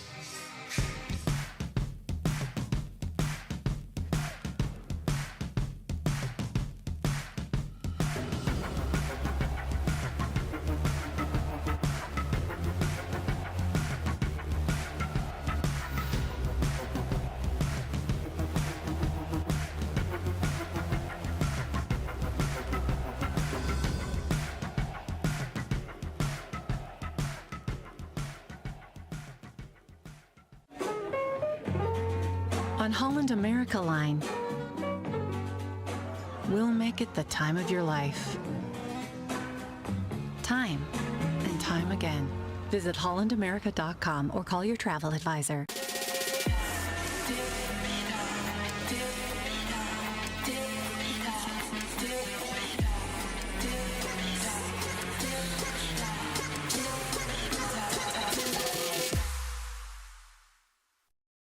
Introducing Skechers Pickleball, the official footwear of the Carvana PPA Tour.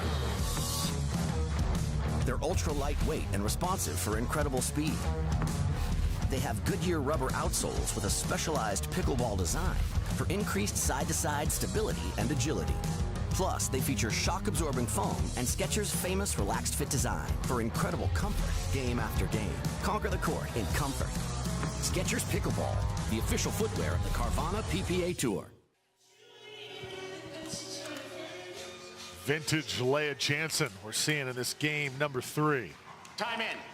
6-0. Yeah, hasn't lost a point since she went to the new outfit. And that'll get her thinking. Side out to Brascia. What does she have to do to get back in this match, Dave? Not lose her aggressiveness, and then just find that pinpoint accuracy and remind herself, hey, I won 11-7 on this side. I'm just fine.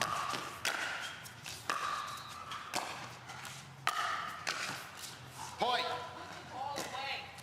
A couple errors from Jansen certainly would help the cause of Brascia. Yeah, you heard Jansen complaining to herself, put the ball away. She had a forehand that was up and kissed it right back to Brascia. That's just out. Those were the ones that were made in game 2. 6-1.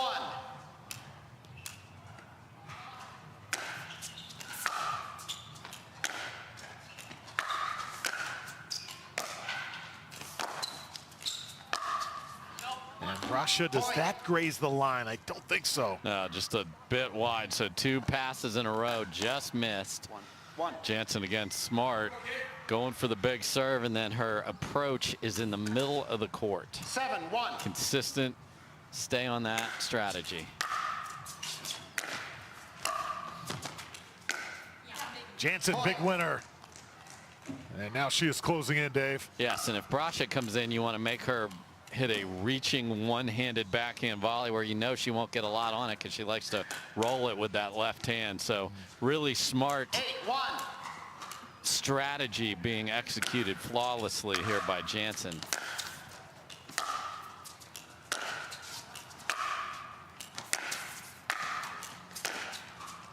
And Jansen that time hits it out. Yeah, it looks like you get your feet there, but you've got to commit to the shot again. Drive that left hand through it down the line. Ball did not do it, so Brascia's got to go now. Steep hill to climb here in game 3 for Mary Brascia. Needs a little help there, and is it in? I think so. That's what we saw, 4 or 5 on the run. She does a great job of having that paddle in the strike position so you don't have to pull it back at the last second. Oh no. Side out. Tough time for that to happen. 2.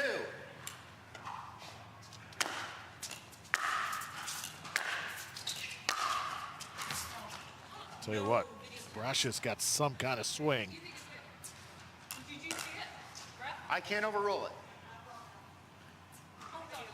Timeout, referee timeout. Ms. Brascia is challenging the out call. The out call leaves us at 9-2.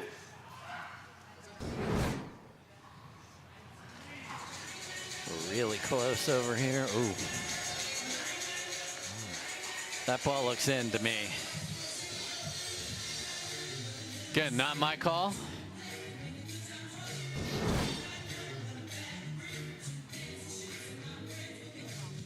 The challenge, rarely used today.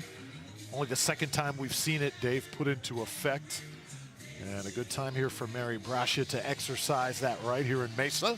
Yeah, and that's one of those things when the players have been asking, do I have a timeout or not, to squelch momentum. Well, you got to have one to challenge, and I think this call is going to be overturned and that ball is in. So I think, how do you deal with this now? Does Jansen able to go, okay, thought I saw it out, I was wrong. It's going over to the other side. And can Mary Brascia use this as a motivation for her? So we'll see. So I believe it's going to be overturned. Sure, look that way. We'll see what happens from the official call from our referees. Referees doing an outstanding job throughout this first day of competition. We talked about the hard work that they put in here on the PPA Tour. And again, I have a feeling, Dave, you're correct. This call might very well be overturned in the favor of Mary Brascia. Yeah, excited for mixed doubles tomorrow, Drew. Oh, yeah. It's going to be great. And we've got the ice cream truck rolling up because we got Fudge Bar tomorrow. Megan Fudge playing with Deckel Bar. Deckel's making his debut on the PPA. He played MLP, but has had a couple of other challenges. So let's see what the call is going to be, Howard. Overturned. The ball was in. It results in side out. Ms. Brascia serving at 2-8. So the referees saw the same thing we did, Drew. Time in. 2-8. See if Mary Brascia can take advantage of it.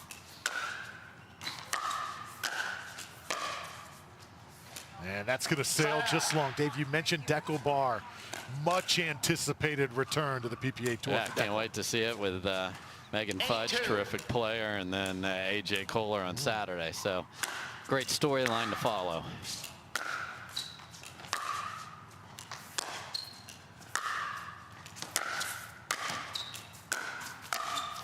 Point. Into the net from Brascia. Jansen's going to score again. I think it was Deckel Bar and Adam Stone winning in Vegas in 2021, the last time that someone other than Riley Newman or Ben Johns did not win in men's doubles. That is correct.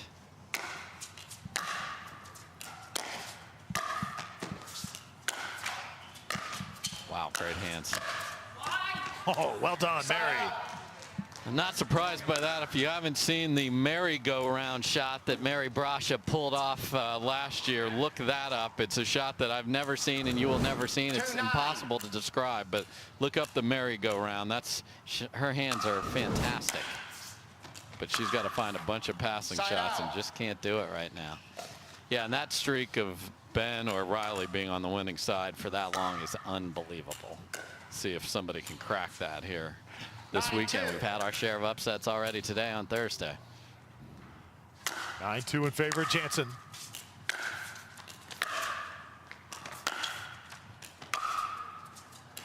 And that sent just long. So now Lea Jansen has match point, a chance to advance to Championship Sunday. Yeah, wants another crack at Leigh Waters. Can she finish it off? Let reserve.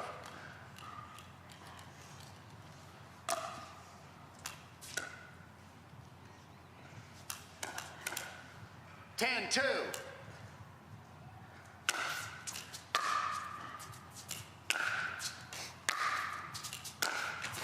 Side out. Lea's gonna have to play a little bit longer here to get this done.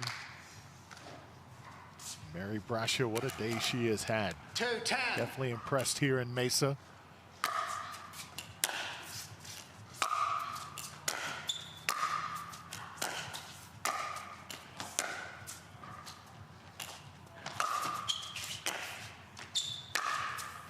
Her work's not done, Dave. That's a tremendous point from Mary Brasha, because Jansen lob City on the line. But Brasha hangs in there. 3-10. Point. Now 2 points in a row.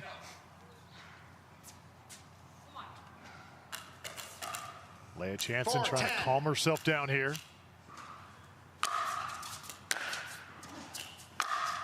Brasha shanks it. And she looks up at the top of the roof. Can't believe it, because she really stepped into a great serve and had a good look at a forehand to drive into the backhand side. She's going to win that point if she makes that. 10-4. Here we go. Match point once again for Lea.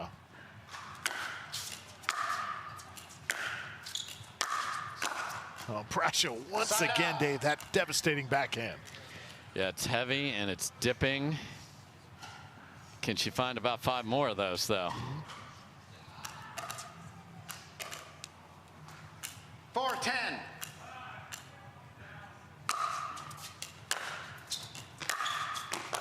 I really like her demeanor on the court, staying calm through adversity.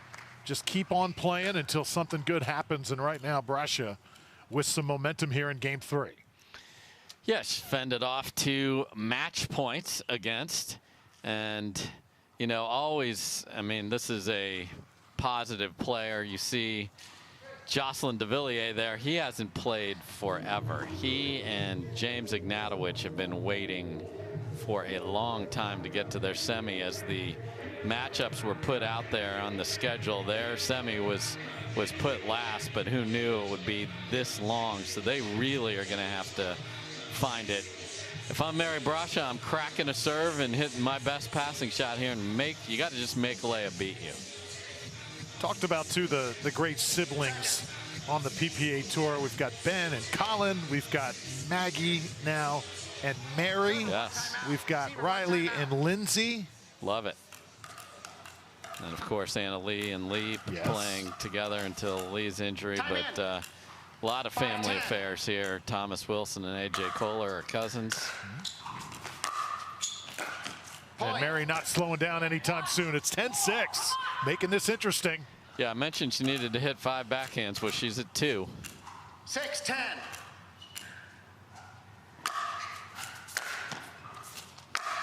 Oh. Side out. The forehand betrayed her again, and she got the exact same ball with the exact same opportunity. Just went too much inside out. Just hard down the line would have been perfect. So a match point at 2, a match point at 4. Here's a match point at 6.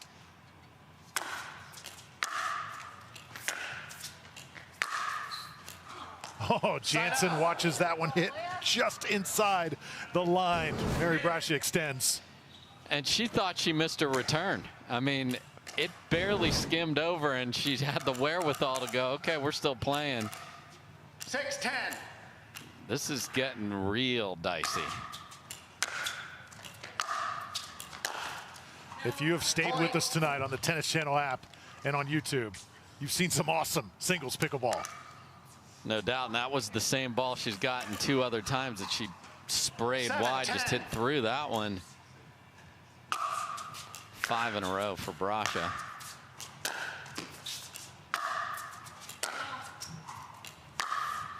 Called out, side out. Once again.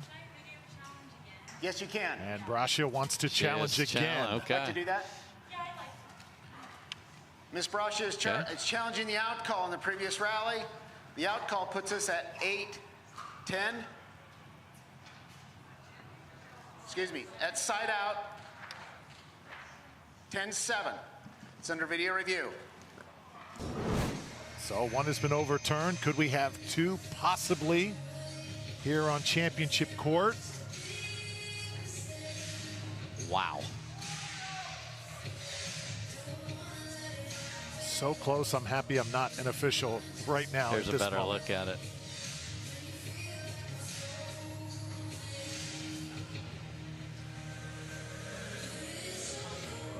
I think that looks a tad deep on that angle for me, Drew. But again, I'm not making a call. I'm giving you my opinion. Thought the other one was clearly in. I think that one's A little bit deep, but again, got to see enough to overturn an out call here, and I certainly don't see that.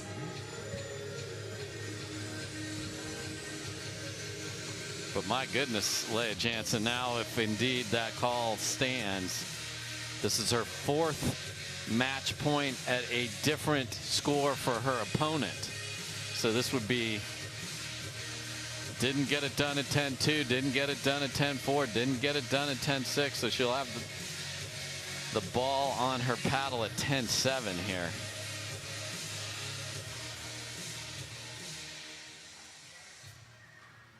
After video review, the call stands. The ball is out. Ms. Braccia loses a timeout.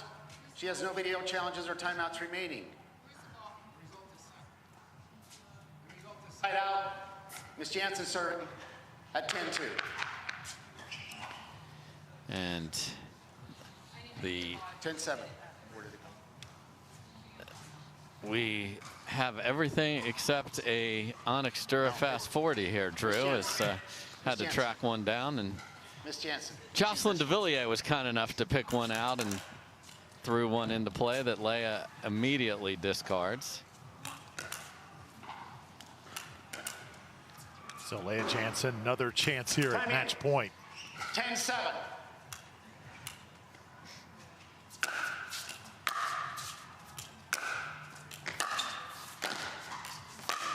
Mary Braccia cannot return it, and that finally does it. Lea Jansen. Not an easy road to championship Sunday by any stretch, but she finally is able to get the better of Mary Braccia. 11-2, 7-11, 11-7.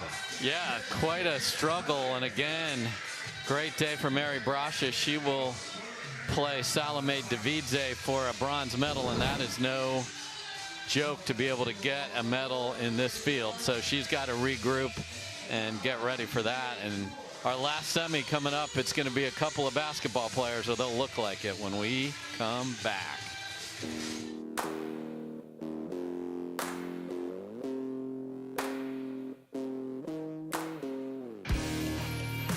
This spring, you don't have to be a baller to buy like one. With a power bid approval from Guaranteed Rate, you can go head-to-head with cash offers and win. Call a Guaranteed Rate loan officer today. OS First, the official sock sponsor of pickleball. Stay in the game with OS First Socks with Purpose and compression bracing designed for comfort, injury prevention, and improved recovery. OS First is the official sock brand of pickleball and the PPA Tour. Visit www.thepickleballsock.com to learn more.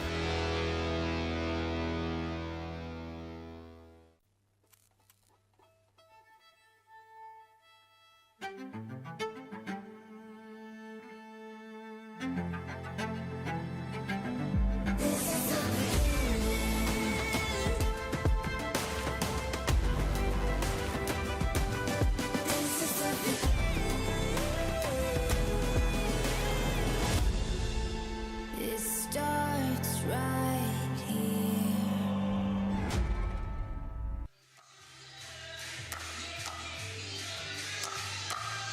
So welcome back.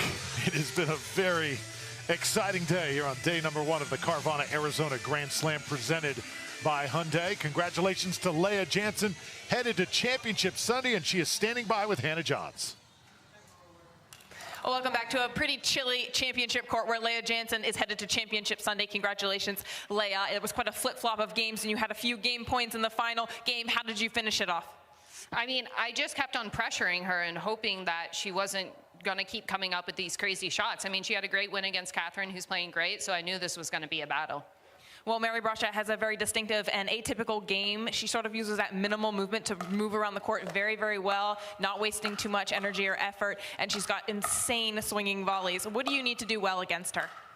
You have to get the first strike against her, which is really tough, and you have to keep pressuring her even when she's like passing you left and right, which is really tough as well. So, I mean, I think she's one of those players when she's on, you just got to kind of keep the match going and see if you can grind it out. Well, you have popularized the no paddle tap after game 1 and game 2, and Mary sort of gave you a little wave after game 2 to sort of show you, yeah, that's okay. I know you don't like to do it, so we won't do it. Have you sort of moved the no paddle tap into the public eye and maybe changed pickleball history? I like to think so. I hope this is like when I retire what I'm known for. But no, I mean, I've been asking all of my opponents, and some agree, some disagree. So hopefully by the end of 2023, we will eliminate it. All right. I love it. She's changing history over here. Lea, good luck on Sunday, True. All right, Hannah, thank you so much. Definitely a different brand of pickleball from Lea Jansen. She is quite a character here on the Carvana PPA Tour. All right, when we come back, that second men's semifinal, we're going to bring it to you. Don't dare go anywhere.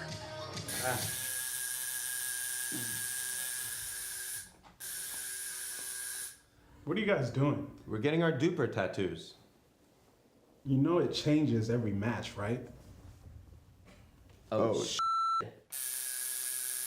Duper, keeping tattoo removers in business by updating after every match. Download the app and claim your free profile today. Can you change that 6 to an 8? I sure can try.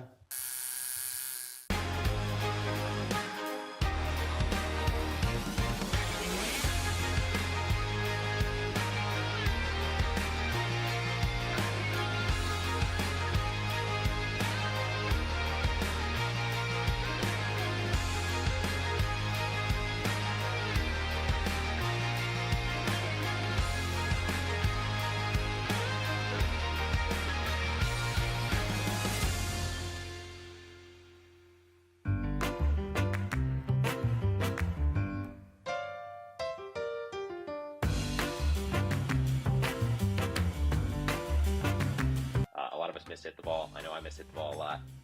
So Speak for more yourself, forgiving.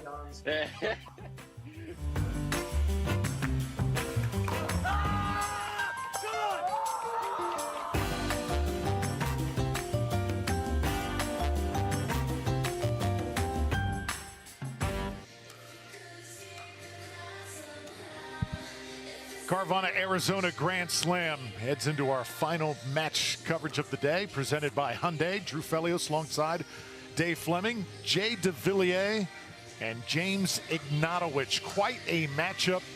Ignatowicz, former tennis player, Vanderbilt University, has gone all in on the sport of pickleball, and the sport has just embraced him. On the other side, Jay Devilliers, the flying Frenchman, needs no introduction. He doesn't.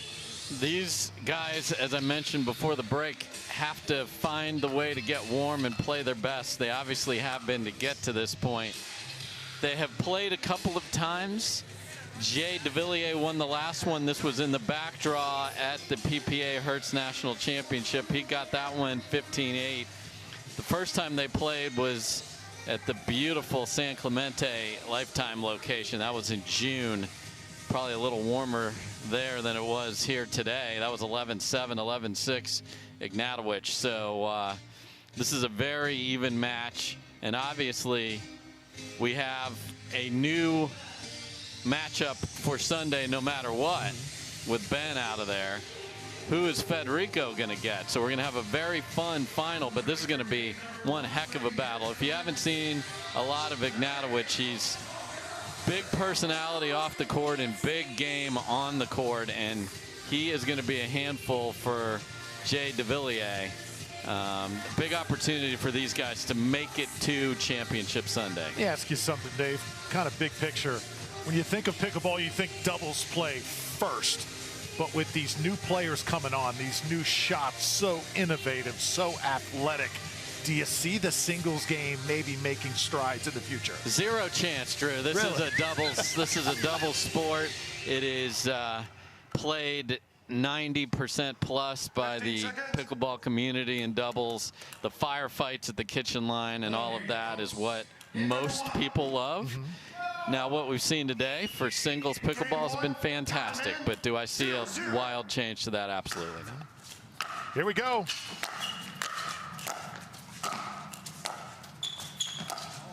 Fast pace here to start, won by Jay Devilliers. Yeah, so this is going to be who can sort of dictate the pace, who can be the difference maker at the kitchen line. And you see, just to keep his own body movement, Devilliers sprinted over to pick up the ball there.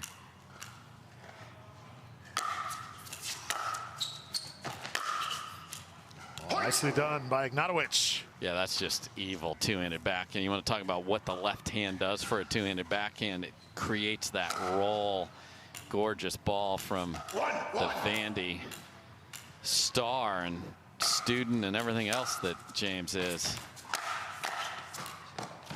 Devilliers drops one like it's hot right cross court.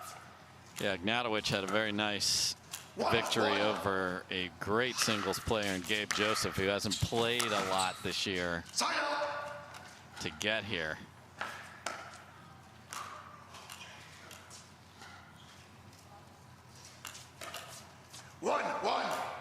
Jay Devilliers getting by Connor Garnett. Rather easily, I might add.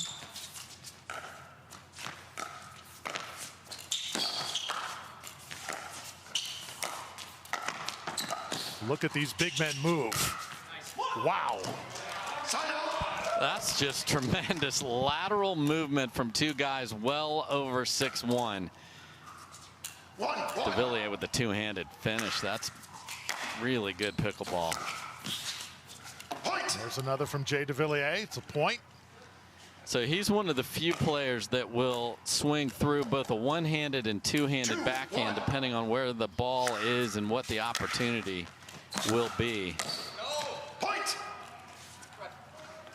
Jay Devilliers, such a character, so bright. Too, Dave, speaks 3 languages, French, English, of course, and Spanish. Great dad. Just had a new youngster last year. He's got 3 great kids, a lot of support from that family, and has pushed all in on the pickleball journey. 3-1.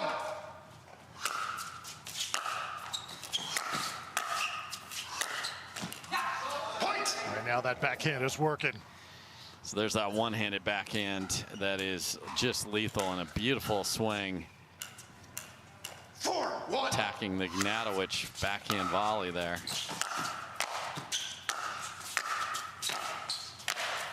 Ignatowicz can't finish it off.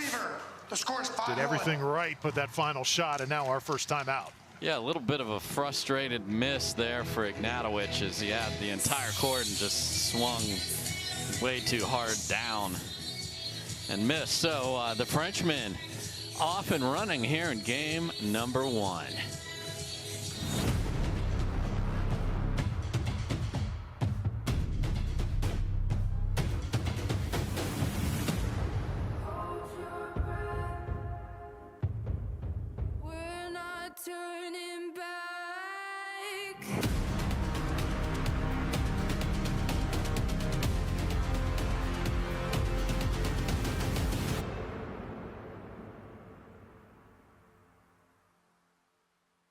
Hi, I'm Rick Barry. I used to play professional basketball. Now I'm into pickleball. Performance is really important, but also recovery is actually just as important. LMD is a product that I use constantly before my matches and after my matches for my recovery. Great for inflammation, great for recovery. I keep coming back to this. LMD all day long, baby. I use it. I use it. I use it. I use it. I use it. Aloe MD Acute Relief Cream.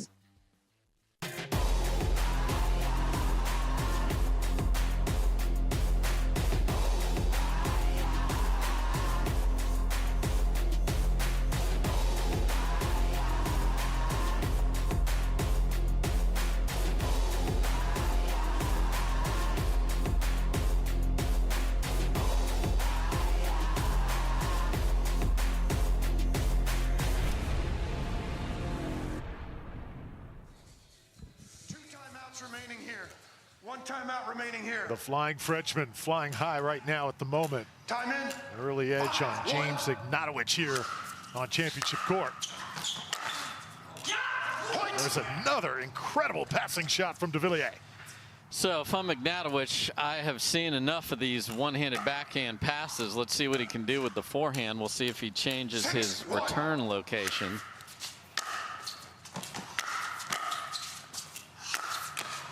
Point.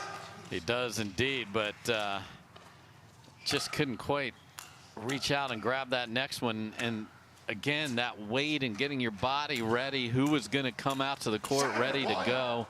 So far, it's Devilliers.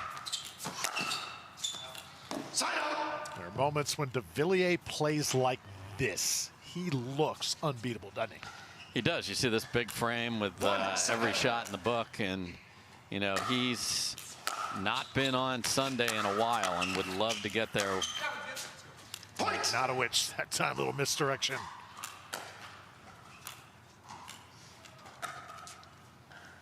Two, 7.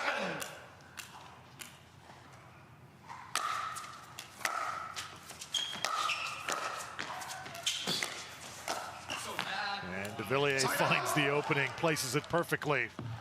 That fist is pumping right now. Yeah, that first volley after the really nice rolling backhand, that one right there, to be able to keep that in a relatively safe place. Point. And Devilliers racing to the line to serve. 8-2. Side out. Just misses that time. Side out to Ignatowicz. I can tell you who hasn't lost anything is our man Dave Johnson, the referee. He is barking at. What's the score, Dave?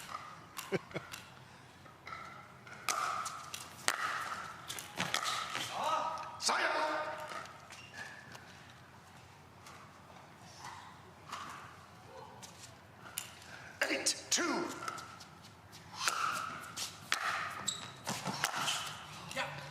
Just gets the line. Yeah, and I don't know what Ignatowicz's game plan coming in was to test that backhand, but a lot of them have gone past him, and now one's gone inside in.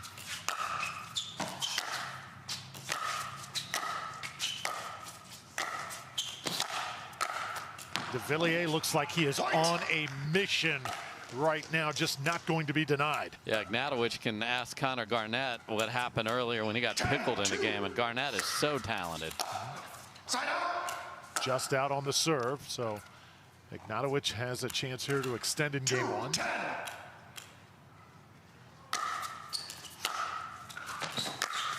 Ignatowicz, one of those guys kind of like a gym rat. Practices, drills as much as possible, trying to improve in this game as quickly as possible. Yeah, he's had a rapid ascent, and his forehand and backhand set himself very up from tennis to play great singles. This is a big opportunity for one of these players to play on Sunday. The Vandy product would love for it to be him, but he's got a big hole to climb out of. You know, I think to James' credit, he has also been able to bring his doubles along with it. That reach, the court coverage. He is just a terrific player.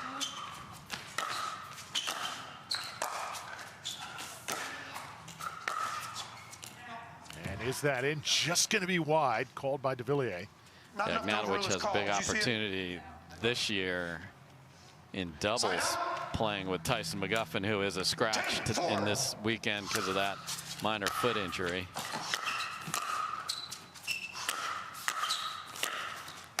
Oh, Ignatowicz, just a devastating shot right there, all over the kitchen. You know, and that's how you rise in the sport. You get noticed, you get better partners, you can do more damage, obviously with singles. He's got the whole package there. He's just got to be able to execute, and that's not good execution there. 10-4. And fun watching him in Major League Pickleball as well.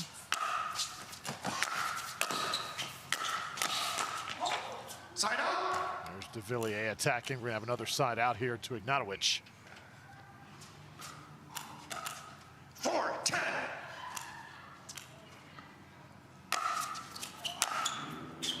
Point.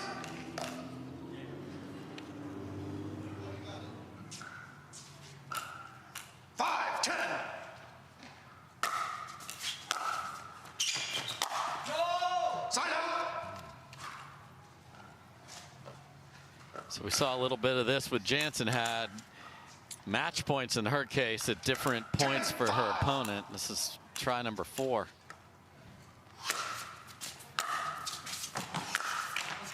Up against the net.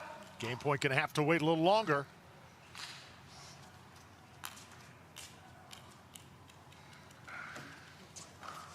Ignatowicz building his pickleball resume. I think he's got a Deer City Open championship under his belt. Great people of Grand Rapids. And that'll be a stop on the Carvana PPA Tour this year. It's not a stop, but the players can play in it this year. So we'll see who goes up there and supports Paul Richards and that great crew up there, and Andrea Coop.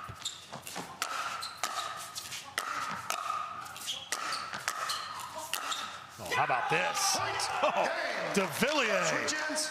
Wow, so impressive in game 1. Just kept ripping backhands, and the backhand was the difference. He was much sharper than Ignatowicz, so we'll see. Does Ignatowicz keep going into that backhand corner, because Devilliers is ready. Look at how many of these he hit in just this point alone. The Flying Frenchman, so good. Had a tremendous 2022, trying to get his first championship of 2023. More to come in just a moment. My name is Leigh Waters, and I'm a professional pickleball player. My daughter, Anna Lee, is my doubles partner, and her 16th birthday is coming up. It'd be great to get her a car, and Carvana has helped us make that dream come true. They have thousands of options, and I'm a mom, so of course I want Anna Lee to have something safe. Anna Lee has absolutely no idea about this car, so I told her we're going to Carvana's vending machine for a photo shoot. Drum roll. I think this belongs to you. Oh my gosh, what? Happy Sweet 16, Anna Lee. Experience it for yourself at Carvana.com.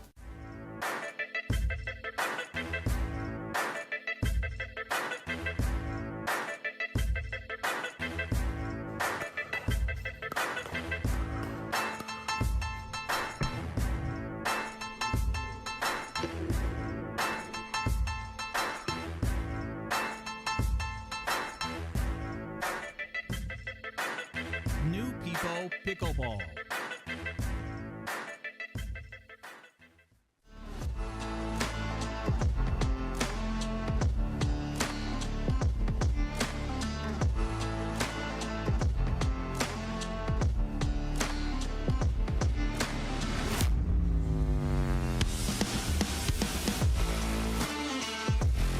Thank you to Pickle Roll. It can be installed anywhere, temporarily or permanently, on any flat area. So I have a feeling Pickle Roll is going to be a big part of our future.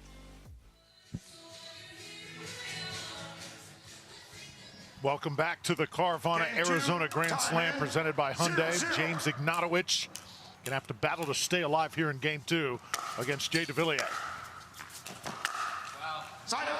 And not a way to start. Yeah, and you heard a wow out of Ignatowicz's mouth there, like, what the heck was that? So stares at the paddle, of course. 0-0.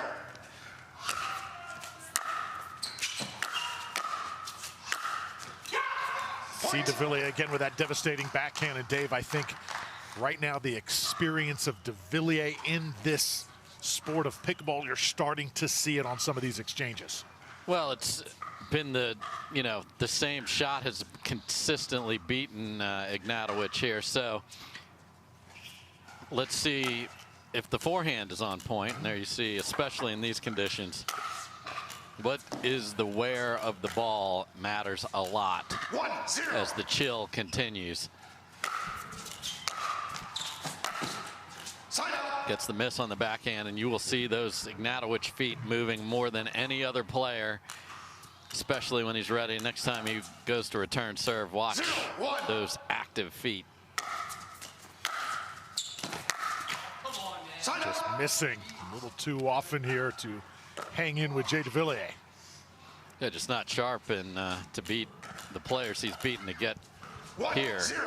This is a tremendous player.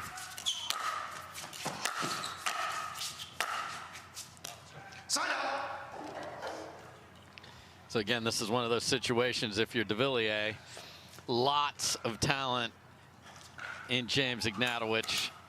Get him while he's not quite as sharp, or trouble could come. Oh, a little help from the net. Ignatowicz will certainly take it.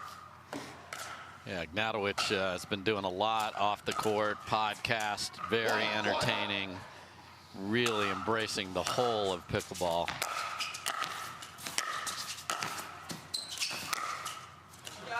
And another outstanding shot. Dave, I want to ask you too, the shots where the ball skips, hits the net and lands in, are the sorry not sorries going to be extinct eventually, you think? I think it's, you know, tennis has had those a lot longer, and you'll see guys and women hold their paddle up. I think we'll eventually get to that point. Like, some will and some won't. Right now, it's, you know, the camaraderie. We're 14 feet away from each other. And so I think sorry not sorry's around for at least 2023.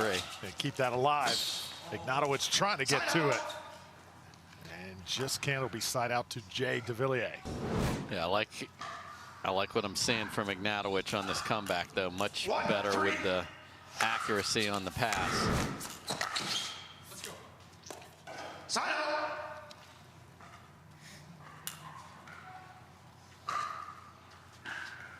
Three, one.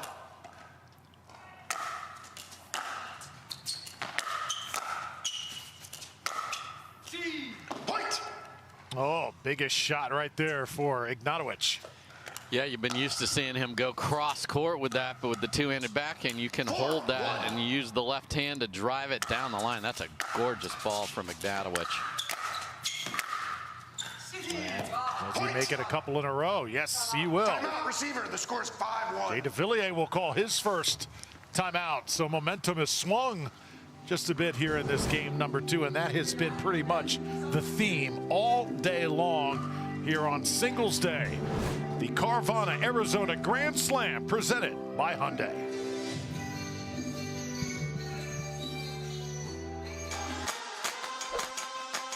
Okay, listen. Think you can take me? Let's go.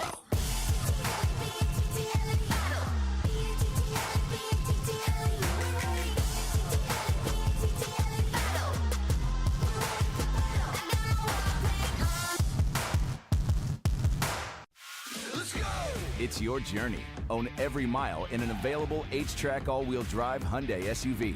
Get 0% APR on the 2023 Tucson or Santa Fe, or $750 bonus cash. Hurry in. You don't get the moments everyone talks about without the moments no one sees. Early morning practice, late night drills, running it over and over. You don't get the crowd without the quiet. Everyone sees the glory, the medal, the podium, but every winning shot starts right here. PaddleTech. Let's go again. Saw the PaddleTech ad there, Drew. Big day with the announcement of keeping Leigh Waters as part of the PaddleTech family, and a line to come of the Leigh Waters signature paddles. Oh, I think those will be popular. Without question. Ignatowicz now. Lots of momentum on his side. He is hitting shots right down that line here at the moment. It's 6-1 in game 2. Yeah, and it's the singles bread and butter. Clobber your serve, get a short return, and hit a nice pass. Does that drop in? It Jay does says not. no. I want to thank everybody for staying up with us here late tonight. Lots of great pickleball to come throughout the weekend. Ignatowicz still going to town here.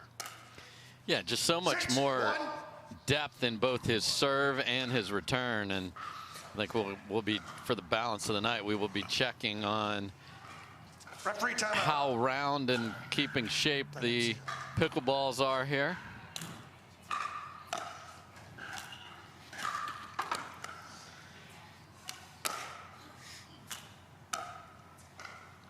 Time in. 6-1.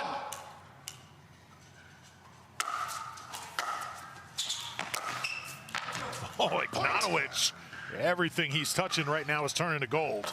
Yeah, again, big serve, a lot of topspin on it. Devilliers blocks it back, but short. And then, again, I love that Ignatowicz steps into the two-handed backhand and then uses that left hand to roll it. Just so little margin, but so much of a perfect drop. That's a beautiful play.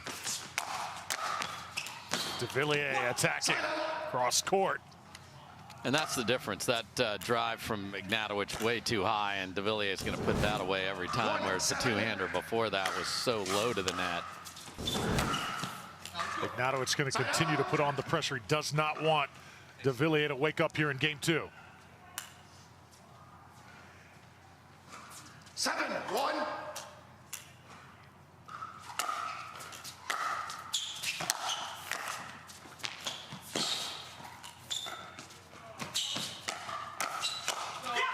Oh, Devilliers will get the better of that point. Tremendous foot speed, though, by Ignatowicz to get to that ball and then keep it in a safe place, and tried to trick Devilliers behind him, but couldn't finish that. Hits that one out. 7-2 now, Devilliers. 2-7.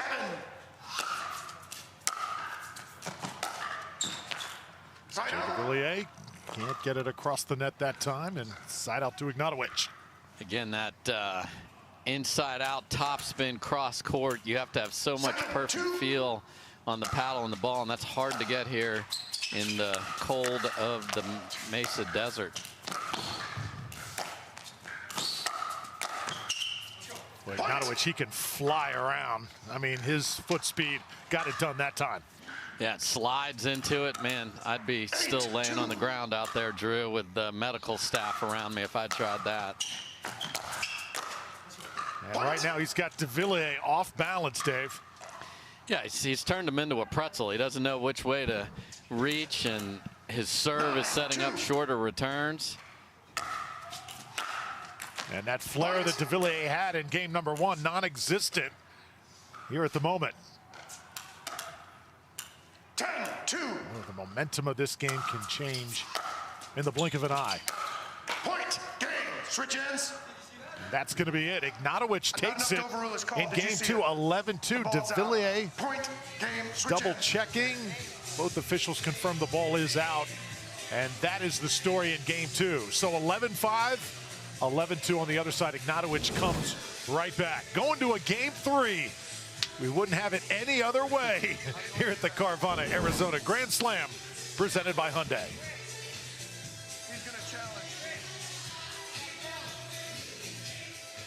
For many of us, we just charge ahead because planning for your future takes time. And right now, thinking about your financial future takes on new meaning. At Baird, our financial advisors have guided individuals and families to achieve their goals through every crisis evolution and groundbreaking idea for over 100 years. That's the difference between thinking you're ready for what lies ahead and knowing you've planned for it. Now that's different. Discover the Baird difference.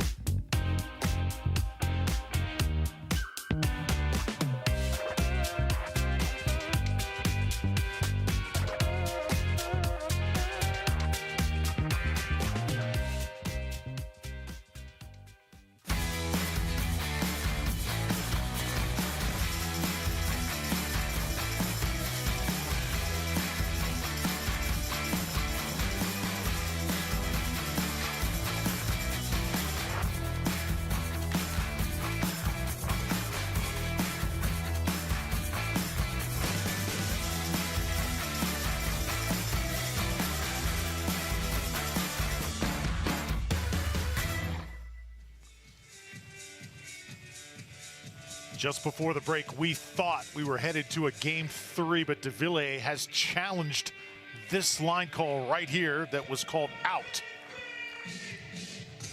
Looks out to me. So I don't expect anything to change here other than we'll have a little conversation. We'll look at a ball that's a couple maybe an inch out there, and we'll confirm what we think we know, and we're going to go to a game 3. And, you know, if I'm Devilliers, I'm like, okay, I'm on the good side. I got to get a big lead early, because if it's truly that, if the players are feeling something that's better on that side, because both players looked fantastic on the side that Devilliers will be on and not so good on the far side. And let's get this barked out by Dave Johnson. Game, switch ends. So Jay Devilliers will serve here to open up game number 3. You don't take the timeout home, so why not? Why not? You know, maybe it caught. Is that something that you think has been underutilized today by the players, the ability to challenge? I think the ones that have been close, I think the players have asked to have it looked at. We only had one ball overturned here. That was a ball we thought was clearly in. And, you know, my big thing with all of this is let's get the call right. And as players, let's play the ball and make the correct calls and get the drama of that out of it. And unfortunately, in some cases, it requires video review to get to that right place if players aren't consistently making the right call. And now moving that into the quarters and semis on Thursday, Friday, and Saturday, Drew. We have the same technology, so we should be doing everything we can to get the calls right. These are important matches. There's more money and opportunity and points on the line here. Let's get the call right. Here we go, game 3.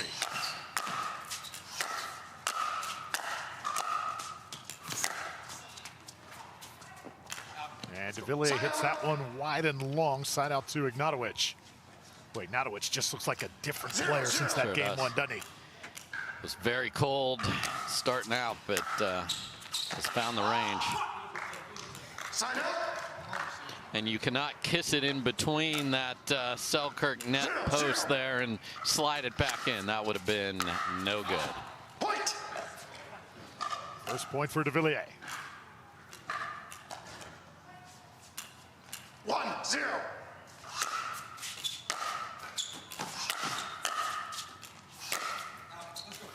A little bit too much mustard on this one. Yeah, and Devilliers took a bite out of the Vulcan paddle there. So accurate in game 1 with that one-handed backhand. Hasn't found the range here in games 2 or the early part of 3. Good job by Devilliers to lay off that one, Dave. It's an important skill. You don't think that way. You know, we talked earlier about what a skill is. Letting the ball go is a huge skill to be able to play this at the highest level. You see what it leads to. Another point for Jay Devilliers right now, starting to take control of this final and deciding game. 2-0. Point. Wow, 2 missed returns and a missed backhand volley that Ignatowicz would usually make. Side out. Wide on the serve. I saw the ball out. So Ignatowicz. And that is side out here. That's a critical error from Devilliers. When you get a missed return, you want that being thought about. And now Ignatowicz calls timeout. Just throw him off just a little bit. And then kind of steamrolls from there. Scores 3-0. Yeah, he doesn't want this to get away from him at all. So misses badly on a backhand there and just needs to go think about it. Step aside, Jay Devilliers, a good start in game 3 here in our final match of the night. Gooder, $25 active sunglasses for anyone. That includes you, Wildcat. We see you out there bringing the fun to the starting line. You're the life of the party, whether there's a party or not. We see you making sure everyone matches. That's important. No, go back. Hooligan, Yahoo, troublemaker. You just want fun sunglasses. Find your fun at Gooder.com.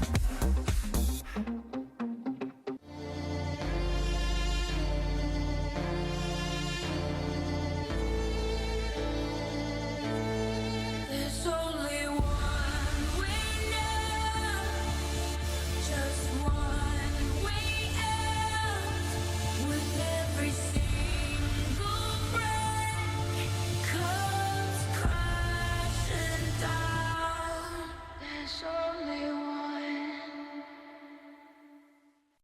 Introducing Skechers Pickleball, the official footwear of the Carvana PPA Tour.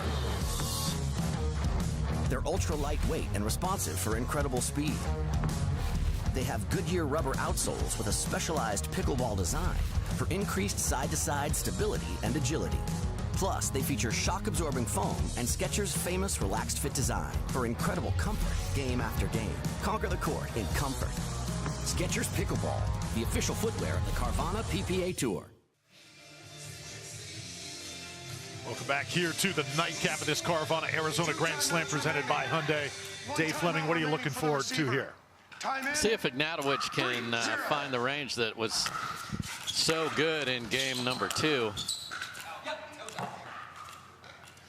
Just missed there by Devilliers. And, you know, Ignatowicz took a timeout in a weird spot after he missed a third shot.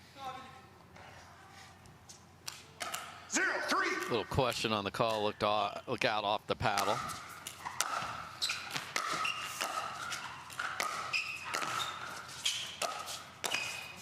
Point. Good misdirection by Ignatowicz there. Yeah, just really love that two-handed backhand of his, and it betrayed him at the beginning of this game, but only down a couple here. 3.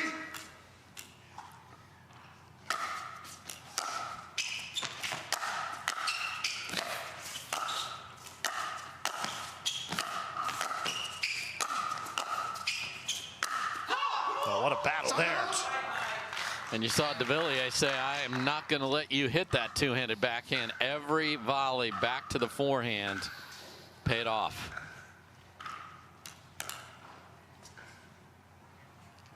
Three, 1.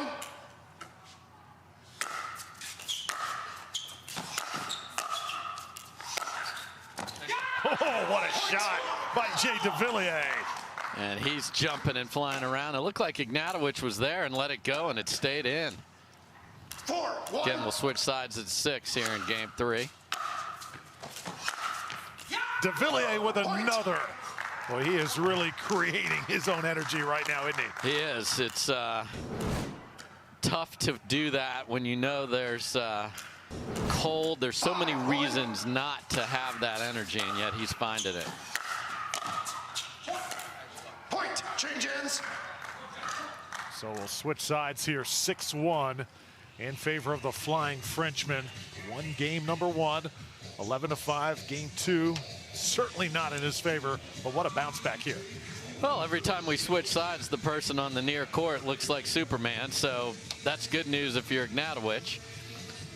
The question is can Devilliers continue what he's doing? He's putting all the pressure on Ignatowicz. He was smartly targeting the forehand after watching the two-handed backhand pass him on the 1 point Ignatowicz was able to get. And, you know, this is huge. One of these guys is going to play on Sunday, and they're going to play Staksrud, who had a great upset of Ben Johns. Do have a timeout on the court, so we'll step aside. Devilliers raring to go when we come back.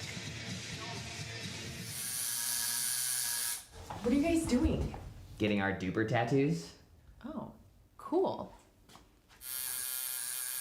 Hey Cameron, how's it going? Almost done. Perfect. Can't wait to see your number. Number?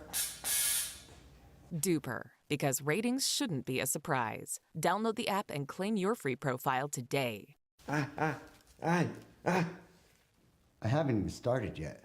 Oh.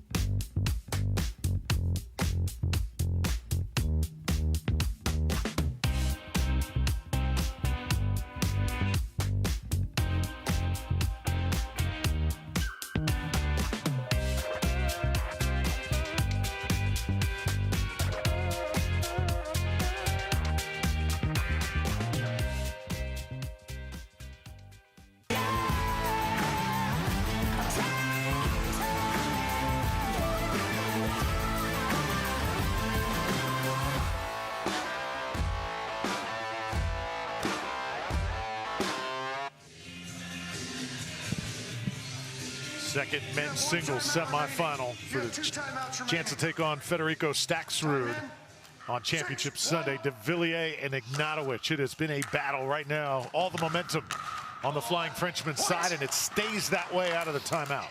Yeah, I just think that's a big moment for Devilliers there to just keep it going and be able to say, you know what, I was not good on this side earlier.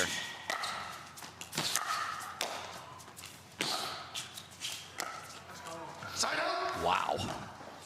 So we had Ignatowicz abort coming to the net because he didn't like his return, which usually means you are dead in that point. And he was able to rally back. Keep an eye on that one.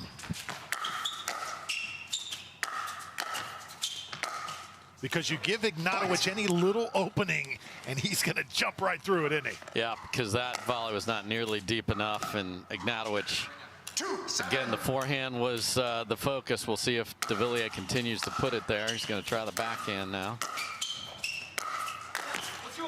Such a game of momentum, isn't it? As Ignatowicz has finally woken up here in game 3.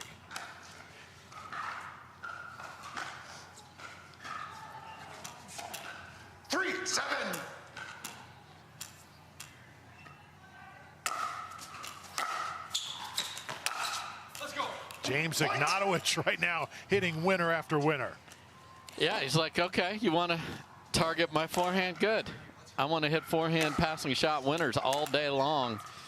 And this side of the court has been everything in this match.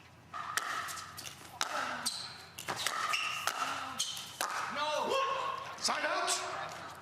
Devilliers going to get it back here. I was looking for Julian Arnold today. Dave, he fell to Travis Rettenmeyer early, just in round number 2. Yeah, Rettenmeyer played some terrific singles today. That's wide as well. Point. Timeout. Receiver. The score is 8-4. So sometimes with a taller player, they like to extend their arms and make a volley. Devilliers goes right at the body there, and Ignatowicz not able to handle that. It's a smart change of shot selection from Devilliers. Another player we followed earlier today, Christian Alshon, very good showing as he met Ben Johns in the 3rd round. Johns eventually overcame him there, but he continues to make strides in this game of men's singles. Jay Devilliers, tremendous. We're seeing him right now. And I think one big story here, Drew, is the fact that J.W. Johnson and Dylan Frazier said, we're going to focus all our energy into the doubles this weekend. So neither player was in the draw today.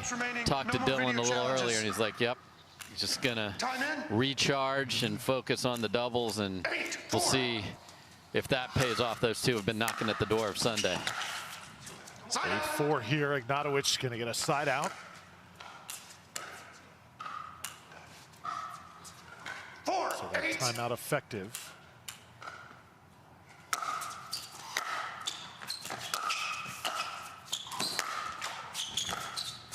Devilliers plays it off the net. Ignatowicz can't straighten it out.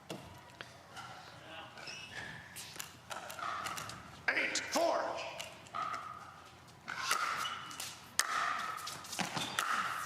Oh, how about that shot from Jay? Inside in, runs around the backhand and just ropes it down the line. That's a great forehand for a guy that has been passing with the backhand on that side most of this match. Ignatowicz, couple drop shots. Yeah, that was a good first backhand from Devilliers. Sometimes you just get beat, so it's got to be now for Ignatowicz.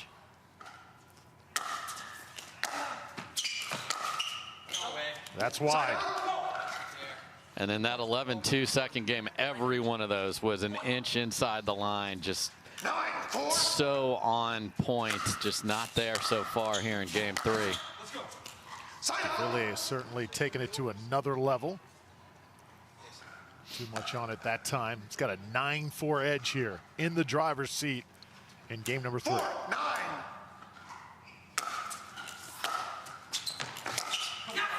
Side out.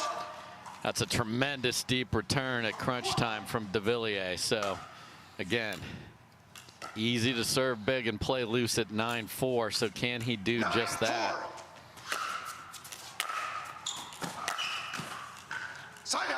against the net that time for Devilliers. Well, it's been fun to watch these two athletes go head-to-head. Just an incredible level of men's singles we're watching. That's long.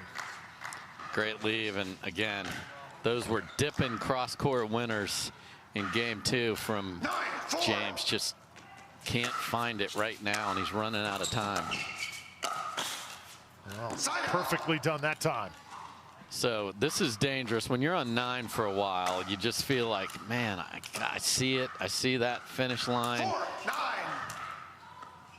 Ignatowicz has to add some scoreboard pressure here.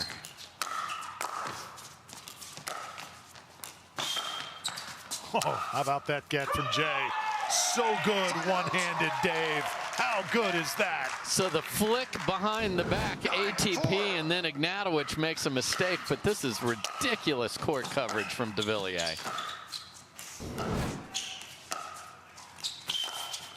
ATP number 2 in as many points, and now he is on the brink of Championship Sunday.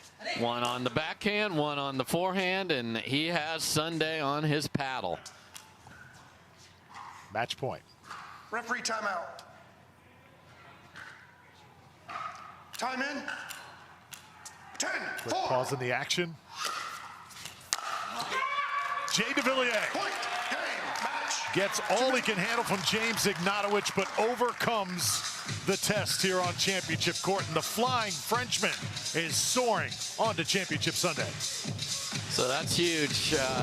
Jocelyn has not been on Sunday in a while, and has played some really good singles, just couldn't get that last win. Staksrud's there waiting for him, and that's going to be one heck of a international final. It'll have France versus Argentina. It sounds like a World Cup competition, but really good from Jay to have to wait all day long for your opportunity and then catch it. That's great motivation for Devilliers, too. He's such a soccer fan. When we return, he joins Hannah in the winner's circle.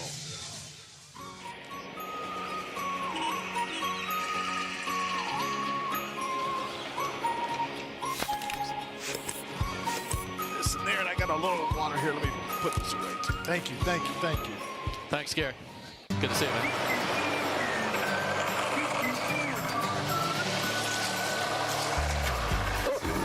Ready yet? Not yet, buddy.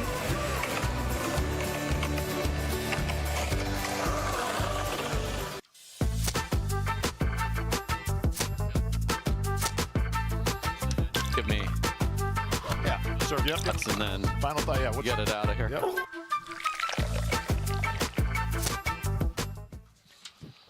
I'll tell you what, overall, the singles play head and shoulders better than what we saw 2 weeks ago. That thing he uses to warm up and stay loose before he throws it down. It's terrible. That thing Tony Finau uses on course between the ball shots. Ooh, that's money.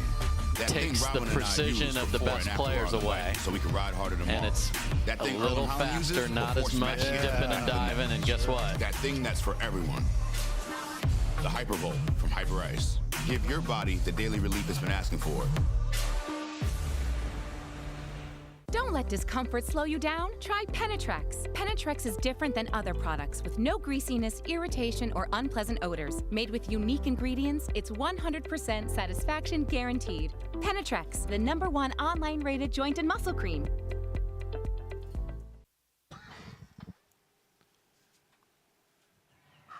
Well, tremendous match we just saw in men's singles. Jay Devilliers gets it done over James Ignatowicz. He is standing by in the winner's circle with our own Hannah Johns. Hannah, take it away. Everyone want to listen to me talk. Welcome back, everyone, to Championship Court here with Jay Devilliers. You're headed to Championship Sunday after an incredible battle over 3 games. You took a break after game 2. What were you saying to yourself? How did you want to finish in game 3? Yeah, I felt one side was a little bit easier. I started on the good side. I won the first game, and then he played much better in the second game on the good side. So I was just thinking, start strong and then try to finish it. And I was very pleased to have a 6-1 lead at the turn. So yeah, just very happy to close it. Well, we've kept you out here for a very long day. It was cold, it was windy, but you're still out here able to battle. How did you grind through today? Yeah, it was definitely a long day, but it was a good end of the day. I'm very pleased to go back to Sunday final, and I'm just going to give my best and try to beat Federico. Well, in a twist of fate, you are going to see Federico on Sunday. He had the upset of the day. How do you prepare for that matchup? Yeah, I've played him several times now, and the last 2 times he had the best of me, so hopefully I can give him a tough match and switch that around and win that title. All right, let's go. Good luck on Sunday, Jay. Thank you. Drew, take us away. Oh, such a great character on the Carvana PPA Tour. Jay Devilliers soaking it all in here in Mesa. So, Dave, what a day it was. What'd you learn here after this day one of competition? Well, I learned that the ball playing fast created a side that people preferred, some sight lines. We saw Ben Johns frustrated with the sun coming in from the side. We saw Ben Johns have a match point against Staksrud and miss a serve and then fall in an upset. I saw some great play from Mary Brasha today, and ultimately we had so many best of threes go 3. All of that sort of evened the playing field, and then it was who could push through at the end. So great day of singles. The mixed draw is just crazy how good and how many teams can be there in the quarters and the semis. So I can't wait to see that. And then doubles, and then congrats to Annalie, Lea, our man Jay Devilliers, and Fed Staksrud.